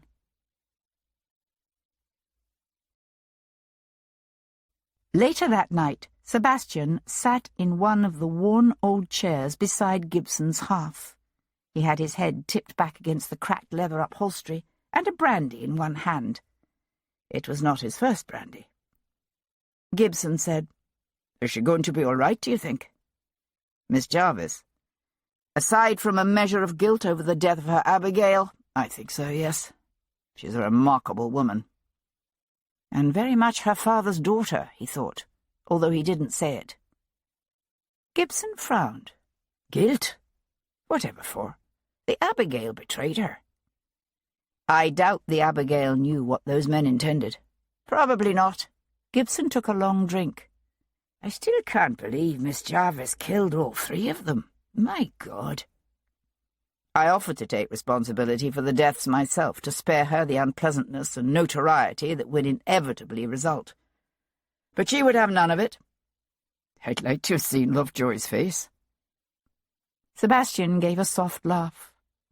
I think she frightens him. You're the only man I know whom she doesn't frighten. Sebastian saw no reason to shatter his friend's illusions. Gibson said, "There'll be an inquest, I suppose." "Yes, but it will be largely perfunctory." They drank in companionable silence for a while, each lost in his own thoughts. Then Sebastian sat forward, his elbows on his knees. "You've seen the bodies, Gibson. Do you think it's possible we're dealing with two killers? One who murdered Kincaid and Ross, and someone working for the French who killed Lindqvist, de la Roque, and Yasmina?" "It's possible, yes, but—" Gibson took a deep swallow of his brandy. His lips pursed as he considered this. Why would the French kill Yasmina? Perhaps she became restive and threatened to betray what she was doing. That seems unlikely. The only alternative I can come up with is that we're talking about three killers. Sebastian scrubbed his hands over his face and slumped back. Oh, bloody hell. Gibson stood up, staggering slightly as his weight came down on his peg leg. "Maybe some more brandy will help." Wednesday, the 29th of July. The pounding went on and on, loud and insistent. It took Sebastian some moments to realize that the pounding in his head was not in truth in his head, but the result of a fist beating a lively tattoo against a distant door. He opened one eye. His gaze travelled from the row of grotesque specimens lining Gibson's mantel to Gibson's gently snoring face. The golden light of late morning streamed in through the room's narrow window. At some time during the night he had decided there was no point in making his way back to Brook Street, but he couldn't fathom why he hadn't at least made it from the damned chair to the sofa. The pounding continued. Where the bloody hell was Mrs. Federico? He pushed up from the chair, wincing as he straightened his cramped, stiff limbs. Rubbing the back of his neck, he wove his way down the narrow hall to yank open the door. "What do you want?" He broke off. Miss Hero Jarvis stood on the doorstep. Chapter 46. His betrothed was, as always, exquisitely turned out in a walking dress of teal silk with medieval sleeves slashed with strips of yellow. She wore pale yellow kid half-boots that laced up the back and coordinated nicely with her yellow kid gloves, and a teal silk reticule embroidered with tiny primroses. To top it off, she wore a hat trimmed with 3 peacock feathers. There was nothing in either her appearance or her manner to suggest that she was suffering any ill effects from either yesterday's kidnapping or its bloody ending. The Jarvis town carriage, with its 2 footmen, waited nearby. A very young, very frightened-looking housemaid hovered at her elbow. "Ah, there you are, my lord," Miss Jarvis said, brushing past him into the hall. "When I couldn't find you at Brook Street, I spoke to Sir Henry. He suggested you might be here." "Miss Jarvis?" She went to stand in the doorway to the parlour. Gibson was now snoring gustily. She turned to face Sebastian, her eyes narrowing as she surveyed him critically. "I take it you haven't heard the news." He scrubbed one hand down over his face, painfully conscious of the rasp of his day's growth of beard. "Good God, not another murder." "What? Oh, no, nothing like that. My father has been closeted with the Prince and his ministers at Carlton House since dawn. A ship docked this morning from Canada with news that the United States have attacked us. According to the captain, the Americans declared war 6 weeks ago on June 18th. He stared at her, his sleep-fuddled brain slowly beginning to move. She said, "You do see the implications, do you not? According to what I've been able to discover, the Baltimore Mary sailed from America on June the 5th. But that would have been before war was declared, and it's no use saying they could have heard rumours of war before they sailed, because the rumours have been flying for months now." "Yes, but I've also discovered that the Baltimore Mary didn't sail directly to London. It stopped in Bermuda. Now, think about this. Say I'm the captain of an American ship. Let's call it the Mystery Ship, shall we? With a cargo bound for Bermuda. Just as I am ready to set sail, word reaches me that Congress has declared war on Britain. I know that if I land in Bermuda after news of the war has reached there, the British colonial officials will confiscate my ship. But I also know that my government is in no hurry to send notice of their war declaration to the British, because Washington is planning an attack on Canada, and they want to take the forces there by surprise. So I decide to set sail immediately, hoping to make landfall in Bermuda, unload my cargo, and be gone again before word of the war reaches there." "Risky," said Sebastian, "but tempting. Yes, I can see that. So you're suggesting, what, that this mystery ship landed at Bermuda and found the Baltimore Mary still there?" She nodded. "And if so, wouldn't I, in my role as this unknown American sea captain, warn my fellow compatriots of the outbreak of war?" He realized suddenly that he was still in his shirt-sleeves and scrambled quickly into his coat. Gibson stirred, murmured something, then fell back to sleep. Sebastian hunted around for his cravat. It would certainly explain why the Baltimore Mary's captain was in such an unnatural rush to unload his cargo, and why he sailed again without reloading or even refitting. He wanted to get away before word of the declaration of war reached London. She nodded. "What I don't understand is why knowledge of the declaration of war didn't leak out. All it would take is one drunken sailor. The ship's officers wouldn't have told their crews, not if they could help it. They had too much riding on maintaining the secret." He went into the kitchen, poured himself an ale, and downed half of it in one long pull. That's the link between Kincaid and Ross. As Cox's agent, Ezekiel Kincaid would immediately have hurried off to the West End to warn his employer of the declaration of war. Which he did. Sebastian stared out over Gibson's unkempt garden with its secret unmarked graves. Which, thanks to the landlady of the Bow and Ox, we know he did. Miss Jarvis said, "So what happened after that?" Obviously, somehow, Ross heard about the declaration of war. But then what? I'm not entirely certain. But we now know that Jasper Cox had a damned good reason to kill both men, to keep them quiet.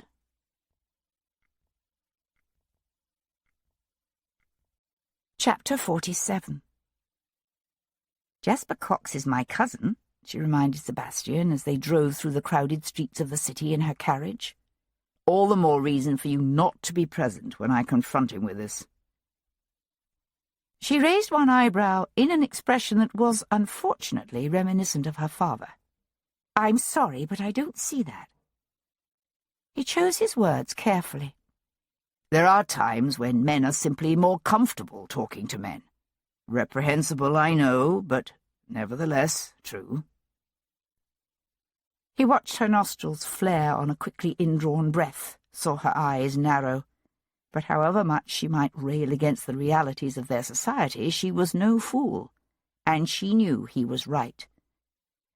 "Very well," she said, as the carriage drew up before his Brook Street house, and the footman pulled open the near door. "But you will tell me what you discover?" It was not a request.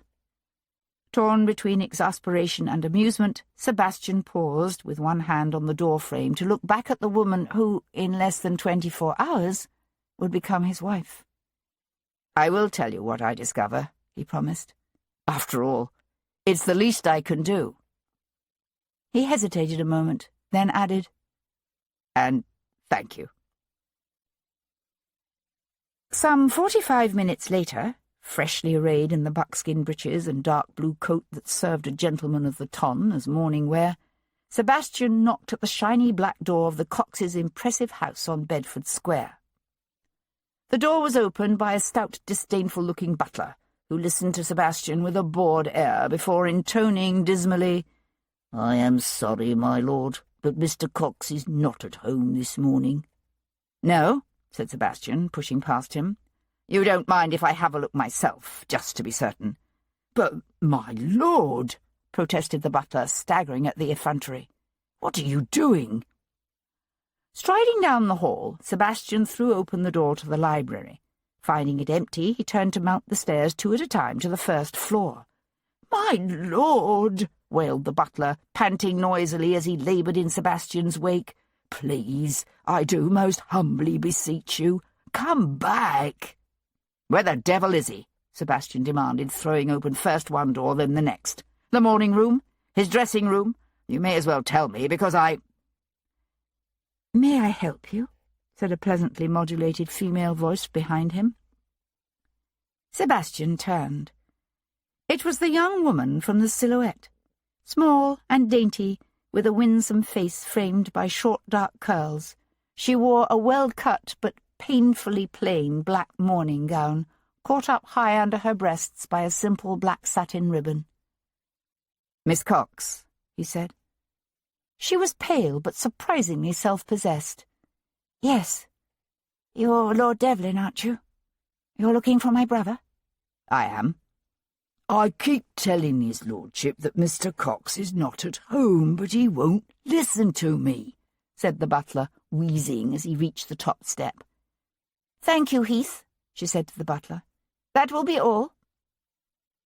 She led the way into a drawing-room, where an older woman in a mob cap, whom Miss Cox introduced as her former governess, sat working on a chair cover in a seat overlooking the rear garden. The woman looked up, squinted at Sebastian, then went back to her needlework. "My brother left yesterday for Southampton," said Miss Cox. "Is there something I can help you with?" Sebastian cast a questioning look at the governess. "Mrs. Forrester becomes quite oblivious when she's involved in her needlework," said Sabrina. "You may speak freely." Sebastian took up a position before the empty hearth. "A week ago, last Saturday, a man came to see your brother, an American named Ezekiel Kincaid. Blonde hair, prominent teeth." If Sabrina Cox had been pale before, she was now ashen. "Kincaid?" she said vaguely, sinking into a nearby chair. "No, I don't recall anyone by that name visiting us. Perhaps—" "I beg your pardon, Miss Cox, but you are a terrible liar." "I think you should leave now," she said abruptly, thrusting to her feet again. Sebastian stayed where he was. "Did you know Kincaid is dead?" "Dead?" "Murdered. The same night as Alexander Ross, and in exactly the same way."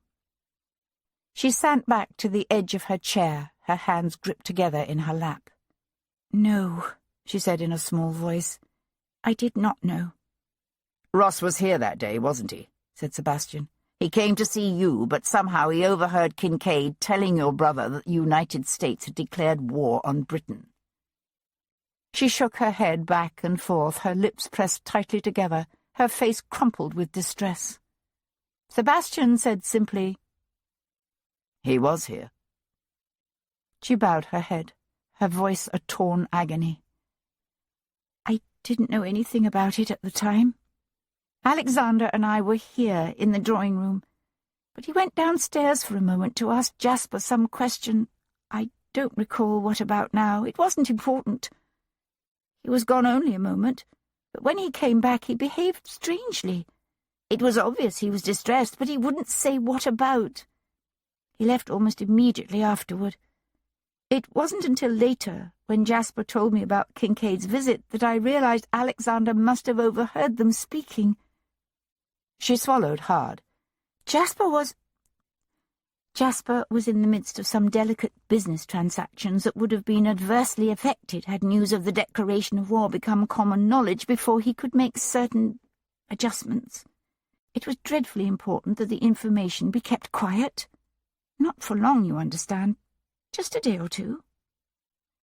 Sebastian glanced up at the life-sized portrait of Jasper Cox that hung over the mantelpiece. He had no doubt that an investigation of Mr. Cox's activities over the past 12 days would reveal an interesting flurry of buying and selling. He said, "So you went to him that evening, didn't you? You put on your plainest cloak and a heavy veil, and you took a hackney to Ross's lodgings in St. James's Street to beg him to keep what he'd heard quiet. Only he refused." She nodded, her chest rising and falling with her rapid breathing. "He was horrified that I would even ask him, that I would think him capable of doing something so dishonorable, so dishonest. I tried to make him understand how vitally important it was, how much was at stake. It would only have been for a few days. But he was appalled at the suggestion that he even consider putting personal financial interests ahead of his duty to his country." "So your brother had him killed," said Sebastian. "Had them both killed." Her eyes went wide with horror. "No!" She must have read the disbelief in his face, because she rose from her chair to stand facing him. "No, you're wrong. Jasper would never do anything like that." "Even with tens of thousands of pounds at stake?" "No. You don't know him. He's ruthless in business, yes, but he's not evil. Besides, he couldn't have done it. He was at a dinner given by the Lord Mayor that night." "I'm not suggesting he did it personally," Sebastian said quietly. "You think he hired someone?" It was obvious this possibility had never occurred to her. She was silent a moment, then shook her head. "No, I still don't believe it. You say the American Kincaid was killed that same night in the same way? Well, don't you see? Jasper had no reason to kill Kincaid. Ezekiel Kincaid had as much interest in keeping the information quiet as Jasper, if not more." Sebastian said, "The only link between Alexander Ross and Ezekiel Kincaid is this house and the sensitive information both men possessed. The only one who knew they had that information was your brother. And you." "But other people did know. By the time I talked to him, Alexander had already told several people." "Who?" She took a quick turn around the room, one hand brushing the curls off her forehead in a distracted gesture. "Sir Hyde Foley, for one. When Alexander left here that evening, he went straight to Sir Hyde's house." "You seriously expect me to believe that the Under-Secretary knew the Americans had declared war on us and kept it quiet for nearly 2 weeks?" She turned to face him, her fists clenched to her sides. don't understand it myself, but it's true. Sebastian studied her pale, strained face. You said Ross told several people. Who else? Some Americans he knew. A man and his daughter. I don't recall their names. The man's son is a seaman who has been impressed by the British Navy, and Alexander had volunteered to see what he could do to help get the son released. You mean the Batemans? Why would Ross tell them? Yes, that was their name, Bateman. Alexander said he wanted to warn Mr. Bateman to keep quiet about his son's nationality, since once it became known that Britain and the United States were at war, any seaman identified as an American would probably be thrown in the brig. He thought Bateman would have a better chance of surviving the war as a British seaman than as a prisoner on some fever-infested hulk on the Thames. Sebastian could understand why the Batemans would decide to keep their knowledge of the outbreak of the war to themselves, but he wondered why they had in the end ignored Ross's recommendation and asked Sebastian for help in petitioning the Admiralty. Then he realized that as the weeks passed, father and daughter had no doubt come to the conclusion that Alexander Ross's warning of war had been nothing more than a false rumor. By now, of course, they would know the truth, that war between the two countries had indeed broken out, and that their attempts to save their loved one from the clutches of the British Navy had perhaps succeeded only in putting his life at even greater risk. Sebastian intended to hold firm to his promise to do what he could for the man, though under the circumstances he wondered exactly how much he could do to help. Sebastian glanced again at the governess, Mrs. Forrester, her head still bent over her embroidery, as if she were indeed oblivious to the conversation in the room. He said, "Who else did Ross tell, besides Foley and the Americans?" "I don't know of anyone else.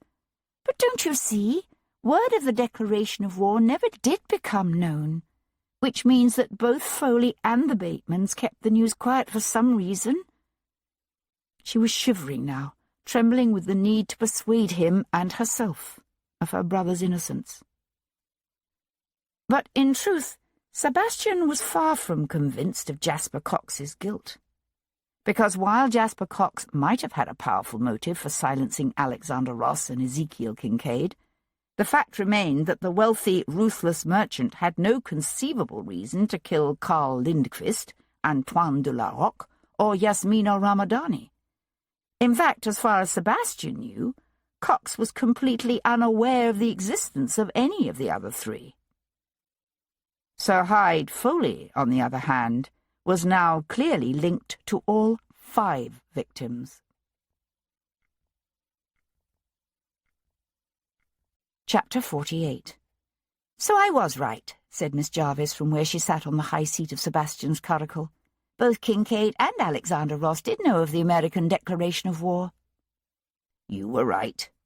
Sebastian leaned against the iron fence of Berkeley Square, his arms crossed at his chest. "They did indeed."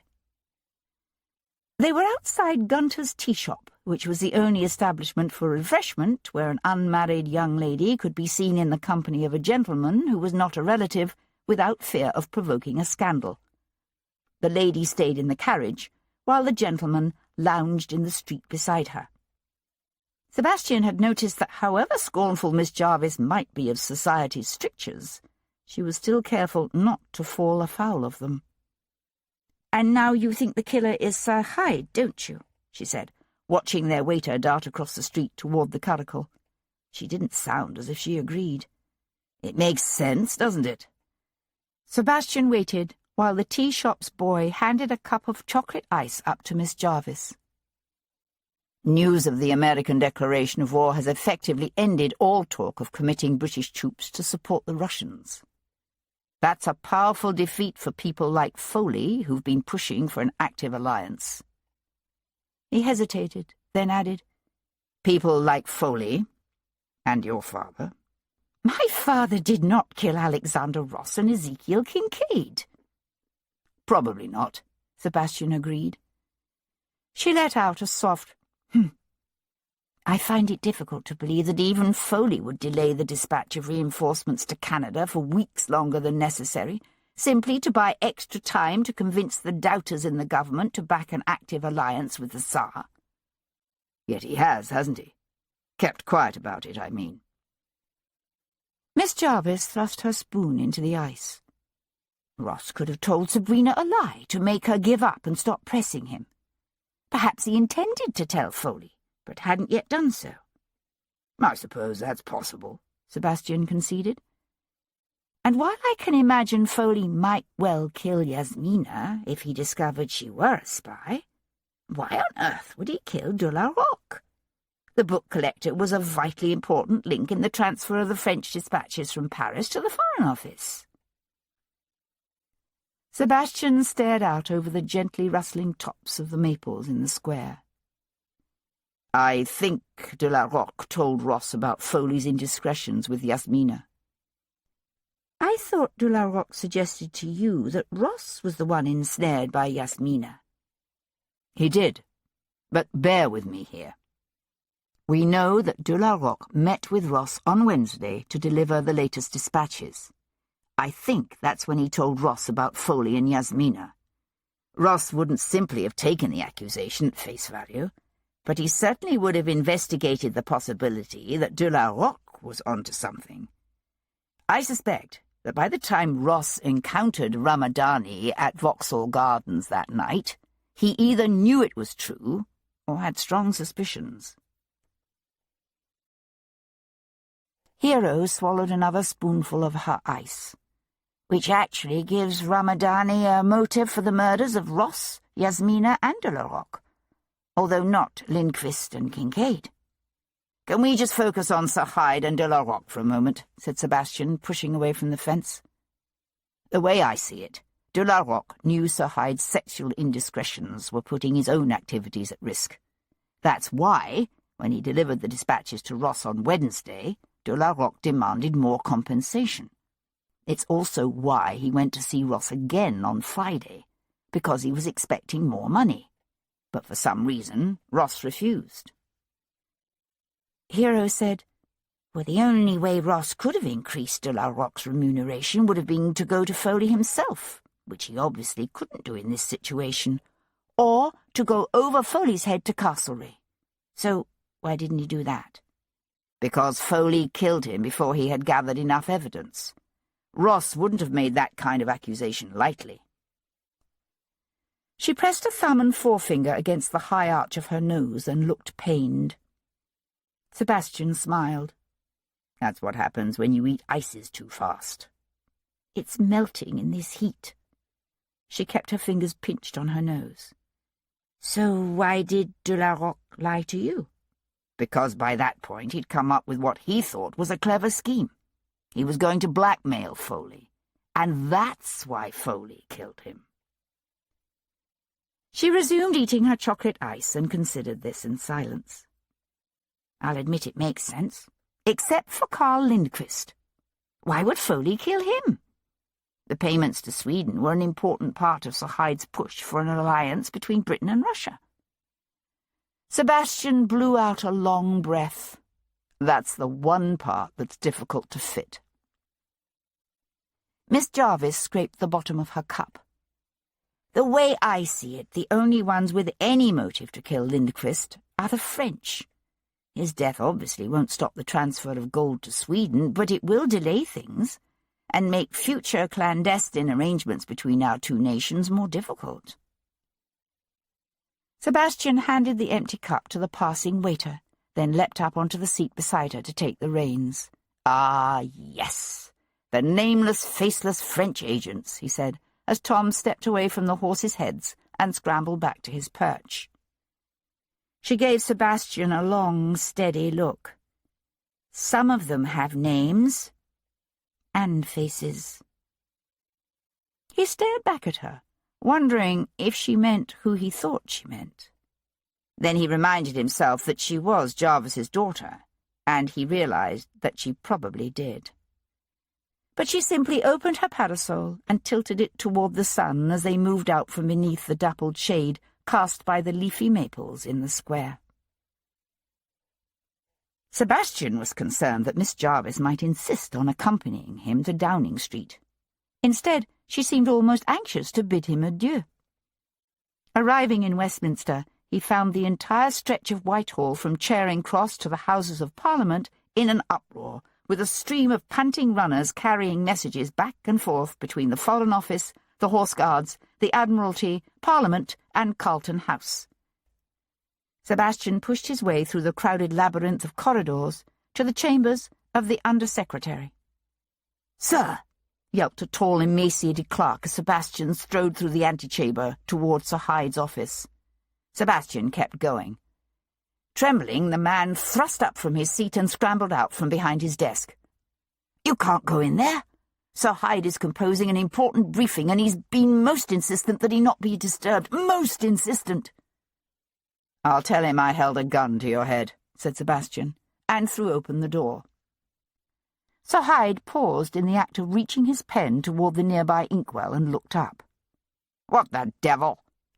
Sebastian closed the door in the face of the still pleading clerk. "We need to talk. Now." Sir Hyde slammed down his quill. "Are you mad? I've no time for this. Have you not heard what has happened?" "I have," said Sebastian, tossing hat, gloves, and walking stick onto the littered surface of the desk. "I've also just learned that Alexander Ross discovered nearly 2 weeks ago that the Americans had declared war. But then, you knew that, didn't you?" "Ross what? But how is that possible?" For a moment, the look of utter astonishment and incredulity on the Under-Secretary's face gave Sebastian pause. "He had it from an American ship called the Baltimore Mary that docked in Rotherhithe the day he died. As soon as he heard, he went straight to your house to tell you. And that's why you killed him. Him and the American who brought the news. But that's absurd. What possible reason could I have to do such a thing?" "Because war with America means the end of any chance of sending British troops to Russia. Something you have been working very hard to achieve. In fact, you've virtually staked your career on it." Sebastian watched the Under-Secretary's jaw tighten and knew he'd touched a raw nerve. "What exactly did you think? That you were close enough to achieving your aim, that you could force through a commitment before official news of the American war declaration reached London?" "We were close. So bloody close. If it hadn't been for Hendon, the alliance would have been signed weeks ago." Foley pushed up from his desk and went to stand at the window overlooking the courtyard below. He was silent for a moment, his lips pursed as if in thought. Then he said, "Ross did come to my house that Saturday evening, I'll not deny it. But I wasn't home. He left a note claiming he had something urgent to tell me. Only when I went round to his lodgings some hours later, he wasn't there, or at least he didn't answer the door. If he had early warning of the declaration of war, this is the first I've heard of it." Sebastian frowned. "What time was this? That I went round to his rooms? I don't know. Midnight, perhaps?" Sebastian drew in a deep breath as a new possibility occurred to him. Foley said, "You do realize how preposterous your suggestion is, don't you? You obviously forget that Ross worked under me. Had I wished him to keep his knowledge of the war silent for a time, all I'd have needed to do would be to give him an order. No need for murder." "According to everything I've learned, Alexander Ross was a passionately honourable man. I'm not convinced you could have prevailed upon him to keep quiet." "It's all in the way you phrase things. Good of the realm and all that rot." Foley smiled. "It's the earnest, honourable ones who are the easiest to manipulate." Sebastian was aware of his hands curling into fists at his sides. He forced them to relax. "I'm curious about one thing. If you didn't kill Ross, why not tell me about the message he'd left at your house that night? Or your visit to his rooms at— what time did you say? 8? "Midnight." Again that tight little smile. "Do you take me for a fool? I'm perfectly aware of how it would have looked." Sebastian studied the other man's thin, sharp-featured face. Are you saying that when Ross's valet called you to his master's bedside that next morning, you knew he'd been murdered? I didn't know it, no. But I had my suspicions. Yes. When you searched his rooms, did you find the copy of the French briefing that Ross was to deliver to Chernyshov the previous night? Unfortunately, no. You don't find that curious? Of course I find it curious. Obviously, whoever murdered Ross took the briefing too. Perhaps, said Sebastian. What about the intruder who died breaking into Ross's rooms the night of Sir Gareth Ross's return to Oxfordshire? Was he one of your men? I don't know what you're talking about. Foley cast a quick glance at the elaborately carved wooden clock hanging on the far wall and turned to gather his papers. Now, my lord, you'll have to excuse me. Castlereagh has been closeted with Liverpool in his offices since the news of this latest crisis arrived, and I'm scheduled to meet with them again at 3. According to Miss Jarvis, Castlereagh and Liverpool had been in seclusion with the Prince at Carlton House since early morning, but all Sebastian said was, "You actually had 2 reasons to kill Ross." Foley laughed. Another reason? You can't be serious. Something that had nothing to do with those pesky upstart former colonials. Ross knew about your indiscretions with Yasmina Ramadani. Foley paused in the act of shoving his papers into a case. Then he very deliberately fastened the buckles and lifted the case off his desk. Again, I don't know what you're talking about. He turned toward the door. Perhaps we could continue this conversation at another time. Sebastian stood in the shadowy doorway of the Cat and Bagpipe, his gaze on the bustling, crowded flagway across the street. Tom held the chestnuts nearby. They had not long to wait. A moment later, Sir Hyde Foley exited the Foreign Office and turned toward Whitehall. At the top of the street, he paused for a moment to take a nervous look around. Then he turned right, walking quickly toward the Hackney stand on Parliament Street.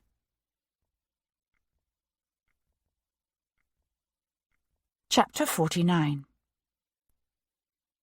Driving his curricle, Sebastian trailed the Under-Secretary's hackney through a snarled throng of wagons, carriages, and carts. Drivers shouted, horses snorted, and sidled restlessly. Dogs barked. He was careful to keep well back from his quarry, lest Foley chanced to glance around and see him. As a result, he nearly lost him, first on the Haymarket, then again on Piccadilly. "Where's he going?" muttered Tom from his perch at the rear of the curricle as they followed Foley onto Park Lane. "Wherever it is," said Sebastian, "I doubt we're going to find either Castlereagh or Liverpool awaiting him." They were just swinging onto Oxford Street, headed toward the Tyburn Turnpike, when Sebastian reined in hard. A milling herd of sheep filled the rutted roadway, the angry voices of their drover and the gatekeeper drifting over the plaintive chorus of baas and bleats. "Fourpence? Fourpence, you say? Can't you count? There's 30 sheep here, not 40. You're the one who can't count. It's fourpence, I say." "Bloody hell," swore Sebastian as he watched Foley's hackney bowl away up Uxbridge Road. He handed the reins to Tom, along with 10pence, for the toll. "Here, follow as soon as you can." "Aye, governor." Slipping past the toll gate on foot, Sebastian pushed his way through the last of the bleating, crowding sheep. Then he began to run, his Hessians kicking up little eddies of dust in the unpaved road. From here, the vast acres of Hyde Park and Kensington stretched away to the south. To the north, facing the parklands across Uxbridge Road, rose the new blocks of St. George's Row. But beyond that lay only the burial grounds, a few more scattered houses, and then the open fields of Paddington. Where in the bloody hell was Foley going? Then he realized the hackney was pulling up before the cemetery's plain, small chapel. Sebastian slowed to a walk. As he watched, Foley paid off the jarvey, pulled his hat low, and strode quickly through the gates to the burial ground. Sebastian followed him. He was aware of an aged landau with 2 footmen parked farther up the leafy lane that ran along the far side of the burial ground. There was something vaguely familiar about the liveried coachman on the box, but Sebastian couldn't place him. Pausing in the shadows cast by the chapel's high walls, Sebastian watched Foley slip from one monument to the next, being careful to keep to the long, rank grass rather than the gravelled path. What the hell was he doing?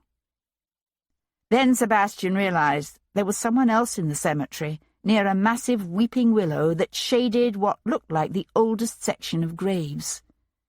A small, slim woman, in a grey walking dress, trimmed at the neck with a narrow band of simple lace, she clutched a bulky grey reticule in one hand.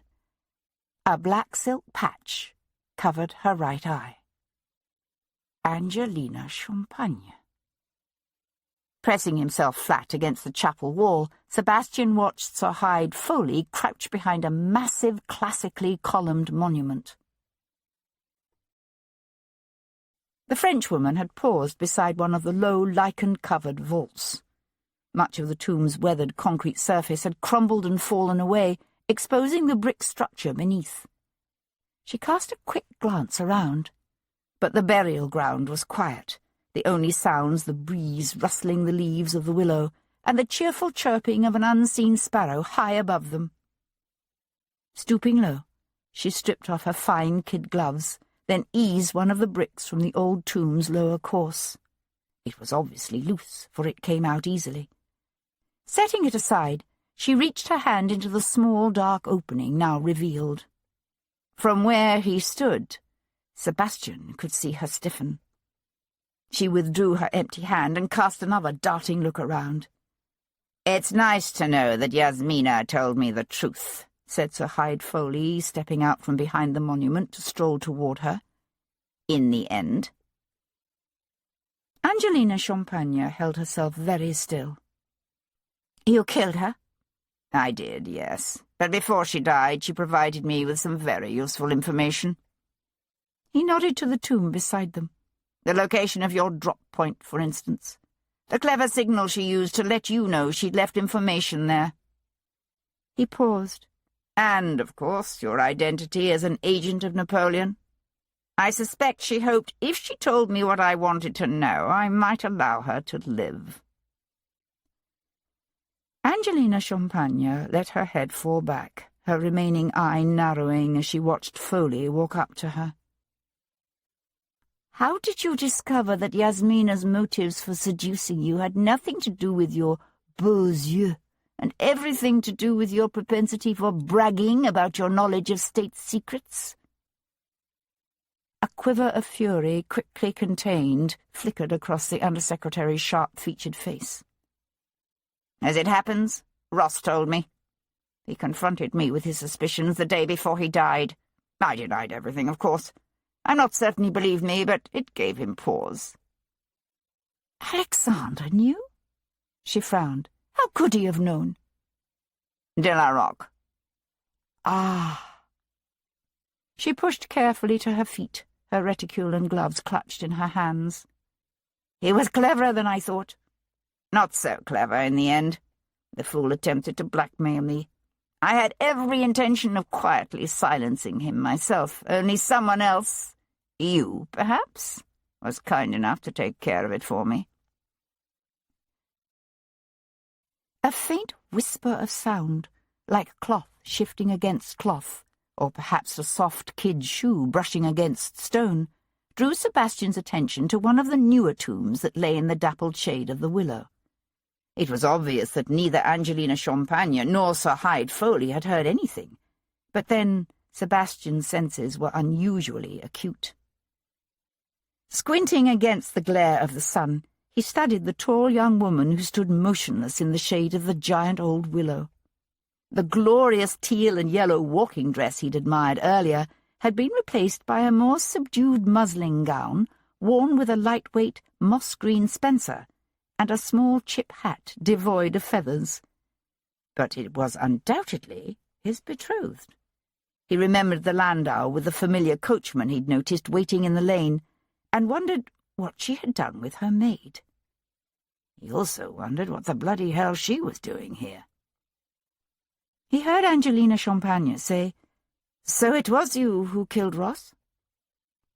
Foley drew up beside her. No, I assumed it was you. I liked Alexander, and I had no reason to kill him. But you would have killed him, had it become necessary. After all, you killed Lindqvist. We did. She gave a wry smile. Although, in a sense, one could say that you did. If you hadn't bragged about the gold transfers to Yasmina, we never would have known where to look for him. Sebastian saw Foley's shoulders bunch, saw the flash of the knife blade in the man's hand. "Look out!" he shouted, and came from behind the chapel at a run. He was too late. Reaching out, Foley grabbed the Frenchwoman by her upper arm and plunged the knife into her breast. "Bloody hell!" swore Sebastian.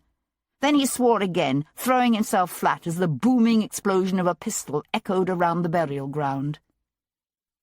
Foley turned, a strange, slow pirouette, his body tense, a look of shock and surprise on his face.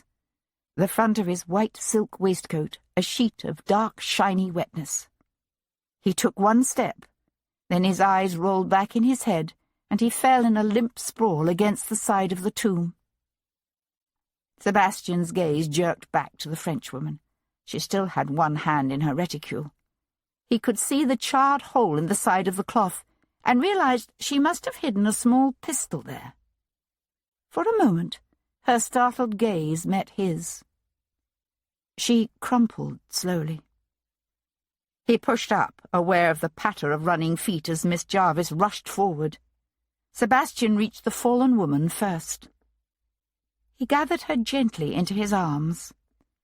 She was still conscious, her eye filming with tears, one hand coming up to grip his forearm. "How did you come to be here?"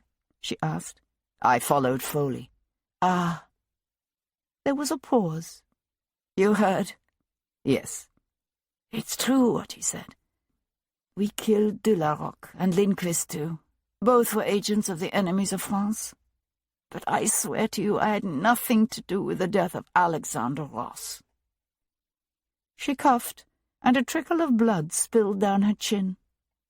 "Je ne regrette rien," she said softly.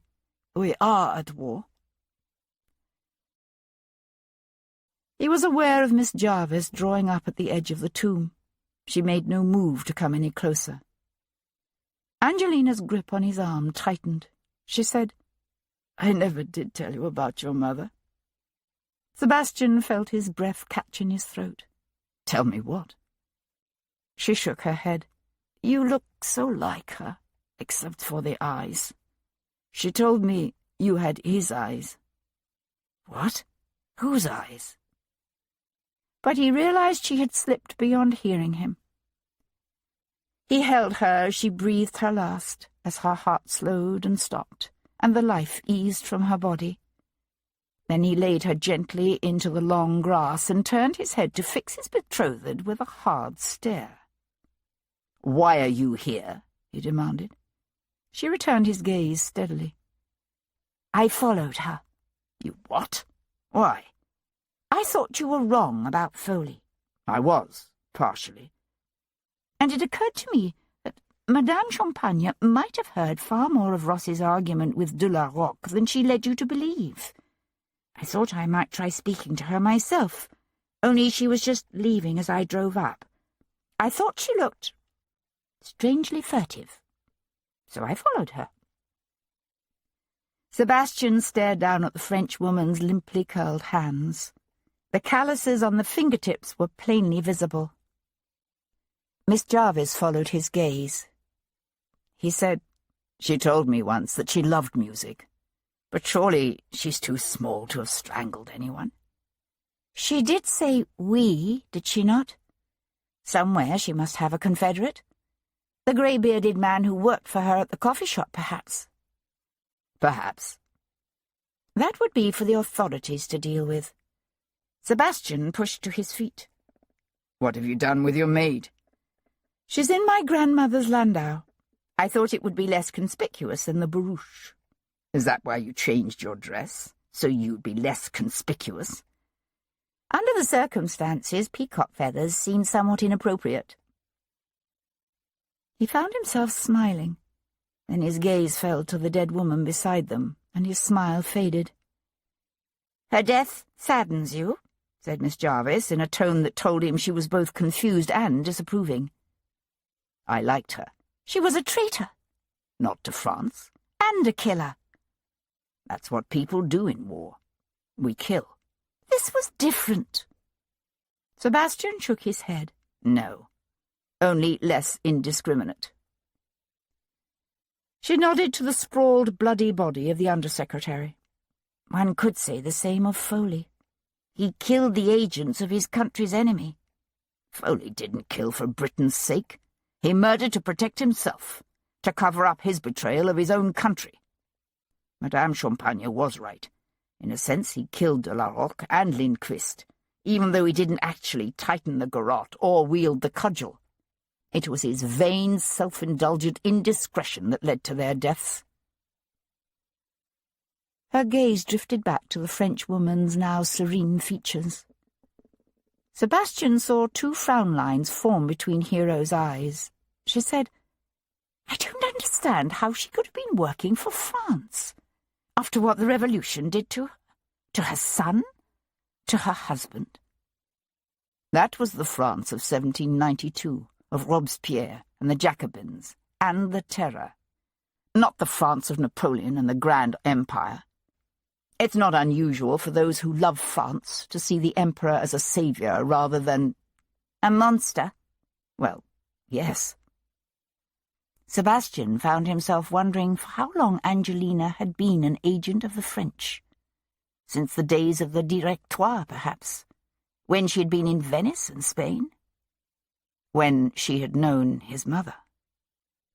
It still doesn't make sense, said Miss Jarvis. If Angelina Champagne killed Lindquist and de la Roque, and Sir Hyde killed Yasmina, then who killed Alexander Ross and Ezekiel Kincaid? Ross's Russian friend, Colonel Dmitri Chernyshov. The problem is, I can't prove it, and even if I could, the bastard has diplomatic immunity. Chapter 50. By the time Sebastian had finished with all the inevitable unpleasantness attending the violent deaths of an Undersecretary of State for Foreign Affairs and a French spy, a stormy, wind-blown darkness was falling over the city. Arriving at Colonel Dmitri Ivanovich Chernyshov's lodgings in Westminster, he found a 2-wheeled covered cart drawn up in the pool of fitful light cast by the oil lamps mounted high on the walls of the Addington buildings. Dressed in a long, flowing cape, and with a silver-headed walking stick tucked up under one arm, the Russian was supervising the loading of a small ship's desk onto the back of the mule-drawn cart. "Going someplace?" asked Sebastian, eyeing the pile of portmanteaux, bandboxes, and trunks that still littered the flagway. Chernyshev looked around. "I've been recalled to Russia." "Oh? Problems?" "My father. I fear he is gravely ill." "I'm sorry to hear that." Chernyshev acknowledged his condolences with a small bow. "There is a ship leaving for St. Petersburg with the morning tide, the Starry Dub." "How fortuitous." Sebastian studied the Russian's florid, pleasant face.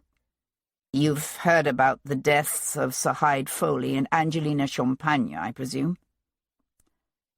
"I have heard the dozen or so different versions of the tale making the rounds of the clubs, yes. None of them entirely accurate, I've no doubt, although one can, of course, guess at the truth. Poor Alexander. Who'd have thought he'd fall victim to the French here in London, of all places?" Chernyshev shook his head, his lips pressed into a sad smile. "At least you have brought him a measure of justice." "Not quite.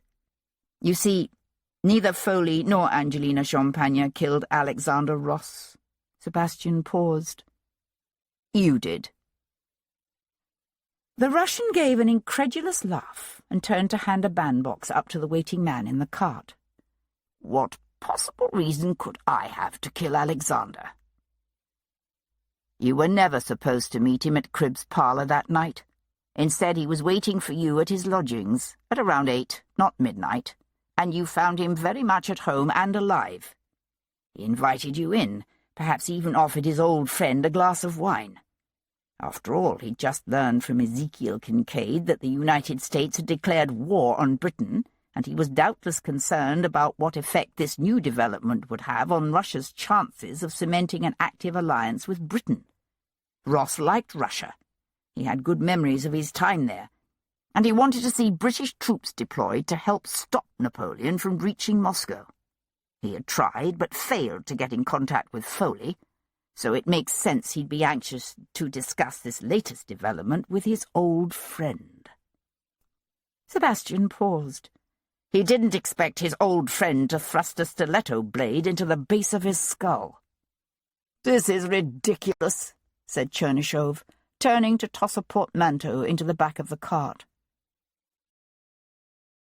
Sebastian said, "I suppose it was an act of desperation, a spur-of-the-moment decision to kill Ross before he had a chance to pass his information on to his superiors at the Foreign Office. The ironic thing is, I'm not convinced Sir Hyde Foley wouldn't have ordered Ross to keep the information to himself, even if Ross had lived long enough to report to him. But you had no way of knowing that, and I suppose it was a risk you felt you couldn't afford to take.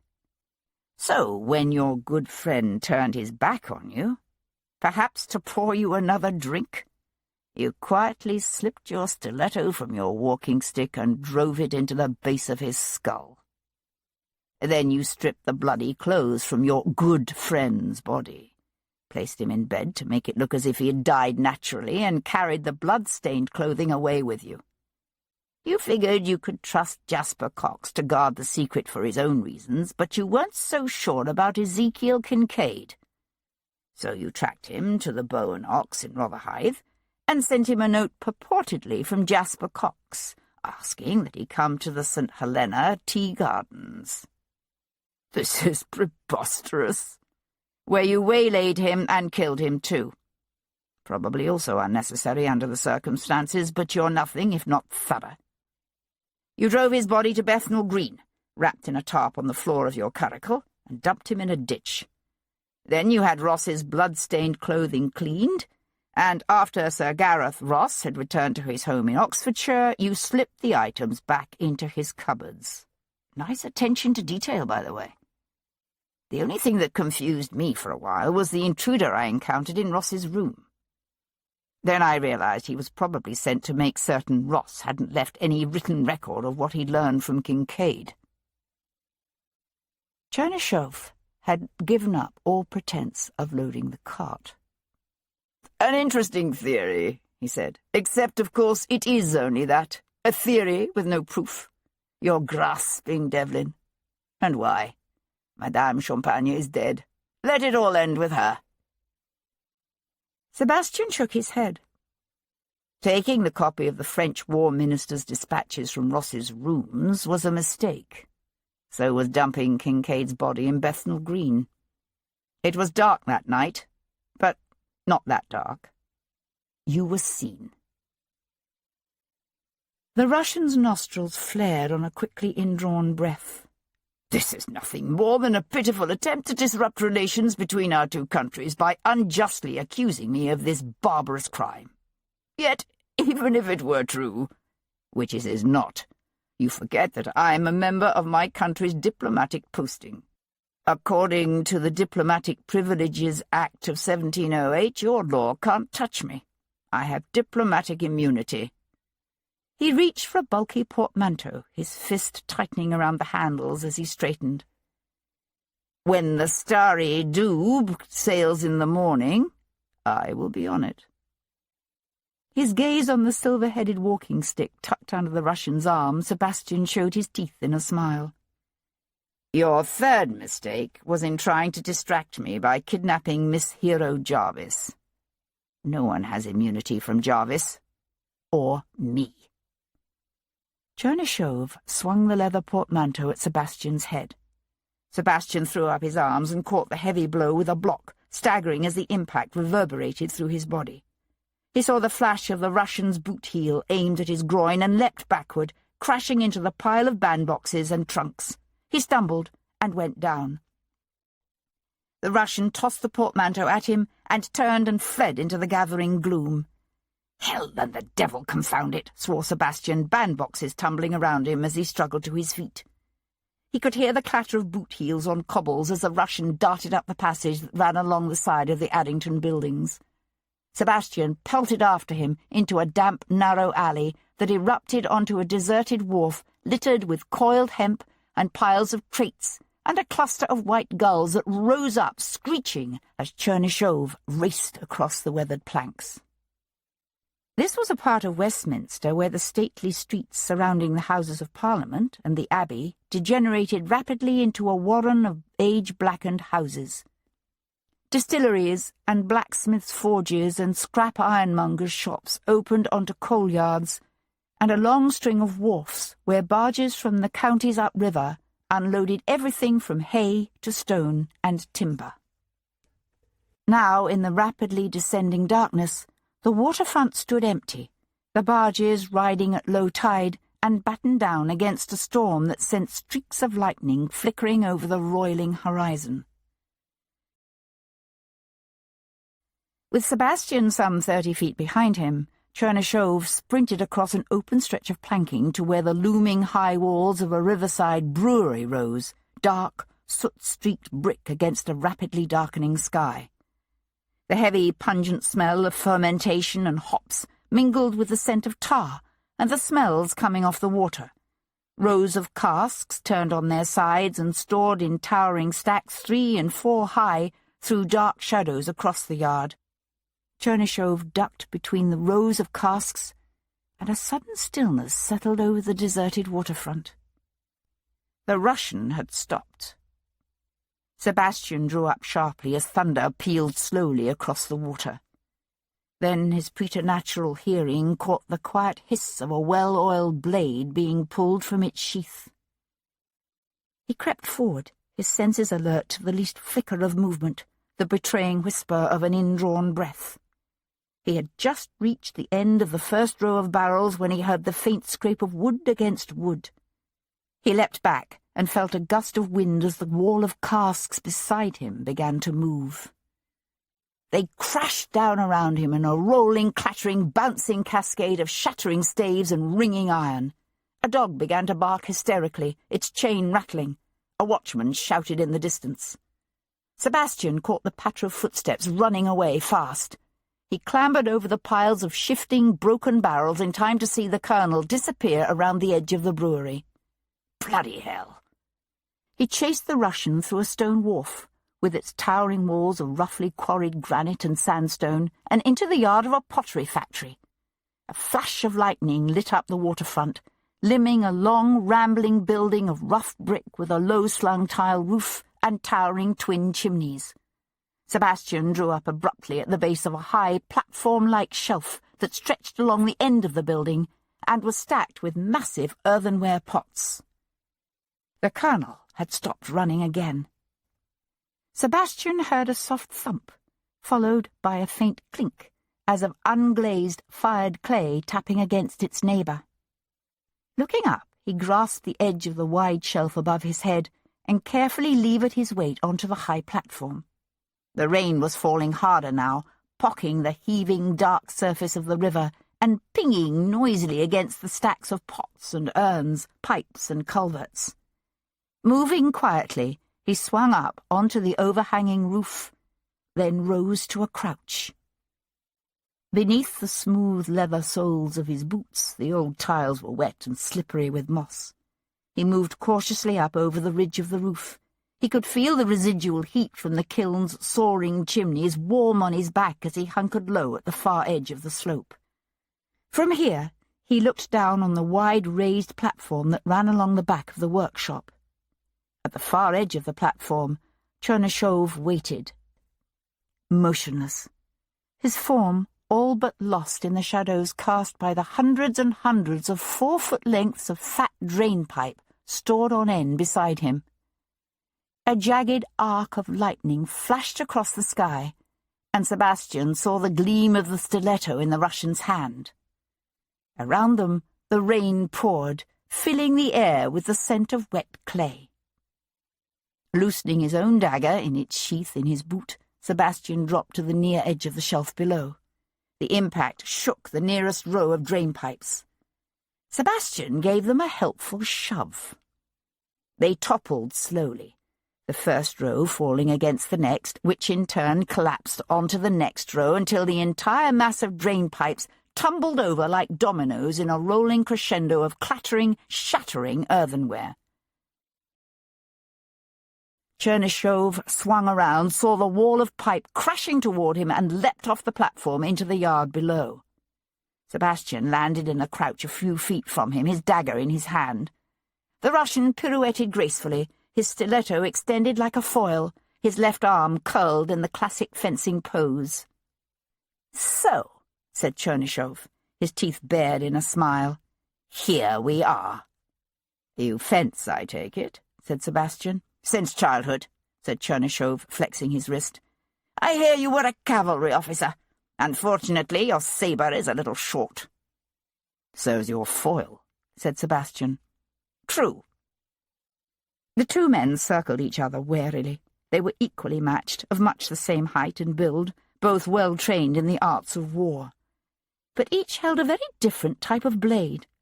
The Russian's stiletto was a thrusting weapon with no edge, while Sebastian's dagger had carefully honed edges, but was considerably shorter.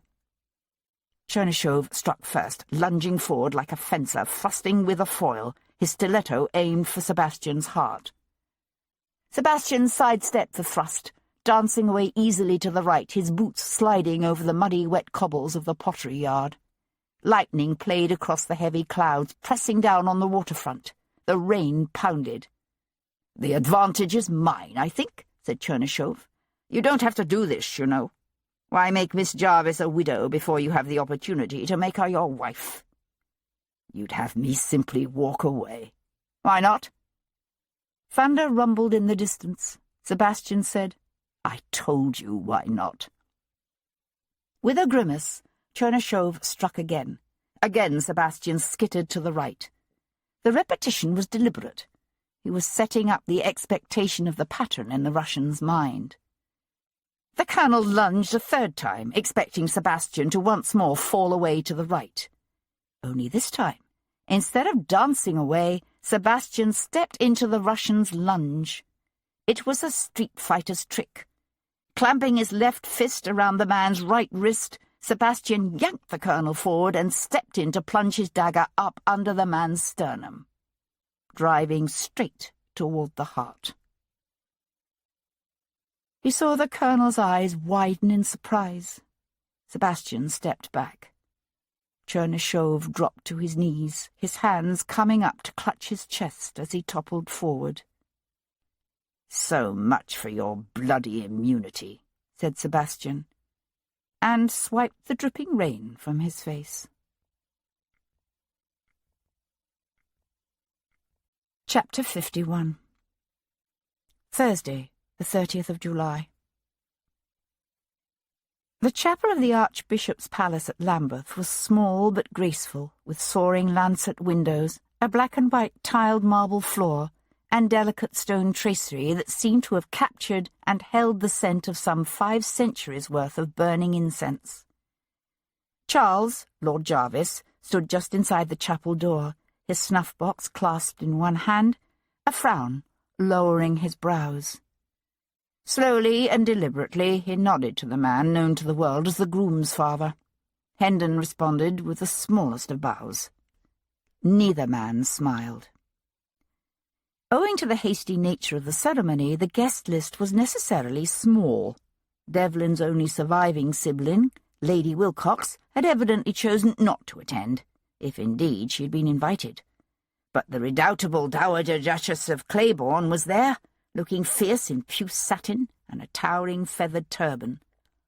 Also in attendance were a peg-legged Irish surgeon of doubtful antecedents and a Bow Street magistrate of all things. The bride's only living grandmother, the cantankerous old dowager Lady Jarvis, had condescended to put in an appearance, as had Jarvis's 2 bird-witted sisters. The 3 women huddled together to one side, their eyes wide with vulgar curiosity as they whispered speculatively behind their fans.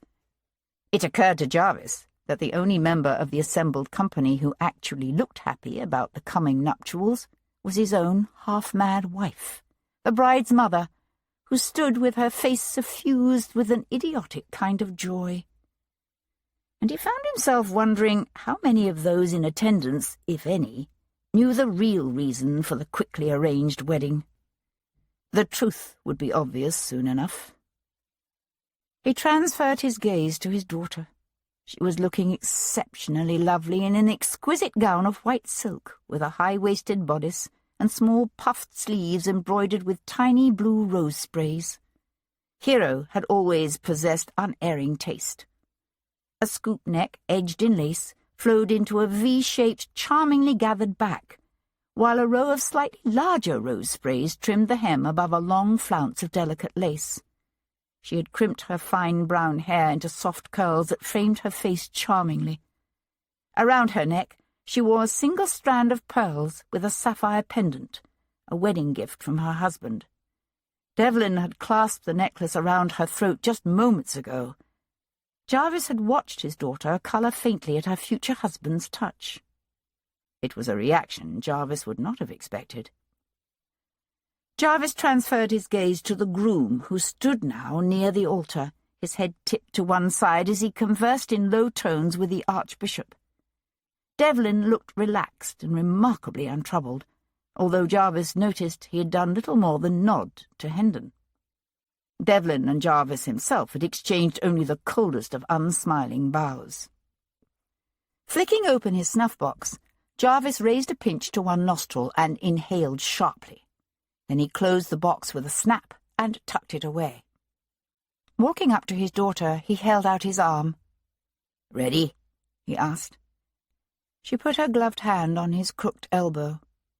For a moment, her gaze strayed to the tall young Viscount near the altar. Then she brought her gaze back to her father's face and surprised him by giving him a reassuring smile. "Ready?"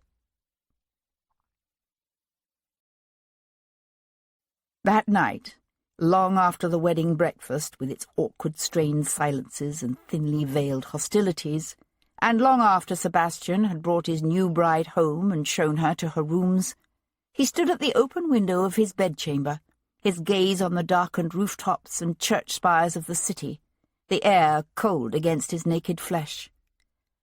Swept clean by a brisk wind off the North Sea, the sky was unusually clear and full of stars, the streets below now quiet and empty. He could smell the hot oil from the lamps left burning at the top of his front steps, hear the distant cry of the watchman, 1 o'clock on a fair night, and all is well. He held a glass of Burgundy in his hand, but he hadn't tasted it, for he knew with quiet resignation that this was but the first of an endless string of lonely nights that stretched before him. He was a young man, with all of a healthy young man's appetites, and a wife, who was a wife in name only. A different kind of man might take that as a license to dishonour his marriage vows, but not Sebastian. Yet somehow he had not expected the thoughts and images that now tormented him. The remembered warmth of her body beneath his on a stolen afternoon, the faint evocative scent of starch mingled with honeysuckle, the way the morning light had quivered on the tops of her breasts when her gaze met his across the length of the chapel, and she drew in an unexpectedly quick, nervous breath.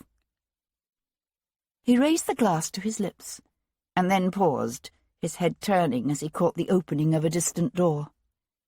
The sound of soft footsteps in the hall. His door swung slowly inward, and Miss Jarvis— No, he reminded himself, his wife, the new Viscountess Devlin, stood on the threshold. She wore only a thin chemise, her bare toes curling away from the cool floor, her eyes wide and dark in the night. "If you don't want me here," she said, "just say so, The wind billowed the curtains at the window and fluttered the loose hair about her face. He set aside his wine and went to her. If his nakedness caused her either embarrassment or alarm, she didn't show it. He breathed in the familiar scent of her, and she lifted her face to him. He covered her mouth with his and felt her hands slide up his bare back, pulling him close.